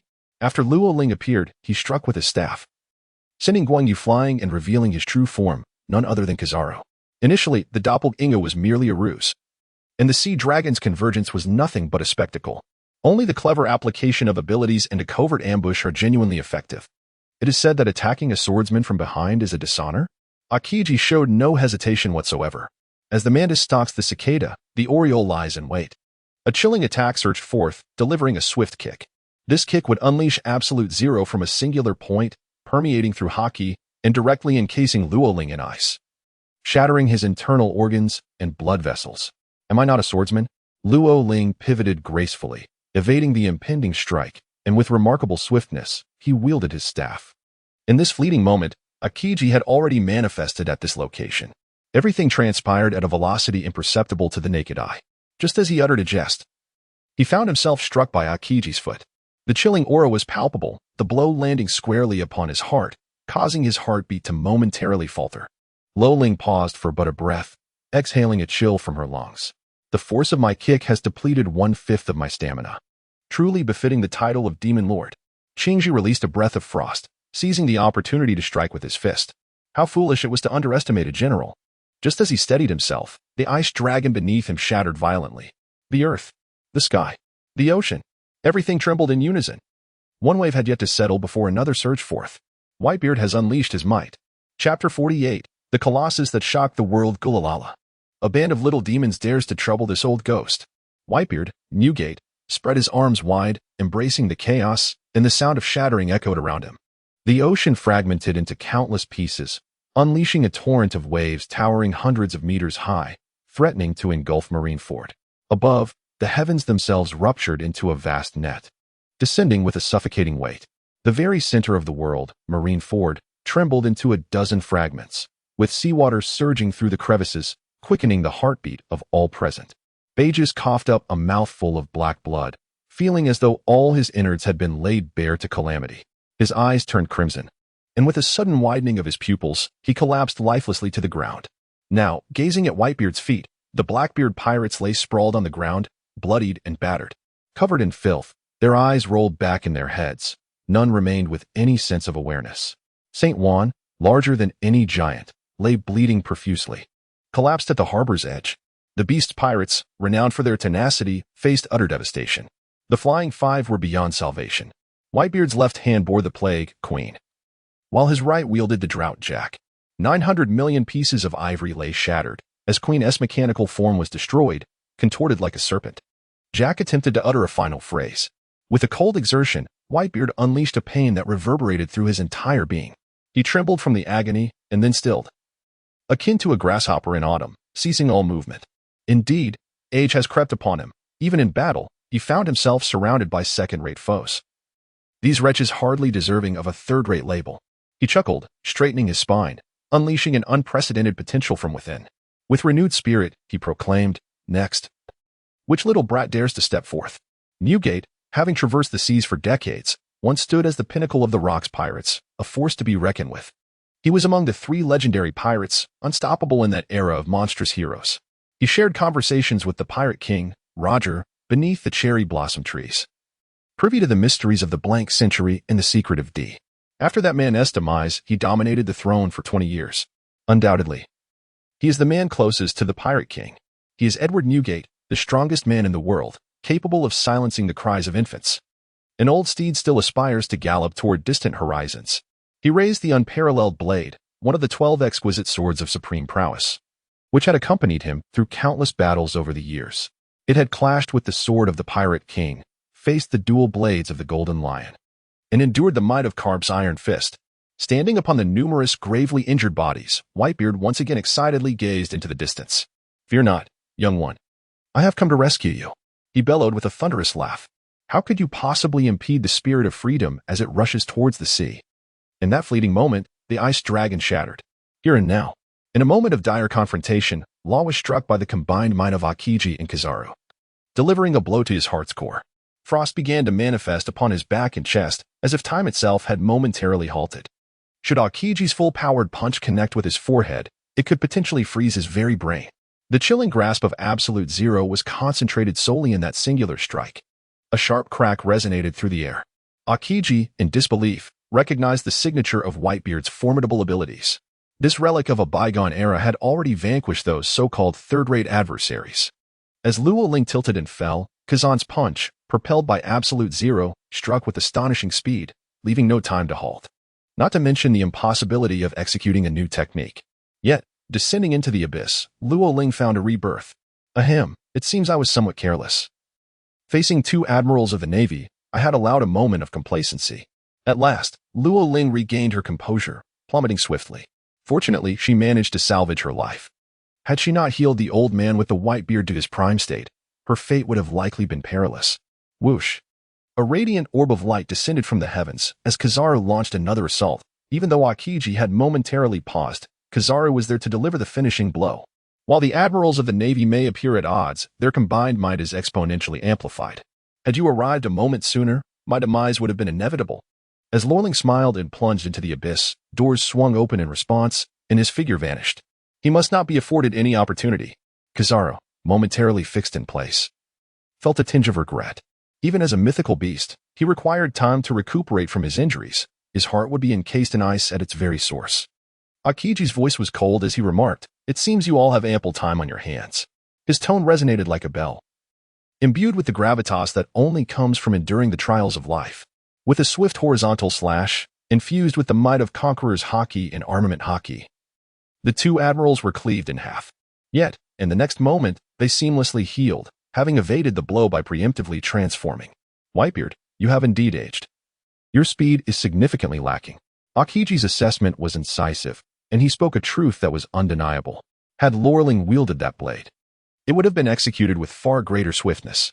Denying the passage of time serves little purpose. After all, your age is evident, and you suffer from asthma akin to that of Zifa. I genuinely hope you find no remedy before your last breath. Kizaru articulated the most chilling words in a tranquil tone. The blade retracted, and Whitebeard displayed no hint of anger. Rhetoric, too, is a weapon in battle, something both Akainu and Sengoku excel at. One thrives on provocation, while the other inspires morale.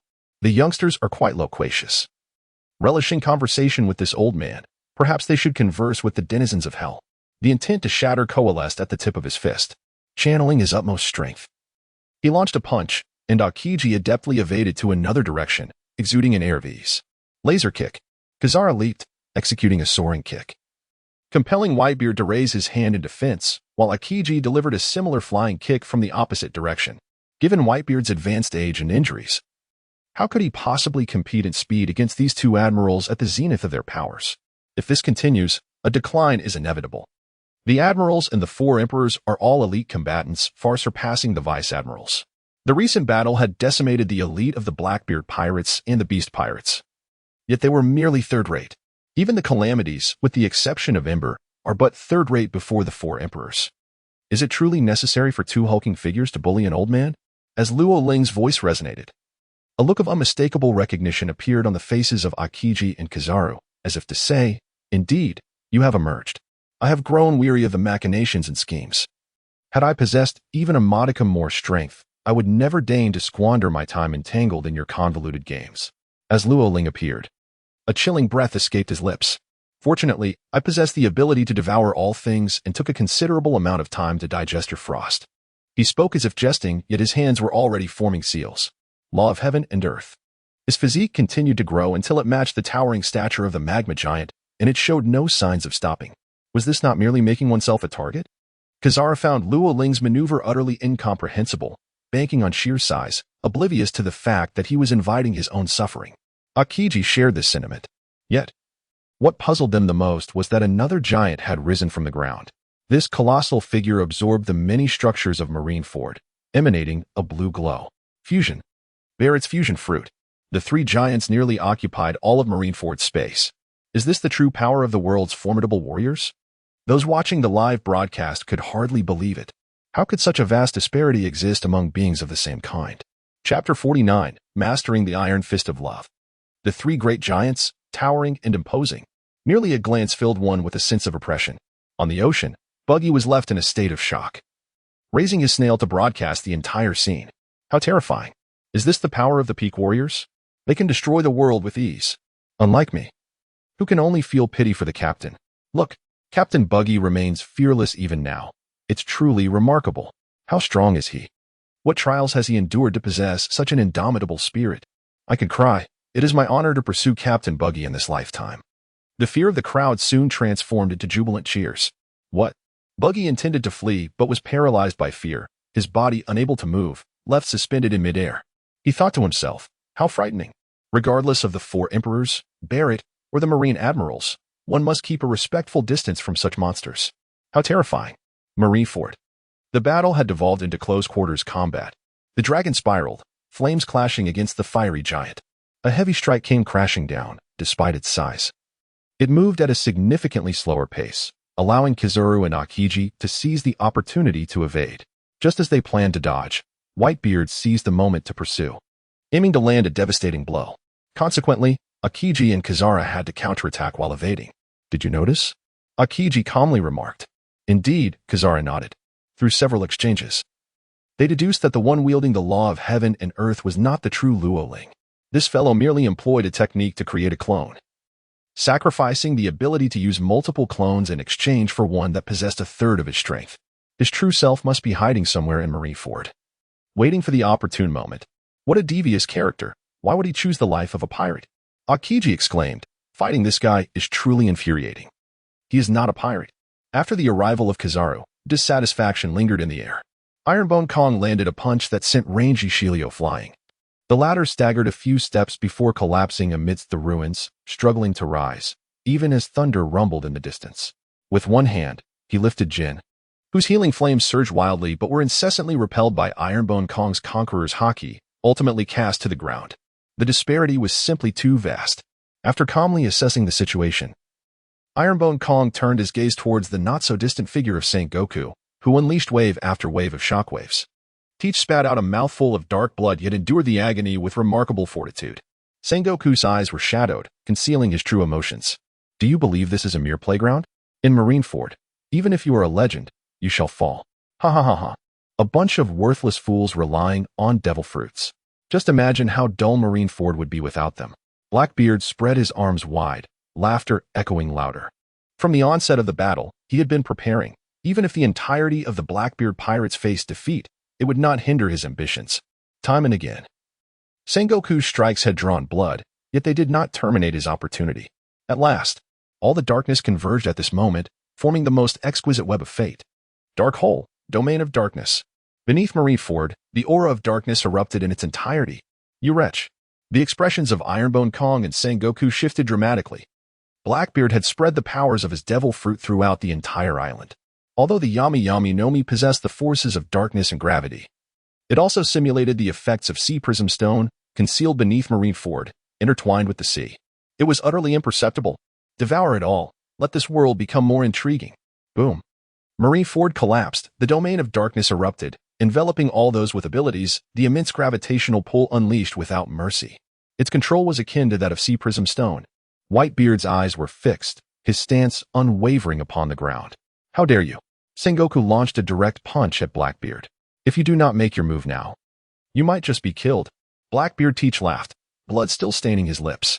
His laughter grew increasingly maniacal, even as he excitedly raised his hands, augmenting the domain of darkness. The shadows engulfed Law, as the darkness threatened to consume all light. Yet, amidst the encroaching gloom, a lithe figure leaped into the fray. Kapu. I have awaited this punch for 20 years. Barrett, still a towering giant, assumed his massive bullet form. The perfect synthesis of haki, devil fruit abilities, and martial prowess unleashed a cataclysmic punch. He could hardly believe that with such fervor and even the powers of a devil fruit, he would fail to vanquish Kapu. You, an ancient being who has roamed the earth for decades, what right do you have to dominate the seas for so long? Heroes have emerged. This era should be named after Barrett. Spare me your self-deceiving rhetoric. Carp leapt into the air, his form diminutive, scarcely comparable to even a single finger of the combined Barrett. You insolent brat, your trifling tricks cannot deceive the monsters of Marineford. He bellowed with a commanding voice. No matter where you conceal yourself, remember this. All swordsmanship, martial arts, and marksmanship are mere techniques. The three-colored haki is simply haki. Do not hesitate. Make your most instinctive judgment and unleash that punch. Without skill, without haki, infuse your love for justice, freedom, ambition, and dreams. That is the true Iron Fist of Love. The Iron Fist of Love. Upon hearing Karp's words, a figure slowly emerged from the ruins. It was the true form of Luoling, who had concealed himself after employing the clone technique. Old man, Every word he spoke resonated within him, and he meticulously observed each of his attack details. This must be the strongest fist in the world. As Barrett's colossal fist came crashing down, Karp roared and retaliated with his own punch. His tiny fist was negligible, akin to a mere speck of dust. Yet, the titanic fist, filled with the force of 1,000 mountains, remained utterly unmoved. It was as if that white-haired elder embodied the very essence of justice in this world. Crack. Snap. From the point of impact of Karp's punch, fissures appeared on Barrett's combined fist, extending relentlessly to his shoulder, abdomen, head, and feet. None were spared. True, absolute power requires no embellishment. Karp landed, and the shattered buildings all plummeted from the heights. Barrett rolled his eyes in disbelief at this spectacle. He suddenly spewed forth a mouthful of black blood, his eyes straining to refocus as he extended a hand in defiance, lamenting, "Why must I face such inexplicable failure once again? What need is there for so many whys?" The very spot where Karp landed was precisely where Luo Ling stood. "I told you, you were leagues apart from Roger." No sooner had the words left his lips than Barrett rolled his eyes and fell silent. "Have you learned? Insolent brat." Karp's punch reinvigorated the Navy personnel in Marineford, most of whom were gravely injured, yet still attempted to intervene in the battle, only to meet with failure. A dark aura enveloped Marineford, shrouding the sky in shadows. The flame dragon and the giant had engaged in a fierce battle, intent on delivering fatal blows. "Is darkness descending upon us?" Karp remarked with a smile, devoid of any concern. "Dawn shall inevitably arrive." Luo Ling gazed at the sky with a serene smile. This time, it was Kaido's turn, while Akainu unleashed his full might. Upon the vast ocean, Marineford had transformed into a black sun, collapsing instantaneously, compressing, and erupting with an overwhelming gravitational force that tore asunder everything in its wake. Chapter 50, The Realm of Darkness, the Endless Sea of Flames. What manner of power is this? Buggy drifted upon the waves aboard his warship, unable to navigate on his own due to the colossal waves stirred by the relentless battles. Darkness consumed Marineford. What transpired within its depths? The Din Mushi had become futile, rendering the true state of affairs invisible. Those witnessing the live broadcast across the globe were gripped with trepidation. Can they prevail? Will the Navy emerge victorious? They had never experienced such an all-consuming fear. On a summer island in the New World, people stomped their feet under the scorching sun, and a child began to weep. Soon, everyone covered their mouths, choked with disbelief. "Do not lose. We cannot afford to fail. Defeat the pirates and restore justice to this world." "Mom, will we die?" No, we certainly will not." The mother replied, her face streaked with tears. For the majority of ordinary people, the Navy represented the embodiment of justice.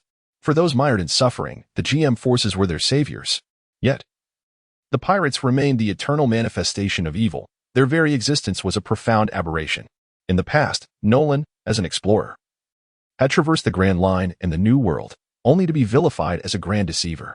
This spirit of freedom had birthed countless ambitious pirates, while true explorers became entangled within their ranks. Luo Ling understood that and was deliberately attempting to bury the spirit of adventure. Those who proudly claimed the title of pirates, such as Luffy and Roger, were fundamentally explorers at heart. The heroic tiger had traversed the world as an adventurer, yet his formidable strength ultimately fell into the hands of the celestial dragons. To suggest that these free-willed explorers had not encountered deliberate traps would be utterly ludicrous. Kaido, on the other hand, was an ambitious figure, a true pirate. In the realm of darkness, gravity incessantly tore at all structures, rendering people powerless to maintain their footing. The celestial manifestation of Rowling has disintegrated, and its power has reverted to its original form. An intense sensation of burning envelopes everyone present. Even as gravity wreaks havoc, obliterating all in its path, it fails to impede the terrifying heat. A colossal fire dragon spirals atop the dark pinnacle, unleashing a relentless assault alongside the giant. The fire dragon torch. Rising dragon. Flame Bagua. Kaido's technique epitomizes the flawless amalgamation of haki, martial prowess, and the devil fruit's might. The searing heat rivals that of Akainu, with the conqueror's haki entwined around the dragon's head. The infernal dog. Akainu's fire god giant has lost its foundational stance. Time cannot be squandered any longer, and every ounce of strength must be exerted to attain the utmost temperature. The blazing canine head ascends, engaging in a fierce battle with the dragon's head. The dragon, a being soaring above the heavens, is a formidable force. Kaido's dragon claws rend the flames, striving to obliterate the encroaching darkness entirely. The dragon's form contorts, transforming into an unceasing stream of power as its massive jaws seize the dog's snout.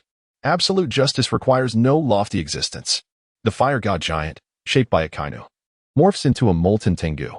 Many may harbor hatred and disdain towards him, perceiving him as merely a dog. Yet, as a marine, he embodies hope for countless souls. One cannot fathom how those who perished under the demon extermination order will judge Sakazuki. When Kaido and Akane stand face to face, it is a confrontation between the most contentious figures in the realms of marines and pirates. In such a climactic moment, the only way to penetrate each other's onslaught while inflicting harm is revealed. One is the world's strongest creature, and the other, the marine's mightiest force. Flame against flame. Dragon against infernal dog. The roars of the dragon resonate deafeningly. Darkness seeps, relentlessly tearing at the flames, causing even the dragon scales to distort, while the giant is incessantly cleaved apart. If full power is not unleashed now, the opportunity will slip away. Dragon God Break. Kaido's fire dragon head opens its maw, maintaining its form for but a fleeting moment before erupting violently.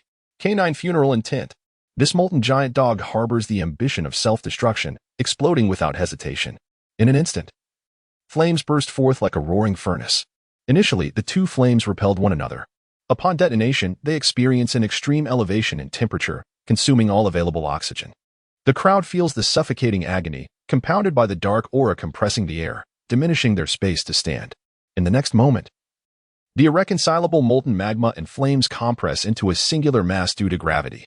The flames and magma coalesce and disperse into flickering candlelight, erratic in their dance.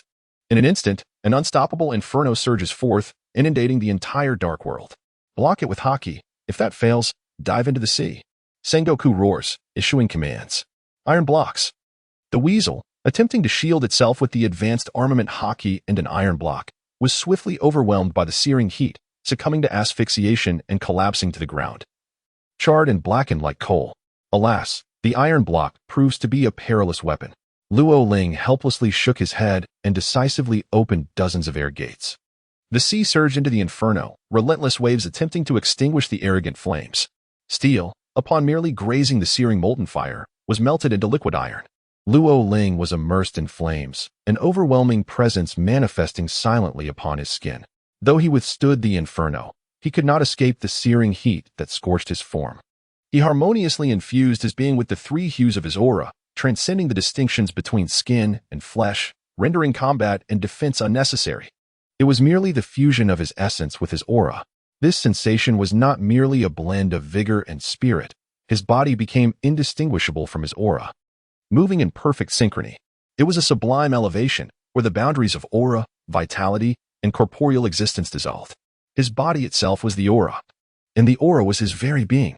Loring surrendered himself to the engulfing flames, closing his eyes to keenly perceive the subtle transformations, feeling as though every cell within his body rejoiced in unison. Carp stood beside him, equally composed. If only he could further amalgamate his skills to ascend into this perfect realm, how splendid it would be.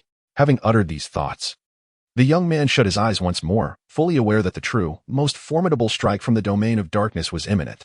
On the sole foothold available, Blackbeard Teach spread his arms wide, laughter echoing incessantly. He cared not for the flames at all. The realm of darkness heeded his command, swiftly condensing into a singular mass, its dark essence shrinking to a size even smaller than that of Marineford, enveloping him entirely. Luo Ling felt as if every limb of his was being tugged and torn into fragments. Casting aside distractions, Carp gently patted his shoulder, and Luo Ling immediately sensed a profound sense of reassurance. The fire dragon and fire dog both self-destructed, and as darkness collapsed and contracted, it coalesced into a mass no larger than a single building, yet the speed of its contraction showed no signs of abating. In the end, it was merely a wisp of dark energy behind Blackbeard Teach. During this time, the temperature surged dramatically, scorching all those drawn into its grasp. The air was filled with anguished cries. Even a vice admiral of the Navy could not endure such excruciating pain. Darkness Tunnel, release. Blackbeard knew that Marineford had been reduced to rubble. Chapter 51. The final blow, Blackbeard's fall. Blackbeard's darkness tunnel was originally designed to consume all things, drawing them into the realm of darkness. It is precisely because the dark fruit is classified as a special type of logia that its essence cannot be elementalized. However, it can unleash darkness, conceal itself within it, and be omnipresent. The immense gravitational pull, the counter to the abilities of its users, and the corrosive damage it inflicts are formidable. Ha ha ha. Marineford. Is this truly the Marineford, nearly at the center of the world? Teach's hands morphed into claws, and as he laughed maniacally, his shoulders convulsed, adorned with an array of colorful gemstone rings. He arrogantly surveyed the island, which was indeed devoid of all hope. One by one, elite Marines fell unconscious, the vice admirals of the headquarters collapsing to the ground, immobilized. They bore terrifying burns that would require a substantial amount of time to heal, even upon regaining consciousness. Sengoku and Admiral Akina stood together, visibly unable to comprehend the calamity that had unfolded. Kaido and Akainu were in a severely wounded state, barely able to stand. Akiji and Kizaru stood at a distance, appearing weary and also injured. They had not anticipated being caught in the self-destruct wave, subjected to the gravitational pull and the encroaching darkness, with their own abilities suppressed, making escape nearly impossible. The dark fruit was far too terrifying for those with Logia abilities. Teach, is this the power you used to capture Ace? Blackbeard's ecstasy suddenly halted, a tremor coursing through him. Bang! A heavy sword struck the ruins. The tremor energy coalesced into a spherical, transparent energy layer, accompanied by Whitebeard's innate divine power, launching a punch towards his back. Damn it! Teach immediately spat out a mouthful of black blood, coughing uncontrollably. The pain was unbearable. He had nearly been killed. You fool! You are far too prone to arrogance, Teach. Unable to move due to the excruciating agony, Teach collapsed to the ground, where Whitebeard seized him by the neck. Old man. Cough. I am your son. Are you going to kill me? Cough. His instinct for survival, driven by fear, compelled him to surrender. After all, this enemy was Whitebeard. Once the opponent seizes the opportunity, it is enough to shatter your very core. Do not employ such flowery words to elicit sympathy. The tremors ignited in an instant, and Teach felt an excruciating pain in his neck, grasping Whitebeard's arm, suppressing the quake fruit with the powers of the dark fruit. Father! His legs trembled violently as he coughed, desperately pounding on Newgate. 20 years have passed since he begged to join the Whitebeard pirates on that small island. He journeyed alongside countless comrades, traversing many lands, enduring immense suffering and battles. He once believed he could endure until his dreams were realized. He witnessed the era of Roger and Whitebeard, unforgettable moments, and the next era was meant to belong to him. Teach coughed up blood with desperation. Do you think that by suppressing the quake fruit, I am no longer Whitebeard?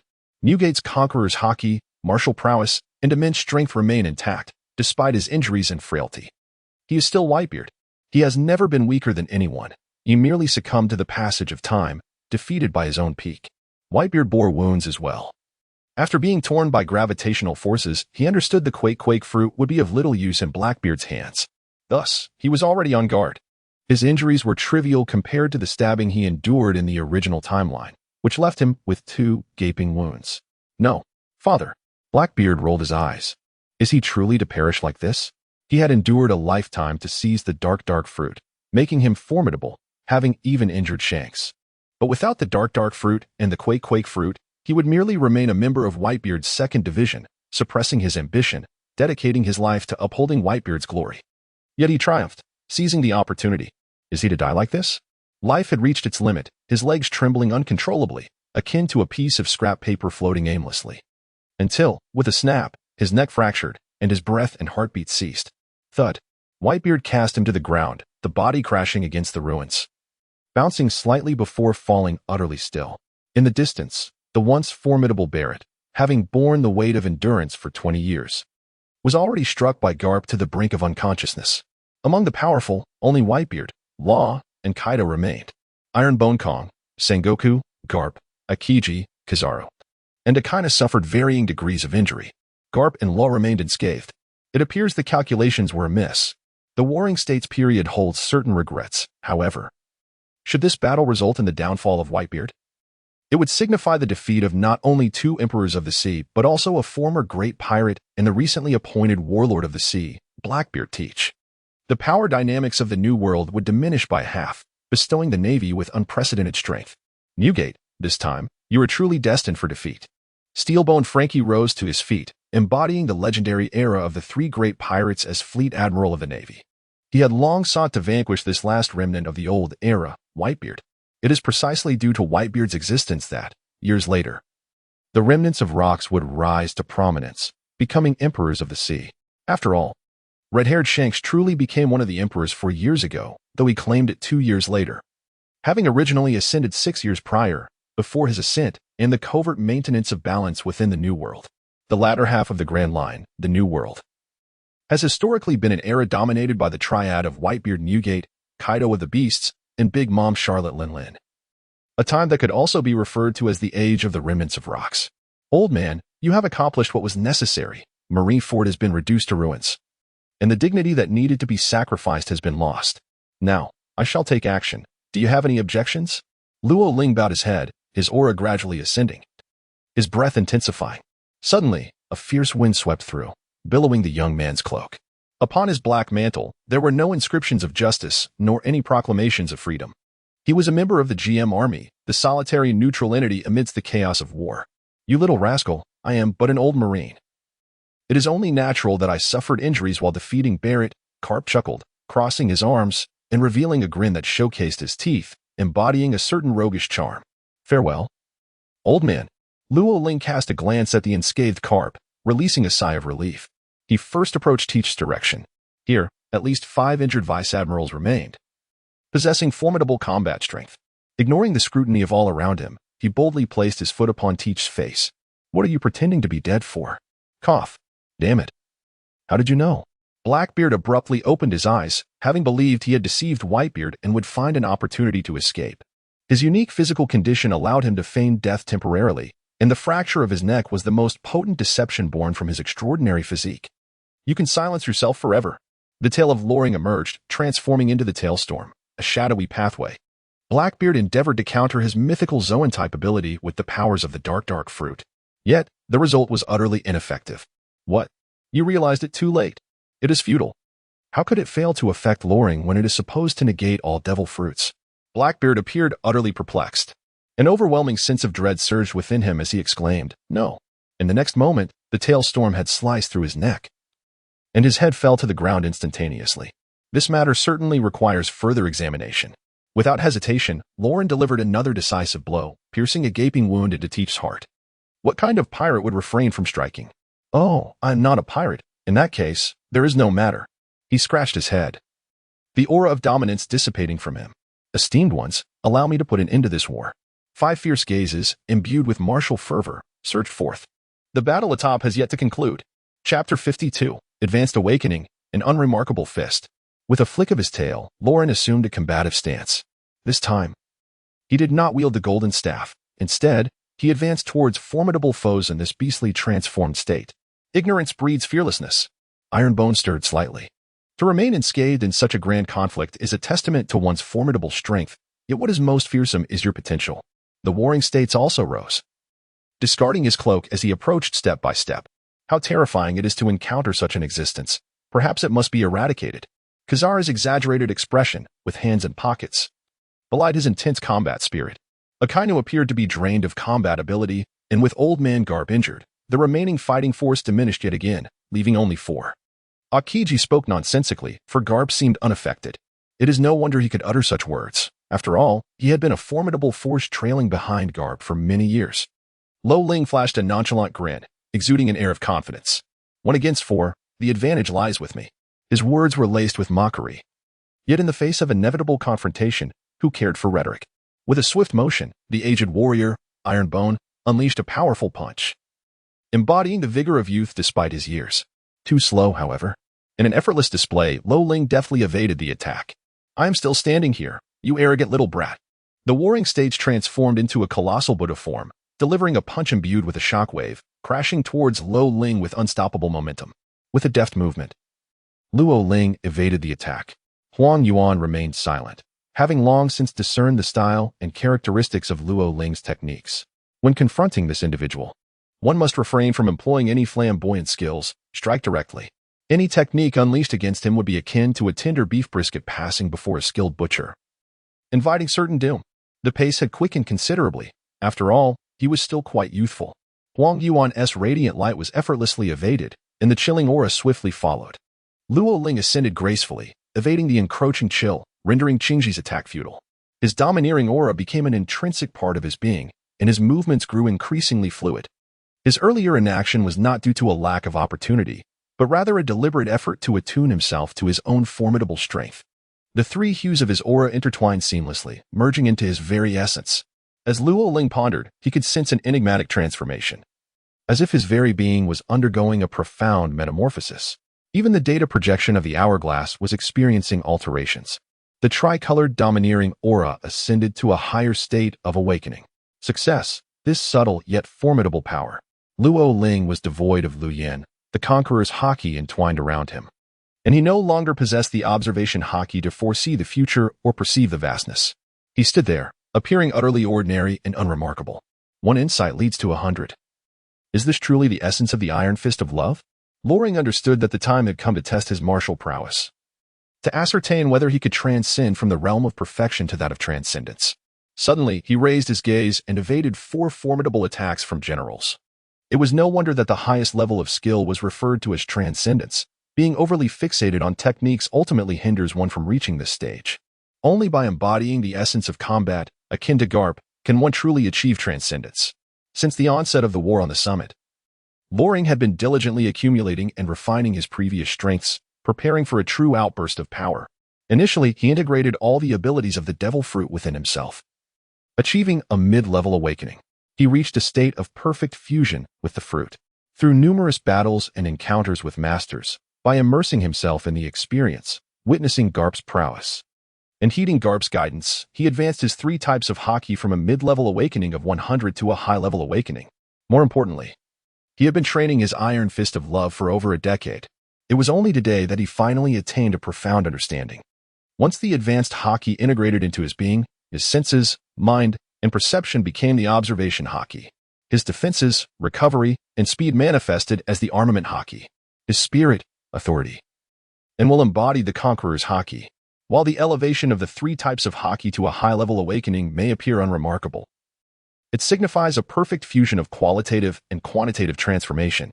Next, it was time to test the strength of my fist. Luo Ling deftly sidestepped, effortlessly evading the sword strike from the yellow ape. Steadying her stance, she launched a powerful punch towards Iron Bone Kong, whose speed and strength were truly remarkable. Lo Ling effortlessly deflected the fist, retaliating with the same force. Do you truly believe that this old man can be underestimated, even without the use of haki? The name Iron Bone serves as a testament to his formidable strength. One of the defining traits of Iron Bone Kong is the apparent absence of haki on his fists. Bang! As their fists collided, a resounding crack echoed through the air. Cracks appeared on Kong's fingers, blood flowing profusely. You have actually grasped this level. Iron Bone Kong initially believed that Lo Ling's arrogance was merely that of youth, devoid of haki. To his astonishment, his opponent had indeed reached this tier. The reason for the shattered fist was not due to Lo Ling, a mere novice who had just broken through, but rather because Lo Ling's conqueror's haki had also reached its awakening. No, at this moment, he has shed all superficial embellishments. The repeated attacks and confrontations have increasingly exacerbated the injuries on Iron Bone Kong's body. The youth is formidable, one must not underestimate them. As Iron Bone Kong coughed up blood, Sengoku launched a punch from behind Lo Ling. The shockwave of the Buddha form, combined with haki and conqueror's haki, imbued each of Sengoku's strikes with tremendous destructive power. The Marine Admiral, the embodiment of justice reigning supreme. Sengoku the Buddha. As one of the exceedingly rare possessors of conqueror's haki within the Navy, his life has been a mix of both acclaim and infamy. Yet, whether among foes or the upper echelons of the Navy, one fact remains undeniable. He is the pillar of the Navy. If Garp's existence symbolizes justice, then Sengoku's presence is akin to a flag proclaiming dominance. The Iron Fist of Love belongs to Old Man Garp. I must seamlessly integrate my own martial arts and, in a state of self-forgetfulness, relinquish my skills to attain true selflessness. Luo Ling's presence grew increasingly unremarkable. The aura of dominance that once enveloped him had dissipated, leaving him merely standing there, effortlessly evading all assaults. Each of his strikes carried undeniable potency, and every glance, every thought he harbored, bore lethal intent. Garp referred to it as the Iron Fist of Love. Even Barrett would bleed, and Roger would hold him in admiration. This represents the pinnacle of power within the world of pirates. A rare few have dubbed it the colorless haki. To confront challenges head-on embodies the spirit of our kind. Luo Ling's diminutive fist collided with the enormous fist of the great Buddha, reminiscent of Garp confronting Barrett in his ultimate combined form. Garp. Sengoku's punch was effortlessly deflected, and the shockwave dissipated instantaneously, leaving a searing pain in his fist. This colorless haki surpassed even that of Iron Bone Kong. Within the Navy, only one individual has attained such a level, and that is Garp. In his prime, Ironbone Kong utilized this very strength to exhaust the once unstoppable Red Count. Although he faced defeat in that battle, he succeeded in depleting the Red Count's stamina, rendering him unable to escape. Carp subsequently captured the Red Count and brought him to impel down, a shadow of his former self, now frail and unassuming. Luo Ling, upon advancing into the city, could not locate the elusive Red Count, suggesting that this individual had intentionally concealed his presence, masquerading as an ordinary old man. He has undoubtedly escaped to the vast ocean, waiting for the opportune moment to strike. A look of concern appeared on Zhangguo's face, for he understood that Luo Ling's might was now unstoppable. Naturally, do not engage, he shouted as Kizaru and Aokiji swiftly arrived in succession. Laughing softly, Luo Ling turned around and struck out with both fists. At this moment, the two generals remained oblivious to the formidable opponent they were about to confront. A new legend was quietly being born. The most prudent approach was to evade the brunt of his power, preventing him from adapting and fully awakening. The warring states feared the complete rise of Luo Ling. After all, Whitebeard was increasingly deteriorating due to the recoil of the Tremor fruit, while Roger grappled with a terminal illness and old wounds. Once Loring achieved success, he shall become the second Carp. Chapter 53. This war shall be halted by me, Buggy. With a delicate yet forceful punch, Luo Ling struck towards Kizaru. The luminous form of Kizaru, coalesced into a radiant orb, attempted to evade the impending assault using his observation haki. Without the confines of technique or form, he unleashed his fist freely, adhering to the essence of his intent. The Dragon Claw Fist, the Fishman Karate, the Fishman Judo, the Marine Six Styles, the Sword Breaker, the Iron Fist of Love. Loring has perfected his martial arts to an unparalleled level. It was only when he relinquished all memories, embracing them as an intrinsic part of himself, that he truly awakened. Reflecting upon each punch from Carp, every stride, every moment of nonchalance and fearlessness, he felt as though he had transformed into a solitary seed, adrift amidst the vastness of the starry sky, until suddenly he beheld an expanse of ocean, engulfing him in a sea of clouds. The seed burgeoned into a towering tree, rising majestically from the depths of the sea. This magnificent tree, known as the Tree of Treasures, blossomed with flowers and bore countless fruits. In this moment, Luo Ling felt as though he had transformed into the supreme treasure tree of the sea. The majesty was akin to the ocean, ceaseless and boundless. His form embodied the tree, and his physical prowess represented the fruit. They were inseparable. You are me, and I am you. Physical techniques require the body to wield them, just as the fruit blossoms from the tree. In this singular moment, everything merged into one harmonious entity. A treasure tree rises from the sea, bearing precious fruits, aptly named the demon, showcasing the infinite wonders of the human form. All this transpired in an instant. A profound transformation surged within Luo Ling. As the oceanic treasure tree had fully matured, and the fruits had been entirely nurtured, in a flash, he opened his eyes, unleashing a punch with all his might. This technique was known as Spirit. The Spirit Fist struck a precise point on the luminous orb, allowing the essence of the yellow ape to evade capture, while Luo Ling, in accordance with his intent, managed to strike its true form. His fist surged forward with unstoppable force, as if the luminous orb and the yellow ape had become two distinct entities. The yellow ape was extracted from the orb and sent flying 100 meters away with a single blow, as the light coalesced into myriad particles, pursuing the essence of the yellow ape. The blood at the corner of his mouth seemed to symbolize his astonishment. How could this be possible? And you, after a mere 3 days apart, have indeed become worthy of a fresh appraisal. With a deft maneuver, Luo Ling utilized his elbow to counterattack Kizaru, rebounding with finesse. Aokiji, poised behind him, exuded an aura of chilling dread. A moment's inattention could result in becoming an ice sculpture. Yet, as the frigid air enveloped Luo Ling's form, it bore no effect. The fist, embodying absolute zero, concentrated its power in a singular point, endeavoring to penetrate the barrier of haki and strike directly at Luo Ling's heart. However, in response, he executed an elbow strike. Aokiji's fist, which should have inflicted grievous harm, was poised to freeze Luo Ling's arm to the point of fracture and decay. Instead, the cold merely elicited a few goosebumps on Luo Ling's arm, a purely instinctive reaction, with no tangible injury to speak of. In the eyes of Ironbone Kong, this was the manifestation of the intangible power of haki. With a resounding impact, it was Luo Ling's elbow that found its mark against Aokiji, causing a sharp pain to radiate through his chest, an uncontainable agony akin to countless barbs piercing within. Aokiji perceived this torment as reminiscent of something frigid piercing through him, layer upon layer of skin and flesh suffering in tandem. It was an ice shard, Ironically, the very technique he employed to assault Luo Ling had been turned against him. As Luo Ling's fist struck at his true form, he simultaneously unleashed his own ice to assault Akiji, being an elemental of the natural system. The chill of ice became the very means by which Luo Ling targeted his essence. What manner of power is this? He staggered back several paces. Enduring the pain without revealing any sign of distress, he must maintain his composure, ensuring that Luo Ling does not perceive any weakness. Was this merely a coincidence? Or was it a deliberate attack? If it was intentional, the implications are terrifying. Akiji suddenly regained clarity. No wonder Sengoku had warned earlier that natural types should keep their distance from Luo Ling. What extraordinary power has this boy awakened? If such a force were to fall into the hands of a more seasoned and ruthless individual, and if that individual were to target Akainu, capturing his true form could transform his natural abilities from an advantage into a disadvantage. It is truly horrifying. This phenomenon does not merely target ability users. It is a threat to all existence. All things possess a spirit, and thus, spirit strikes. I merely compelled your spirit to assault a corporeal form that cannot temporarily elementalize. What Luo Ling articulated resonated deeply with the understanding harbored within Qingji's heart.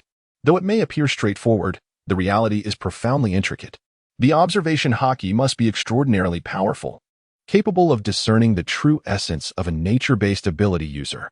The armament haki must possess the strength to inflict harm from a distance, rendering the user's form impervious to elemental transformation, effectively enveloping the user within the vastness of the sea. In essence, the body remains distinct from the element. The conqueror's haki, 2, must reach an extraordinary level, capable of instilling fear, if only for a fleeting moment, thus allowing the elemental form to retaliate against the true body. While all of this may seem feasible, it necessitates the complete manifestation of all three haki types into an ethereal form, signifying a profound awakening. Luo Ling has seamlessly adapted. He perceives that the fruit has become an integral part of the treasure tree, his dominance as boundless as the ocean. The spirit fist serves as a testament to the mastery of martial arts transcending the self. The advanced awakening of the three-color dominance. Martial arts at the level of the selflessness. Since the onset of the Summit War, Loring's advancement in learning has surpassed that encountered during his meeting with Kaido and Wano. Of course, such progress would not be possible without a solid foundation and ample experience. Luo Ling could never achieve success effortlessly. From this moment on, the war atop truly became his domain. The sensation is remarkably subtle, akin to having played the supporting role and observed from the sidelines for over a decade. Only to suddenly realize one day, after striking down the protagonist with a single blow, that the protagonist was, in fact, myself. Lo Ling murmured to herself, her spirit soaring. In the distance, the severed head of the Blackbeard, who had been felled twice, could not have anticipated that the audience, once his adversary, would now assume the role of protagonist. In the world of pirates, when a skill or haki ascends to a higher echelon, transcending the self, one truly embodies the essence of an emperor or an admiral. Until now, Lo Ling had always felt marginalized, despite her well-rounded abilities. She sensed a profound disparity between herself and the formidable. Akainu's devil fruit, honed to its zenith, boasts immense lethality, rapid evasion, and a vitality as relentless as flowing magma. Kaido's fruit, developed to its fullest potential, presents no weaknesses, with its all-out fire dragon form further amplifying the power of haki. No wonder, at that moment, Loring came to believe that Carp could indeed slay Sakazuki during the war at the summit. The condition, of course, was that he would genuinely forsake justice, which was utterly inconceivable. Do not come at me. You stand no chance of victory. Luo Ling stood his ground, allowing beams of light, lasers, frost, icy mists, and shockwaves to bombard him relentlessly. He remained unfazed, steadfast amidst the chaos. Regardless of the winds that blew from every direction, he stood resolute and unwavering. Time and again, the figures of Ironbone, the Warring States, Akiji, and Kizaru were sent flying. Until the very end, only Luo Ling remained standing. Esteemed comrades, our GM army is devoted to making the world a better place. Do you not yearn to leave the Navy, defeat the celestial dragons, and ascend to the Red Line? Once again, Luo Ling jested, yet this time, no one dared to retort. Ahem, it seems I have improved a little. Carp stood up, and with his rising, even Akainu, who had been slumped in the corner, felt a sense of steadiness. Carp, Sengoku, and the steadfast Sora made way to the side. You little rascal. The vast majority of individuals in this world are safeguarded by the Navy and the world government. Your GM forces are still far behind. Carp scoffed dismissively. Understood. As long as we are sufficiently powerful and the number of those we protect is ample, we can usurp the Navy. Luo Ling understood that this moment signified Carp's intervention, heralding the conclusion of the war. As Carp had articulated, the majority of the world's populace still required the Navy's protection. In this moment, Luo Ling dared to eliminate all the generals, compelling Carp to take action. Yet, Luo Ling could not retreat. To withdraw now would signify self-proclaimed defeat. A notion that would spread and tarnish the reputation of the GM army. Neither pirates, Navy, nor the GM army could be the first to propose a ceasefire. Unless, of course, a sufficiently powerful and neutral force intervened. On the surface of the sea, Buggy remained in a state of shock, as the monumental event of Marineford being reduced to rubble reverberated across the globe. A pirate ship capable of stirring reactions from all factions quietly appeared nearby. Buggy, what are you gazing at up there? Shanks. Buggy let go of the transponder snail, allowing it to fall, where it was caught by his subordinate. Hey, Shanks. What brings you here? I harbor nothing but animosity towards you. Do not be angry. I am here to prevent the war. The red-haired pirate smiled at his old friend and invited, let us join forces to avert this conflict. Who would want to engage in such matters with you? Buggy retorted with a hint of pride. Truly remarkable. It is no wonder Captain Buggy is on such familiar terms with the Emperor, red-haired Shanks.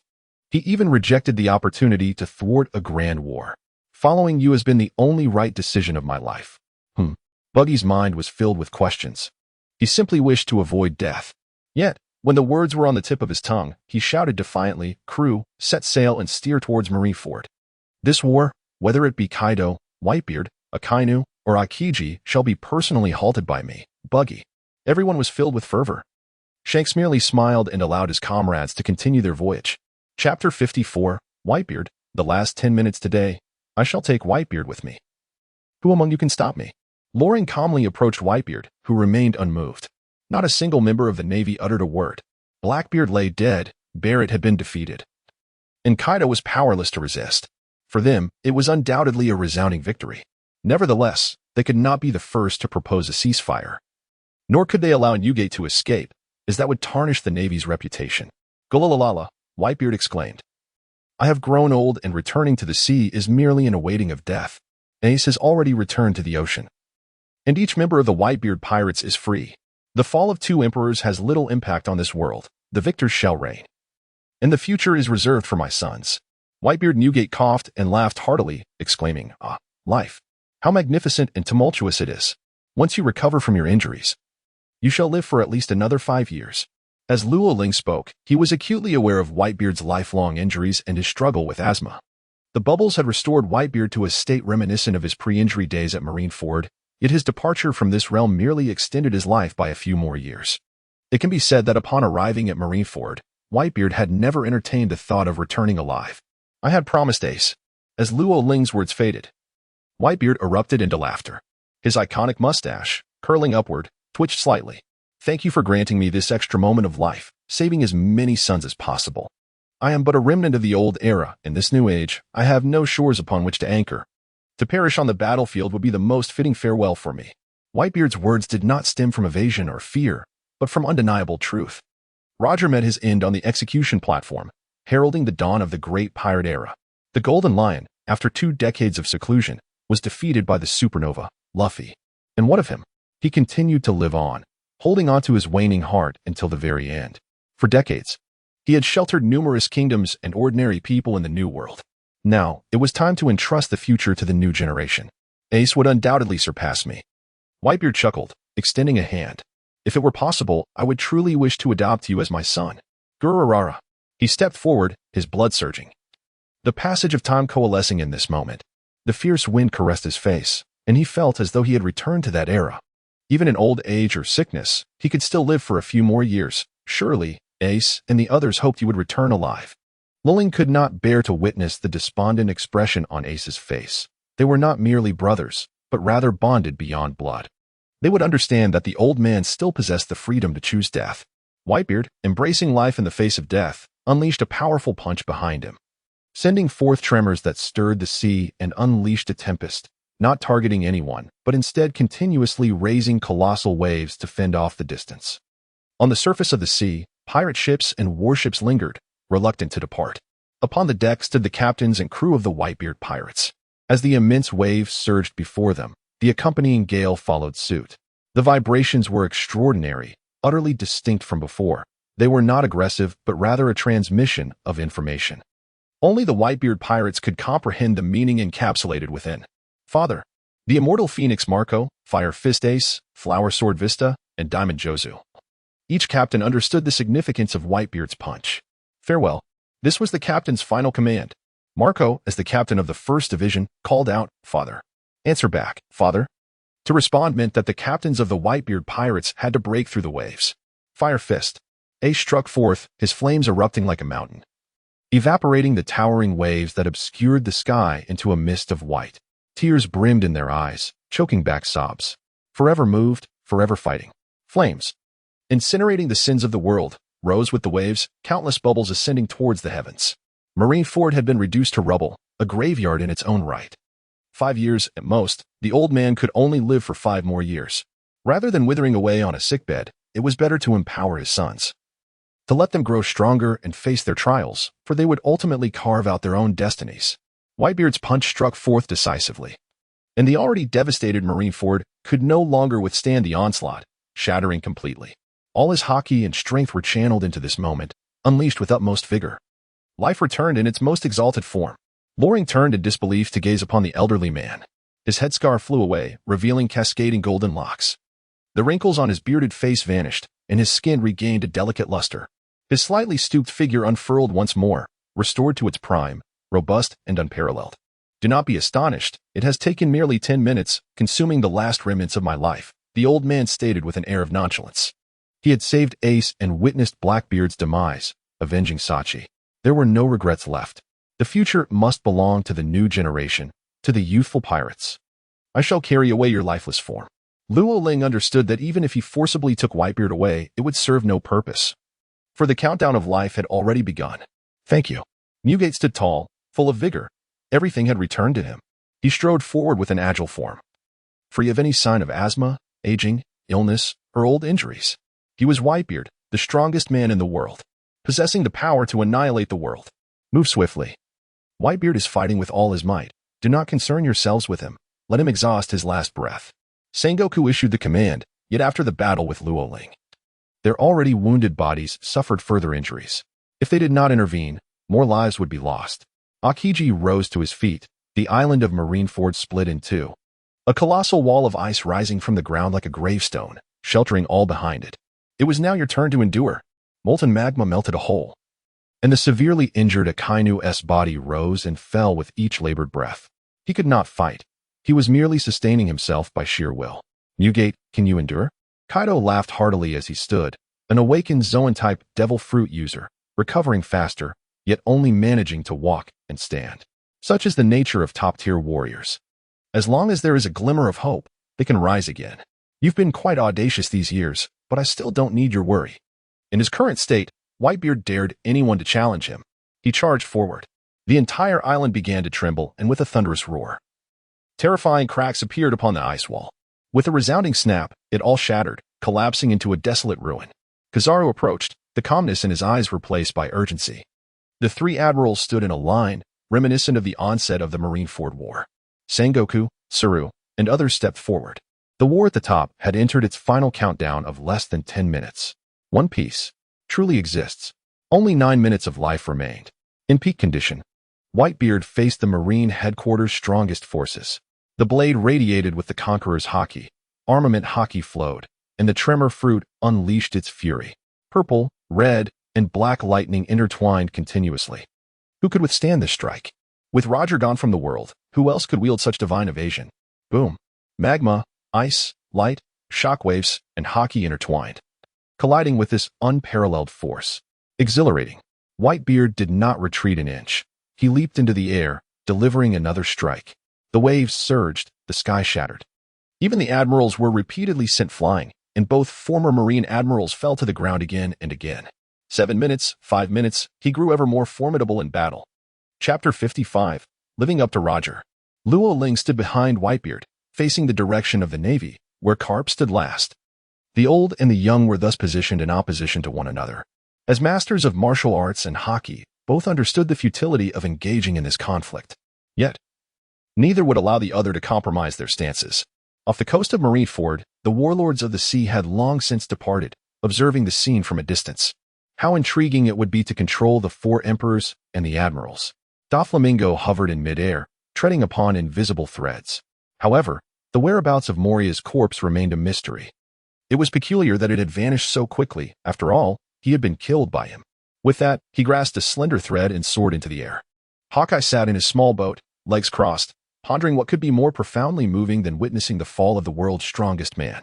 Suddenly, the waves lifted his tiny vessel as two large ships appeared at his side. "Hawkeye, my hawk," Buggy shouted, recalling how he had been slashed hundreds of times yet remained unscathed. "Is it you?" My hawk remained impassive, yet he heard another's hearty laughter. "Rahaired, care to join?" Shanks leaned on the ship's railing, smiling warmly. "No, I am content to observe." "Care for a drink? This is a war, and you seem rather cheerful." My hawk found himself at a loss for words as the red force sailed forth. Once the large ship had departed, he finally drew his supreme blade from his back, the world's strongest black sword. He skimmed the surface of the water to maintain the balance of his small boat. "Ha ha ha." Moria's laughter unexpectedly echoed across the sea. He had been rescued by his subordinate, the Invisible Man, and, upon regaining consciousness, could not help but chuckle at the sight before him. "Nanny, Hawkeye, just wait and see." Moria screeched, but fell silent, clearly wounded. In truth, my hawk had long sensed the presence of Moonlight Moria, but chose to turn a blind eye, uninterested in the matter. "I row, and you see it matters not. You court your own demise yet insist on laughing aloud. Do not blame me if the world's greatest swordsman shows no mercy." My hawk turned and fixated his gaze on the impending conclusion of the war. At this moment, only 2 minutes remained. Ah, what a wonderful feeling it is to be young. Whitebeard unleashed blow after blow, sending the already gravely injured Echina hurtling away, tumbling repeatedly like a mere pebble. The molten lava was forced to cool into rock by the tremors. Ice and frigid air were repelled, shattering into countless fragments. Akiji, struck repeatedly by Whitebeard in his prime, struggled to rise with one hand braced on the ground, only to see the massive blade descending from his waist. What terror! Is this truly the Whitebeard of yesteryears? Kizaru attempted to intervene with a flying kick. Had it been the elder Whitebeard, that kick would have undoubtedly countered, preventing the blade from descending. Yet, Whitebeard had but 2 minutes remaining. He sacrificed his life force, forcibly diminishing the last 5 years of his existence, all for the sake of this momentous power. Bang! Kizaru's flying kick, where speed equated to power, was cleaved apart by the blade, the overwhelming shock and ferocity causing him to lose his composure and cough up blood. Since the onset of the battle atop the summit, they had all expended their stamina, some even sustaining injuries. Upon the appearance of Law, the battle intensified, accompanied by the relentless pull of Blackbeard and the engulfing inferno of the dark tunnel as it contracted. After the searing and tearing, Law experienced a resurgence. His injuries deepened further. At this juncture in the battle, Marineford was devoid of any fully capable combatants, save for 2 extraordinary figures, Law and Garp. Even the formidable Kaido of the 4 emperors clashed with the Navy's mightiest Admiral Echina, both suffering grievous wounds in the exchange. Whitebeard, even in this brief span of 10 minutes, could truly dominate the battlefield. Newgate. Sengoku stood before him, veins bulging with fury. "Are you truly willing to witness a future world in ruins? Without the Navy's support, even your homeland will be engulfed in flames. Sengoku, you are foolish. Your reign over this world, does it truly exist? Why must you endure? We both know the time has come, and one day it will arrive." Whitebeard swung his blade. The conqueror's haki and the tremors of his power erupted like thunder. Sengoku, the Buddha, met him with a radiant fist. Initially, he sought to delay, hoping to exhaust Whitebeard's final moments. To his astonishment, his opponent struck without hesitation, cleaving through. Cough. Ah. Sengoku's fist could not withstand the force. The shockwave clashed with the tremors, their haki colliding. The outcome was clear. The peak of Whitebeard surpassed all. Within mere seconds, Sengoku was sent flying, crashing and shattering everything in his path. What answers does this world await? Who shall unveil the sealed past? Fear not, young ones, venture forth into the sea. The great treasure is indeed real. Whitebeard's roar reverberated like thunder, propelling the battle to within 100 meters of Garp. Silence. Do you comprehend what you're uttering? The indomitable Iron Bone, drenched in blood, is the Marine Admiral of the legendary pirate era, while Whitebeard remains the last remnant of that epic. He must be eradicated. Who does Roger await? Who does the Pirate King await? What colossal waves will the GM army unleash? Are you afraid? Ironbone, Sengoku. The war that will engulf the world is inevitable. The Marineford War was merely an appetizer. This time, pirates are declaring war on the Marine headquarters. Next, the GM army shall instigate a grand conflict against the world government. Fear not. Destiny is as relentless as a tempest, never ceasing. Boom. A strike fueled with utmost effort, surpassing any previous blow. In the current Navy, even at full strength, only Garp could withstand it. Apart from him, their dear friend, Roger, would be the only other capable of such a feat. Damn it. Boom. Ironbone exerted every ounce of strength, unleashing all his haki to block this strike. He could not retreat, not even a single step. Justice cannot falter. Even when covered in dust, it is for the warmth of countless homes. Ha ha ha. A hearty laughter reverberated through the heavens as a swift strike cut through the air. The fierce visage, once filled with iron resolve, faded in that moment. His formidable spirit had ultimately waned, his already battered form succumbing to the toll of battle. After enduring a powerful rupture, he stood only to fall. Newgate had grown even stronger. The closer he approached death, the mightier the strength he exchanged for his lifespan became. Only a final silhouette remained. Garp. Whitebeard, you old rascal. Garp, it has been a long time. Indeed. A long time indeed. I suppose I have not disappointed Roger's expectations, that you have taken advantage of me. The corners of Whitebeard's mouth lifted in a smile. TCH, who are you to talk? At over 70, still seeking young lads to be your sons, shameless. Garp crossed his arms, appearing stern. Ha ha ha. Whitebeard laughed heartily, striking his great blade against the rubble. In that moment of boisterous laughter, silence enveloped the world. Chapter 56. The legend comes to an end. Dancing cherry blossoms. Newgate. Do you wish to know the secret of D? I can share it with you. By the way, there is a child in my crew whose name also bears a D. Beneath the cherry blossom tree, the Pirate King Roger and Whitebeard Newgate shared drinks. Perhaps one of the rare joyful moments in his life. Cherry blossoms danced, swirling amidst the winds. Fine wine and heroes, who can truly uplift him. You are Whitebeard? Join my pirate crew. I have a grand plan. The God Valley. Do you know of it? Is this not Beehive Island? Rocks. Ha ha ha. That day will surely come. I shall become the king of the world. On Beehive Island, the man's laughter echoed endlessly, as if the unattainable past unfolded before them. How many in this world possess the heart to embrace the potential of a ship full of kings? Newgate. After this, I shall retreat for a while, allowing this world to witness what it truly means to be a pirate, a bunch of children playing house. Golden Lion, what scheme are you concocting now? Ha ha ha. They raised their cups in camaraderie, lifelong enemies yet also lifelong friends. Once the right-hand men under rocks, they ultimately upheld a glorious era. You are Whitebeard? I will defeat you. Make a name for myself. Firefist Ace? What a name. He recalled how Roger had once said that if he had a son, he would name him Ace.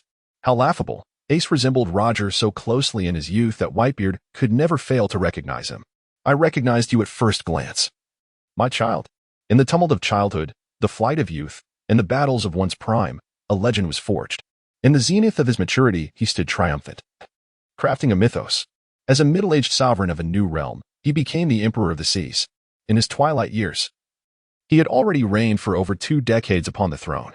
Ah, how magnificent, exhilarating, and painful this life has been. He closed his eyes, never to open them again. Devoid of regrets, how could he not seal his gaze tightly? Amidst the tumultuous sea, waves surged ferociously. Tears streamed from the eyes of Bista as a flower blossomed upon his sword, unfurling and dancing in the wind. Father, they had been sheltered by this elder, who had provided them with more than mere protection. A true man, having traversed the entirety of his life, how could he not be deemed magnificent? Marineford lay in ruins, gradually sinking into the depths of the ocean. Soon, the so-called center of the world would vanish from existence. Death. Sengoku paused. The losses in this battle were devastating. Whitebeard had fallen, as had the iron-willed Kinemon. The 3 admirals were too weary to pursue. He himself bore wounds, needing to tend to the soldiers and commanders on this island. Sunlight beamed down, casting a shadow of Whitebeard's towering form over Garp. No one could perceive his expression. Another has departed? Perhaps, after leaving God Valley, only Rayleigh remained as a living legend. Indeed, there was also him, Garp. That old man truly chose an admirable way to depart. Kaido laughed heartily. The elder brother who had invited him to join the Rocks Pirates had also perished. Yet, how solitary it felt. As a remnant of the old era, what a dreary existence lay ahead. Behold, the azure dragon sword, swirling a host of minions in the skies. This fellow truly possessed a tenacious spirit. Sengoku cursed under his breath, yet felt powerless to pursue. Luo Ling cast a glance at the sky, shrouded in mist, contemplating a swift ascent into the air. Seeking to depart? It is unwise to pursue a cornered foe. A hand rested upon his shoulder, the red-haired man wielding a griffin. The first mate Ben Beckman also aimed his firearm at Kizaru. Riki Lu, gnawing on a substantial chicken leg, surveyed the surroundings with a grave expression, while Jesus Burgess trained his gun on Akiji, whose demeanor grew equally serious. A formidable line of powerful officers stood in formation. The red-haired pirates, also known as the Iron Wall Pirates, are an all-encompassing crew, renowned for their unparalleled strength and impeccable reputation as elite pirates. Are they here to seize an opportunity? The moment Sengoku spoke, everyone became alert. Engaging in battle against an unscathed Emperor-level pirate crew would certainly be fraught with peril. No, we have come to prevent this war. If anyone wishes to continue fighting, then let them contend with us. Whoosh. The current possessor of the world's strongest conqueror's haki instilled fear merely by standing there. This statement, undoubtedly, represented the intervention of a neutral party, signaling a prime opportunity for all factions to cease hostilities and mitigate losses. Only Luo Ling appeared bewildered. He had assumed that Shanks would arrive promptly, especially in light of Kaido's absence in the struggle for Whitebeard's territory. What has transpired? Something is amiss. Everything seems absurd, defying logic. Why, with the notion of not pursuing a cornered enemy, is Kaido still alive? Clearly, Shanks currently holds the upper hand, aside from Garp. Who among the Navy possesses the strength to fight? It is not that Garp lacks power, but rather that the situation deliberately eludes comprehension. There is but one possibility: balance. Shanks is dedicated to maintaining equilibrium upon the seas. What does he truly understand? Why persist in upholding this final balance at such a critical juncture? Luo Ling pondered for a moment when a sudden tremor resonated in his ears. It was the voice of the Warring States. The war has come to an end. With a powerful proclamation, the Warring States declared the cessation of hostilities. The demise of Whitebeard and the fall of Blackbeard signified the twilight of an era. The clown buggy, clutching the snail phone, exclaimed furiously, "Can we leave now, Shanks? I wouldn't wish to linger with the Navy for a moment longer. Of course, as a token of gratitude, I will bestow this treasure map upon you." "What?" Buggy exclaimed, clutching the treasure map, his spirit soaring. Behind him, his subordinates gazed at him with adoration, erupting into a frenzy of excitement. They were uncontrollably ecstatic. The captain is truly remarkable. It was he who, alongside red-haired Shanks, halted the war. For the sake of a noble cause, he even relinquished the opportunity to claim Whitebeard's head himself. Overwhelmed with emotion, they vowed to follow Captain Buggy in their next lives. This group, with tears streaming down their faces, failed to notice a tall figure steadily approaching the location of Whitebeard. "What do you intend to do? The war may be over, but that was a conflict between pirates and the Navy. Luo Ling stands as a general of the Marines. Yet he has one final task to accomplish." A door creaks open, just slightly taller than Whitebeard himself. "To carry away your remains is my solemn promise." He undertakes this act without a hint of hesitation, unchallenged by any onlookers. Beyond the threshold lies the vessel occupied by Ace and his companions. He executes this plan with an air of indifference, turning to face Shanks. Transitioning from pirate to Marine, and then back to pirate again, embodies his true allegiance. Before the red-haired Shanks and the crew of the red-haired pirates, alongside the clown buggy, the transponder snail continues to broadcast live across the globe. "I alone shall shatter the equilibrium of this world." As Luo Ling's words lingered in the air, the crimson-haired figure braced himself as if confronted by a formidable adversary. He comprehended the gravity of her statement. "Are you suggesting that you alone must stand against the entire world? Are you aware of the countless individuals who submit their treasures to the celestial dragons above? Not to mention the 19 celestial dragons residing in Mariejois. Merely along the grand line leading to the New World, there are 33 kingdoms that pledge their allegiance to them, with even more scattered across the seas. Furthermore, numerous realms and factions in the New World are ravaged by pirates and dominated by the 4 emperors. You are but one person. Even your strength and haki must eventually wane." Shanks spoke in a low, somber tone. "So, what are you implying?" Luo Ling found himself somewhat adrift, nearly convinced that combat was the sole path forward. "You alone are insufficient. You must rally others to stand beside you. The equilibrium has been shattered. Does your array of pieces suffice?" The words of the red-haired individual sent a tremor through Luo Ling's heart. Suddenly, clarity dawned upon him. He burst into hearty laughter. "Ha ha. Thank you. I was on the verge of losing myself." Luling turned around, facing away from the camera of the telephone bug, and spread his arms wide. Esteemed generals, middle-ranked officers, and the elite of the Navy, who among you is willing to join my GM army? The war has come to an end. Lulling. The warring states demonstrated against him, with Karp behind, speaking with unwavering confidence. However, the conflict between the GM army and the world government has only just commenced. The era is spiraling out of control. Can you truly halt it? Upon uttering these words, Luo Ling swiftly turned to face the camera. A shiver ran through the millions watching the live broadcast. Someone cried out, "The GM army is poised to unleash an even more terrifying war." Whitebeard did not speak falsely. Ha ha ha, the great treasure truly exists. I must set sail. These are the words of Whitebeard. How could they be untrue? He is, after all, the man who has come closest to the throne in 20 years. What is the GM army? Isn't Luo Ling a pirate? Hush, do not mention the GM army. It is perilous if the nobles hear. On this day, the GM army unveiled itself to the world, becoming a presence that no government could conceal. Surely, more individuals would seek to pursue and explore, aspiring to join their ranks. That wretched Luo Ling not only thwarted our efforts to suppress the pirates, but also propelled the name of the GM army into the limelight. Sengoku was plagued with headaches. He resolved to resign after the war, knowing that the future would bring even greater challenges. Let others bear that burden. From this moment forth, the GM army, much like the pirates and the Navy, transformed into a term that ignited curiosity in countless passionate youths. Dear friends, when we next meet, the old man shall not be present. Lulling walked through the air gate with a smile, vanishing from sight. The war has ended. Yet, in truth, it has merely begun. The curtain has risen, and none can halt its descent. The demon lord Lulling shall emerge as a fearsome criminal, rivaling even the might of dragons. The tumultuous waves crashed against the harbor, and the Marin Van Du sank completely beneath the sea. Standing aboard the warship, Karp and Sengoku were engulfed in a myriad of emotions. Our era has concluded, Karp, Sengoku lamented, his hair turning white overnight. New challengers will inevitably rise, defying established authority. Were you not once the same? Karp replied with a smile, gazing into the distance. The moonlight shone brightly, while petals of cherry blossoms, drifting and swirling, danced lightly in the breeze, like jade, carried away. Thus concluded the legend of the cherry blossom dance. Chapter 57. The undercurrents of the world. The grass was lush and verdant, as if it had rained. Stone tombstones reflected the morning sun's rays. The towering blade of the supreme greatsword stood nearby, its white cloak billowing in the wind. The remnants of the Whitebeard pirates stood silently beside the tombstones. The immortal Marco could not contain his sorrow, tears streaming down his face, which he gently wiped away. Marco, cease this. Do not entertain thoughts of vengeance, Shanks advised, leading his crew toward the harbor. By the port, Lulling sipped a drink, having fully recovered as a mythical zone. He watched the scene with indifference. Your enemies are unprecedentedly powerful. Do not become too complacent, red-haired Shanks cautioned Lulling. They are but celestial dragons. At most, they are foes of the world. What is there to fear? Lulling laughed with an even greater nonchalance. The war had concluded over a month ago. He had fully embraced his own strength. What was it to be at odds with the entire world? Youth truly is a blessing.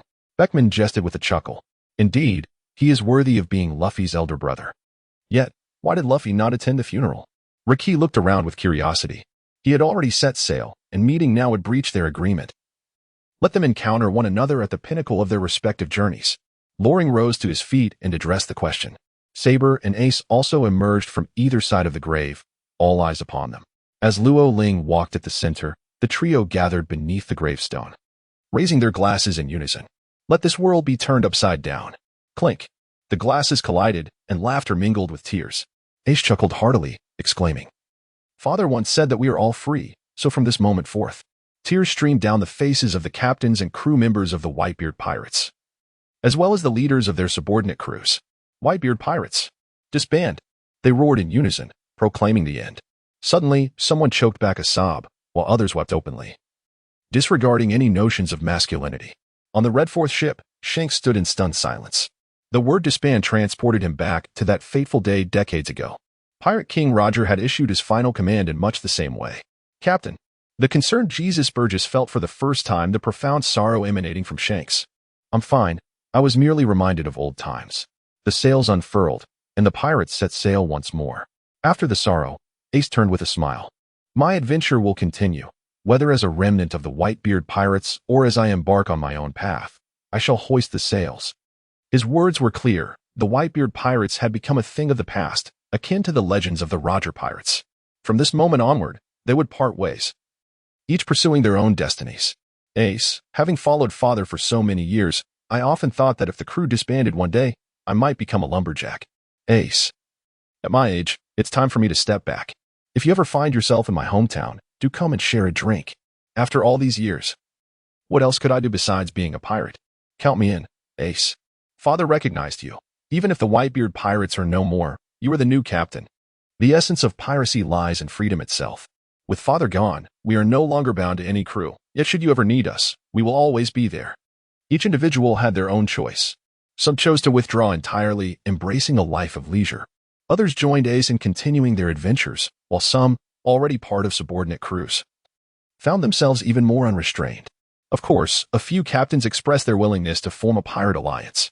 Ace had yet to ascend to the position of one of the 4 emperors, thus leaving only 3 sovereigns of the New World, a fact that could not be disputed. Farewell, everyone. The banquet has commenced.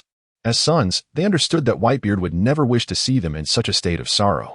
Before parting, let us share one last drink together, to the fine wine of Binks. It is unclear who was the first to raise their voice, but soon everyone instinctively joined in song. The revelry continued for an entire day and night. Eventually, several pirate ships departed from the island. In the end, Ace established the Fire Emperor Pirates, comprising 5 pirate alliances, with members such as the Immortal Phoenix Marco, the Flower Sword Vista, and the Diamond Joss. Among the many captains, 5 chose to withdraw. Izu, aware that the land of Wano had opened its borders, returned to his homeland in accordance with the agreement made years prior. Compared to the era when Whitebeard was alive, both territory and influence, as well as military strength, had significantly diminished. By the port's edge, Loring and Sabo have opened a door, poised to depart. The GM forces are engaged in battles and endeavors across the globe, while they must each journey towards their respective realms. Ace, I have imparted to you the essence of the 3-colored hockey and the awakening of martial arts. Whether you can grasp it depends solely upon your own ability. Loring spoke solemnly. As the elder brother, he clearly had a flair for the dramatic. In the battles to come, I must not remain weak. Ace, with a jest, struck out with both fists, engaging in a friendly clash with Loring and Sabo. Farewell, Ace. Sabo waved as he and Loring stepped through the air gate. In the world of pirates, an eerie silence seemed to envelop everything. The dust settled. Yet, before calamity descends, there is always a fleeting moment of tranquility. This is an immutable truth. Swish. A flurry of newspapers and bounty notices spread across the globe, revealing a cascade of momentous events. Whitebeard's words drew countless pirates, igniting their ambition, while the obscurity surrounding the legendary treasure after 2 decades left many disheartened and despondent. Until Whitebeard proclaimed to all that the great treasure truly existed. On distant islands, the suffering populace whispered amongst themselves about the GM army, yearning for the dawn to break. Others took up arms, refusing to wait any longer. Everything that Loring did and said during the Marineford War has subtly transformed this world. What? The Joker Buggy has become the new warlord of the sea? His background is quite terrifying. It is said that he was an intern on the ship of the pirate King Roger and shares a brotherly bond with Shanks the Red-Haired. Not to mention, this fellow created chaos and impelled down and personally prevented the situation at Marineford from escalating further. Crocodile, the sand alligator, and Gecko Moria are back at sea? Truly, we are in an era of tumultuous change. Kaido has managed to escape successfully, and it is rumored that he has found a new stronghold. Are there still 3 emperors of the sea ruling these waters? Ha ha ha, our opportunity has arrived. To the new world we go. The Whitebeard pirates have disbanded. And does Fire Fist Ace truly believe he can reclaim past glories? It remains to be seen whether they can hold their ground. I must have my share of Whitebeard's territory. In the new world, a colossal mobile warship exists like an island, slowly traversing the vast ocean. The Golden Emperor, Tezzalo, gazes with a smile at the tall man seated before him. Jin, Queen, Jack, Shiryu of the Rain, and Burgess, all senior members of the Beast Pirates and the Blackbeard Pirates have gathered here. I shall become the new pirate governor of Hive Island. Do you understand? Kaido, sullen, drinks his sorrows away. I understand. Belly, as much gold as you desire. The Golden Emperor Tezzalo forced a smile. Laughter erupted among all present, drowning out Tezzalo's grin. For a fleeting moment, he felt a sense of bewilderment. Soon after, he emerged from his fear, once again donning a smile. How much disingenuousness still exists in this world? Golden City, a place of utmost splendor. Look at the celestial dragons, living in leisure, before the arrival of the world-altering war. No one would believe that gods are flesh and blood. That day will inevitably come. Chapter 58, the year that was erased a year. The entire world knows. The demon lord Loring has been missing for a year. The archipelago of Chambord. Ever since Marineford sank beneath the waves, the naval headquarters has relocated to the New World. Beneath the Red Earth continent, a series of significant events have unfolded, gradually becoming commonplace. In a quaint tavern, young pirates are indulging in hearty revelry, occasionally casting furtive glances at the imposing figure seated in the corner. Surrounding him are patrons, all silent, preoccupied with their meals. A man with violet hair and sunglasses savors a bottle of strong liquor.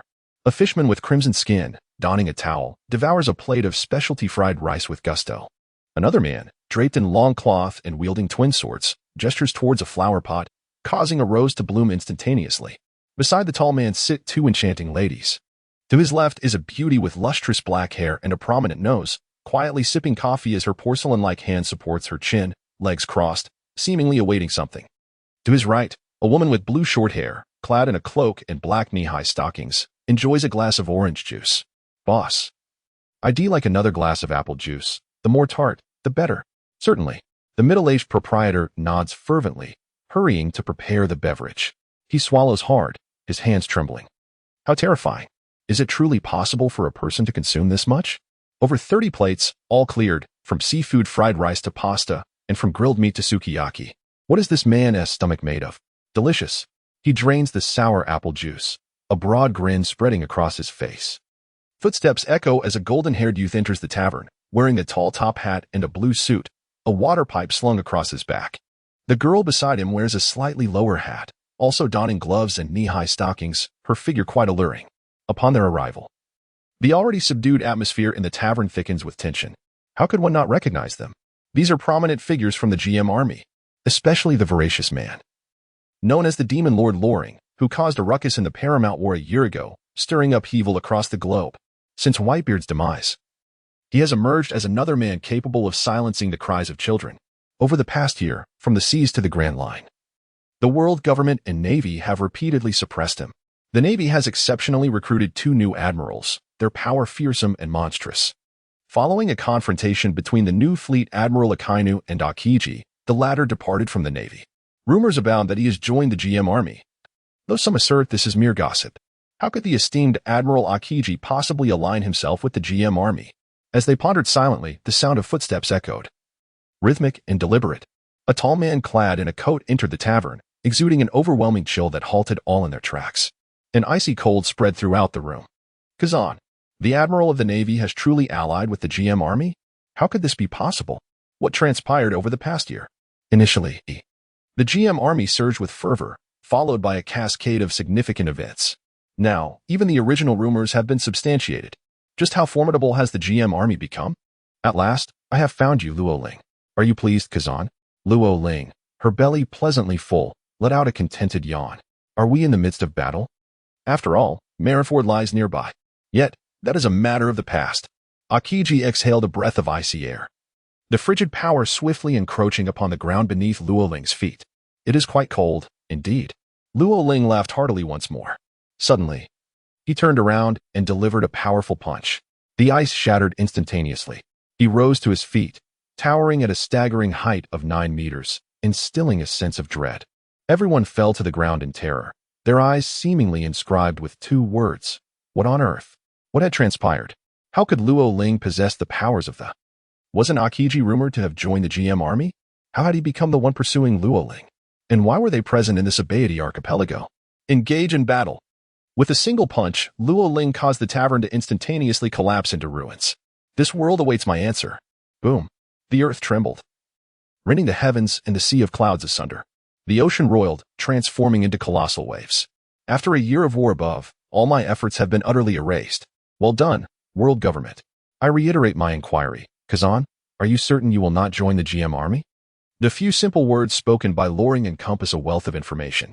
Over the course of a year, he has accomplished numerous feats, yet all have been concealed. How could this be?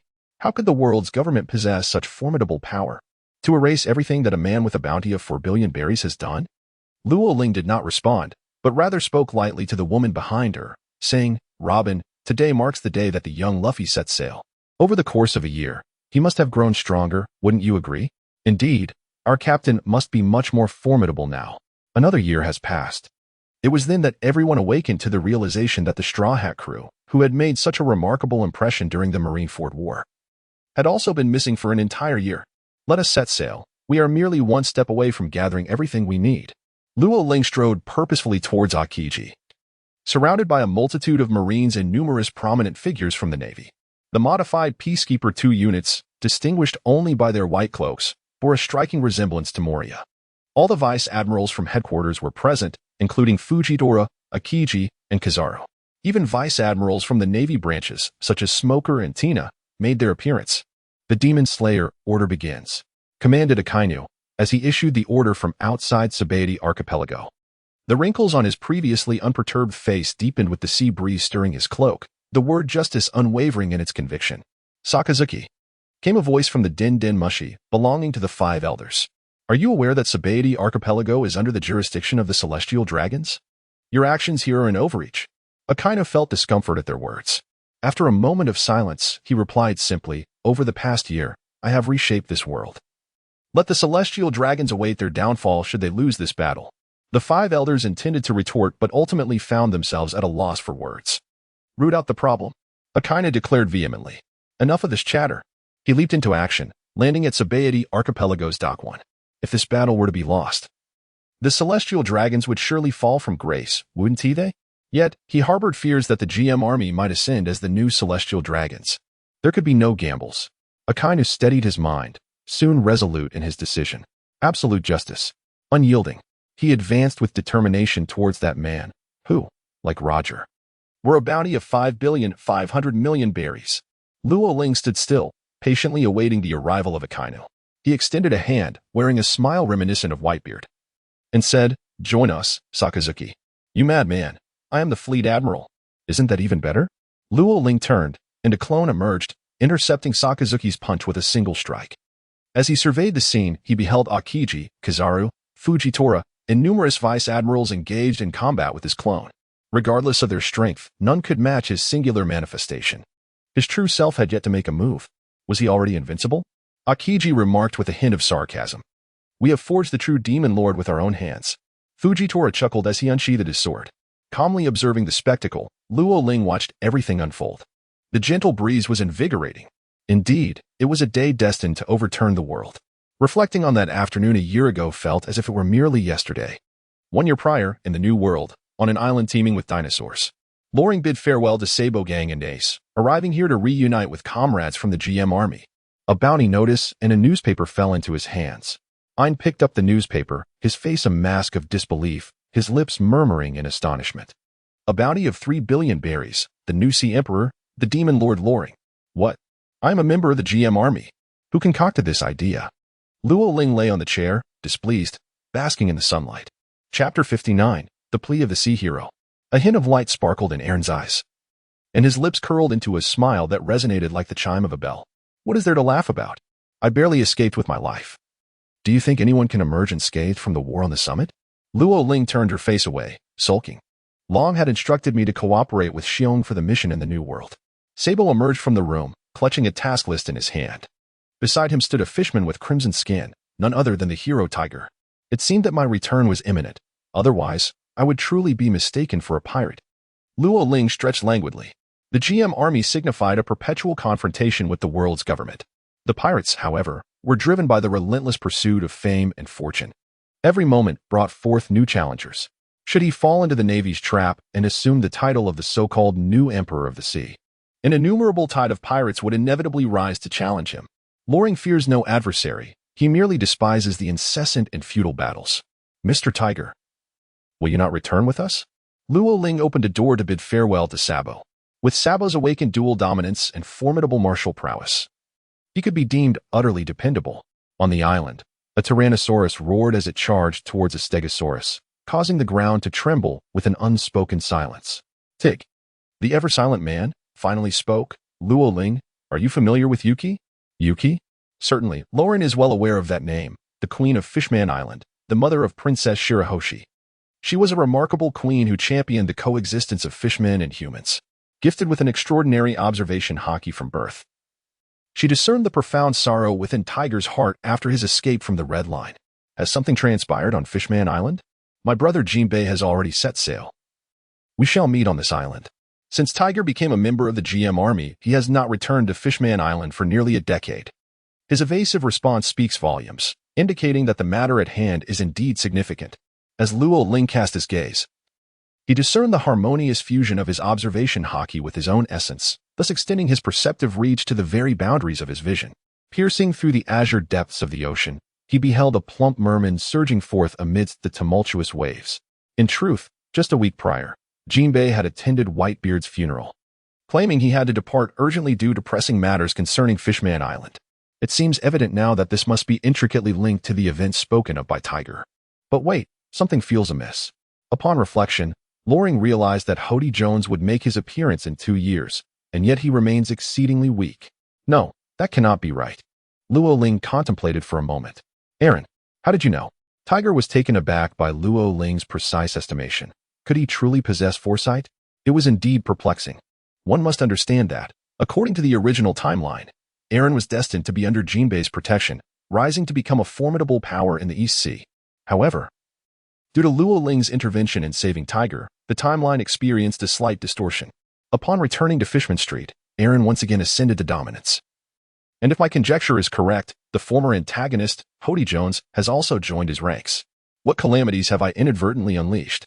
Luo Ling let out a helpless smile, never anticipating that it was he who had indirectly sent Along back to Fishman Island, enabling him to incessantly train and battle, thereby growing increasingly formidable. Just as his thoughts meandered chaotically, Jinbei emerged from the waves, revitalized, evaporating the seawater around him.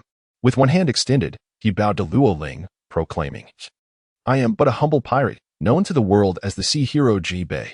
Brother, Luo Ling, it has been far too long. Bang. Before Luo Ling could regain his composure, the two brothers embraced one another. A subtle smile graced his lips as he mused that perhaps this was a means of mending past regrets. Jinbei, the elder brother of the Sun Pirates, hailed from Fishman Island, while Tiger was Jinbei's elder sibling, thus earning the title of the elder brother's elder brother. Ever since Tiger's departure, Jinbei had shouldered the weight of all responsibilities, especially following the passing of Princess Otohan. He relied on his ascension to the Shichibukai and the formidable influence of Whitebeard to safeguard Fishman Island. In subsequent years, as Whitebeard aged, he frequently faced challenges to his authority from younger pirates. Given the island's unique geographical position, it became a coveted battleground. The role of the sea hero Jinbei grew increasingly vital. While the world is not devoid of individuals driven by righteousness, they are indeed a rare sight. After several rounds of drinks, the two brothers remained silent. I offered Luo Ling a glass of freshly pressed green apple juice, which he found exceedingly delightful. Why not simply express what is on one's mind? He broke the silence. Suddenly, Jinbei rose to his feet, his broad frame adopting a traditional fishman karate salute. Clenching his fists in homage. Mr. Luo Ling, have you ever heard of Princess Otohan from Fishman Island? Why does the question arise once more? Loring gazed at Ein, who deliberately turned his head away, clearly aware of the recent events. He was the only one left in the dark. Goodness. Wasn't he supposed to be the right-hand man of the dragon, the second-in-command of the GM army? At the very least, he should be one of the 4 emperors. It is perfectly fine to speak candidly. Roran felt a tingling sensation on his scalp, and he no longer wished to continue down this path. 8 years ago, following the assassination of Princess Otoheim, Fishman Island had grown increasingly vulnerable, the rift with humanity widening to an irreparable extent. Just a month prior, with the passing of Whitebeard, Fishman Island lost its protector, and I too lost the special privileges of being one of the 7 warlords of the sea. Fishman Island became the target of scorn, with Big Mama the nation declaring her intent to bring it under her control. The Navy dispatched the elite Vice Admiral Momonosuke, and a multitude of pirates surged in, including the formidable Straw Hat Luffy, the Navy, and the Supernovas. Is it truly this intricate? Why not retaliate as Whitebeard once did? Luo Ling provided an answer. While this may sound straightforward, it is far from simple, as Fishman Island is home to Fishman Street, where Arlong, who once followed the esteemed Fisher Tiger, now advocates for a severance from humanity and has incited a war. Upon hearing Jinbei's words, even Fisher Tiger felt a sense of disgrace. They were not merely engulfed in anger or shame, but rather overwhelmed with sorrow for the fate of Fishman Island. It was a profound lamentation directed at Arlong, at countless other fishermen and pirates, and at the world itself. Now, with the emergence of Arlong and his vehemently anti-human faction, the situation has become even more dire. Lo Ling smiled wryly. What a farce this is. Is Fishman Island doomed? Do you wish for me to intervene? Plop. Jibei immediately knelt in reverence. Mr. Lo Ling. The new emperor, the demon Lord Lo Ling. Only by encompassing Fishman Island can the current turmoil be quelled. Quell? Encompass, provide refuge? Luo Ling smiled knowingly. He understood that Jinbei, ultimately, was a pirate, unlike Tiger, who was not part of the GM army. Jinbei valued righteousness, yet in his thoughts, he lacked certain elements. You are mistaken, as is Otoheim, and even the former Tiger heired. Arlong was even more misguided. To rejuvenate Fishman Island and liberate it from oppression, reliance on others is insufficient. Only with fists that are sufficiently formidable can one silence opposition. This is an arduous task. The Sea Knight Jinbei recognized that no matter how strong Fishman Island might be, it could not withstand the relentless influx of pirates from the New World. Unless there exists a formidable name to instill fear, they would not hesitate to act recklessly. The fishmen are finite. How could they possibly fend off an army of thousands? Moreover, the majority of fishmen are merely ordinary beings. Here. As Luo Ling's aide, Ein dutifully rose to his feet. Let us embark and impart a lesson to the naive fishmen. At your command. This door leads to the depths of the ocean, opening at the surface of the sea. Luo Ling leaped down, and Ein followed suit without hesitation. Brother Tiger, shouldn't we be discussing tactics? Jibei was perplexed by Luo Ling's actions. You ought to be more aware. Tiger chided, exasperated. Huh? The fishman Jinbei looked bewildered. He was always seen as a reliable figure, renowned for his integrity. Why was he making mistakes today? Chapter 60. Why the halt? Fishman Island was bustling with activity, perhaps a bit too exuberantly today. Inside the tavern, patrons were engaged in animated discussions regarding recent significant events. The illustrious Straw Hat crew has landed on our Fishman Island. One exclaimed. These pirates have become audacious since Whitebeard's demise. I heard that Fire Fist Ace has taken most of Whitebeard's sons under his wing, with his bounty surpassing 5 billion berries after the Summit War. Shouldn't he be able to subdue this gang of pirates? 5 billion? But the Demon King Luo Ling boasts a bounty exceeding 3 billion berries and has been recognized as one of the new emperors of the sea. He commands former Marine Admiral Zephyr, and it is said that, you meant Brother Tiger, right? He was thought to be dead. Only later to vanish and become part of the GM army. After so many years away, he has probably forgotten us. The chatter quickly hushed. A tall woman, her body adorned with legs, entered the tavern. Her lips were painted in a shade of purple, and her bangs obscured one eye as she coldly approached the bar. With a swift motion, she seized a pirate who had just insulted her, effortlessly twisting him until he was reduced to juice. Protection? With enough cake and berries. Fishman Island can certainly become one of Mama's sanctuaries, she declared before turning to leave, seemingly unsatisfied with her search. After her departure, the patron stared in shock at the human pirate, now a mere string of lifelessness. Such a gruesome fate. Just to death. The sweet commander, Smoothie, one of Big Mom's sweet commanders, had truly arrived. It seemed that Fishman Island's allegiance to Big Mom was all but assured. Shoo, keep it down. We don't want her to overhear. This matter isn't settled yet. You're unaware that another beautiful figure from the Navy, Peach Rabbit, has also arrived on Fishman Island. Are they searching for each other? I've heard that Peach Rabbit's reputation has soared in recent years, with whispers that she is poised to become a new admiral. Indeed, rumors of Admiral Sengoku's impending retirement had spread, and one of the 3 admirals would surely fill that vacancy. The most likely candidates for the new admiral position would likely be either Peach Rabbit or T-Pig. Peach Rabbit and T-Pig? One of them is destined to become an admiral? Hearing this, Loring could only find it laughable. The Navy is a realm of hidden talents, with formidable figures aplenty. Numerous divisions and branches exist, and once Akiji departs, new admirals will be selected from across the globe, 2 at a time. The once promising figures of Peach Rabbit and T-Pig have both faltered and now occupy the position of reserve admirals, a testament to the Navy's profound foundation. This is precisely why Shanks would assert to Loring that the GM Army's adversaries encompass the entire world. Following the battle with Loring, Peach Rabbit, who had already been accumulating strength, underwent a further transformation, continuously engaging in campaigns and achieving a qualitative change. She undoubtedly possesses the qualifications for a stable admiral position. Otherwise, such rumors would not have spread to this extent.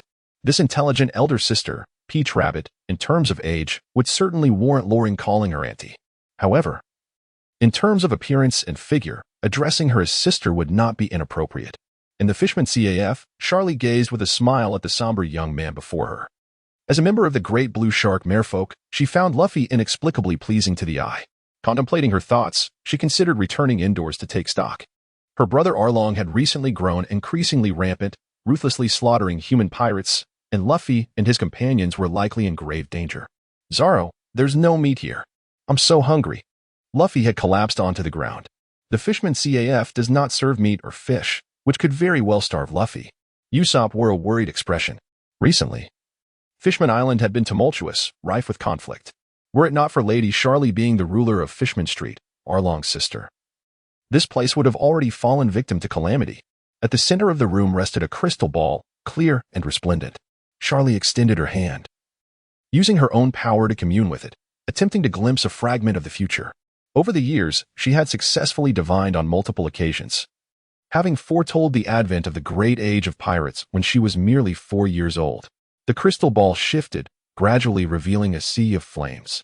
The fire engulfed Fishman Island, and from within emerged the silhouette of a youth, his gaze fierce, none other than Luffy. What?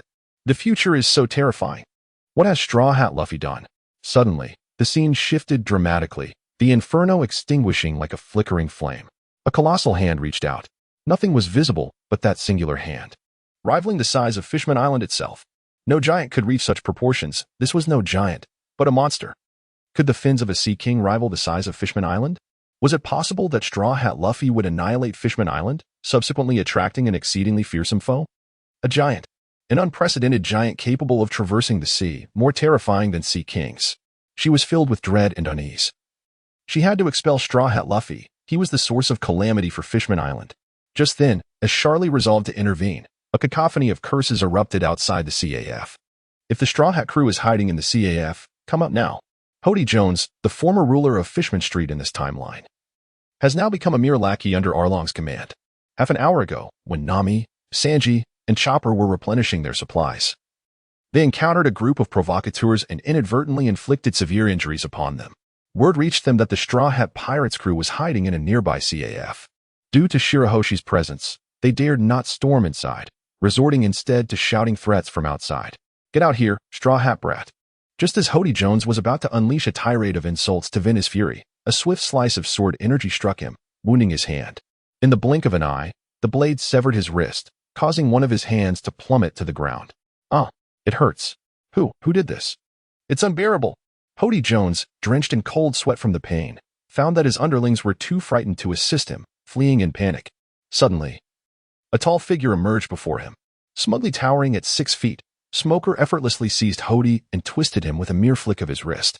The once fearsome Hody Jones, the embodiment of malevolence, was reduced to a pulp.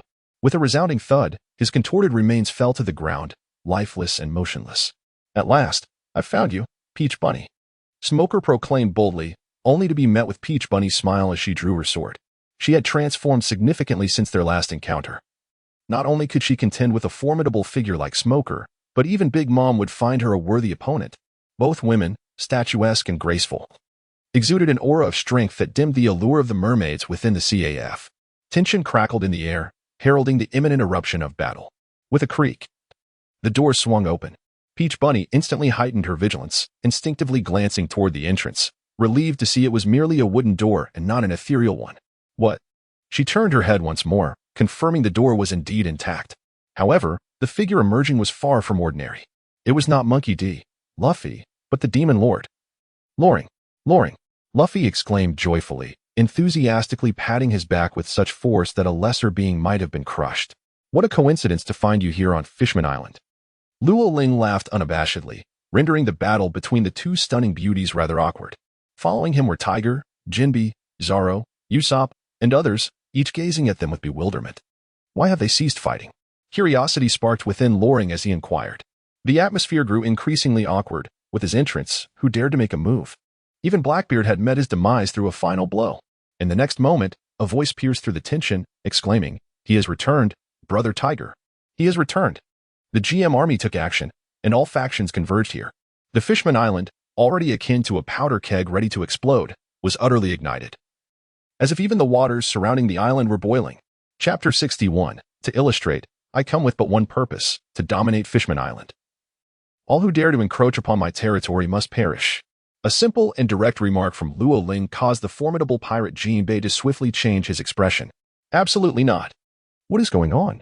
You promised to teach me how to proceed, yet in the blink of an eye, your actions resemble those of the 4 emperors or the Navy. Is this how your GM army operates? Pay close attention and learn, replied Tiger, arms crossed, with an air of calmness. In previous years, Luo Ling had remained elusive, which is precisely why the Navy endured great hardships to gather intelligence, ultimately placing an ambush in the homeland of the tyrant Kuma. That battle marked the only occasion when Kizaru succeeded in defeating Luo Ling. After being confined and impelled down, Luo Ling seemed to have unlocked extraordinary potential, rapidly advancing until he became almost untraceable. The reason for all this lies in a singular truth. During his days of silence, Luo Ling traversed the world, appearing to ascend to the status of one of the so-called 4 emperors in the New World, Amir Fade. In reality, he roamed the vast seas. Across the Grand Line, the name Lauren has long become a beacon of hope for those who cry out in suffering, akin to a savior. Tiger witnessed firsthand as Lauren, armed with a single blade, confronted a kingdom ravaged by villains, transforming it into a realm where virtue prevails. Even within the ranks of the GM army, he is referred to as the Demon Lord, a title that he undoubtedly deserves. The mere mention of his name sends shivers down the spines of those nefarious individuals who narrowly escaped the siege of the city. The battle for the city, which instilled both admiration and fear in countless hearts, is merely a chapter in his 10-year journey. Some say I have only been at sea for a month, making brief appearances every few days. Laughing, Loring approached the center of the battlefield, where the Peach Rabbit stood. He opened his arms wide, wearing an expression of utter arrogance. The world had erred, so naive and charming in its misconceptions. How could it be possible that I had only set sail for a mere week? Aside from the ECS annihilation of the Celestial Dragons and the war at Marineford, most of my exploits have long been erased from memory. So, what indeed have I accomplished? Allow me to present an example. What? Do not mention Jinbei. Even Smuggy appears utterly perplexed. An example? We are currently vying for dominance over Fishman Island. You expect me to provide an example? Do you truly believe me to be a mere child of 3? I wonder. Among Luffy's brothers, is there one who can be deemed normal? Zoro has encountered Loring more than once and has always felt that Luffy's eccentricity is greatly tied to Loring. Under the watchful eyes of the crowd, Luo Ling rolled up his sleeves and extended a fist the size of a sandbag. It was evident that, according to the prevailing logic among the onlookers, the one with the larger fist held the upper hand. If an individual, despite their frailty, cowered in fear and shamelessly placed me in peril, I would unequivocally refuse to acquiesce. As he spoke, he boldly approached Smuggy. For reasons unknown, Smuggy instinctively took a step back. This man was a formidable figure, renowned alongside Big Mom as one of the new 4 emperors, a creature often referred to as the Demon Lord. Alone, he was akin to an entire emperor's crew. Following Whitebeard's departure, whether Luo Ling was the strongest man in the world remained uncertain, yet he undoubtedly ranked among the most promising candidates. You shall be the first to step forward, Smuggy. As Luo Ling stepped forward, Smudgy's observation Haki attempted to perceive his next move, but the outcome was utterly unpredictable. The Demon Lord was never one to show mercy. His fists, as unyielding as iron, struck with such force that they could instill a desire for death in anyone. Cough.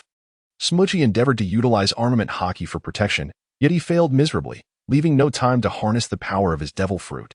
With just a single punch, Smudgy rolled his eyes back, staggered several steps, and collapsed with a resounding thud. Remarkably, he still managed to utter a word. It seems you possess considerable potential. Luo Ling provided a serious critique, remarking that the Big Mom pirates, accompanied by the formidable Star Smuggy, included numerous offspring and elite warriors. Upon witnessing the sheer terror of Luo Ling's punch, they could not muster the courage to retaliate. It is said that the most fearsome aspect of the Demon Lord is when he is enveloped in mist and radiating golden light. Yet what had just transpired was merely a single strike. Smuggy, one of the most powerful warriors under the 4 Emperor Big Mom, could not even withstand a basic punch. The surrounding pirates and Arlong's subordinates felt a tightening in their throats, struggling to swallow. Some began to gasp, attempting to regulate their heart rates to avoid overheating from the adrenaline. It has been a long time, Peach Rabbit. Luling turned to the sword-wielding Taudu, a sly smile gracing her lips. The last time you escaped in Wano was merely a stroke of luck. This time, there shall be no second chance. Taudu felt a surge of anger. With her status and standing, She was acutely aware of the threat that Luling posed as a member of the GM army to the world. It was precisely for this reason that she was determined to take her down without reservation. My swordsmanship may not be exceptionally strong, yet it surpasses yours by a slight margin. However, out of respect for you, I shall resort to using my fists. As Lorelei strides forward, each step compels the Peach Rabbit to remain on high alert. For the past month, following the conclusion of the war atop the summit, the Navy headquarters has convened multiple meetings, emphatically announcing the further strengthening of Kaido's beast pirates, who have established a more formidable presence on Hive Island. On the other hand, there is the so-called Demon Lord Lorelei, known for operating solo. The title of the Four Emperors has always signified at least three criteria: the ability to rival an entire nation single-handedly, a commanding force capable of dominating the New World, and the formidable reputation earned through countless battles. Luling is an exception. Perhaps only the legendary Red Counterview could be compared to him. A man capable of single-handedly confronting a legendary pirate crew.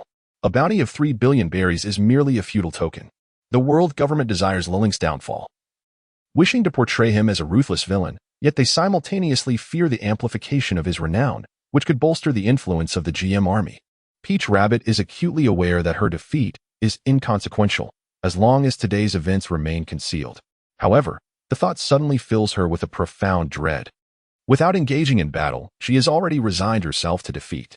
She cannot afford to wait idly for Luling to strike. With unwavering determination, she draws forth the golden sword, transforming it into a graceful arc as she seeks a flaw in Luling's defense, resolute in her intent to deliver a fatal blow. The line is severed. Boom. Luo Ling merely took a half-step forward when Tao Tu appeared before him with astonishing swiftness. With a natural motion, he unleashed a punch, and the pink thread abruptly ceased. Subsequently, her graceful figure transformed into a swift arc, crashing to the ground as she lost consciousness. The special telephone bug she urgently activated was already in operation. How I long to weave a tale with these two enchanting ladies, yet alas, you are both unable to hold your liquor, succumbing to intoxication far too soon. Luo Ling thoughtfully poured a glass of vibrant green apple juice for them, reminiscent of a farewell ceremony. He turned around, lifting his gaze towards the two groups hastening down the street. On one side stood the royal faction, led by the formidable Knight of the Sea, Neptune, from the Dragon Palace. Opposite them was the faction from Fisherman Street, headed by Arlong, the embodiment of hatred for humanity and the world. The primary forces of the Navy and the pirates had reached an accord. Allow me to illustrate this with an example. His innocent smile belied an aura of devilish malevolence. How despicable, who truly embodies evil? Through years of battles and training, Arlong's bounty had soared from 20 million berries to an astonishing 270 million. Commanding 100,000 Fishman pirates, he also possessed formidable warriors from Fisherman Street. He had initially believed that this voyage would grant him the power to dominate the seas. Yet, standing before this individual, he felt his courage to advance wane. Arlong, do you still remember me? Luo Ling smiled as she gazed at him, taking her first step. All of Aaron's loyal subordinates stepped back hesitantly. She advanced another step, her smile carefree, causing Aaron's men to tremble in fear, their legs quaking. Hey, why not greet me? It has been such a long time. With the third step taken, Loring vanished without a trace. There was no hesitation. The entire Fishman pirate crew fled in terror. What are we afraid of? He is but one man, while we number in the hundreds of thousands. Arlong bellowed, yet he remained oblivious to the instinctive trembling of his own legs. Lo Ling possesses the advanced awakening of the three-colored conqueror's haki, embodying the unity of spirit, energy, and essence. Every utterance, each glance, and even his formidable presence standing silently exudes the essence of the conqueror's haki, instilling a sense of dread that is entirely understandable. Along, I have heard whispers of your ambition to become the Pirate King? The dear Demon Lord, with a gentle inquiry, approached him closely. Suddenly, a sharp pain erupted within Along, causing his visage to collapse, plunging him into a realm of unconsciousness. Loring's figure reappeared, casting a glance back at King Neptune. I have provided my examples. Now I wish to elaborate on the theory. Could you please remain silent? With a swish, Fishman Island fell into a profound silence. Chapter 62. Fishman Island is within my grasp. On Fishman Island, in the kingdom of Ryugu, there existed 5 major factions: the pirate Smuggy, Arlong from Fishman Street, Admiral Mamu, King Neptune, and the GM army led by Loring.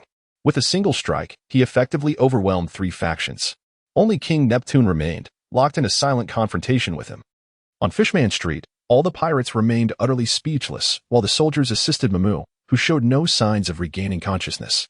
Loring imparted a profound truth: to listen or not to listen, that is the choice at hand.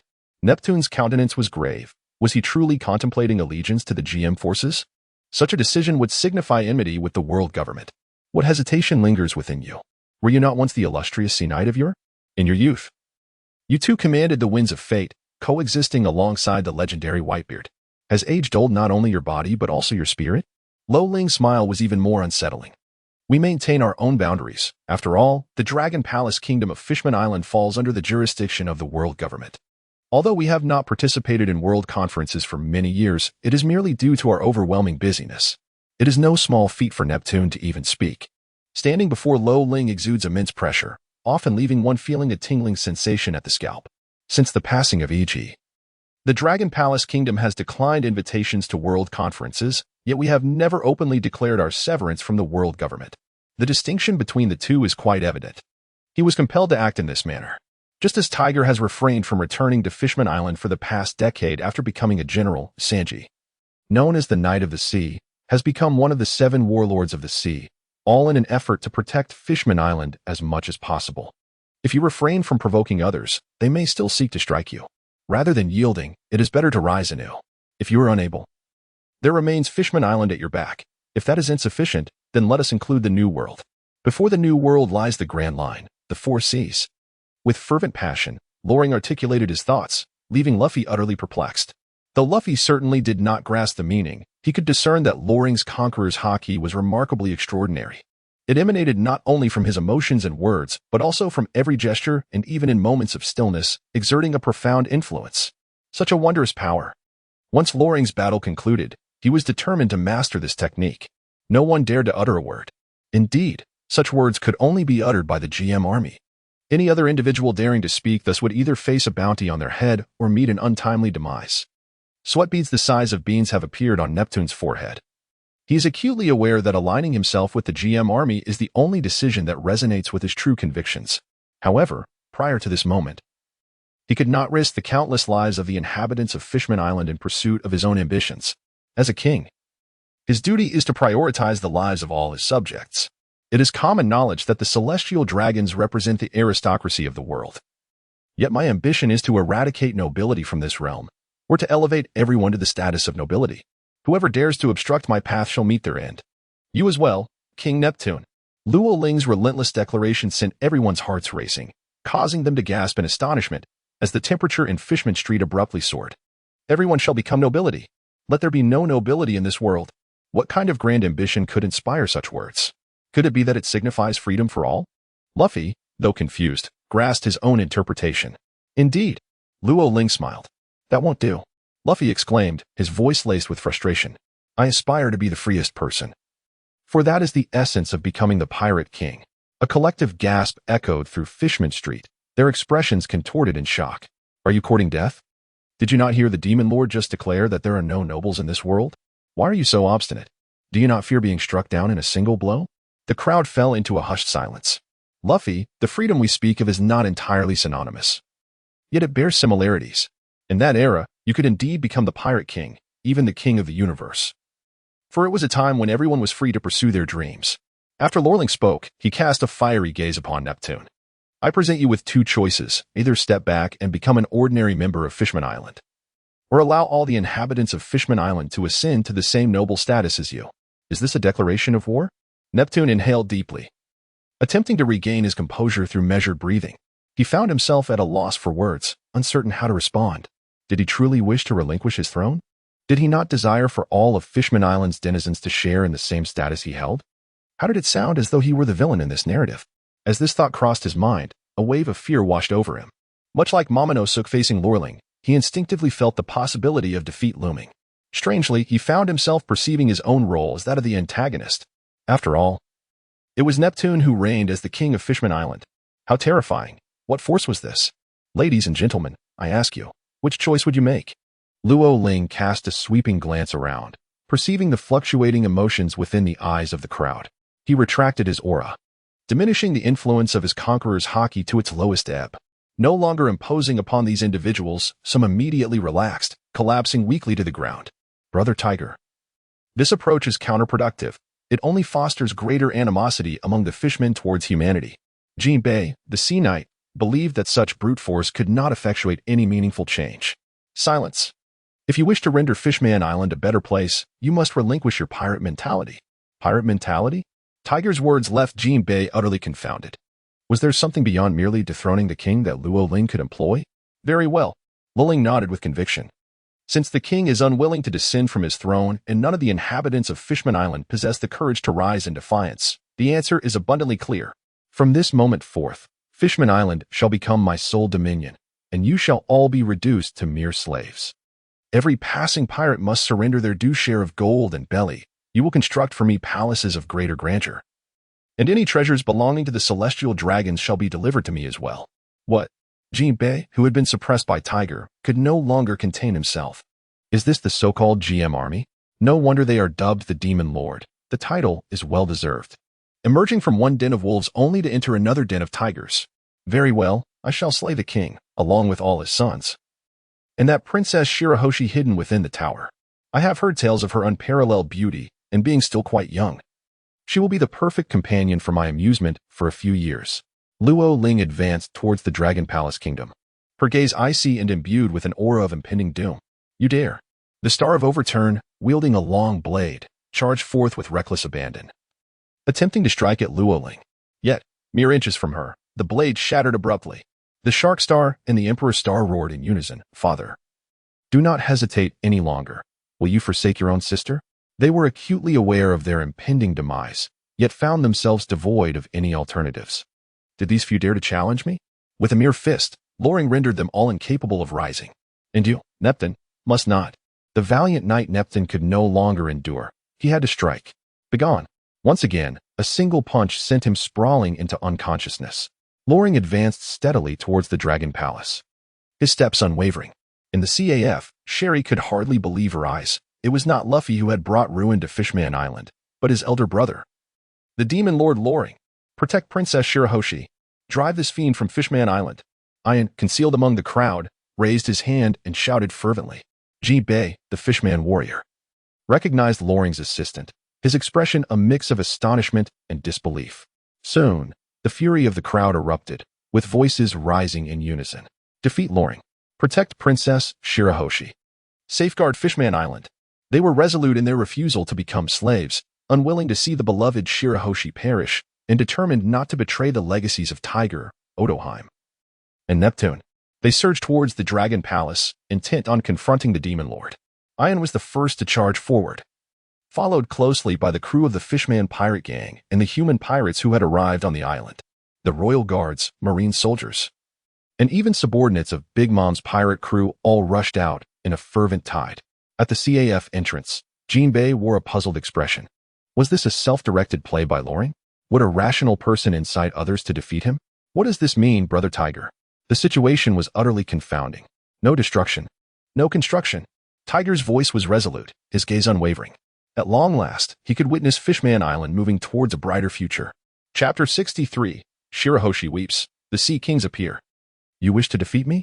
Then let us see if you can. Luo Ling moved at a pace that was not particularly swift. Yet no one could catch up to him, as if he alone could anticipate the speed of all others. Luffy and the Straw Hat crew pursued closely behind. Zoro was poised to draw his sword while Sanji accelerated, attempting to play the gallant hero. However, intervention was not an option. This was a battle that belonged to Luo Ling. Luffy's presence was not intended for confrontation with Luo Ling, but rather to witness the outcome of this clash. His ambitions extended beyond merely seizing Shirahoshi. He aimed to claim Fishman Island as his own. Such a person could indeed be a member of the GM army. Nami found it incredulous, realizing that every crowd inevitably harbors a few nefarious individuals. I must rescue the legendary mermaid princess. Sanji's eyes sparkled with infatuation, eager to rush to her aid. As Luffy ran, he proclaimed, I don't know what Luo Ling intends to do. But should he believing in our comrades be the simplest thing? He chose to trust Luo Ling, even at this juncture. Jinbei couldn't help but admire their brotherly bond. Ace had once remarked, in utter disarray within impelled down 6th level, that if his brothers were alive, they would undoubtedly come to his rescue, especially Luo Ling, whose strength surpassed even his own. Jinbei recalled pondering how, if Ace was already so formidable as the 2nd Division commander of the Whitebeard pirates, he must be akin to one of the Yonko. Little did he anticipate that not long after, Luo Ling would indeed ascend to the status of a Yonko. This title was forcibly bestowed upon him by the world government, a clear indication that any rational being could discern it was not a matter of certainty, but rather a response to an overwhelming threat. A single individual posed such a significant threat to the world government that he was labeled a Yonko, a necessity for containment. At Ryugu Palace, within the hard-shell tower, the royal guards fell swiftly before Luo Ling, unable to withstand even a single exchange. He swept through the battlefield with an unstoppable force, like a deity of death. Within this tower resided the princess of Fishman Island, Shirahoshi. The doors were adorned with axes, sharp blades, and various other implements, the handiwork of Vander Decken IX, a wielder of the target fruit. His obsession with Shirahoshi had reached a level of madness. Bang! Loring forcefully swung the door open with a single punch, striding forward without a glance back towards Princess Bai Xing, who lay upon the couch. The merfolk wept. Yet they were powerless to approach her regardless of their anguish. Within a 30-meter radius, Luo Ling unleashed the formidable domain of absolute supremacy, a fusion of armament hockey and conqueror's hockey. For those lacking the requisite strength, a mere step into this realm would result in convulsions and unconsciousness. What?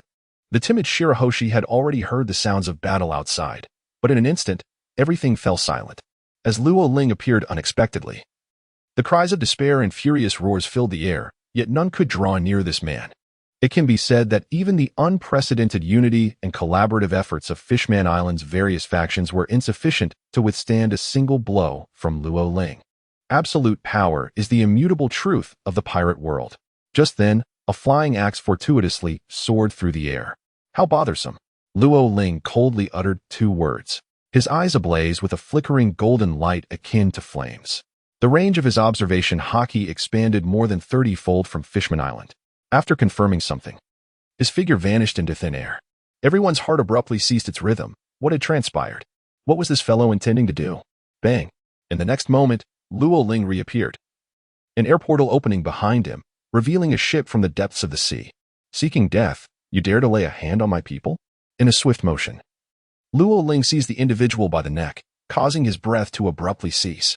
Initially, the onlookers were taken aback, but soon comprehension dawned upon them. This man was none other than Vander Decken IX, the infatuated one with the White Star, who often wielded his terrifying abilities to threaten her safety. It is likely that he never anticipated that a mere thrown axe would lead Luo Ling to locate him amidst the vast ocean through her observation hockey. He is dead. The menace that had plagued Fishman Island for years has perished just like that. The fishmen were left in a state of uncertainty, unsure whether to rejoice or mourn. How could such filth be allowed to disrupt this atmosphere? You were solely mine.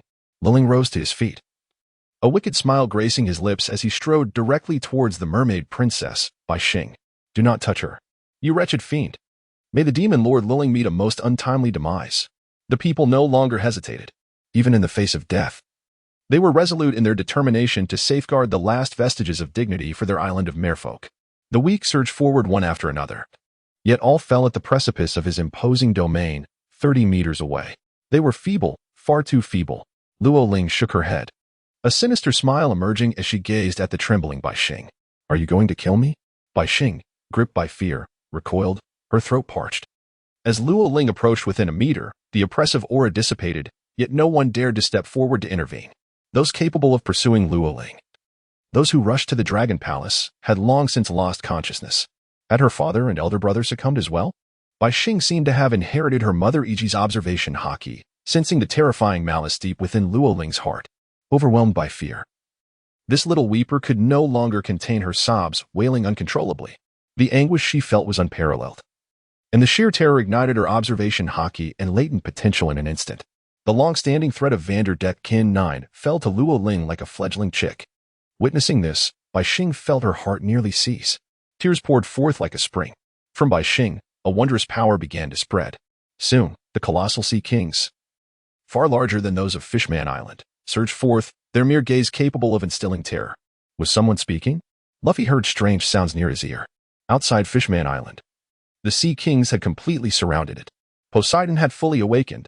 What incredible catalyst could have triggered such a profound awakening of her formidable power? Yet, the timing was not right. Joy Boy, the one destined to fulfill the contract, had yet to reappear. How long had it been, old friends? I feel as though the moment is approaching. The Sea Kings towered above, casting their gaze down upon Fishman Island. With a single thought, Bai Xing could raise this place to the ground. What moment, what joy boy! Luffy's head throbbed. Who was speaking, as if directly within his mind? Had he awakened? Luo Ling burst into hearty laughter. This world has become all the more intriguing. With a swift turn, he refrained from confronting White Star, but instead exited the Dragon Palace, gazing upward at the skies above Fishman Island. The Sea Kings watched him with predatory eyes. Dare to lay a hand on White Star, and you shall await your demise. Do not entertain the thought of returning to the land alive. Oh? Loring cast a glance into the distance, where people were racing towards him. Even the ordinary fishmen hastened their approach, striving to thwart his intentions. The urgency and panic ignited a conflagration, which swiftly spread, the flames escalating in ferocity. Do you truly believe you are worthy to extinguish my life? Luo Ling understood that his objectives had largely been achieved. The only remaining obstacle was the colossal Sea Kings. Vast as islands. Once he defeated them, Fishman Island would bask in the sunlight. The fishmen, rising with fury and battle intent, were precisely what Luo Ling desired. Only one final step remained, to dismantle the so-called last trump card of Fishman Island, compelling them to relinquish their illusions regarding the celestial dragons in the world government. One must break before one can build anew. It had been a while since he had utilized his devil fruit abilities, yet thankfully, he had not grown rusty. Luo Ling transformed, setting foot upon the Fishman Island, her figure rapidly shifting. With the invocation of celestial powers, the currents beneath the sea began to stir, harmonizing with the water-controlling abilities of Tian Ping and the might of the Heavenly King. Chapter 64, A Blow for Every Sea King. Luo Ling harbored a profound secret. Although the form of Chi Tian possessed immense strength, it was inherently countered by the formidable Buddha form. The radiance of the Buddha seemed to exert an innate suppression upon him. Even in the world of pirates, one must adhere to certain extraordinary laws. Thus, during the War on the Top, he endeavored to refrain from utilizing his mythical Zoan form. Unexpectedly, this restraint catalyzed the comprehensive awakening of his haki. After a period of adaptation, he achieved a perfect domination over figures like Peach Rabbit. At this moment, situated in Fishman Island, Luo Ling finally found genuine interest in combat against the Sea Kings. Chi Tian and Tian Ping joined forces. Employing the techniques of law of heaven and earth alongside the manipulation of seawater, wielding divine powers that could consume all.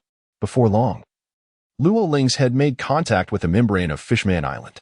Fear not, for despite his formidable prowess, he remained a devil fruit user, incapable of directly contacting seawater. Yet, if this continued, might he inadvertently pierce a gaping hole in the sky? The crowd gazed anxiously at Luo Ling, for he was indeed the sovereign among Sea Kings. Luo Ling is destined to fail. There remains hope for Fishman Island. Great Poseidon, Princess Shirahoshi, we implore you to issue your command. The Sea King spoke, uttering sounds comprehensible only to a select few. Defeat him, protect Fishman Island. In her fear, Shirahoshi cried out loudly. Her words instantly captured the attention of the Sea Kings. The resolve for battle ignited within them. To hear the ancient weapon, Poseidon, give the command was nothing short of a blessing for the Sea Kings. Perish, human monstrosity. They bellowed. Oh, I am the monster. What do you call yourselves? Loring raised her gaze to meet the eyes of the Sea Kings. Can you comprehend our words? This is inconceivable. Are you the one foretold by destiny? The Sea Kings clamored in a cacophony. No, I am not Joy Boy. I am Loring. Loring extended his large hand towards the outside of Fishman Island, his momentum continuously surging. Your power will be significantly diminished. The sea shall weaken you, the devil fruit users. The Sea Kings disdainfully declared. Oh, the sea dares to weaken me?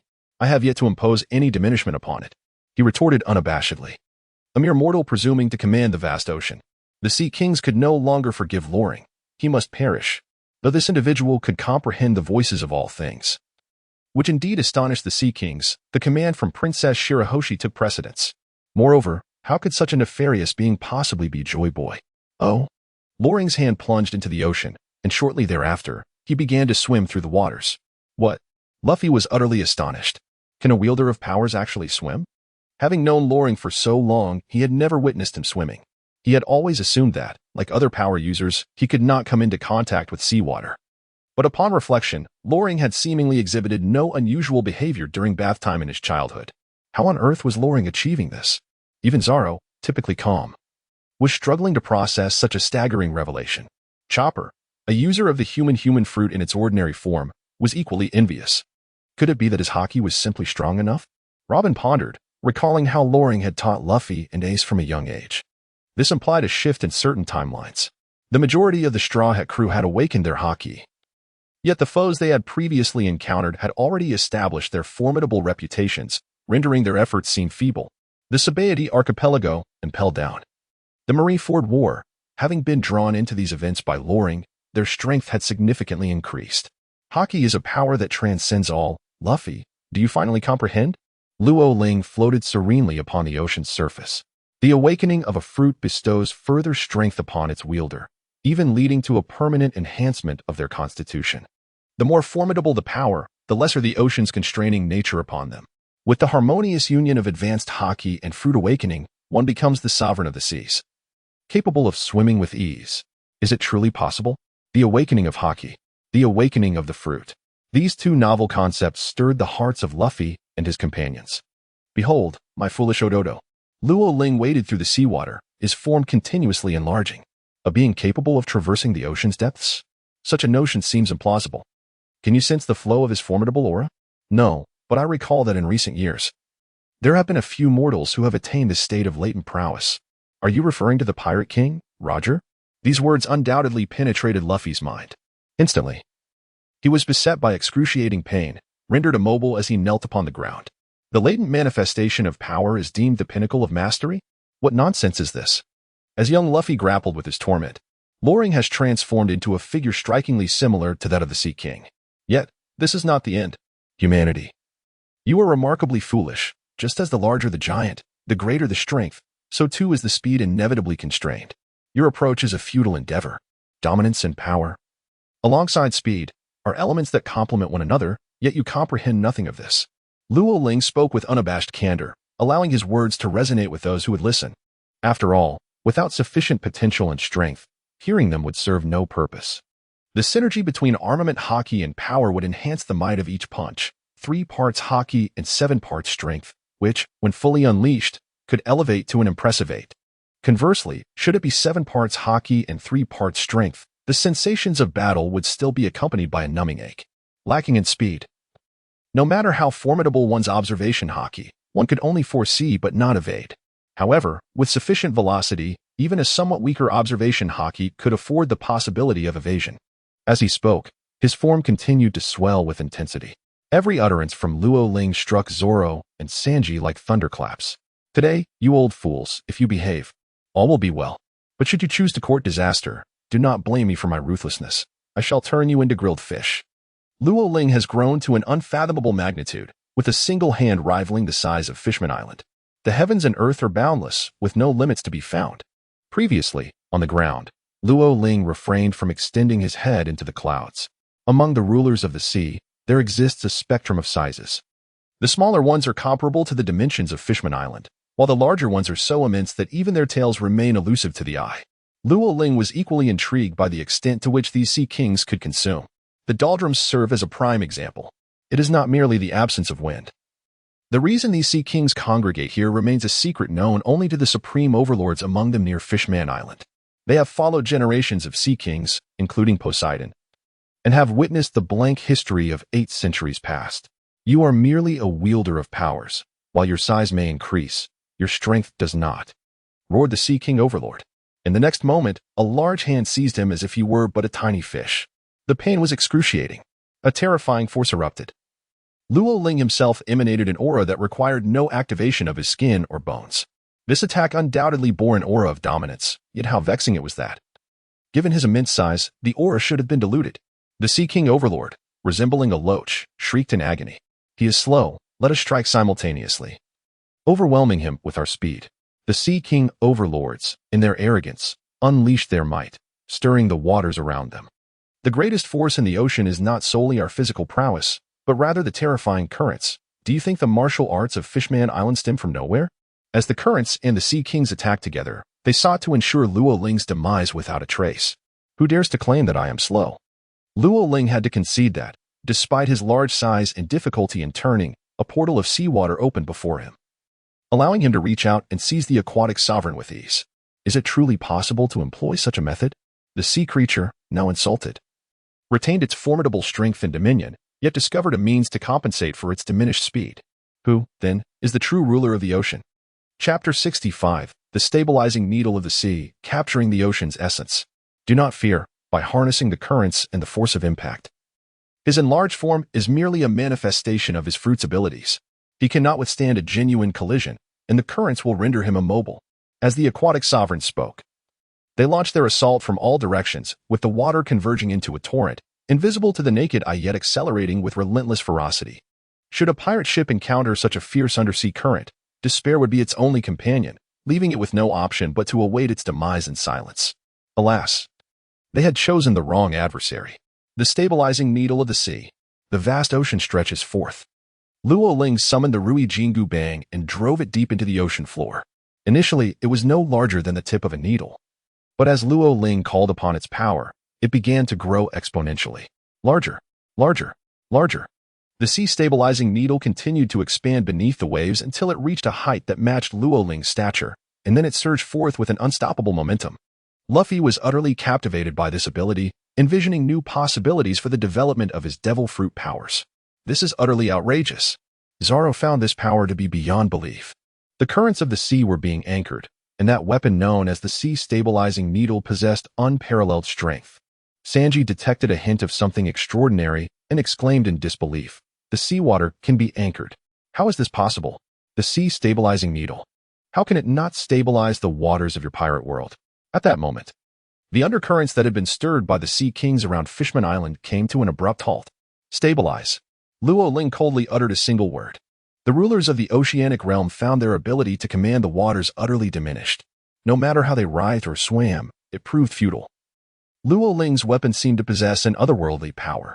Such a terrifying force inspired a profound sense of reverence within me. It was akin to our innate submission to Poseidon.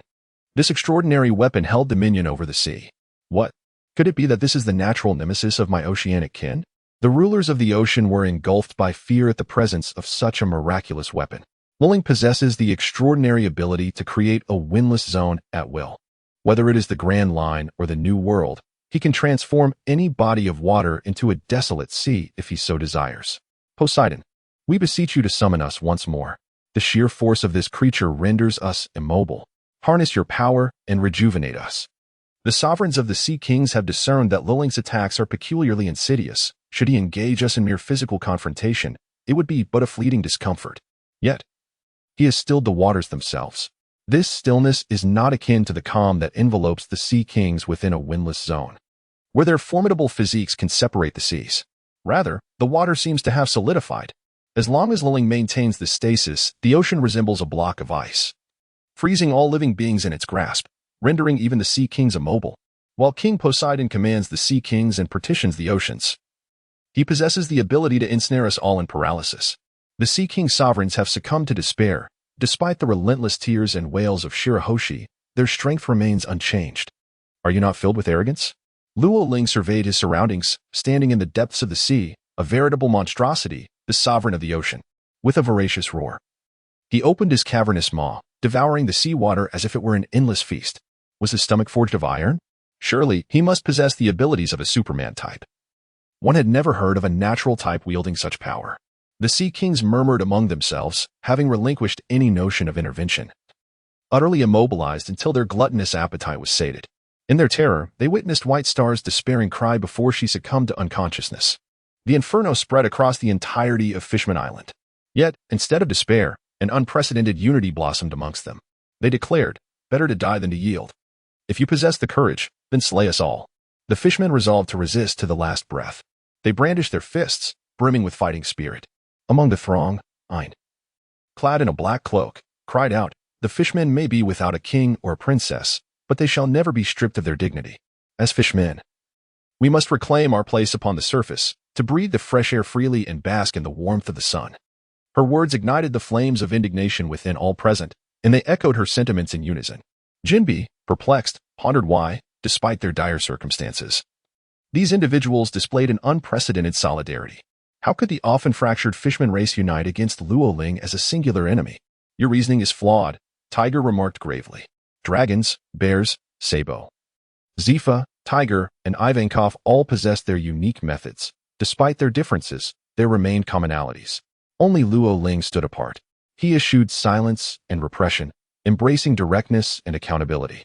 He stirred the latent fury within people's hearts, such was Luoling. Brother, I believe I understand, yet I remain somewhat bewildered, Jinbi confessed, frustration etched on his face. He felt he had learned much, yet it seemed as though he had absorbed nothing at all.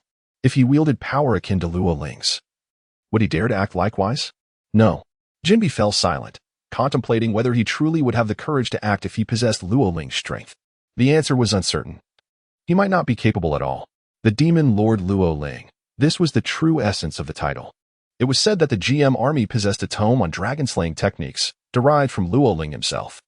Anyone who delved into its contents would no longer acquiesce to the whims of fate. Jinbi resolved that following the Fishman Island incident, he would certainly examine that book carefully. Luffy, my foolish friend, have you learned this lesson? Luoling extended a hand towards the portal of the sea. Using the air gate as a conduit to capture Fishman Island, the flames raged uncontrollably, and he decisively extinguished them. Amidst the dust, Luffy, in a state of partial comprehension, rose to his feet. We are still too weak. The new world is teeming with monsters like Luoling. If we wish to forge ahead, we must become stronger. At last, Luffy, with his simple-mindedness, had an epiphany. Nanny? Luffy, do you truly grasp what you are saying? Nami inquired, her face a mask of confusion. Surely, we cannot halt for an extended period to train? Usopp casually remarked. Training is imperative, we must train. Luffy asserted with unwavering conviction, as if he had finally come to an understanding, filled with elation. As long as you comprehend, then go forth and expand my brother's territory. Loring firmly planted his feet and lifted Fishman Island with determination. Do not hesitate, I have already imparted to you the essence of dominance. The Grand Line has never been a singular path leading to the new world. Strive for strength, for when you return to Sabaody Archipelago, you will have traversed every route of the Grand Line together. Only then shall you be worthy to aspire for supremacy. Luoling pointed out that each member of the Straw Hat crew corresponds to a distinct door. The Sabaody Archipelago, Impelled Down, the Paramount War, and Fishman Island. The relentless challenges they faced illuminated a profound truth. They were not weak. Rather, their adversaries were extraordinarily formidable. My friends, we shall meet again in a year. We must cultivate our strength. Luffy grinned widely as he stepped through the door before him. Farewell. They all recognized that their mastery over hockey, martial arts, swordsmanship, devil fruit abilities, and technology remained woefully inadequate. Thus, let the training commence. As the Straw Hat pirates vanished, so too did their former selves. Luoling cradled Fishman Island in his arms, and with a mere thought, he commanded the sea to elevate him. The current surged violently. With a resounding splash, he lifted Fishman Island, intending to cast it back to the surface of the ocean. Go forth, bask in the sunlight, and feel the gentle breeze, dear fishmen. Chapter 66, Mother, the sun is a great ball of fire. Fishman Island, and all submerged beneath the waves. Once upon a time, the sunlight and air above the sea were treasures that belonged to them. The desires of a human life are so few. Aside from the necessities of food, clothing, and shelter, all one seeks are sunlight and smiles, gentle breezes and profound love. The gates of the sea have opened. On the other side lies the surface. Go forth. Witness the sunlight. Loring exerted great force to hurl Fishman Island into the sky, casting it from the depths of the ocean and into the portal. With a tremendous splash, the sea parted, and the colossal waves were split asunder. Enveloped in a membrane, Fishman Island emerged, floating gracefully upon the surface of the water. With the aid of an underwater mountain rising 100 meters above sea level, Loring positioned Fishman Island in its midst. The entrance, as if cleaved by a blade, seamlessly integrated the mocking depths of the ocean, thus forming an island. At the surface, Fishman Island stood proudly, with waves incessantly lapping at the shore. With a resounding crash, the membrane at the island's edge finally lost its purpose, shattering into fragments that danced through the air. Sunlight cascaded down, refracting into myriad tiny rainbows, entwining in midair to create a radiant bridge arching over Fishman Island. Children gazed in rapt wonder at the spectacle, scarcely able to believe their eyes. Jinbei, the sea warrior, cast his gaze to the west, where the sun was poised to descend. Even the setting sun was a luxury for Fishman Island. Suddenly, a small fishman tugged at his mother's hem. Mom, look. The sun is like a great fireball, yet it doesn't feel hot at all. The mother nearly wept, enveloping her child in an embrace, speechless. Fishmen, lacking strength, dared not roam freely. Even surfacing could lead to capture by humans. It is worth noting that fishmen commanded a hefty price in the slave market. I know. This is the dawn. The sun is rising from the horizon, exclaimed a plump fishman child, beaming with joy. He had read about this phenomenon in books. The fishmen wiped away their tears, silent. The children had only glimpsed descriptions of the sun in literature, unable to distinguish between dawn and dusk. Jinbei shook his head, a bittersweet smile gracing his lips. Suddenly, a girl Fishman, resembling an electric eel, burst into tears. "What's the matter, little eel?" her father said, anxiously gathering her into his arms. "Daddy, the sun is leaving. I see it going away." The children, ever perceptive, quickly noticed the sun retreating further from them, gradually sinking beneath the waves. "No, don't be afraid. It's just like when bubbles at the ocean floor cease to refract sunlight. The sun is merely returning home. Tomorrow, it will rise again." The larger fishmen reassured the sobbing children. Bursting into raucous laughter, they finally realized that Loring's head loomed larger than Fishman Island itself, floating at the sea's surface. "You worthless beings, do you wish to safeguard your sunlight? Then fight. Never cease, grow stronger, defend your Fishman Island. Rely on yourselves, not on royalty. And certainly not on the celestial dragons." Upon finishing his words, Luo Ling's form began to diminish gradually. He stood suspended in the air, bathed in the golden hues of the setting sun, the light enveloping him as if he were adorned in a layer of orange armor. In his form akin to the great sage, Luo Ling radiated a golden brilliance, and with this enhancement, he appeared even more resplendent and dazzling. With a swift motion, the nearly 9-meter-long sea-settling divine needle materialized in his grasp, prompting a triumphant smile to grace his lips. Shortly thereafter, the sovereigns of the Sea Kings emerged from the depths.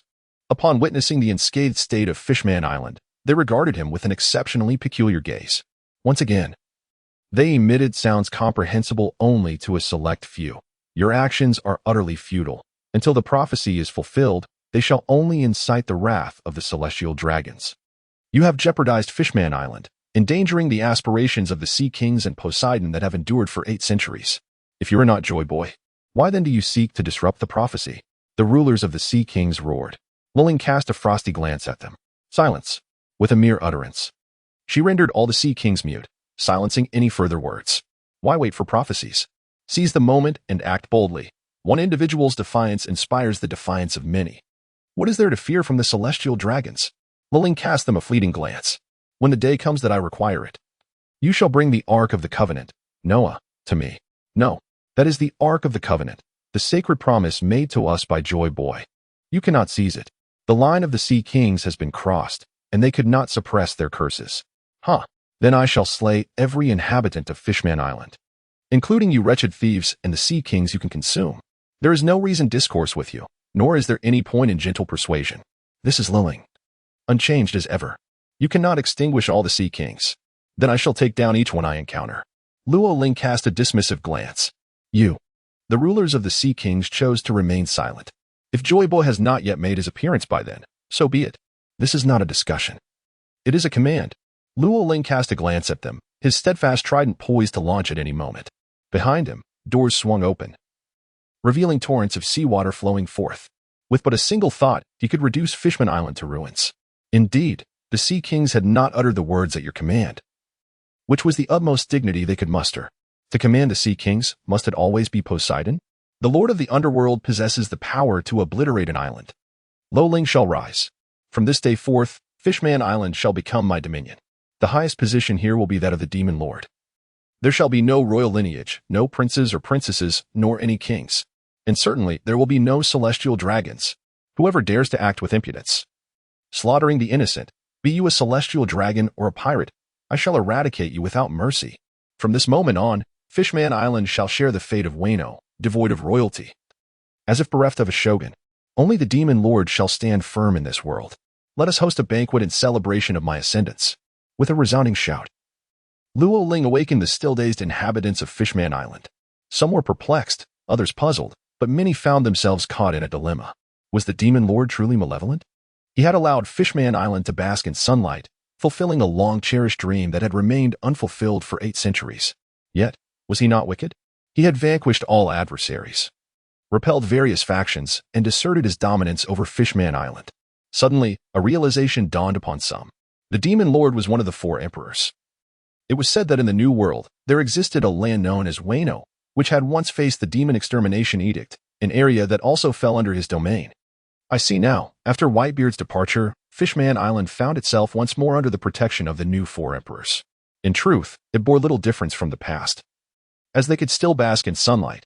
As the conversation flowed, The people began to feel there was little to mourn, and they found themselves smiling with joy. The banquet commenced. Luo Ling poured a glass of apple juice for Jinbei, who, feeling quite embarrassed, gulped it down in one go, nearly choking on it. It was only then that the king and Shirahoshi gradually awakened.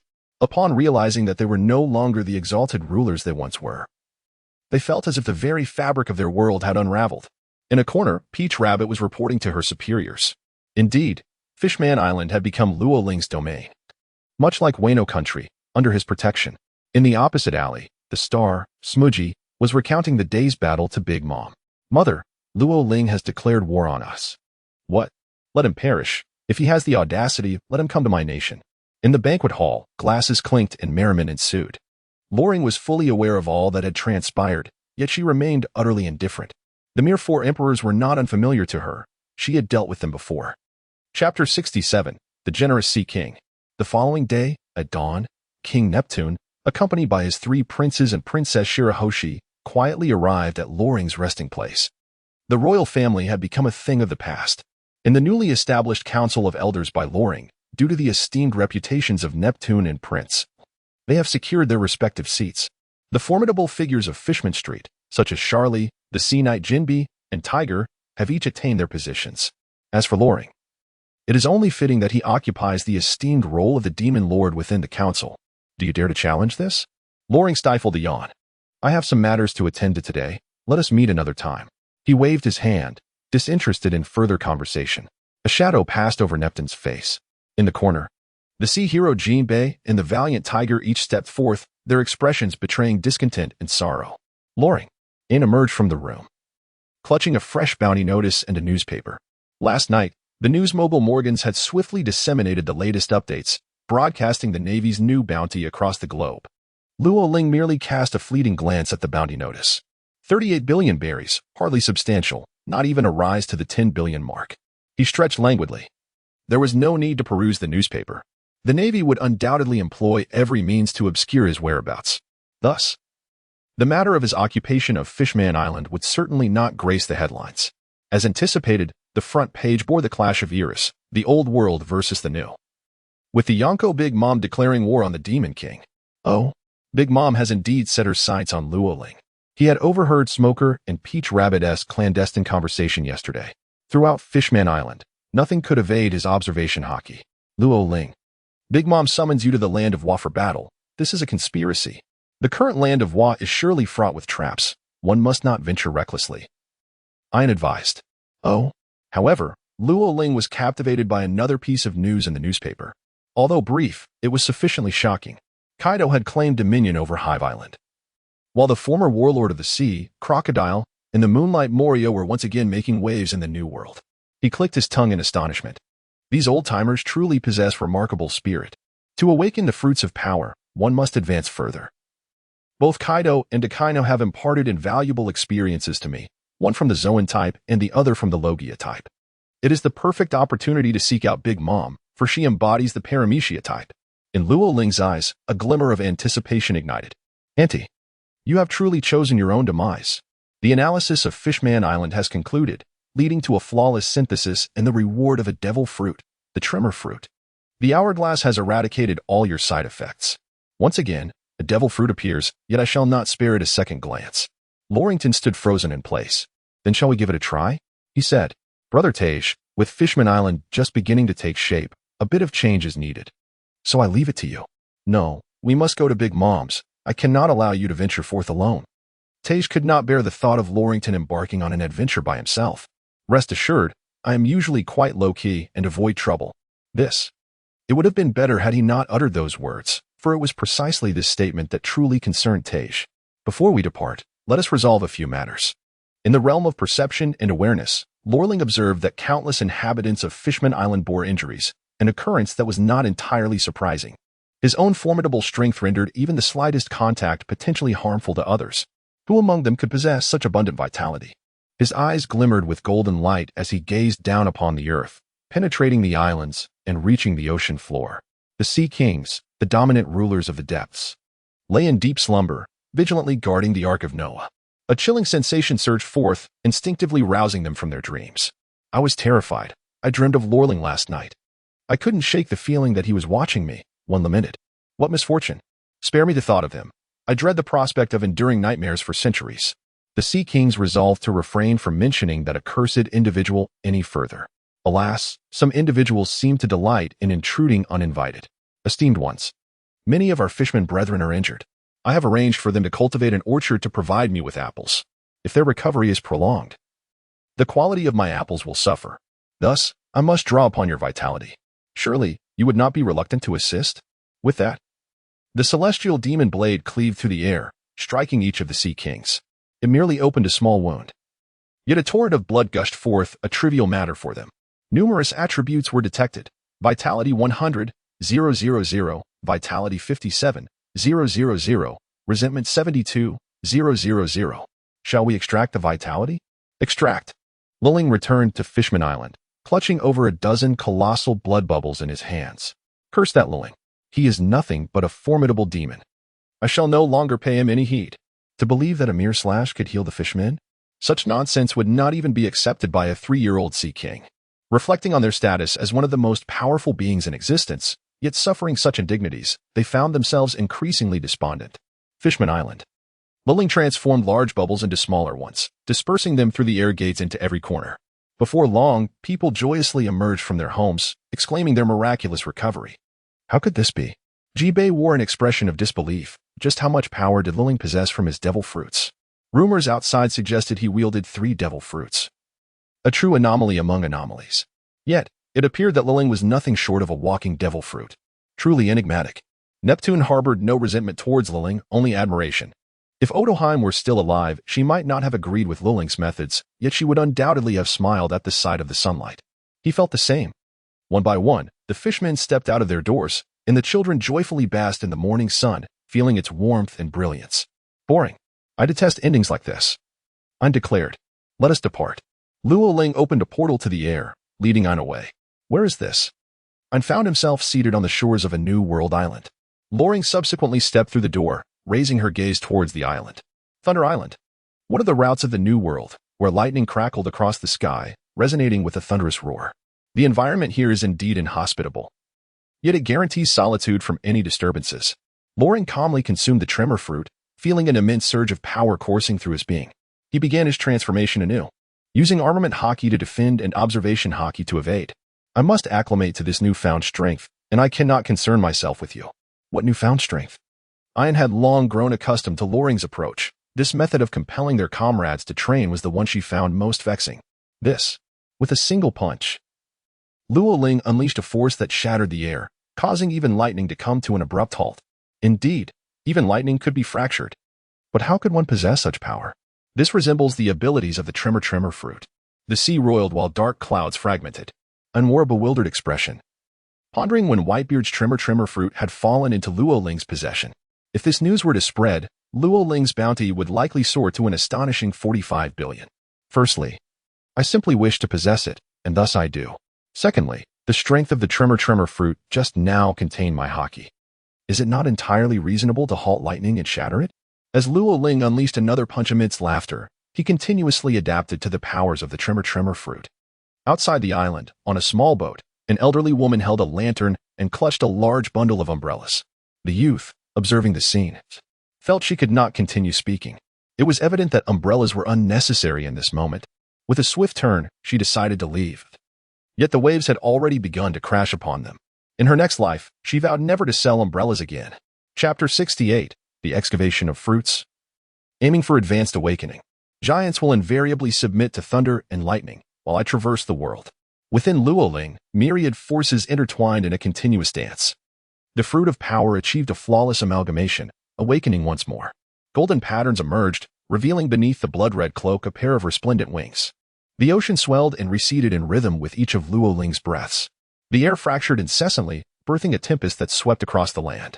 Lightning surged forth, rending the heavens asunder. With a deep exhalation, a multitude of portals unfurled before him. Each doorway unveiled a distinct realm, oceans, skies, thunder, molten magma, and even the vastness of outer space. Some portals manifested upon the foreheads of others, while others appeared upon the deck of a grand vessel. The exquisite fusion of power propelled the shock fruit to achieve mid-level awakening with unparalleled swiftness. Luo Ling felt the surge of her own power, murmuring to herself. Once I attain a high-level awakening of a fruit, the others will gradually awaken due to perfect fusion. My Chition form is already approaching a high-level awakening. The youth spread his hands wide, and a dazzling golden light erupted. It was several strands of hair. Clone technique. Whoosh. The clones emerged in succession, each brimming with joy. Oh, isn't this the main body? Has it been bullied again? Luoling 0, please state your choice. Are you my summoner? The clones chattered excitedly. While Luoling's expression turned ashen, the development of the Chition fruit was advancing, and the clones were growing stronger. They could now utilize the advanced awakening of the three-color domineering aura, which was enough to make them formidable. However, the clones were gradually developing their own personalities, causing Luoling considerable distress. Currently, you can only wield the abilities and domineering aura of the Chition fruit. I am about to seal away my other abilities, solely using the Chition form to unlock my final potential. Do you understand? The 36 clones paused momentarily, and then, in unison, they came to a realization. Understood. You intend to manifest clones to weaken the main body as much as possible, thereby better tapping into the remaining potential of the fruit. The second revelation of Luoling. Thus, you intend for us to engage in mutual slaughter on Thunder Island, extracting the remaining power of Chition. Luoling number 7 was exceedingly irate. Was this not a directive for them to engage in mutual annihilation? They possessed an intimate understanding of one another. And even if they were to battle until their potential was utterly exhausted, it would be exceedingly difficult to vanquish one another. This was a certainty. Luoling 13 also wholeheartedly agrees with their perspective. Are you certain? I am not boasting. There are very few who can rival me in the new world. If I engage in a brawl with 36 of them, it would surely make headlines. Luoling number 27 harbors some concerns. Forget it. Unless you venture to the Red Earth continent to eliminate him, the world government and the Navy will go to great lengths to erase our presence. Rolling no. 32 remains the most composed. Indeed, it is evident that we are gradually being misrepresented as pirates, showcasing the ruthlessness of the world's governing authorities and their methods. Luoling 36 nodded. Ain adeptly evaded the lightning strikes, initially handling the situation with ease. However, a fleeting glance revealed a tumultuous argument among a group of Luolings. And in that moment of distraction, Ain was struck. See, this is what happens when one's focus wavers. Luoling effortlessly grasped her adversary with a single hand. Towering at over 3 meters, she appeared to undergo further mutation after acquiring the Tremor fruit, her stature increasing yet again. Before her, the tall figure of Ain seemed almost insignificant. My esteemed companions, I implore you, endure as much lightning as possible. Refrain from employing haki and rely solely on your physical resilience. Engage in battle using the powers of the fruit. Let us see if we can achieve victory in this decisive moment. Rest assured. The Luoling bowed respectfully, and the main body stepped forth, enveloped by swirling clouds, transforming into a remnant rainbow left by a 7-colored auspicious cloud. On Thunder Island, as soon as the main body departed, the avatars exchanged glances. Esteemed ones, this is a battle that will determine life and death. Engaging in one-on-one combat would yield no distinction. Thus, from the outset, we must engage in chaos. We shall identify the strongest among us, for that victor will unlock the ultimate potential of the fruit. Do you comprehend? As Luoling's voice faded, all manifestations of Luoling sprang into action, transforming simultaneously into the Chition form, eschewing the use of their domineering aura. In truth, following their advanced awakening, the distinction between wielding or foregoing this aura became irrelevant. Their very forms embodied it. Golden light blazed forth, and the crimson cloaks, though relentlessly struck by lightning, remained unscathed. The phoenix-winged golden crown cascaded down, flowing like flames. Surrounded by swirling clouds and mist, their speed reached unparalleled heights. Golden patterns flickered in and out of visibility, while their iron-clad bodies and protective spells activated in unison. Great, great, great. The somersault cloud, the stabilizing needle of the sea, the celestial law of heaven and earth. Various divine powers were unleashed, causing Thunder Island to nearly buckle under the immense pressure. 36 avatars surged forth, unleashing an unprecedented, terrifying force. The chaos of battle commenced. A relentless struggle to the death. What misfortune has befallen me? On the surface of the sea, a small boat had been reduced to mere splinters. The elderly umbrella vendor, after a difficult rescue, found herself once again engulfed by the towering waves generated by the shock waves of Luoling's avatars, swept back into the ocean. The myriad nations. Tiramisu Island. Watermelon and strawberry juices flowed. framing the breathtaking beauty of the sea. Luo Ling rode on the cloud of somersaults, her heart filled with exasperation. How infuriating. This big mom truly disregards my presence. There exists a sea abundant with red apple juice, yet not a trace of green apple juice to be found. It vexes me to no end. In the realm of piracy, Loring is undoubtedly one of the 4 emperors. Are you not deliberately provoking me, Big Mom? Is there a possibility, and I emphasize the word possibility, that it is not a matter of Big Mom looking down upon you, but rather that she is entirely unaware of your fondness for green apple juice, or perhaps she herself harbors no affection for it? Ian offered a friendly reminder. Impossible. How could there exist anyone in this world who does not relish the most tart green apple juice? Luo Ling clenched his fists. With 3 resounding shouts of big, big, big, his physique expanded threefold. What was already an impressive stature of over 3 meters surged to an astonishing height of more than 10 meters. Unlike the transformation of Law of Heaven and Earth, this form served as an enhancement for regular combat, embodying both strength and speed. Sighing, Anne found herself at a loss for words. After all, she had encountered none other than Luo Ling. This fellow could be rather obstinate at times. Though he often exhibited decisive ruthlessness, he remained unwaveringly devoted when it came to personal passions. She gazed at Luo Ling's towering shoulders and mused. If someone like him were to harbor feelings, they would surely be steadfast in their devotion. Stop daydreaming. I can hear you. After making her statement, Luo Ling effortlessly lifted Ain and placed her upon her shoulder. Can your observation Haki truly perceive the thoughts within my heart? Ain inquired in astonishment, her cheeks flushing a delicate shade of red. Not at all. I merely spoke in jest, Luo Ling replied, perched upon Luo Ling's shoulder. Ain experienced an inexplicable sense of security. How extraordinary, I mused. This power could easily elevate one to a height exceeding 10 meters, transforming the entirety of one's form. She thought, oh, she scarcely dared to imagine such a terrifying prospect. Moreover, there exists the ability to manipulate the heavens and earth. But where is the person? Luo Ling surveyed his surroundings and discovered that there was not a single soul on the island of Tiramisu, not even a solitary vessel. Activating his keen eyesight, he cast his gaze toward the direction of Cake Island and couldn't help but click his tongue in astonishment. The enigmatic Homais, ministers, offspring, warriors, the 4 emperors. The first mate long bred, and the entire Big Mom crew awaited. Was it perilous? Ain lacked such far-reaching vision, yet he felt his heart race. It was not dangerous. Otherwise, I would not venture forth. Luo Ling's lips curled upwards, her smile gradually taking on an unsettling quality. Chapter 69. Though a multitude may stand against me, I shall forge ahead. He has arrived. This wretched individual actually dares to show up. Big Mom slumped in her chair, her expression one of disdain. For the mere mention of Luo Ling incited her fury. Recently, Kaido had grown increasingly audacious, undoubtedly provoked by Luo Ling's influence. In the wake of the Summit War, Luo Ling's title as one of the new emperors had resonated throughout the New World. In recent days, further rumors have emerged. Luo Ling has taken control of Wano country and Fishman Island, officially making a move in the New World, igniting the ambitions of countless pirates eager to carve their names into history. The future lies within their grasp. By vanquishing this new emperor of the sea, they could achieve instant fame. For the established emperors, particularly Big Mom, this incited considerable ire. Mother, Kaido is on the line. Smudgy handed a small transponder snail to her. Hello, Kaido, do you have any idea what I am currently engaged in? Mind your own business, you old hag. Kaido cursed from the other end of the line. That rascal is no pushover. He now stands on par with the young Garp, so do not underestimate him. Humph, you called me just to spout such nonsense? He is merely a petty thief. Do you truly believe everyone is as formidable as Garp or Roger? Big Mom rose to her feet, berating the transponder snail. Kaido, have you become fearful of being struck? This is not your usual demeanor. Haven't you recently mastered your haki to unprecedented levels, reaching that legendary realm? Alongside the reinforced beast pirates? With such backing, you ought to bolster your own reputation. You have changed, Kaido. Bang. This startling conversation that had sent tremors through the Navy headquarters came to an abrupt end.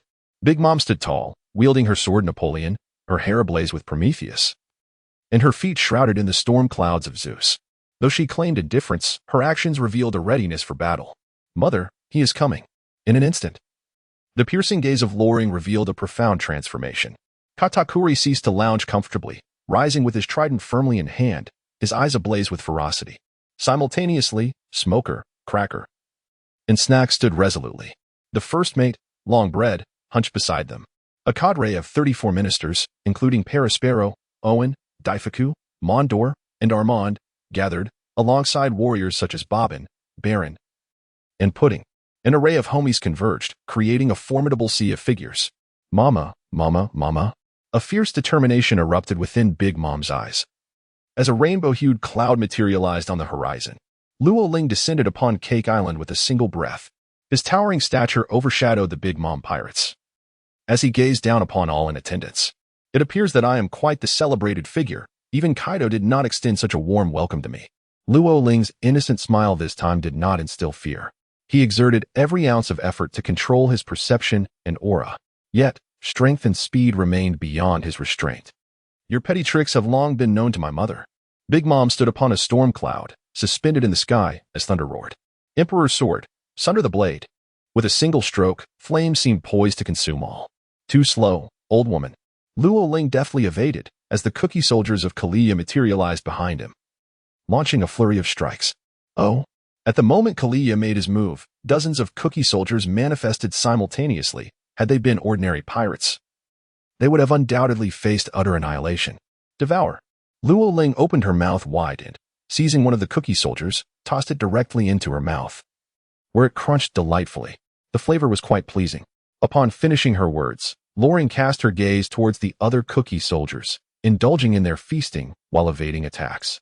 "When the time comes to capture you, my GM army shall possess an unending supply of provisions. You seek your own demise." Kreja felt a deep sense of humiliation. With a bounty of 860 million berries upon his head, he summoned over a dozen cookie soldiers, preparing to launch an assault on Loring. "I fear not death." Lo Ling deftly deflected the onslaught of Kalia with his bare hands, bolstered by protective spells and the strength of his iron-clad limbs, enduring the assault unscathed. In the blink of an eye, more than a dozen biscuit soldiers fell prey to Lo Ling's might. "How dare you disregard your mother?" Big Mom had been gathering momentum in place for quite some time. With a mighty roar, he raised Napoleon high. "For the nation." With that strike, he wielded a sword that symbolized the power of a single emperor, capable of rivaling an entire nation. In the world of pirates, the distinction between the four emperors and the admirals lies in the fact that the admirals, when necessary, must unite. Though they have pushed their devil fruits and observation haki to their utmost limits, they lack the conqueror's haki. The four emperors, on the other hand, are formidable in every aspect of resilience, possessing no apparent weaknesses, and as sovereigns of the New World, they undoubtedly wield the conqueror's haki. Oh! Luo Ling's body erupted with a resplendent golden light. He formed hand seals and bellowed, "Protective charm." Streams of golden light swirled around him. Upon closer inspection, one could discern that each beam of golden light was composed of converging runes. Intertwining seamlessly, they spun continuously, coalescing into a massive sphere that enveloped him in its embrace. Boom! The attack known as Weigwa descended, and not a single member of the Big Mom pirates dared to linger near Luo Ling. The range of the assault was vast, and coupled with its immense charge, anyone who ventured too close would surely suffer the consequences. Buzz! The sword energy struck the protective charm, remaining utterly unyielding. There was no infusion of haki, neither armament nor conquerors, intertwined within. Merely through the prowess of his fruit's ability, he had managed to thwart the convergence of Big Mom's swordsmanship and haki. Crack! A sound of shattering resonated, and the protective charm splintered. Was it only capable of withstanding a single strike from Weigwa? Relying solely on the fruit's ability, I find myself barely scraping the surface of this level. Luo Ling shook his head, realizing that Big Mom had not exerted her full strength with that strike. "You have grown overly complacent." Snag stealthily emerged from behind, poised to launch an attack at him from the rear. The mist beneath Luo Ling's feet flickered and vanished in an instant. With a swift motion, Snag, caught off guard by the sudden assault, was met with a powerful punch from Luo Ling to the back of his head. "If you dare to ambush me, do not blame me for retaliating." Snag instantly rolled his eyes and was sent flying 100 meters before losing consciousness. His defense, physique, strength, and speed were nothing short of impeccable. Katakuri stood protectively before Luo Ling as the earth trembled, a manifestation of the fruit's awakening. "I shall foresee all your future moves." "Oh? Then do give it a try." Luo Ling treads upon the vibrant clouds, with mist swirling behind him, resembling the propulsion of a jet engine, propelling him forward with unbridled acceleration. Bang! Approaching the pinnacle of speed, his strength is unparalleled. He can unleash an unprecedented combat prowess. Katakuri's speed is not lacking. It is merely that Luo Ling surpasses him greatly. As his fist strikes Katakuri's abdomen, the latter has already hardened his armament. one hand launching an attack while the other defends against the impending blow. Did you foresee the future of this moment? As Luo Ling withdrew his fist, Katakuri immediately pressed one hand against his abdomen while using his trident to anchor himself to the ground, preventing himself from toppling over. I merely wished to test whether I could withstand your blow with all my might, whether I could surpass your speed. Beads of cold sweat trickled down Katakuri's forehead. He foresaw that he would struggle to endure, yet he had no choice but to persevere. I too foresee your inability to withstand, yet you insist on trying. Loring dismissed the situation with a smile. Katakuri was indeed a man of great stature. He turned his gaze towards Smoker, who, inexplicably, took a step back. Big Mom's overwhelming power had merely shattered his defenses. Katakuri was unable to withstand it, as her strength was such that even Cracker was felled by a single blow. Coupled with her prior defeat on Fishman Island, she now hesitated. Mother, command me, homies, to drain this boy of all his stamina. At your command, Mother. The homies, ministers, and fighters, despite their fear, had no choice but to engage, lest Big Mom decide to strike them down herself.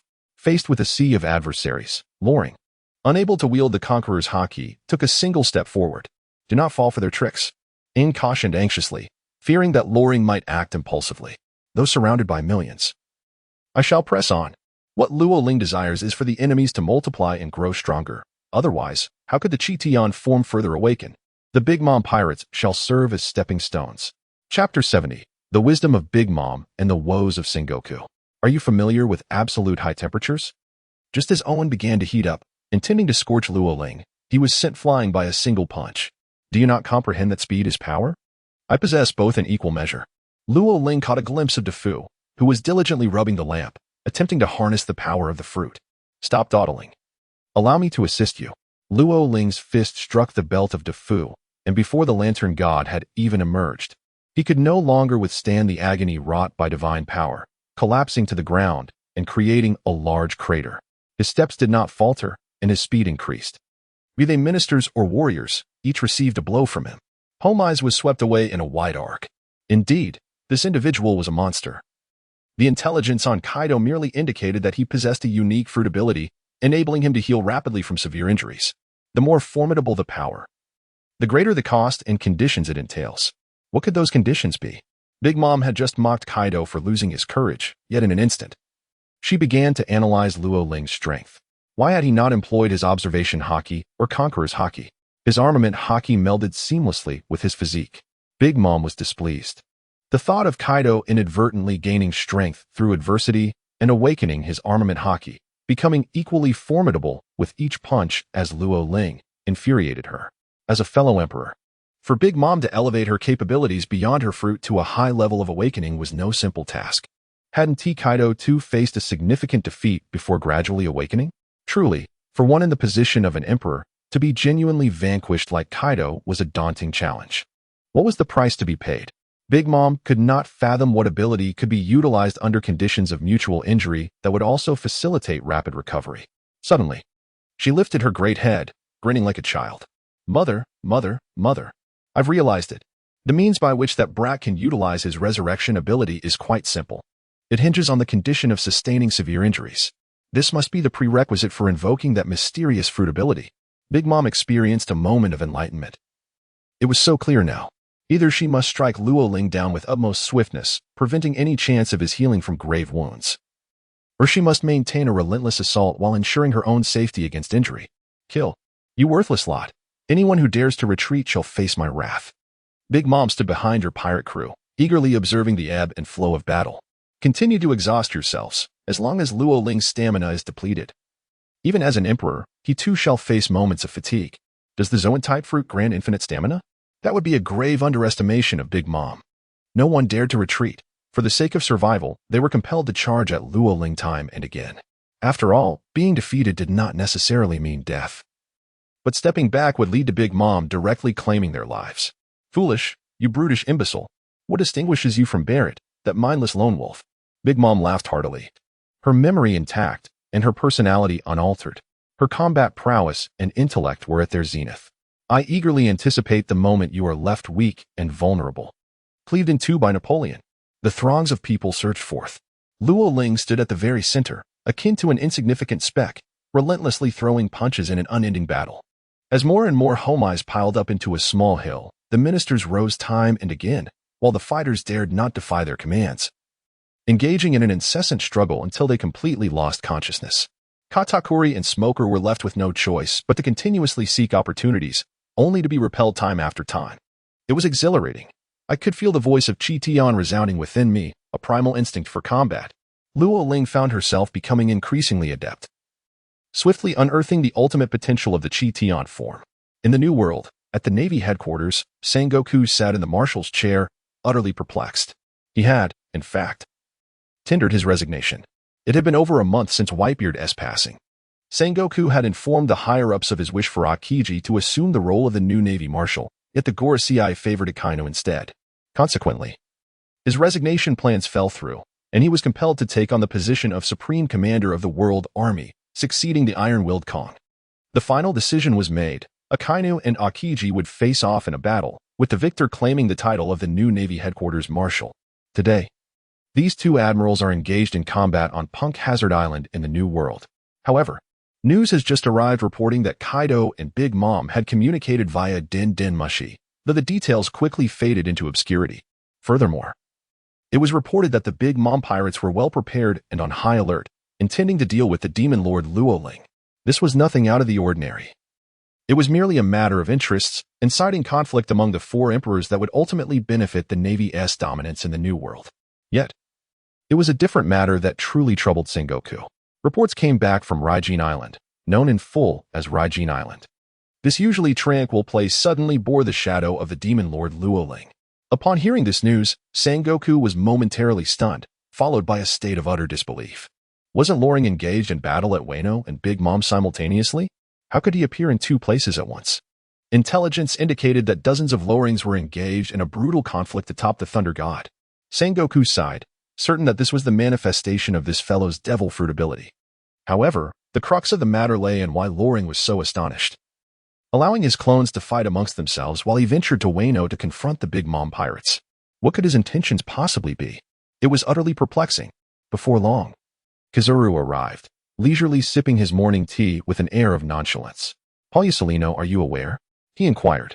"Indeed, it appears the Demon Lord is up to something again." Kizaru replied calmly, unperturbed by the chaos. "You have fought him the most. Can you discern his thoughts? Why shroud his intentions in mystery?" Sengoku struggled to fathom Loring's mindset. Why would one engage in self-inflicted conflict? It is quite simple. The advanced awakening of his fruit allows him to tap into all his latent potential. Once only a single clone remains, it will signify his ultimate awakening. Kizaru paused before continuing. With mastery over the three types of haki and his martial prowess at its zenith, should his fruit abilities advance further, it would be truly terrifying. Every step he takes is calculated. "You mean?" Sengoku rose in disbelief. He considered a possibility that was unsettling. If true, the Navy and the world government would become a laughingstock. He had exploited the name of the Yonko, and even Charlotte Lin's challenge was part of his scheme. This battle had been meticulously planned. This is impossible. What gives him the confidence that he would be declared war upon by Big Mom? Sengoku slammed his hand down, feeling deceived. How could a fool, who only knew how to fight alone, possess such profound thoughts? After Peach Rabbit regained consciousness and transmitted intelligence, Loring spared his life. The same likely applied to Smuggy. The former utilized us to relay messages, while the latter aimed to incite Big Mom's wrath. Once all conditions align, it would be the moment he prepared to awaken his fruit. Upon finishing his thoughts, Kizaru stood up. "Are you heading to Thunder God Island to eliminate his clones?" Sengoku asked sternly. "No, it is currently my nap time," Kizaru replied, glancing at his watch before exiting the office. Chapter 71. Iron Balloon vs. Copper-headed Iron Arm. Kizaru's nap time. New World. Whole Cake Island. Homies piled high like mountains, a boy stood atop the summit. A strong individual remains formidable. Even when striving to refrain from using haki or martial arts, relying solely on one of the four devil fruits, the fruit of the sky, Loring remains steadfast, triumphing over the petty adversaries.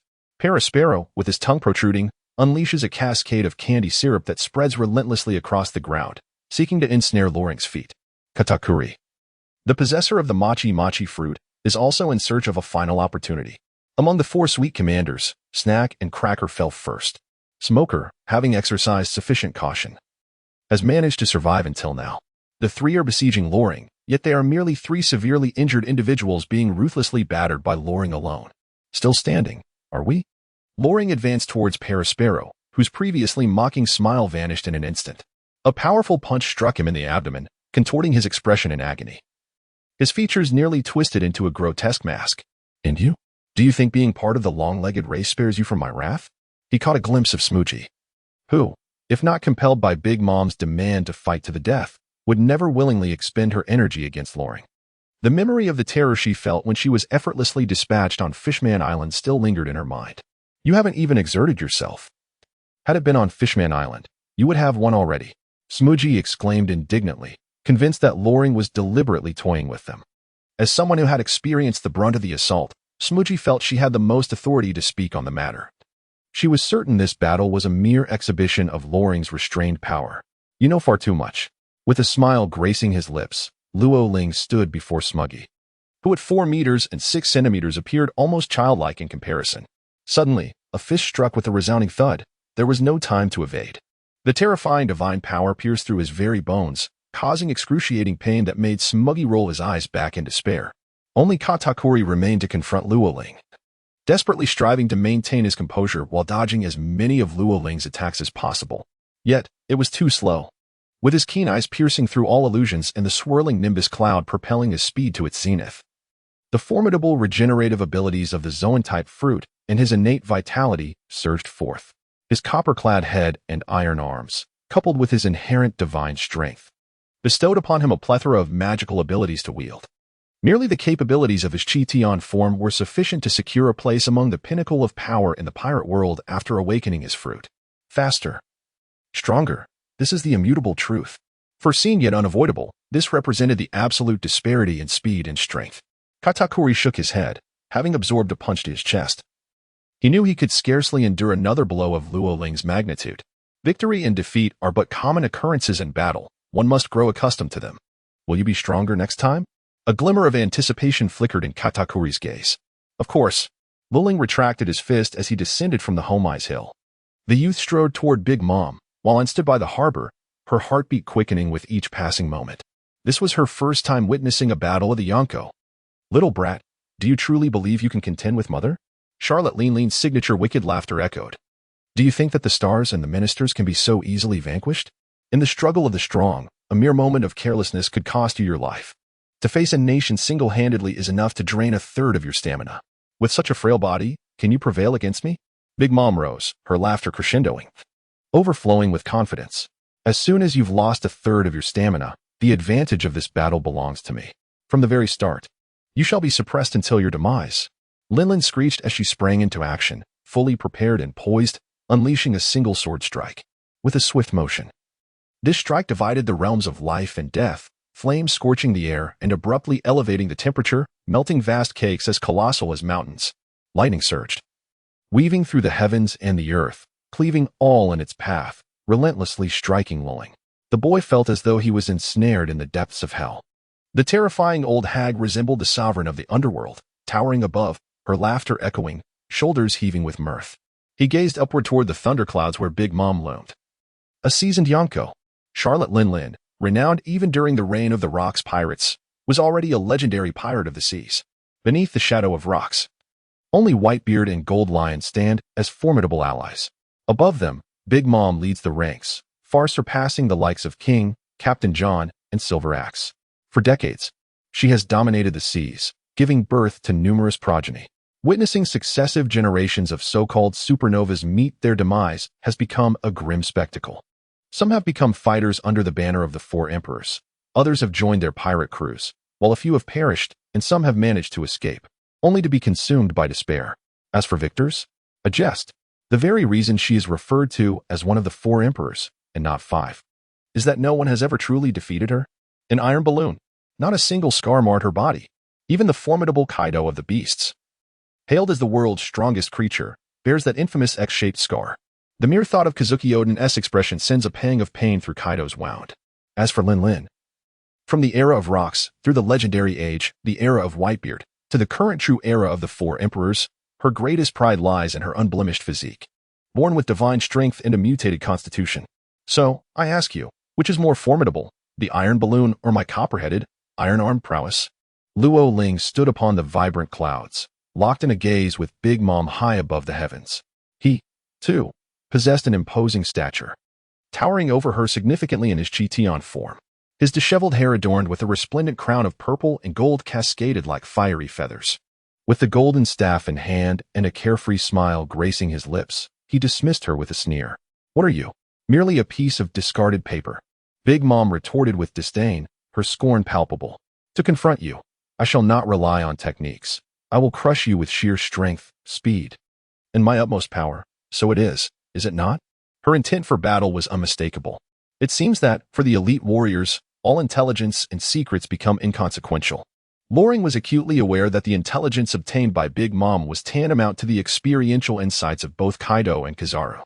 This also implied that the formidable beings of the Yonko and Admiral tier were now cognizant of Loring's abilities and vulnerabilities. "You little brat, your end is nigh." Big Mom unsheathed Napoleon, accelerating to her utmost limit, leaving behind a trail of fiery arcs, as she executed a flawless sword strike. Thus, it was intended. With a swift strike, Luo Ling's weapon collided forcefully with Napoleon, eliciting a cry of pain. "Mother, it hurts terribly. This fellow's weapon feels as formidable as a mountain." Napoleon, reeling from the blow, felt the blade quivering in his grasp. "Are you implying that my strength pales in comparison to that of a mountain, mother?"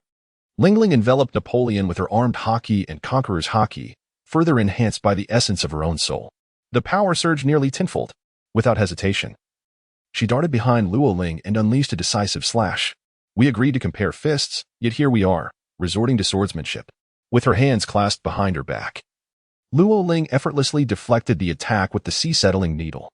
What an unexpected challenge! Big Mom, emboldened, intensified her onslaught. Yet, despite relying solely on the powers of her devil fruit, Luo Ling exhibited no signs of despair. After all, the armament haki could not be negated, and her every movement was infused with a level of martial prowess that transcended the ordinary. "Out of my way." After engaging in a fierce struggle for over 100 exchanges, Luo Ling finally seized a fleeting opportunity. She hurled the sea-settling needle, sending Napoleon soaring and effectively restraining him at a distance, allowing the needle to battle autonomously. Nothing compares to the thrill of a good old-fashioned brawl. Luo Ling clenched her fists, her gaze ablaze with intensity. What follows is the triumph of the steel balloon over the copper-headed iron arm. Big Mom, having temporarily lost Napoleon, remains utterly unfazed. Chapter 72, Ignite, Lifespan. You speak truly. Witnessing your aged visage brings me sorrow. If fate permits, upon defeating you, I shall restore you to the pinnacle of your youthful beauty, and perhaps escort you to establish a splendid amusement park.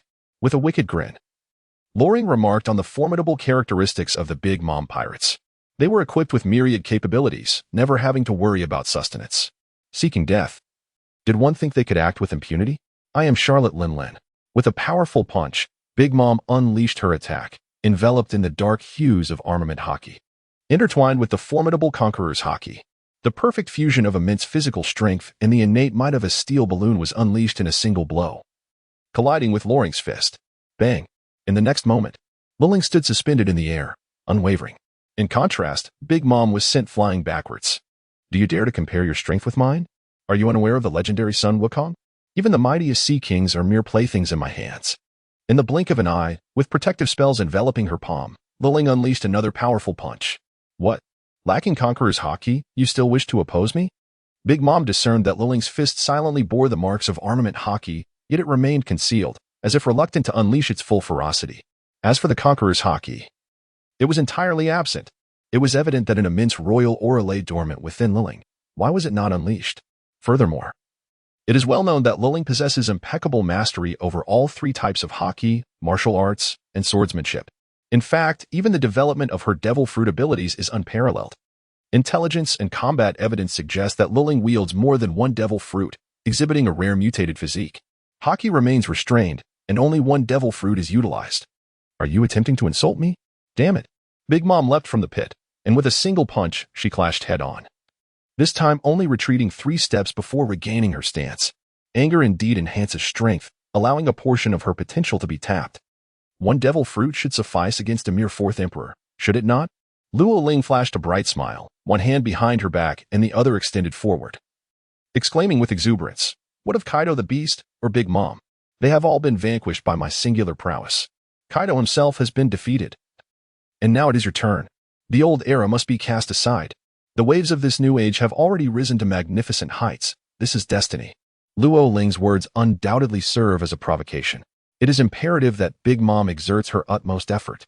Only then can Luo Ling's formidable fruit abilities be fully harnessed, unlocking their complete potential and achieving true advanced awakening.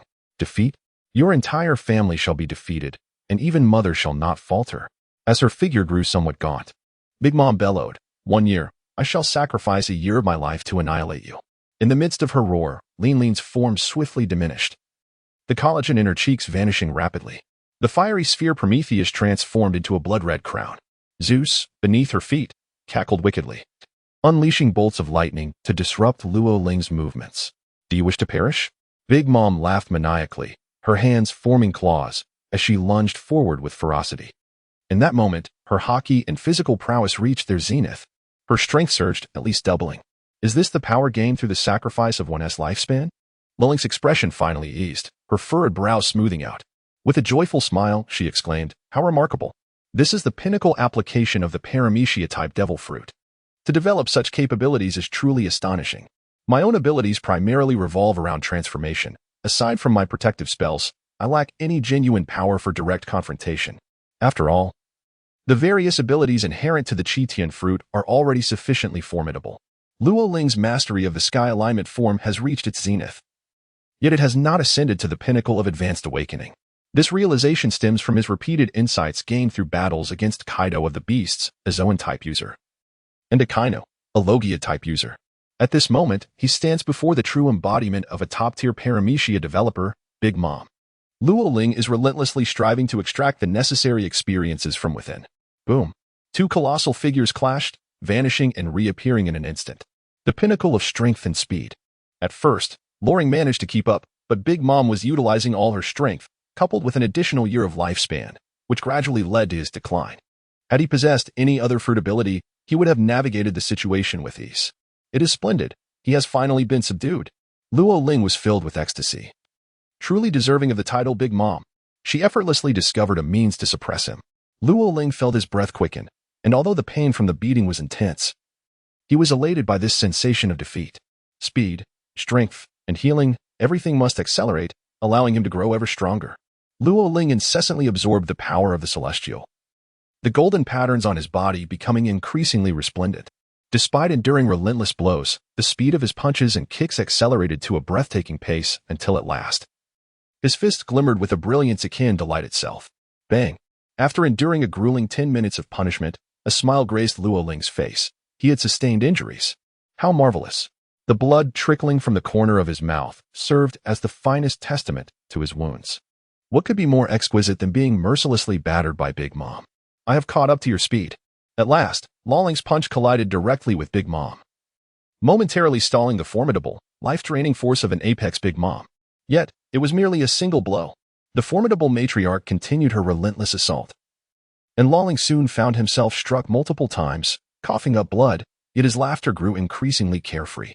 Before long, his attack power and speed surged once more, as he delved deeper into the potential of his fruit, catching up with Big Mom. You have exhausted 80% of your stamina, while I remain in my prime. One more strike, and your demise is assured. With steely resolve, Lin gritted her teeth.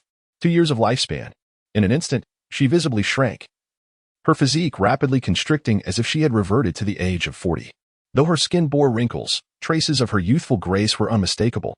Her power doubled anew, and the duration of this transformation was extended. What do you possess to contend with me, you insolent brat?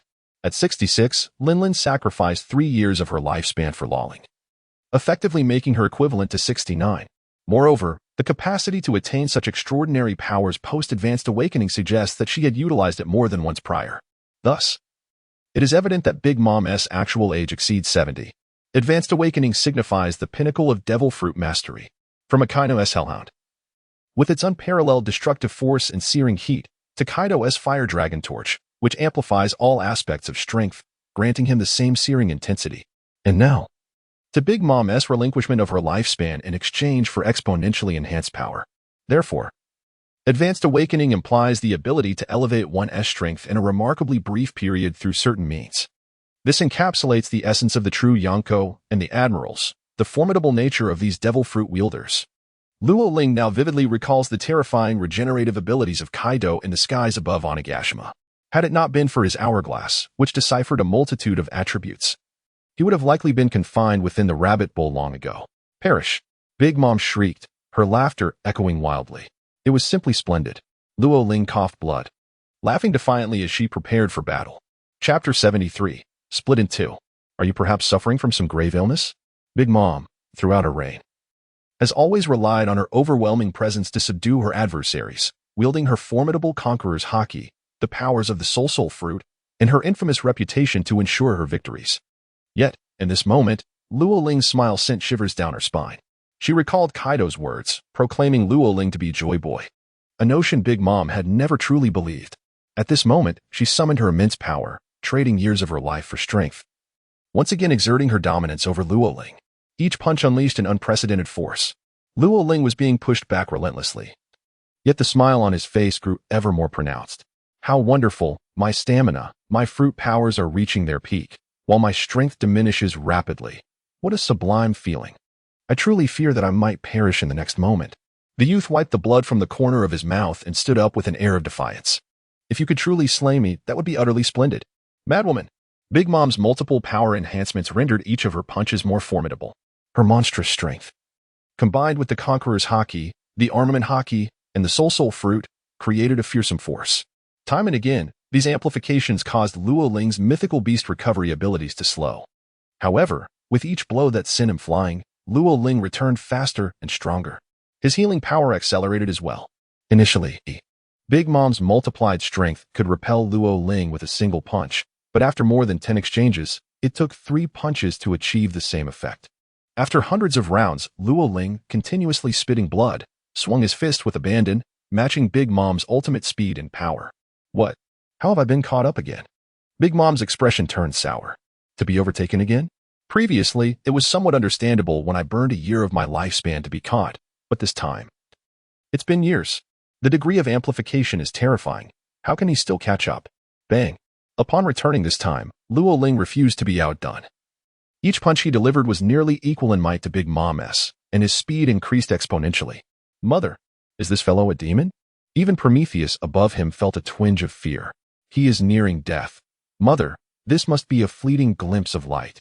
In Zeus's perception, it was evident that Luo Ling grew stronger with each battle, yet it was undeniable that his overall vitality waned rapidly, diminishing at an alarming rate. Greater strength and speed undoubtedly eroded his life force at its core. He must be eradicated. This monster must die, or else I will meet the same fate as Kaido. If I am defeated, everyone will surely be sent to impel down by him. The thought of Kaido being stealthily sent to impel down by Luo Ling was too dreadful for Big Mom to contemplate. Gritting her teeth, she resolutely declared, 3 more years. I shall sacrifice 3 more years of my life. Mother, you have already lost many years of your lifespan. Prometheus's flames dimmed considerably in an instant. We are one. Whatever happens to you will happen to us as well. Zeus's storm clouds churned, brewing lightning, for he was utterly obedient to commands. Napoleon! Big Mom let out a thunderous roar, her physique once again diminishing, 3 years of her life lost. Initially, she transitioned from old age to youth, then to middle age. In this moment, Charlotte Linlin reverted to her youthful appearance, wrinkles vanished, her hair cascading down, and her figure perfect, causing hearts to race. In her prime, Big Mom was indeed a stunning beauty.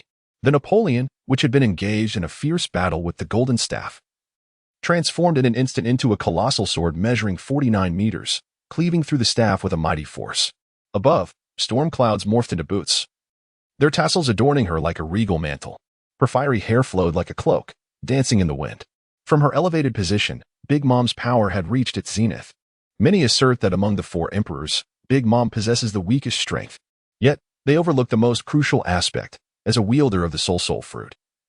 Big Mom embodies countless possibilities, sacrificing her lifespan to enhance her combat prowess, and even resurrecting herself fully solidifies her formidable foundation for dominating the New World and reigning supreme over the pirate realm. Mother, mother, mother, you little brat, do you truly believe you are Joy Boy? Cease your laughter. Soon you shall find no resting place for your remains. The disdainful smile she wore concealed an overwhelming aura of invincibility. Who was the most beautiful woman in the world? The Empress, Boa Hancock. Who was the strongest woman in existence? Big Mom, Charlotte Linlin. How absurd. In her youth. Who could rival her beauty? Ha ha ha ha. How delightful. Is it not? Luo Ling raised his head, clinging to the last remnants of his breath. Laughter erupted, causing the blood within his chest to surge uncontrollably.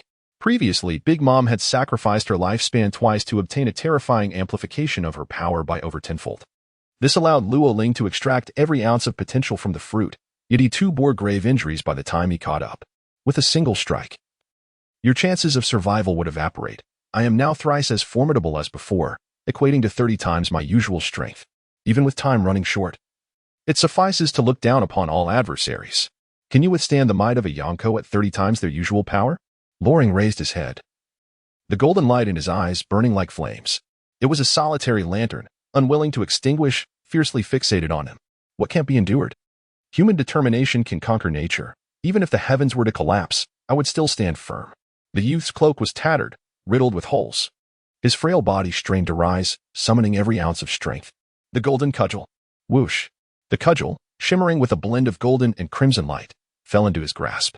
He crawled out of the deep pit and soared into the sky. Beyond the indomitable spirit of his armament, he relied solely on the power of his fruit. All for this singular moment. Luo Ling has acclimated to the terrifying power of Big Mom, yet his opponent has once again amplified her strength, fully rejuvenated. In stark contrast, he bears grievous wounds and has exhausted his potential. As the Rui Jingu Bang is unleashed, it instantly extends to a length of 50 meters, colliding with Napoleon's long blade. The sound of metal clashing reverberates. Sparks fly. Luo Ling's entire body was a canvas of bulging veins, and the golden light in his eyes faded, leaving only bloodshot whites. Ah, he held. This was the moment. You were too weak. Big Mom scoffed, acknowledging that Luo Ling's strike had once again increased in intensity, equivalent to half of her own. Truly, a prodigy of combat. What a pity, still only half of her strength, one in peak condition, the other on the brink of collapse. Prepare to perish. With every ounce of her power, Lin Lin swung her blade, while Luo Ling, still in his roar, was akin to a taut bowstring. It was not that he had lost his fighting spirit, but rather that the bowstring itself had reached its limit. Bang! The so-called bowstring snapped, and in that instant, all of Luo Ling's strength and consciousness vanished. He flew backward for over 1,000 meters. His eyes rolled back, and he was enveloped in vapor, a manifestation of his life force. Ha ha ha ha. Don't you enjoy laughing? Laugh. Big Mom, riding Zeus, prepared to deliver the finishing blow. Just a little more. Loring's outstretched hands suddenly clenched into fists, his white eyes transforming into bloodshot orbs. He exhaled deeply, a sorrowful smile gracing his lips. A speck? It is your entire life. Big Mom raised Napoleon high, delivering a swift, decisive blow. At that critical moment, a rainbow arc swept across the sky of Tado Land. The severely injured Loring One raced forward with great urgency. How dare you? He bellowed, just as Big Mom's blade descended, cleaving the young man in two. Chapter 74. My heart aligns with the heavens, ha ha ha. Big Mom laughed heartily, her voice echoing through the air. He is dead. Luo Ling's true self has perished, cleaved in twain by a single strike, as all traces of life dissipated in that fleeting moment. A moment's delay, merely a heartbeat too late. The clone, Luo Ling I, gazed in disbelief at the severed form, identical in appearance to her own. How could this be? Her true self was so formidable, so astute. She could have wielded the power of the heavens, utilized her wings for defense, and summoned the strength to recover through devouring. She even had dominion over the seas, capable of submerging all islands of the world. Just moments ago, she had mastered the tremor fruit and was poised to obliterate the Big Mom pirates. Furthermore, with the door fruit in her possession, she could traverse any corner of the earth at will. Why did she meet her demise? How could she be so foolish? Believing that to achieve a higher awakening, to attain ultimate transcendence, one must pay the price of life itself? Tears streamed uncontrollably from Luo Ling. In the desperate battle of the 36 avatars, he was the sole survivor, clinging to life with the determination to fight his way back. Yet, he arrived too late, witnessing the demise of his true self with his own eyes. On Cake Island, the only survivor, Ain, was rendered speechless by the recent events, her mind frozen in disbelief. Tears flowed inexplicably, her lips trembling. Luo Ling. No. Memories of Luo Ling flooded her mind. That day, amidst the torrential downpour, Whitebeard too had attacked the captain, leaving everyone in despair. Even Zephyr found himself cornered. It was then that the boy appeared, altering the course of fate. He arrived and departed like a whisper. The most carefree soul upon the vast ocean, yet he bore the weight of the world on his heart. In the treacherous homeland of the bears, where traps lay in wait, he stood alone against the demon-slaying orders of two formidable generals, saving everyone in the process. During the war on the top, the eyes of the world were upon him as he boldly proclaimed the existence of the GM army. He was forever smiling, filled with audacity, brave, and unyielding. Yet now, he would never smile again. He was gone. Not long ago, he had lifted Fishman Island to the surface, a figure both reviled and revered. Ah! Aang cried out in anguish, despair washing over her as she lost consciousness. All those years of companionship, countless life and death experiences, united in adversity, had culminated in such an abrupt end. Everyone is destined to die, yet Luo Ling was never a part of Aang's expectations. Bang! The young girl collapsed, unconscious on the ground. Above, Luo Ling's heart continued to race erratically. He remained in disbelief, unable to accept that his true self had truly perished. What? Big Mom turned to him. Hey, why are you still alive? Why would I die, you wretched old hag? Luo Ling erupted in a furious outburst. The essence had perished. As a manifestation born of a fruit's power, how could it possibly endure? A flicker of confusion crossed Big Mom's eyes. With her extensive combat experience, she was acutely aware of the extraordinary nature of the situation. Her pupils dilated, and she tightened her grip on the sword once more, charging towards the sea. Just moments ago, Luo Ling's bisected form had plunged into the depths of the ocean. Do you still wish to erase all traces? How could the Loring know? One possibly meet her expectations? She rushed forward in a frenzy. Everything was mistaken, utterly mistaken. What was this individual truly about? The mighty nation. Big Mom sent Loring no. One flying with a single punch. The long blade cleaved through the ocean, parting the waves as if they were mere curtains. Before her lay a corpse, intact. Big Mom could scarcely believe her eyes. Despite being severed in two, why did it seem to coalesce upon touching the seawater? Ah! Luo Ling was nearly brought to the brink of death, yet he was endowed with the keenest of sight, allowing him to perceive the true form of his own corpse from afar. Could it be an illusion? Big Mom, her expression fraught with confusion, did not hesitate for a single moment as her long blade sliced through the air towards the inexplicably gathered remains of Luo Ling. The power of the kingdom. Whoosh. Another strike. Under any defensive circumstances, a mere corpse would surely be reduced to ashes. The sword's energy surged forth, swiftly approaching the boy's forehead. Whoosh. A flush of color suddenly appeared on the boy's pallid face. In that instant, he opened his eyes wide. From within them erupted brilliant golden beams, not mere glimmers, but two radiant columns of light. The beams collided with the sword energy, hesitating only briefly before shattering it, and then surged violently towards Big Mom. Damn you, feigning death? Big Mom exerted all her strength to block the assault, yet was still sent flying over 100 meters. The boy's lips curled into an exaggerated smile, his body trembling with exhilaration. This was the true power that belonged to the great sage, equal to heaven. The tattered robe transformed anew, burning with the essence of blood. The dual feathers of the phoenix wing golden crown fell to the ground, swaying dramatically. The Rui Jingu bang. Bind for me. Whoosh. The sea-stabilizing needle erupted from the ocean, soaring into the heavens until its pinnacle was no longer visible. The sea came to a standstill. The very flow of air ceased at that moment.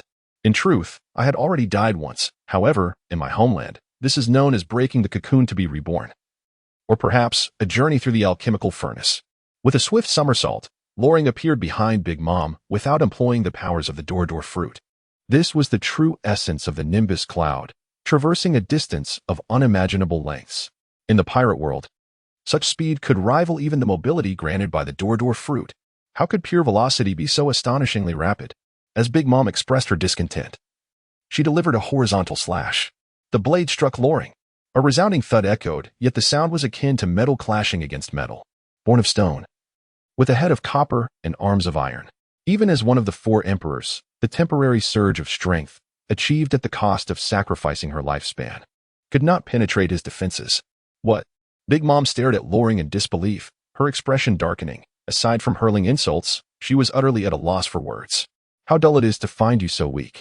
Loring tilted her head, her gaze filled with disdain. How dare you act so brazenly before me? Who do you think you are? Big Mom infused every ounce of her strength into this strike. Even an island or a kingdom would be reduced to rubble. The blade of Napoleon, her long sword, was entwined with lightning and flames, exuding an overwhelming aura, as it cleaved through the air towards Loring, erupting with a tremendous explosion. The shockwave spread outward like ripples, engulfing the sea. Countless waves surged forth, crashing onto the shores, as if a dragon sought to devour the clouds and ocean. We are no longer of the same caliber of power. I have reached my full potential. Do you understand? With a mere point of her fingertip, Loring rendered Big Mom's sword utterly immobile. Have you ever heard of the proud nation of Aulai upon the sea, where lies the flower fruit mountain? And behind the waterfall is the water curtain cave, wherein slumbers a naturally born stone monkey, the beautiful monkey king, the great sage equal to heaven? What nonsense are you spouting? Big Mom could scarcely believe that her full-force strike could not compel Loring to retreat even an inch. She surmised that Loring must be experiencing a momentary revival, or perhaps had returned from the depths of hell. Yet there existed another possibility. You have awakened your fruit to a higher level. In amplifying your abilities comprehensively, you have acquired a method to temporarily enhance your strength akin to mine. Big Mom was confident. It had to be this way. Luo Ling maintained an enigmatic smile, exuding confidence. Are you certain? In the next instant, his head shook, and his body contorted, manifesting 3 heads and 6 arms. The great sage equal to heaven unleashed his formidable divine abilities, the external body, 3 heads and 6 arms, and the power to transform heaven and earth. Only upon reaching the pinnacle did Luo Ling comprehend the essence of true divine power. His previous endeavors were merely a trivial prelude, inconsequential in comparison. Now, let the authentic performance commence. Chapter 75, 3 heads and 6 arms, 72 transformations, Nanny? Big Mom's eyes widened in disbelief. What was happening? In the blink of an eye, Luo Ling had transformed into a being with 3 heads and 6 arms. How had he resurrected? How could he evade the perception of observation haki? I understand your thoughts, Lin Lin. Do not claim that you can cleave me in two. Even if my head were severed, it would heal instantly, sprouting a new one. I possess 72 transformations, granting me 72 lives, and with my 36 celestial transformations, I hold an additional 36 lives.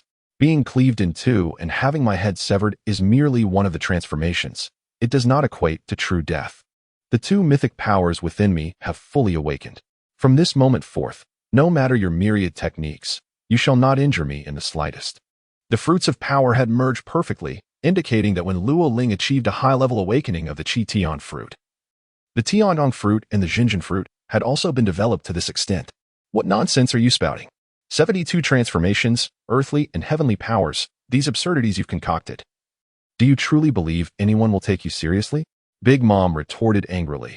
As Prometheus suddenly expanded tenfold, the temperature soaring, intent on incinerating Luo Ling into mere ashes. With a roar, the fireball surged forth, yet Luo Ling stood there calmly, unmoving as a mountain. In the next moment, everything crumbled effortlessly, as if it were mere parchment. Only he, so diminutive, remained amidst it all, without invoking any protective spells. The flames surged. With a mere utterance of 2 words, Luo Ling caused the flames to freeze in place. He stood immovably like a mountain within the blazing sphere of Prometheus, smiling as he gazed at Big Mom. Nanny Zeus. The power of thunder. A resounding roar erupted as Zeus descended upon Luo Ling's head in an instant. Rain of prayer. The youth glanced upward at the stormy clouds of Zeus, softly articulating 2 words. Big Mom felt the world spin around her, losing her grip on Zeus. How could this be? The latter was a homey birth from her very soul. How could she suddenly lose connection?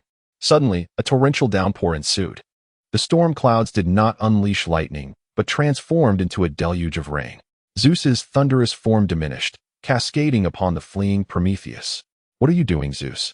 Prometheus bellowed in fury, as his flames were extinguished by Zeus's rain. Forgive me, Prometheus, but this is beyond my control. He commands my power. Zeus sensed himself being dominated by Luo Ling, with no ability to resist. Power. Luo Ling possessed absolute power, a force that even the Soul fruit could not impede. Mother, this traitor Zeus has turned against us. Prometheus had lost considerable flames, and his thunderclouds were significantly weakened, appearing rather pitiful. Damn it. What kind of ability does this fellow possess? The intelligence was erroneous, despite her reluctance to admit it. Big Mom recognized the undeniable truth. Luo Ling had indeed acquired a peculiar ability, commandeering Zeus's actions, transforming thunderous assaults into rainfall. How could this happen? As a high-level awakened user of the Soul fruit, and being crafted from her own essence, how could Zeus have lost control? She was bewildered, seething with rage. A tempest of intense jealousy and fury surging within her mind. Borrow the wind. In the lofty heights, Luo Ling uttered 2 words softly. Suddenly, the heavens and the earth were engulfed in a tempest. The fierce winds stirred the ocean into towering waves, reaching heights of 100 meters. The gales were so forceful that even Prometheus and Zeus struggled to maintain their footing. Big Mom, defiantly standing against the wind, cursed. How could this fellow possess the powers of the Winwind fruit? Mother, save me. Unable to endure any longer, Prometheus, a blazing sphere of fire. Terrified of the wind, and Zeus, a tempest of thunderclouds, bound to obey the whims of the clouds, were at their limit. Despite Big Mom's audacity, it proved futile. She could only grasp Napoleon with both hands, plunging it into the earth, transforming into her youthful form. She fixed her wrathful gaze upon Luo Ling with eyes filled with fury. The young man looked down upon her from his elevated position and smiled lightly, saying, "I have returned. What will you do about it?"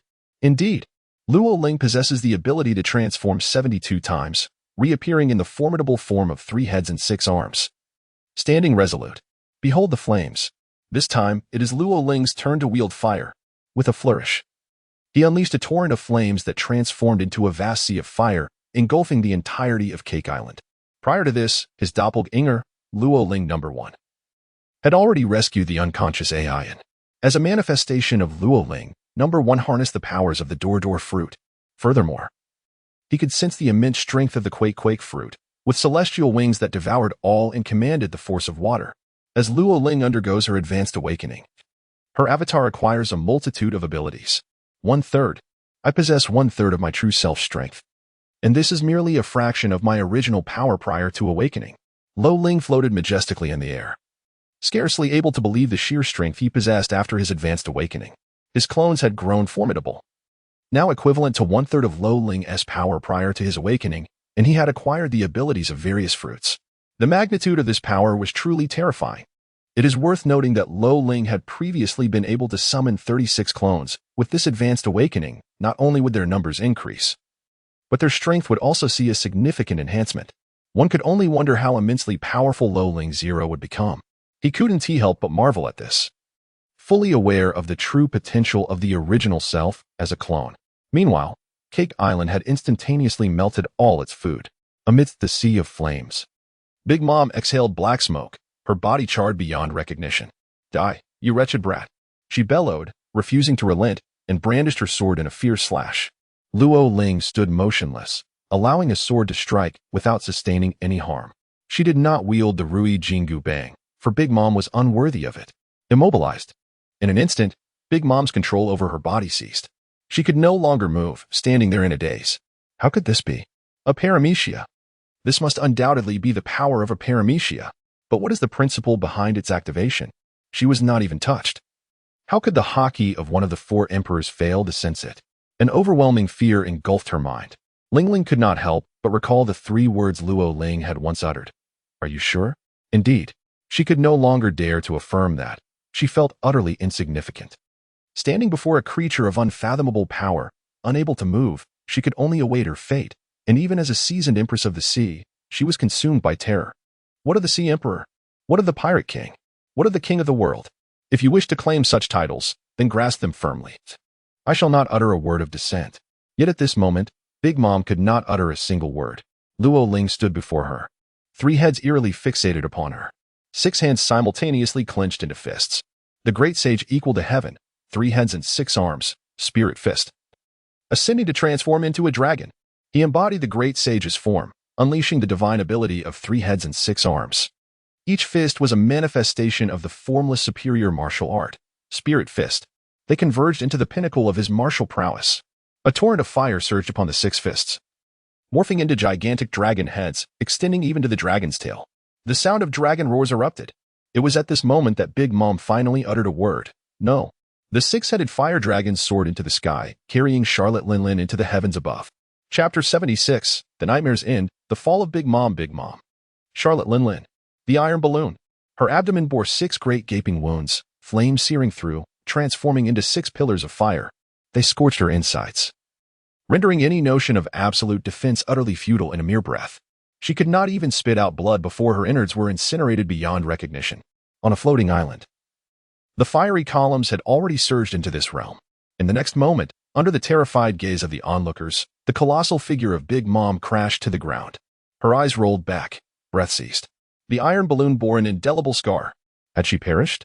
In a flash, A swirl of pink soul lingered in the air, drifting gracefully. It was none other than Big Mom in her youthful form. Having been slain by Luoling at this age, her soul remained preserved in that state. She was indeed dead. However, as a user of the Soul fruit, akin to the Yomi fruit, although she could not return from the afterlife to attain immortality, she could persist in her soul form until the lifespan of her original body was exhausted. This soul, like Brooks, bore the scars of hockey. Engaging in battle with Luoling had consumed 6 years of her life, leaving her with a mere 20 years to live. Was she truly to seek refuge from those skilled in hockey? The more Big Mom pondered, the more her fury ignited. She had never experienced such a devastating defeat in her lifetime. Resurrection. She demanded resurrection. What worth was a mere 20 years of life? She swore she would not rest until vengeance was hers, sacrificing 20 years of her lifespan for a mere month. She sought an unprecedented amplification of power. She craved revenge. As Big Mom spoke, she felt a surge of energy flowing into her essence from her soul. The 6 great gaping wounds, once reduced to ashes, began to regenerate like decayed wood. The empty shell of her body radiated an unparalleled and terrifying power once again. 20 years of life, bartered for a single month. The time lost could never be compensated by depriving others of their lifespans.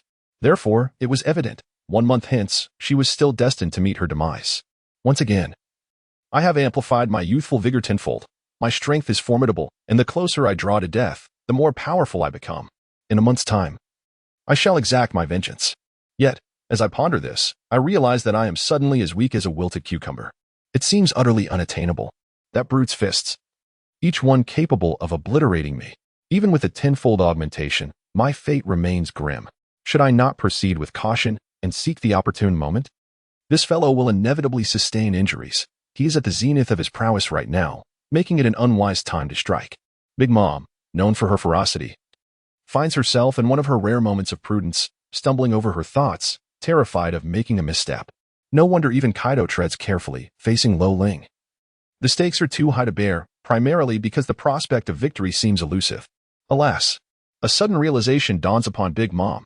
In her current state, the return of her soul to her body implies that Zeus, Prometheus, and the myriad homies she commands are still alive. They must be sacrificed. She must abandon them to preserve her own life. No opportunities must be granted to Lo Ling. If she can instigate a significant event, ensnaring Lo Ling and causing him injury, then a chance may arise. With a clenched fist, Big Mom feigns the intent to erase all homies, including Zeus, Napoleon, and Prometheus, fragments of her very soul. With Lo Ling present, even the return to her true form carries immense risk. What is this? What are you doing, old hag? I thought that punch had already finished you off. The voice of a youth echoed in her ears. Instantly, chills coursed through Big Mom. The Demon Lord. No wonder he bears such a title. Pirates, marines, and celestial dragons all regard him with trepidation. The remaining 7 parts? That is fear, as one of the 4 emperors. And among the most formidable pirates ruling the New World, Big Mom has long believed she would be the last one laughing. Yet, at this very moment, her mind is consumed by terror. Flee. What is the point of fighting? What does a tenfold increase matter if you cannot penetrate Lo Ling's steely defenses? With only a month left to live, why not seize food from the celestial dragons on the Red Line? The 5 elders? Are they more fearsome than the Demon Lord Lo Ling? Hey, Lin, why aren't you speaking? Am I not welcome? Luo Ling displayed an innocent demeanor. Big Mom turned her head away, her gaze filled with terror. I apologize. It was my oversight earlier that spared your life, leaving you in such a state of fear now. But fret not, for soon enough, I shall bring your demise. You will no longer have to endure this fright. Loring smiled shyly, her expression brimming with tenderness. You, don't come any closer. Big Mom bellowed in her peculiar voice, yet she could not harm Loring in the slightest. The young man approached step by step, slowly uttering 2 words. Violent son. The crowd gasped in astonishment. In the hands of Luo Ling, a small fireball was cast forth, embodying the trembling spirit of Prometheus. Witnessing a miraculous transformation, the diminutive fireball expanded to a size 1,000-fold greater, its temperature surging dramatically. This fireball soared through the air like the true offspring of the sun, descending upon this realm, each breath unleashing a terrifying wave of heat, capable of annihilation and destruction. Prometheus is the essence of my soul, homies, and cannot inflict harm upon me. This is the flame of the soul. Big Mom spoke these words, but tears had already begun to overflow from her eyes. It was terrifying, utterly terrifying. The thunderclouds of Zeus and the fireball of Prometheus no longer belonged to her. Who claimed to wish you harm? Loring blinked her large eyes, summoning forth with a swift motion. In an instant, the hat-sword Napoleon fell into her grasp. A manifestation of the extraordinary ability to seize the weapons of her adversaries. Why? Big Mom could scarcely believe that even Napoleon was now under Loring's control. What else belonged to her? Who truly wielded the powers of the Soul Fruit? Ji-yoon. This time, it was the release of another's possession. Napoleon, now devoid of restraint, charged at Big Mom. Her gaze wavered, teetering on the brink of despair. Yet, in that fleeting moment, the glory of the Yonko seemed to awaken something within her. She cried out, I will sacrifice all my lifespan to seize the moment. I will fight with all I have. 20 years condensed into one is insufficient. Then let it be 10 minutes. The final 10 minutes. 10 minutes of unstoppable force. At last, you have begun to awaken. Loring smiled faintly, sensing the formidable power of Big Mom. Indeed, within the span of 10 minutes, she could contend with him in strength, yet her speed fell woefully short. Strength? To exchange 20 years of life for merely 10 minutes of divine power? Engaging in battle for 10 minutes would only lead to the annihilation of the Sky Island. And there are many innocents here. In the Grand Line, apart from the Sky Island visited by Luffy and his crew, numerous others exist. For instance, Kaido leaping into the sea, the strange monk Urki recuperating, and Nami mastering the art of meteorology all belong to this realm. Nightmare Forge. Upon uttering these words, nothing changed. Big Mom charged fiercely at Loring, yet she failed to even harm a single hair on his body. Despite her desperate onslaught, she was met with Loring's relentless mockery as he effortlessly dispatched her time and again. By the end of the 10 minutes, having utterly depleted her lifespan, Loring regarded her with a scornful gaze and scathed. This was nothing short of a nightmare. Indeed, one of the 72 transformations, Nightmare Forge, is designed to conjure nightmares. Luo Ling was utterly disinclined to intervene, allowing Big Mom to succumb to a nightmare during the most formidable 10 minutes of her existence until her demise. With a resounding crash, Big Mom's towering form collapsed, silencing her forever. This time, she was irrevocably gone. The Empress of the Seas, Big Mom, had fallen. Cause of death, a nightmare. Chapter 77 encountered a minor issue, a farewell journey for you. Luo Ling effortlessly lifted the lifeless body and cast it onto an island belonging to the Myriad Nations. A figure rushed over, inquiring with urgency, what is your current strength? The original? The clone, Luo Ling No. 1, was still somewhat shaken by the true downfall of Big Mom. The original is simply astonishing. It is likely a magnitude exceeding 100 times the former strength, though I cannot say for certain. Luo Ling, too, found himself intrigued by the extent of his own strength. Yet, before he could fully unleash the power of the 72 transformations, the formidable Big Mom, one of the 4 emperors, had already succumbed to defeat. How regrettable. One can only lament that he was simply too powerful. The ultimate attacks of Akainu and Kaido pale in comparison, merely equating to the force of a single punch that Luo Ling delivered to vanquish Big Mom. A mere fraction of the 6 punches he is capable of.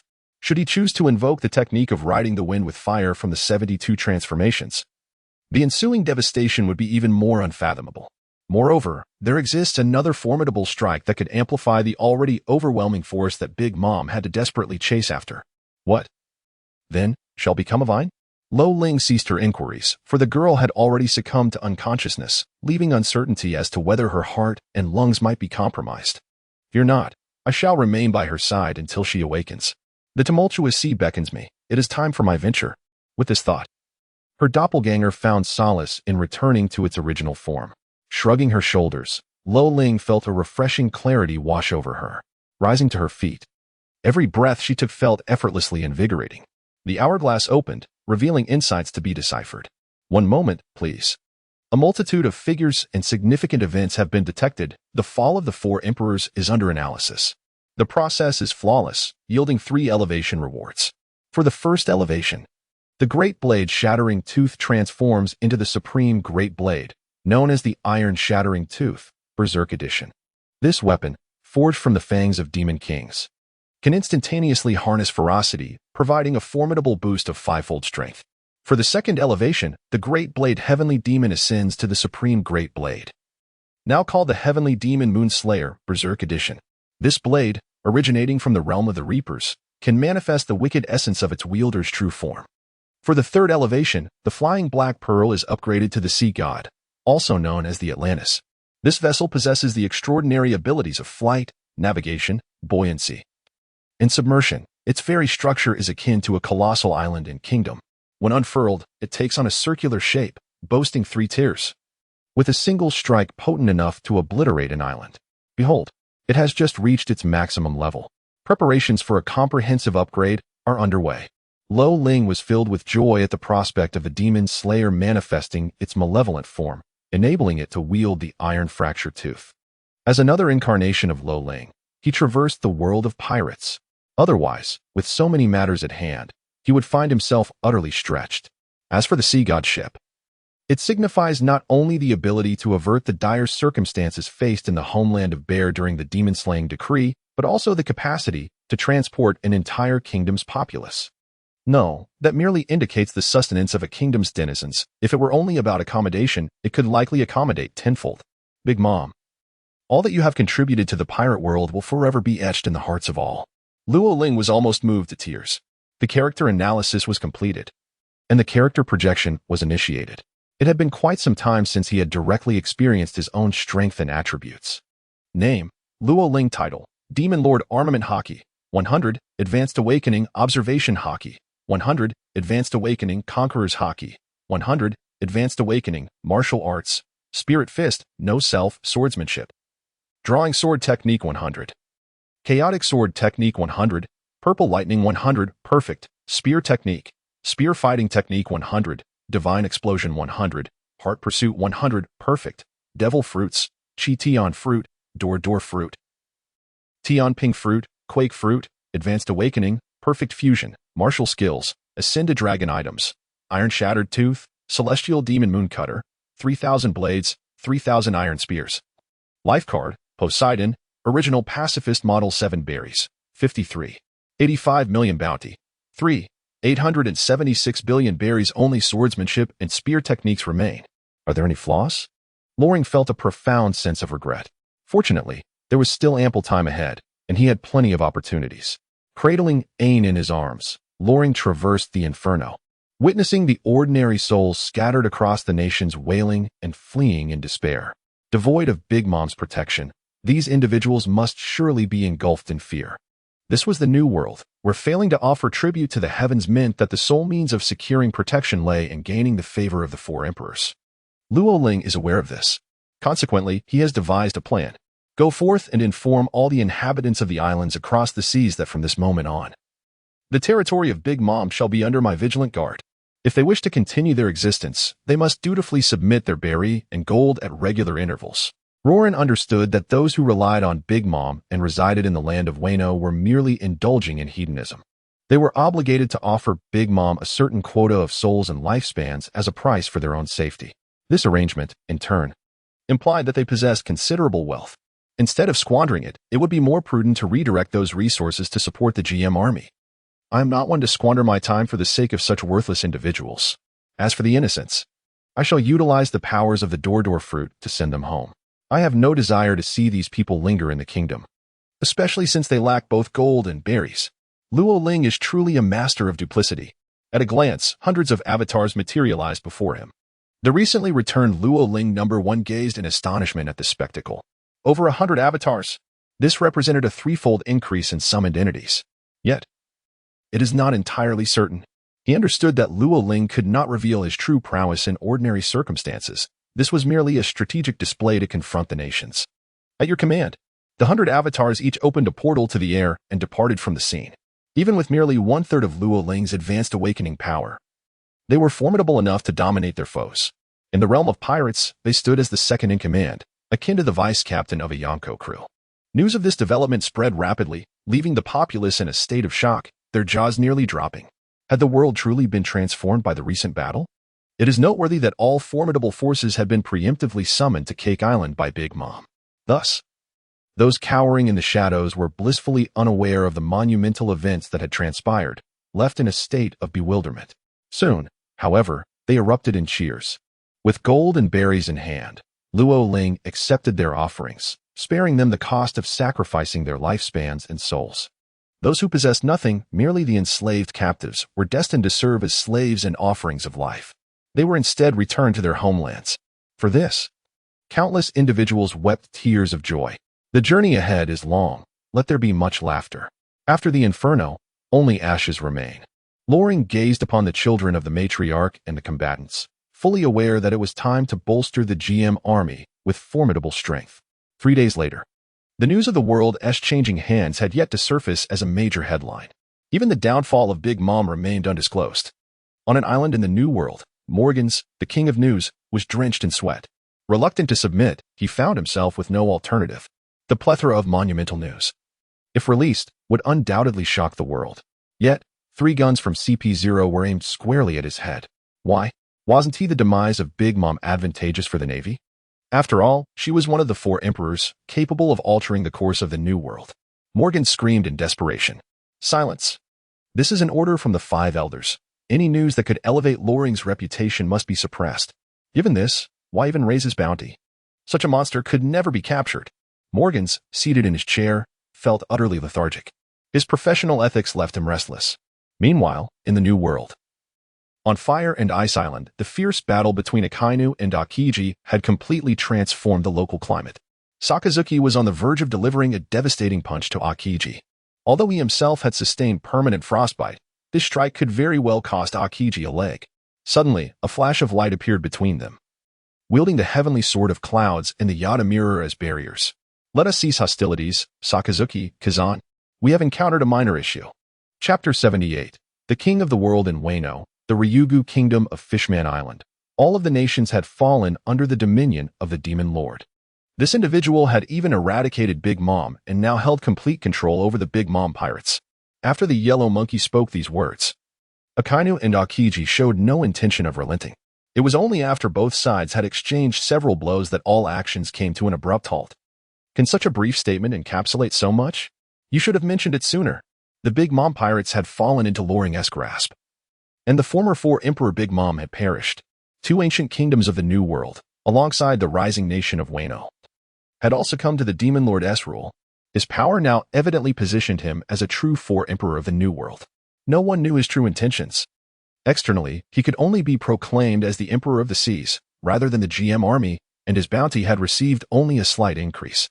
The Yellow Monkey's calm demeanor belied his inner turmoil. In order to maintain the facade and status of the world government, they had to continue to conceal the truth. As seasoned admirals, their faces were ashen. Damn it, if he continues to develop at this rate, he will inevitably sweep through the entire New World. Now, only 3 emperors remain, and Kaido has already been defeated by him. Do you truly believe that the Red-haired can sustain the balance? Akainu, Sakazuki seethed with rage. He could not idly await the situation to escalate further. Justice, unwavering, demanded a final confrontation. Aokiji exhaled a breath of cold air, seemingly resolute in his decision, turning away with determination. What do you intend to do, Kazan? Your current physical state is insufficient to capture the Demon Lord. No matter how furious Sakazuki became, he could not condone Aokiji's reckless pursuit of death at the hands of the Demon Lord. Was there even a choice left at this critical juncture? Beneath that man's feet, a chill swept through like a gust of wind. His coat billowed in the breeze as he forcefully tore it from his back and cast it into Akainu's hands. I despise your ascension to the rank of Fleet Admiral. Had it not been for Kizaru's intervention, that punch would have severely wounded me. Nevertheless, there is truth in your justice being at odds with mine. Yet, this tumultuous new era requires a man of iron will to subdue it. Aokiji had long since shed his notions of justice. The air grew still as he clenched his teeth, resolute in his determination. He turned to face his 2 comrades, the admirals of the Navy, Akainu and Aokiji. Their expressions were grave, their eyes reflecting an unwavering resolve in the face of death. If anyone were to relentlessly pursue the Demon Lord across these seas, it would undoubtedly be I. With the backing of Old Man Garp, Aokiji could not continue. He was acutely aware that no sentiment would save him in dire moments. The Demon Lord, Loring, was a fiend insatiable for blood. Kazan, I hold the advantage in speed. Kizaru assumed Aokiji aimed to prevent Loring from becoming any more formidable. You misunderstand. I intend to join the new Emperor of the Sea, the Demon Lord Loring's pirate crew. Aokiji pivoted, his gaze colliding with Kizaru's and Akainu's. The latter's eyes brimmed with countless thoughts. Incredible! No wonder he would forsake the very concept of justice. I have heard that in various branches around the world, there are numerous strong individuals, hidden dragons and crouching tigers, including some formidable figures we encountered in our youth, who later diverged from our paths. Fujitora chuckled. Green Bull, Peach Rabbit, and Chav could all potentially vie for my position. What I must accomplish is irreplaceable. Make your move, Sakazuki. Akiji stood firm, activating his most potent ice defense. A ruse? An undercover operation?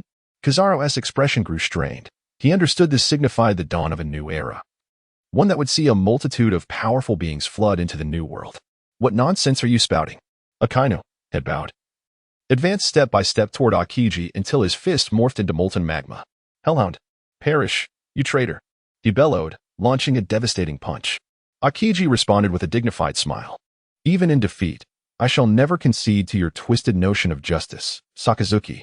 In the new world, upon the Cake Island, a desolate, all blackened by time, stands a solitary gravestone. The crew of the Big Mom pirates, alongside their progeny, gather to bid farewell to Big Mom.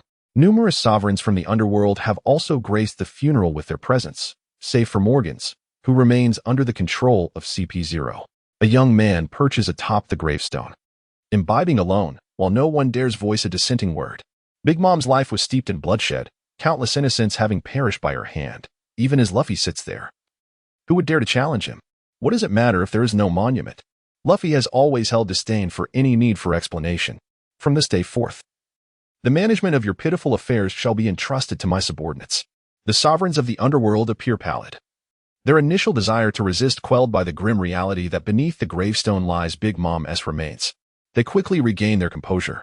Katakuri, Smoothie, Cracker, Perispero, Snack, Daifuku, and Oven each bears a countenance rife with indignation. Collectively, they have never managed to best Luffy in combat. The homies, with Big Mom's demise, have vanished entirely, leaving them feeling isolated and feeble. Brother, we shall never acquiesce. Cracker murmurs to Katakuri, contemplating the implications of surrendering to their nemesis. If Luffy insists on usurping the authority of the underworld's rulers, it would be tantamount to courting death. No, our purpose lies beyond this. Katakuri, amidst his grief, maintains his composure, having glimpsed a fragment of the future. As anticipated by the gravestone, portals of air unfurl, revealing vistas from various corners of the pirate world. ZEF, Teague, Jinbei, Bins, Yamato, and I materialize in succession. The dominion of the god of fortune and its riches shall be entrusted to ZEF for my indulgence. The control of the deep-sea currents and maritime transport will be bestowed upon Teague. I desire to relish the culinary delights and fine wines from across the globe at my leisure. The hidden craftsman, an old shopkeeper, is perfectly suited for the reliable Jinbei, who will safeguard the treasures befitting my reign as the sovereign of the seas. The position of the funeral service magnate will be assigned to Bins, ensuring that the dark realms of the new world are filled with the sweet sounds of nature as I oversee the final rites for all. The position of Queen of the Joy Street shall be jointly held by Yamato and Ain, transformed into a tavern and a venue for the arts. Upon uttering these words, the sovereigns of the shadowy underworld were engulfed in fury. It is essential to note that there were originally 6 illustrious rulers, among whom was the illustrious News King, Morgans. Now, each of these 5 figures was a titan in their own right.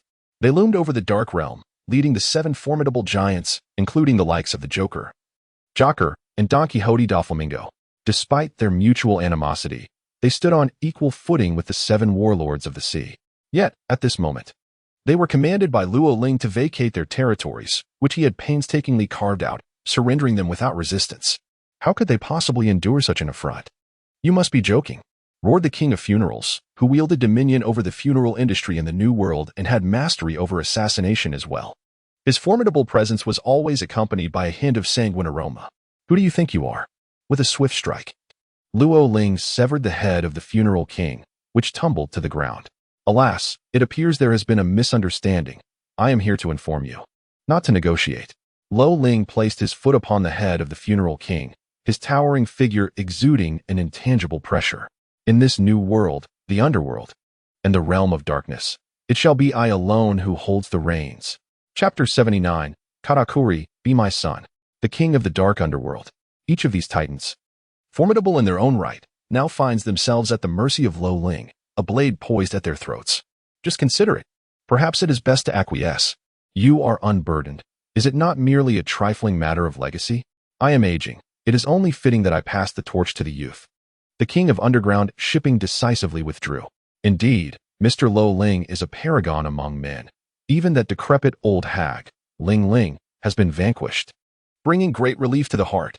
The Queen of Joy Street, whose true identity is that of a CP0 member, is renowned for her patience. All present expressed their willingness to preserve their lives, surrendering everything else. Luo Ling cast a glance at the enchanting middle-aged woman, the Queen of Joy Street. Everyone else, step aside.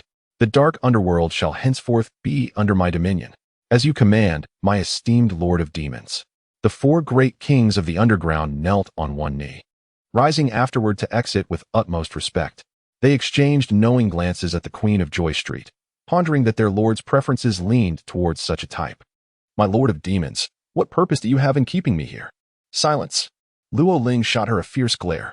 On and Yamato, understanding the unspoken command, stepped forward to apprehend her. Why? Because I still have much to teach you. Why does that sound so peculiar? Katakuri and the others were left in utter confusion. Are you all right? On inquired with a hint of concern. I'm fine, even if the world were to end. It would not affect me. You have only just awakened a little over a day ago, so take her away and let her rest properly. After Luo Ling finished speaking, he opened a door leading to his ship, the Sea God. As three graceful figures vanished, he finally turned his attention to the Big Mom pirates. Time had passed, and the once formidable Yonko crew had dissipated. The remaining members had contemplated escape, yet each time they were apprehended by Luo Ling's avatars. Even a single avatar possessed the capability to confront Katakuri head-on. With such terrifying strength, what need was there to keep them around? In the eyes of Smoker, Cracker, and others, Luo Ling had rightfully ascended to the rank of emperor without requiring external assistance. Dear friends, the purpose of this gathering in honor of our beloved Lin Lin is simple: to perpetuate her dreams, her new world, her vision of unity among nations. And you are undoubtedly the finest candidates for this endeavor. What absurd reasoning! Smoker from the Long-Leg tribe dared not voice his anger, kneeling on one knee, his purple lips gently sealed, hesitating to speak. You have brutally slain our captain, and now you seek to conquer the Big Mom pirates under the guise of noble intentions. What is this so-called unity among nations? Before her demise, Lin Lin confided in me that she wished for a world filled with harmony, where all races coexisted peacefully. She aspired to create a true paradise, a realm of nations. She hoped that I could lead you to fulfill this long-held dream. Nanny, such words sounded utterly preposterous. Who would believe them? Cracker gritted his teeth, the sound echoing ominously. It was likely that Big Mom harbored resentment towards Luo Ling before her death, not gratitude. How laughable. Concepts of right and wrong held no significance for them, the vanquished. Luo Ling's every utterance is regarded as truth, his strength is formidable, and as the victor. That alone suffices. Thus, I implore you to traverse the globe and construct a genuine union of nations, transforming this world into a paradise. Our ultimate aspiration is the Red Earth continent, the sacred land of Mariejois. In Loring's eyes burned an intense fervor, instilling a sense of dread in those who beheld it. As pirates, did they fear the celestial dragons? Certainly not. Yet, there are few in the world who would dare to declare, as Loring did, that the celestial dragons should be cast aside. He intended to forge us into the GM army. Perispero, with his elongated tongue flickering, felt 1,000 homies galloping within him. How could this be? We are pirates, living freely. Moreover, the GM army would directly oppose the world government, a peril far greater than mere piracy. Dafu found Loring's reasoning incomprehensible. Did he truly believe he could sway a band of ruthless killers? If we were to dissent, he would not hesitate to eliminate us all. Owen's voice was as frigid as ice, for he recognized Loring's modus operandi, outwardly cautious, yet willing to gamble everything when the moment called for it. Indeed, this was a choice between life and death. Katakuri nodded, acknowledging that this was indeed a resolution. He rose, no longer kneeling on one knee. As a wielder of Conqueror's Haki, even under Big Mom's reign, he retained his own ambitions. A man of honor cannot languish in despair, perpetually beneath others. Were it not for the protection of his siblings, he would not shy away from establishing his own dominion. In this moment, with Big Mom deceased, he yearned only to attend her funeral and then embrace the life of a free pirate. Let us venture into the sea, O valiant souls, with your heart and bravado. Dare to wager against this era. The victor shall be crowned king. Even in defeat, there shall be a place for you in the depths of Impel Down. Step by step, Katakuri approached Loring, his gaze devoid of fear. Consider the likes of Cracker, who, despite gritting his teeth, dared not rise, and Smoothie, who was so cowed that she remained motionless, kneeling with even greater sincerity. Brother Katakuri, Dafu, Owen, and Brule could not help but have their eyes glisten with emotion. Their invincible brother had already succumbed to Loring. Yet, true strength is never deterred by defeat. This is the very reason they would ascend to greatness. Thus, let them stand bold and unyielding. Perhaps one man's unwavering integrity may sway the world, but your steadfast posture will inspire countless others to rise. Until one day, the youth will gather in various places, exchanging knowing smiles. The world of pirates ultimately belongs to the young. The old era has indeed faded away. How intriguing. Luo Ling observed the scene with a smile. The Big Mom pirates boasted countless formidable individuals, many of whom had bounties exceeding 100 million. Ultimately, the only one brave enough to confront the challenge was Katakuri alone. You shall meet your demise, glutinous rice boy. A playful smile danced upon Luo Ling's lips. Though he was still quite young, he had already ascended to the pinnacle of strength. In his presence, even Katakuri appeared youthful. The Demon Lord? If one were to cower before your might, what purpose would there be in aspiring to manhood? The trident extended from the soft arms of glutinous rice. His towering physique seemed diminutive before Luo Ling.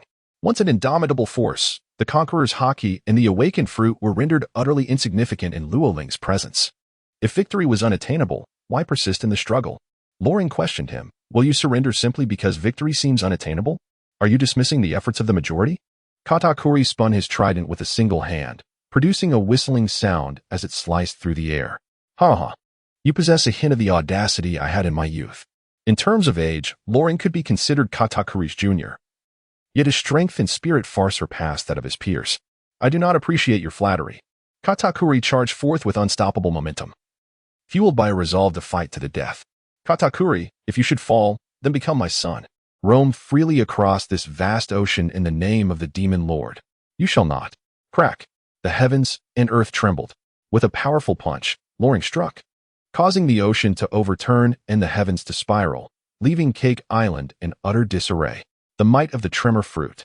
At this moment, the remnants of the Big Mom pirates, who were already engulfed in despair, felt their spirits sink even further upon witnessing this terrifying power. Katakuri's figure hesitated for but a moment before he surged forward with even greater speed. A man cannot submit to sheer force. Demon Lord Loring, as long as you live, I shall claim you as my son. Chapter 80. The warmth of Loring, a haven for all baying. Another punch, and yet another. Katakuri found himself continually overwhelmed, utterly unable to withstand Loring's blows. Observation haki, armament haki, conqueror's haki, physical prowess, and devil fruit abilities all were completely crushing him. Despite Katakuri's repeated growth during the battle, he ultimately could not withstand Loring's unmatched prowess. The outcome was inevitable, seemingly destined for his defeat. In retrospect, Cake Island was on the verge of sinking, leaving only the tombstone of Big Mom as a remnant. Brother Katakuri really wished to rescue him through the mirror, yet that would merely bring about humiliation. Moreover, Katakuri had no mirrors at his disposal. The tumultuous sea reflected none of the man's valor. For the final time, this is the strength I have gleaned from our numerous battles. With great effort, Katakuri rose to his feet. With a thrust of his trident, he stirred the waters. The sea churned violently, colossal waves were unleashed, transformed into glutinous rice. Indeed, just as Big Mom bestowed souls upon the sea, Perispero solidified the waters with candy, and Kazan froze it. You have turned seawater into glutinous rice, simultaneously coating it with armament haki, rendering the user unable to escape, while allowing you to traverse the terrain as if on solid ground. Luo Ling nodded in agreement, clearly appreciating this method of utilization. It seems that Katakuri's repeated defeats have imparted valuable lessons upon him. In light of this, allow me to demonstrate what it truly means to command the seas. With a swift motion of his hand, Luo Ling summoned the tumultuous waters behind him, coalescing into a colossal wild boar, rivaling the towering waves. This was the true power of martial Tianping, the ability to command all waters of the world. Ever since his advanced awakening, Luo Ling's abilities had surged to unprecedented heights. The Tianping fruit had also awakened its 36 transformations. Among these, the Tianping wings, the capacity to devour all and manipulate the waters, had further evolved, undergoing a qualitative transformation. Did he not already possess the fruit? What was this newfound power? Dafu could hardly believe it, fearing that his magical lamp might be taken by Luo Ling. Can a person truly harbor more than 3 devil fruits? Owen felt parched, as Luo Ling seemed to conjure miracles, as though he were not merely human, but a deity. The outcome was all too evident. Indeed, Loring possesses the powers of multiple devil fruits. Go forth, Pigsy. Boom. The seawater swiftly transformed into a pitch-black hue. And this colossal wild boar took on its own distinctive coloration. Among the 5 disciples, Zhu Beiji embodies the essence of the kidneys, a representation of filth, and a manifestation of desire, stirring the deepest malevolence within the human heart. As the wild boar pigsy made its entrance, an overwhelming sense of suffocation enveloped everyone. Dark thoughts arose from within, their eyes turning blood red, and emotions were stirred. This was the power of advanced awakening. The roar of the pig resounded as it charged, directly overcoming Katakuri, who had fused the power of his fruit with haki to unleash the Machi field. The Machi Sea water domain crumbled like a fragile wall, reduced to mere fragments scattered across the ground. Return now, for it nearly terrified these little ones. Luo Ling sat majestically upon the head of the wild boar, surveying all beneath him, including Katakuri. With a swift punch, he unleashed a colossal wave, towering over 100 meters, even more terrifying than Katakuri's previous full-force strike. Stand down. Katakuri, this place belongs to me. In an instant, hundreds of clones emerged from portals opened across the world, creating an aura of invincibility. The young man, seated cross-legged on the brow of the wild boar, gazed down upon the myriad beings with an overwhelming presence, as if to question, do you wish to perish? I can facilitate that. Katakuri lifted his gaze to meet Luo Ling's, unwavering in his resolve, yet he chose to endure. Beneath the surface, a trident, large enough to span 300 meters, dissipated, breaking down from its form of glutinous rice, seawater, and haki, as if it had never existed. In the future he envisioned, should this move be unleashed, Luo Ling would unhesitatingly strike him down. His restraint was not born of fear of death, but rather from the last flicker of calm within him. He had touched upon a higher realm, mastering haki, devil fruits, and martial arts. In the struggle against Luo Ling, he had indeed grasped a more formidable power.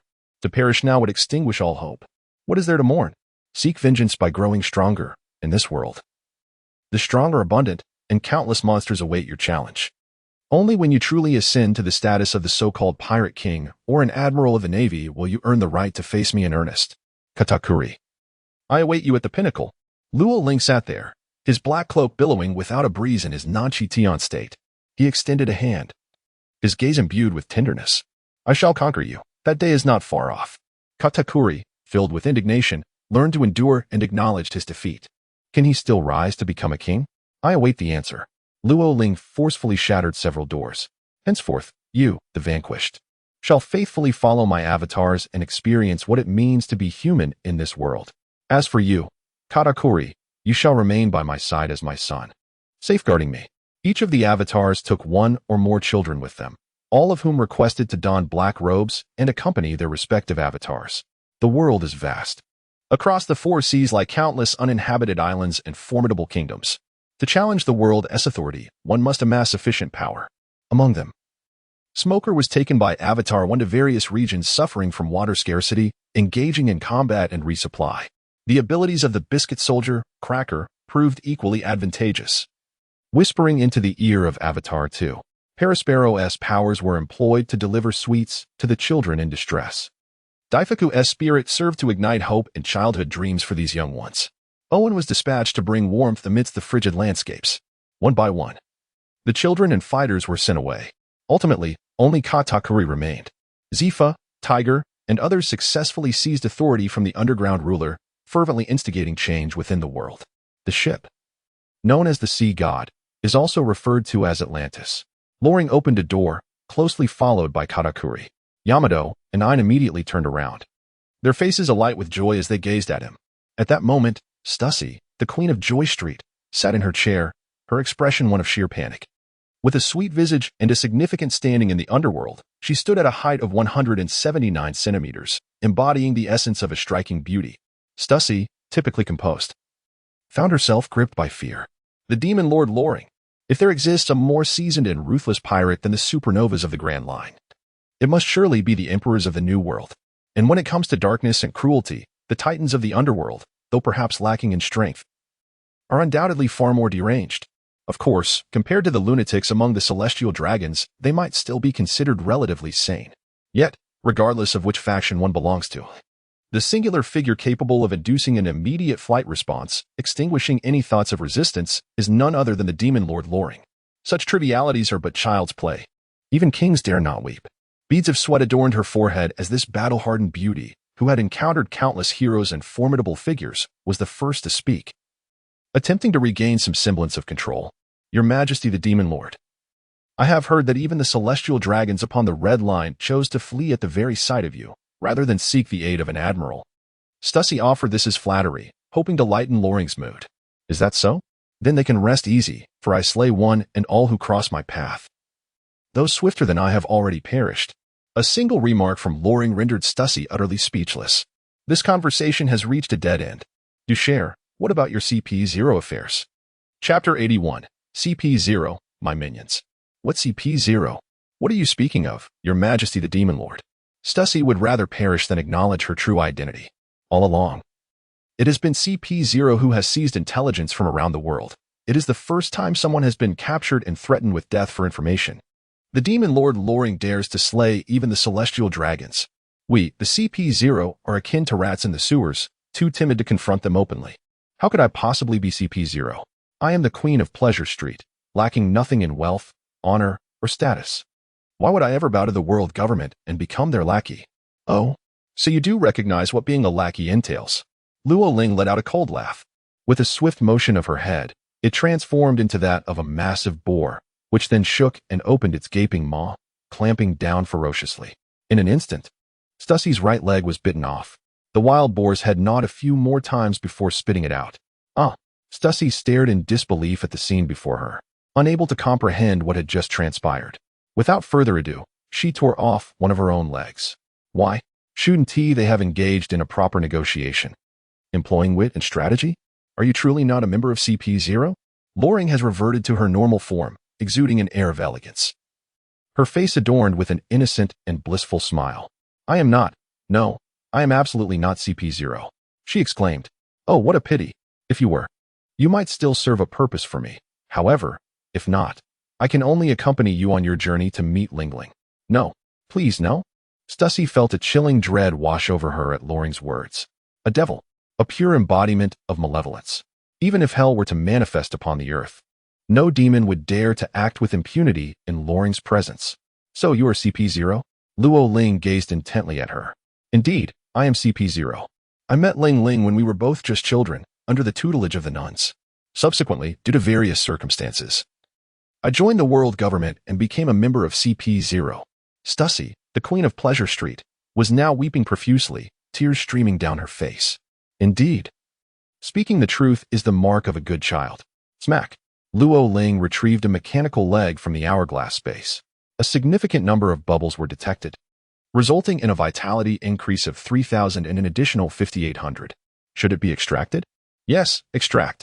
Loring captured several bubbles and retrieved the severed leg, merging it seamlessly into the structure. Before long, the leg that should have been lost began to heal. By securing this, the recovery would be hastened. The mechanical leg was affixed externally to the genuine limb, serving as a stabilizing fixture. Following the violent amputation of Stussy's leg, a significant amount of vitality had already dissipated, rendering immediate healing impossible. Thus, she would require time to recuperate. Thank you, most esteemed Demon Lord. Stussy felt a chill run down her spine. The ability to reattach a severed limb was impressive enough, but to possess such advanced mechanical combat technology was truly formidable. This was the technological battalion secretly constructed by the GM Army. The mastermind behind it was none other than Loring. Thank me. This mechanical leg is imbued with sea prism stone and explosive devices. Should you dare to remove it prematurely, you would face the peril of self-detonation. What? Stussy broke into a cold sweat, horrified. Throughout her life, she had served both her own interests and the world government, her hands stained with blood countless times. Why then? Did she feel an instinctive fear in Loring's presence? You frequently visit Mariejois atop the Red Earth continent, do you not? You must be well aware of its intricate internal schematics. The mention of the schematics rendered Stussy speechless. How could she not comprehend Loring's implication? This was preparation for an assault on the Red Earth continent. Fear not, the celestial dragons will eventually be ousted. I am merely conducting a preliminary study. If that fails, why not allow me to elucidate a few principles? Elucidate principles? Stussy, who had been contemplating how to respond, now trembled with apprehension. The Demon Lord discussing principles was a taboo in this new world. It was said that no one had ever survived to tell the tale of Loring's reasoning. For all who had listened had perished. And no, I refuse to listen. Oh, I will listen. but the Red Earth continent is heavily fortified, and beneath it lies the original 1st Division of the Navy. According to the timeline, the new Admiral of the Navy has likely been determined. Venturing there would mean contending against the pressure from the Navy headquarters, the world government, CP0, the elite celestial dragons, and the Gorosei. Indeed, that place has become the most perilous location in the world. Even the 4 emperors would face certain death if they ventured there alone. None of that concerns me. All I seek are the intelligence you possess, along with the schematics of Mariejois. Roran harbored aspirations of reaching Mariejois in but a fleeting moment. Even if he single-handedly vanquished the 5 elders in M, he could not alter the fabric of this world. As a member of the GM army, his mission was to unite all of humanity to stand alongside him. My lord, though I have only ventured there a few times, I am aware of a significant development.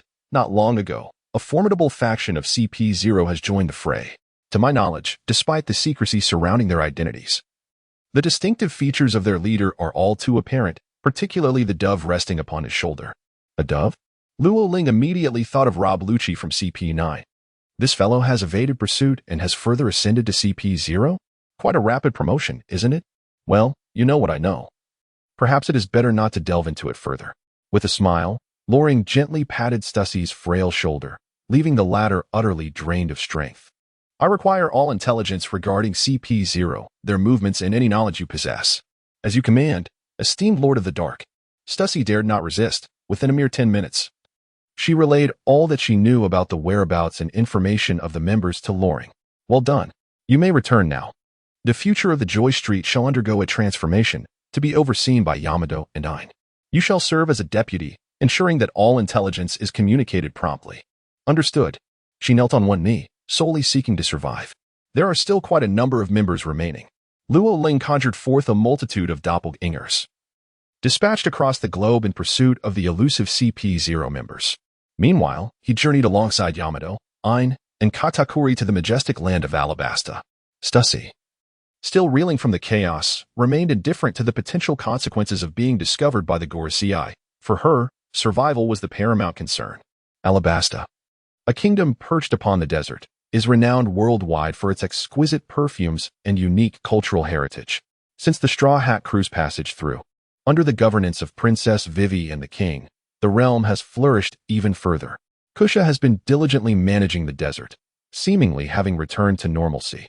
Yet unbeknownst to many, he serves a dual purpose. As a member of the GM army, a door behind him creaked open, revealing figures that exuded distinct personal characteristics.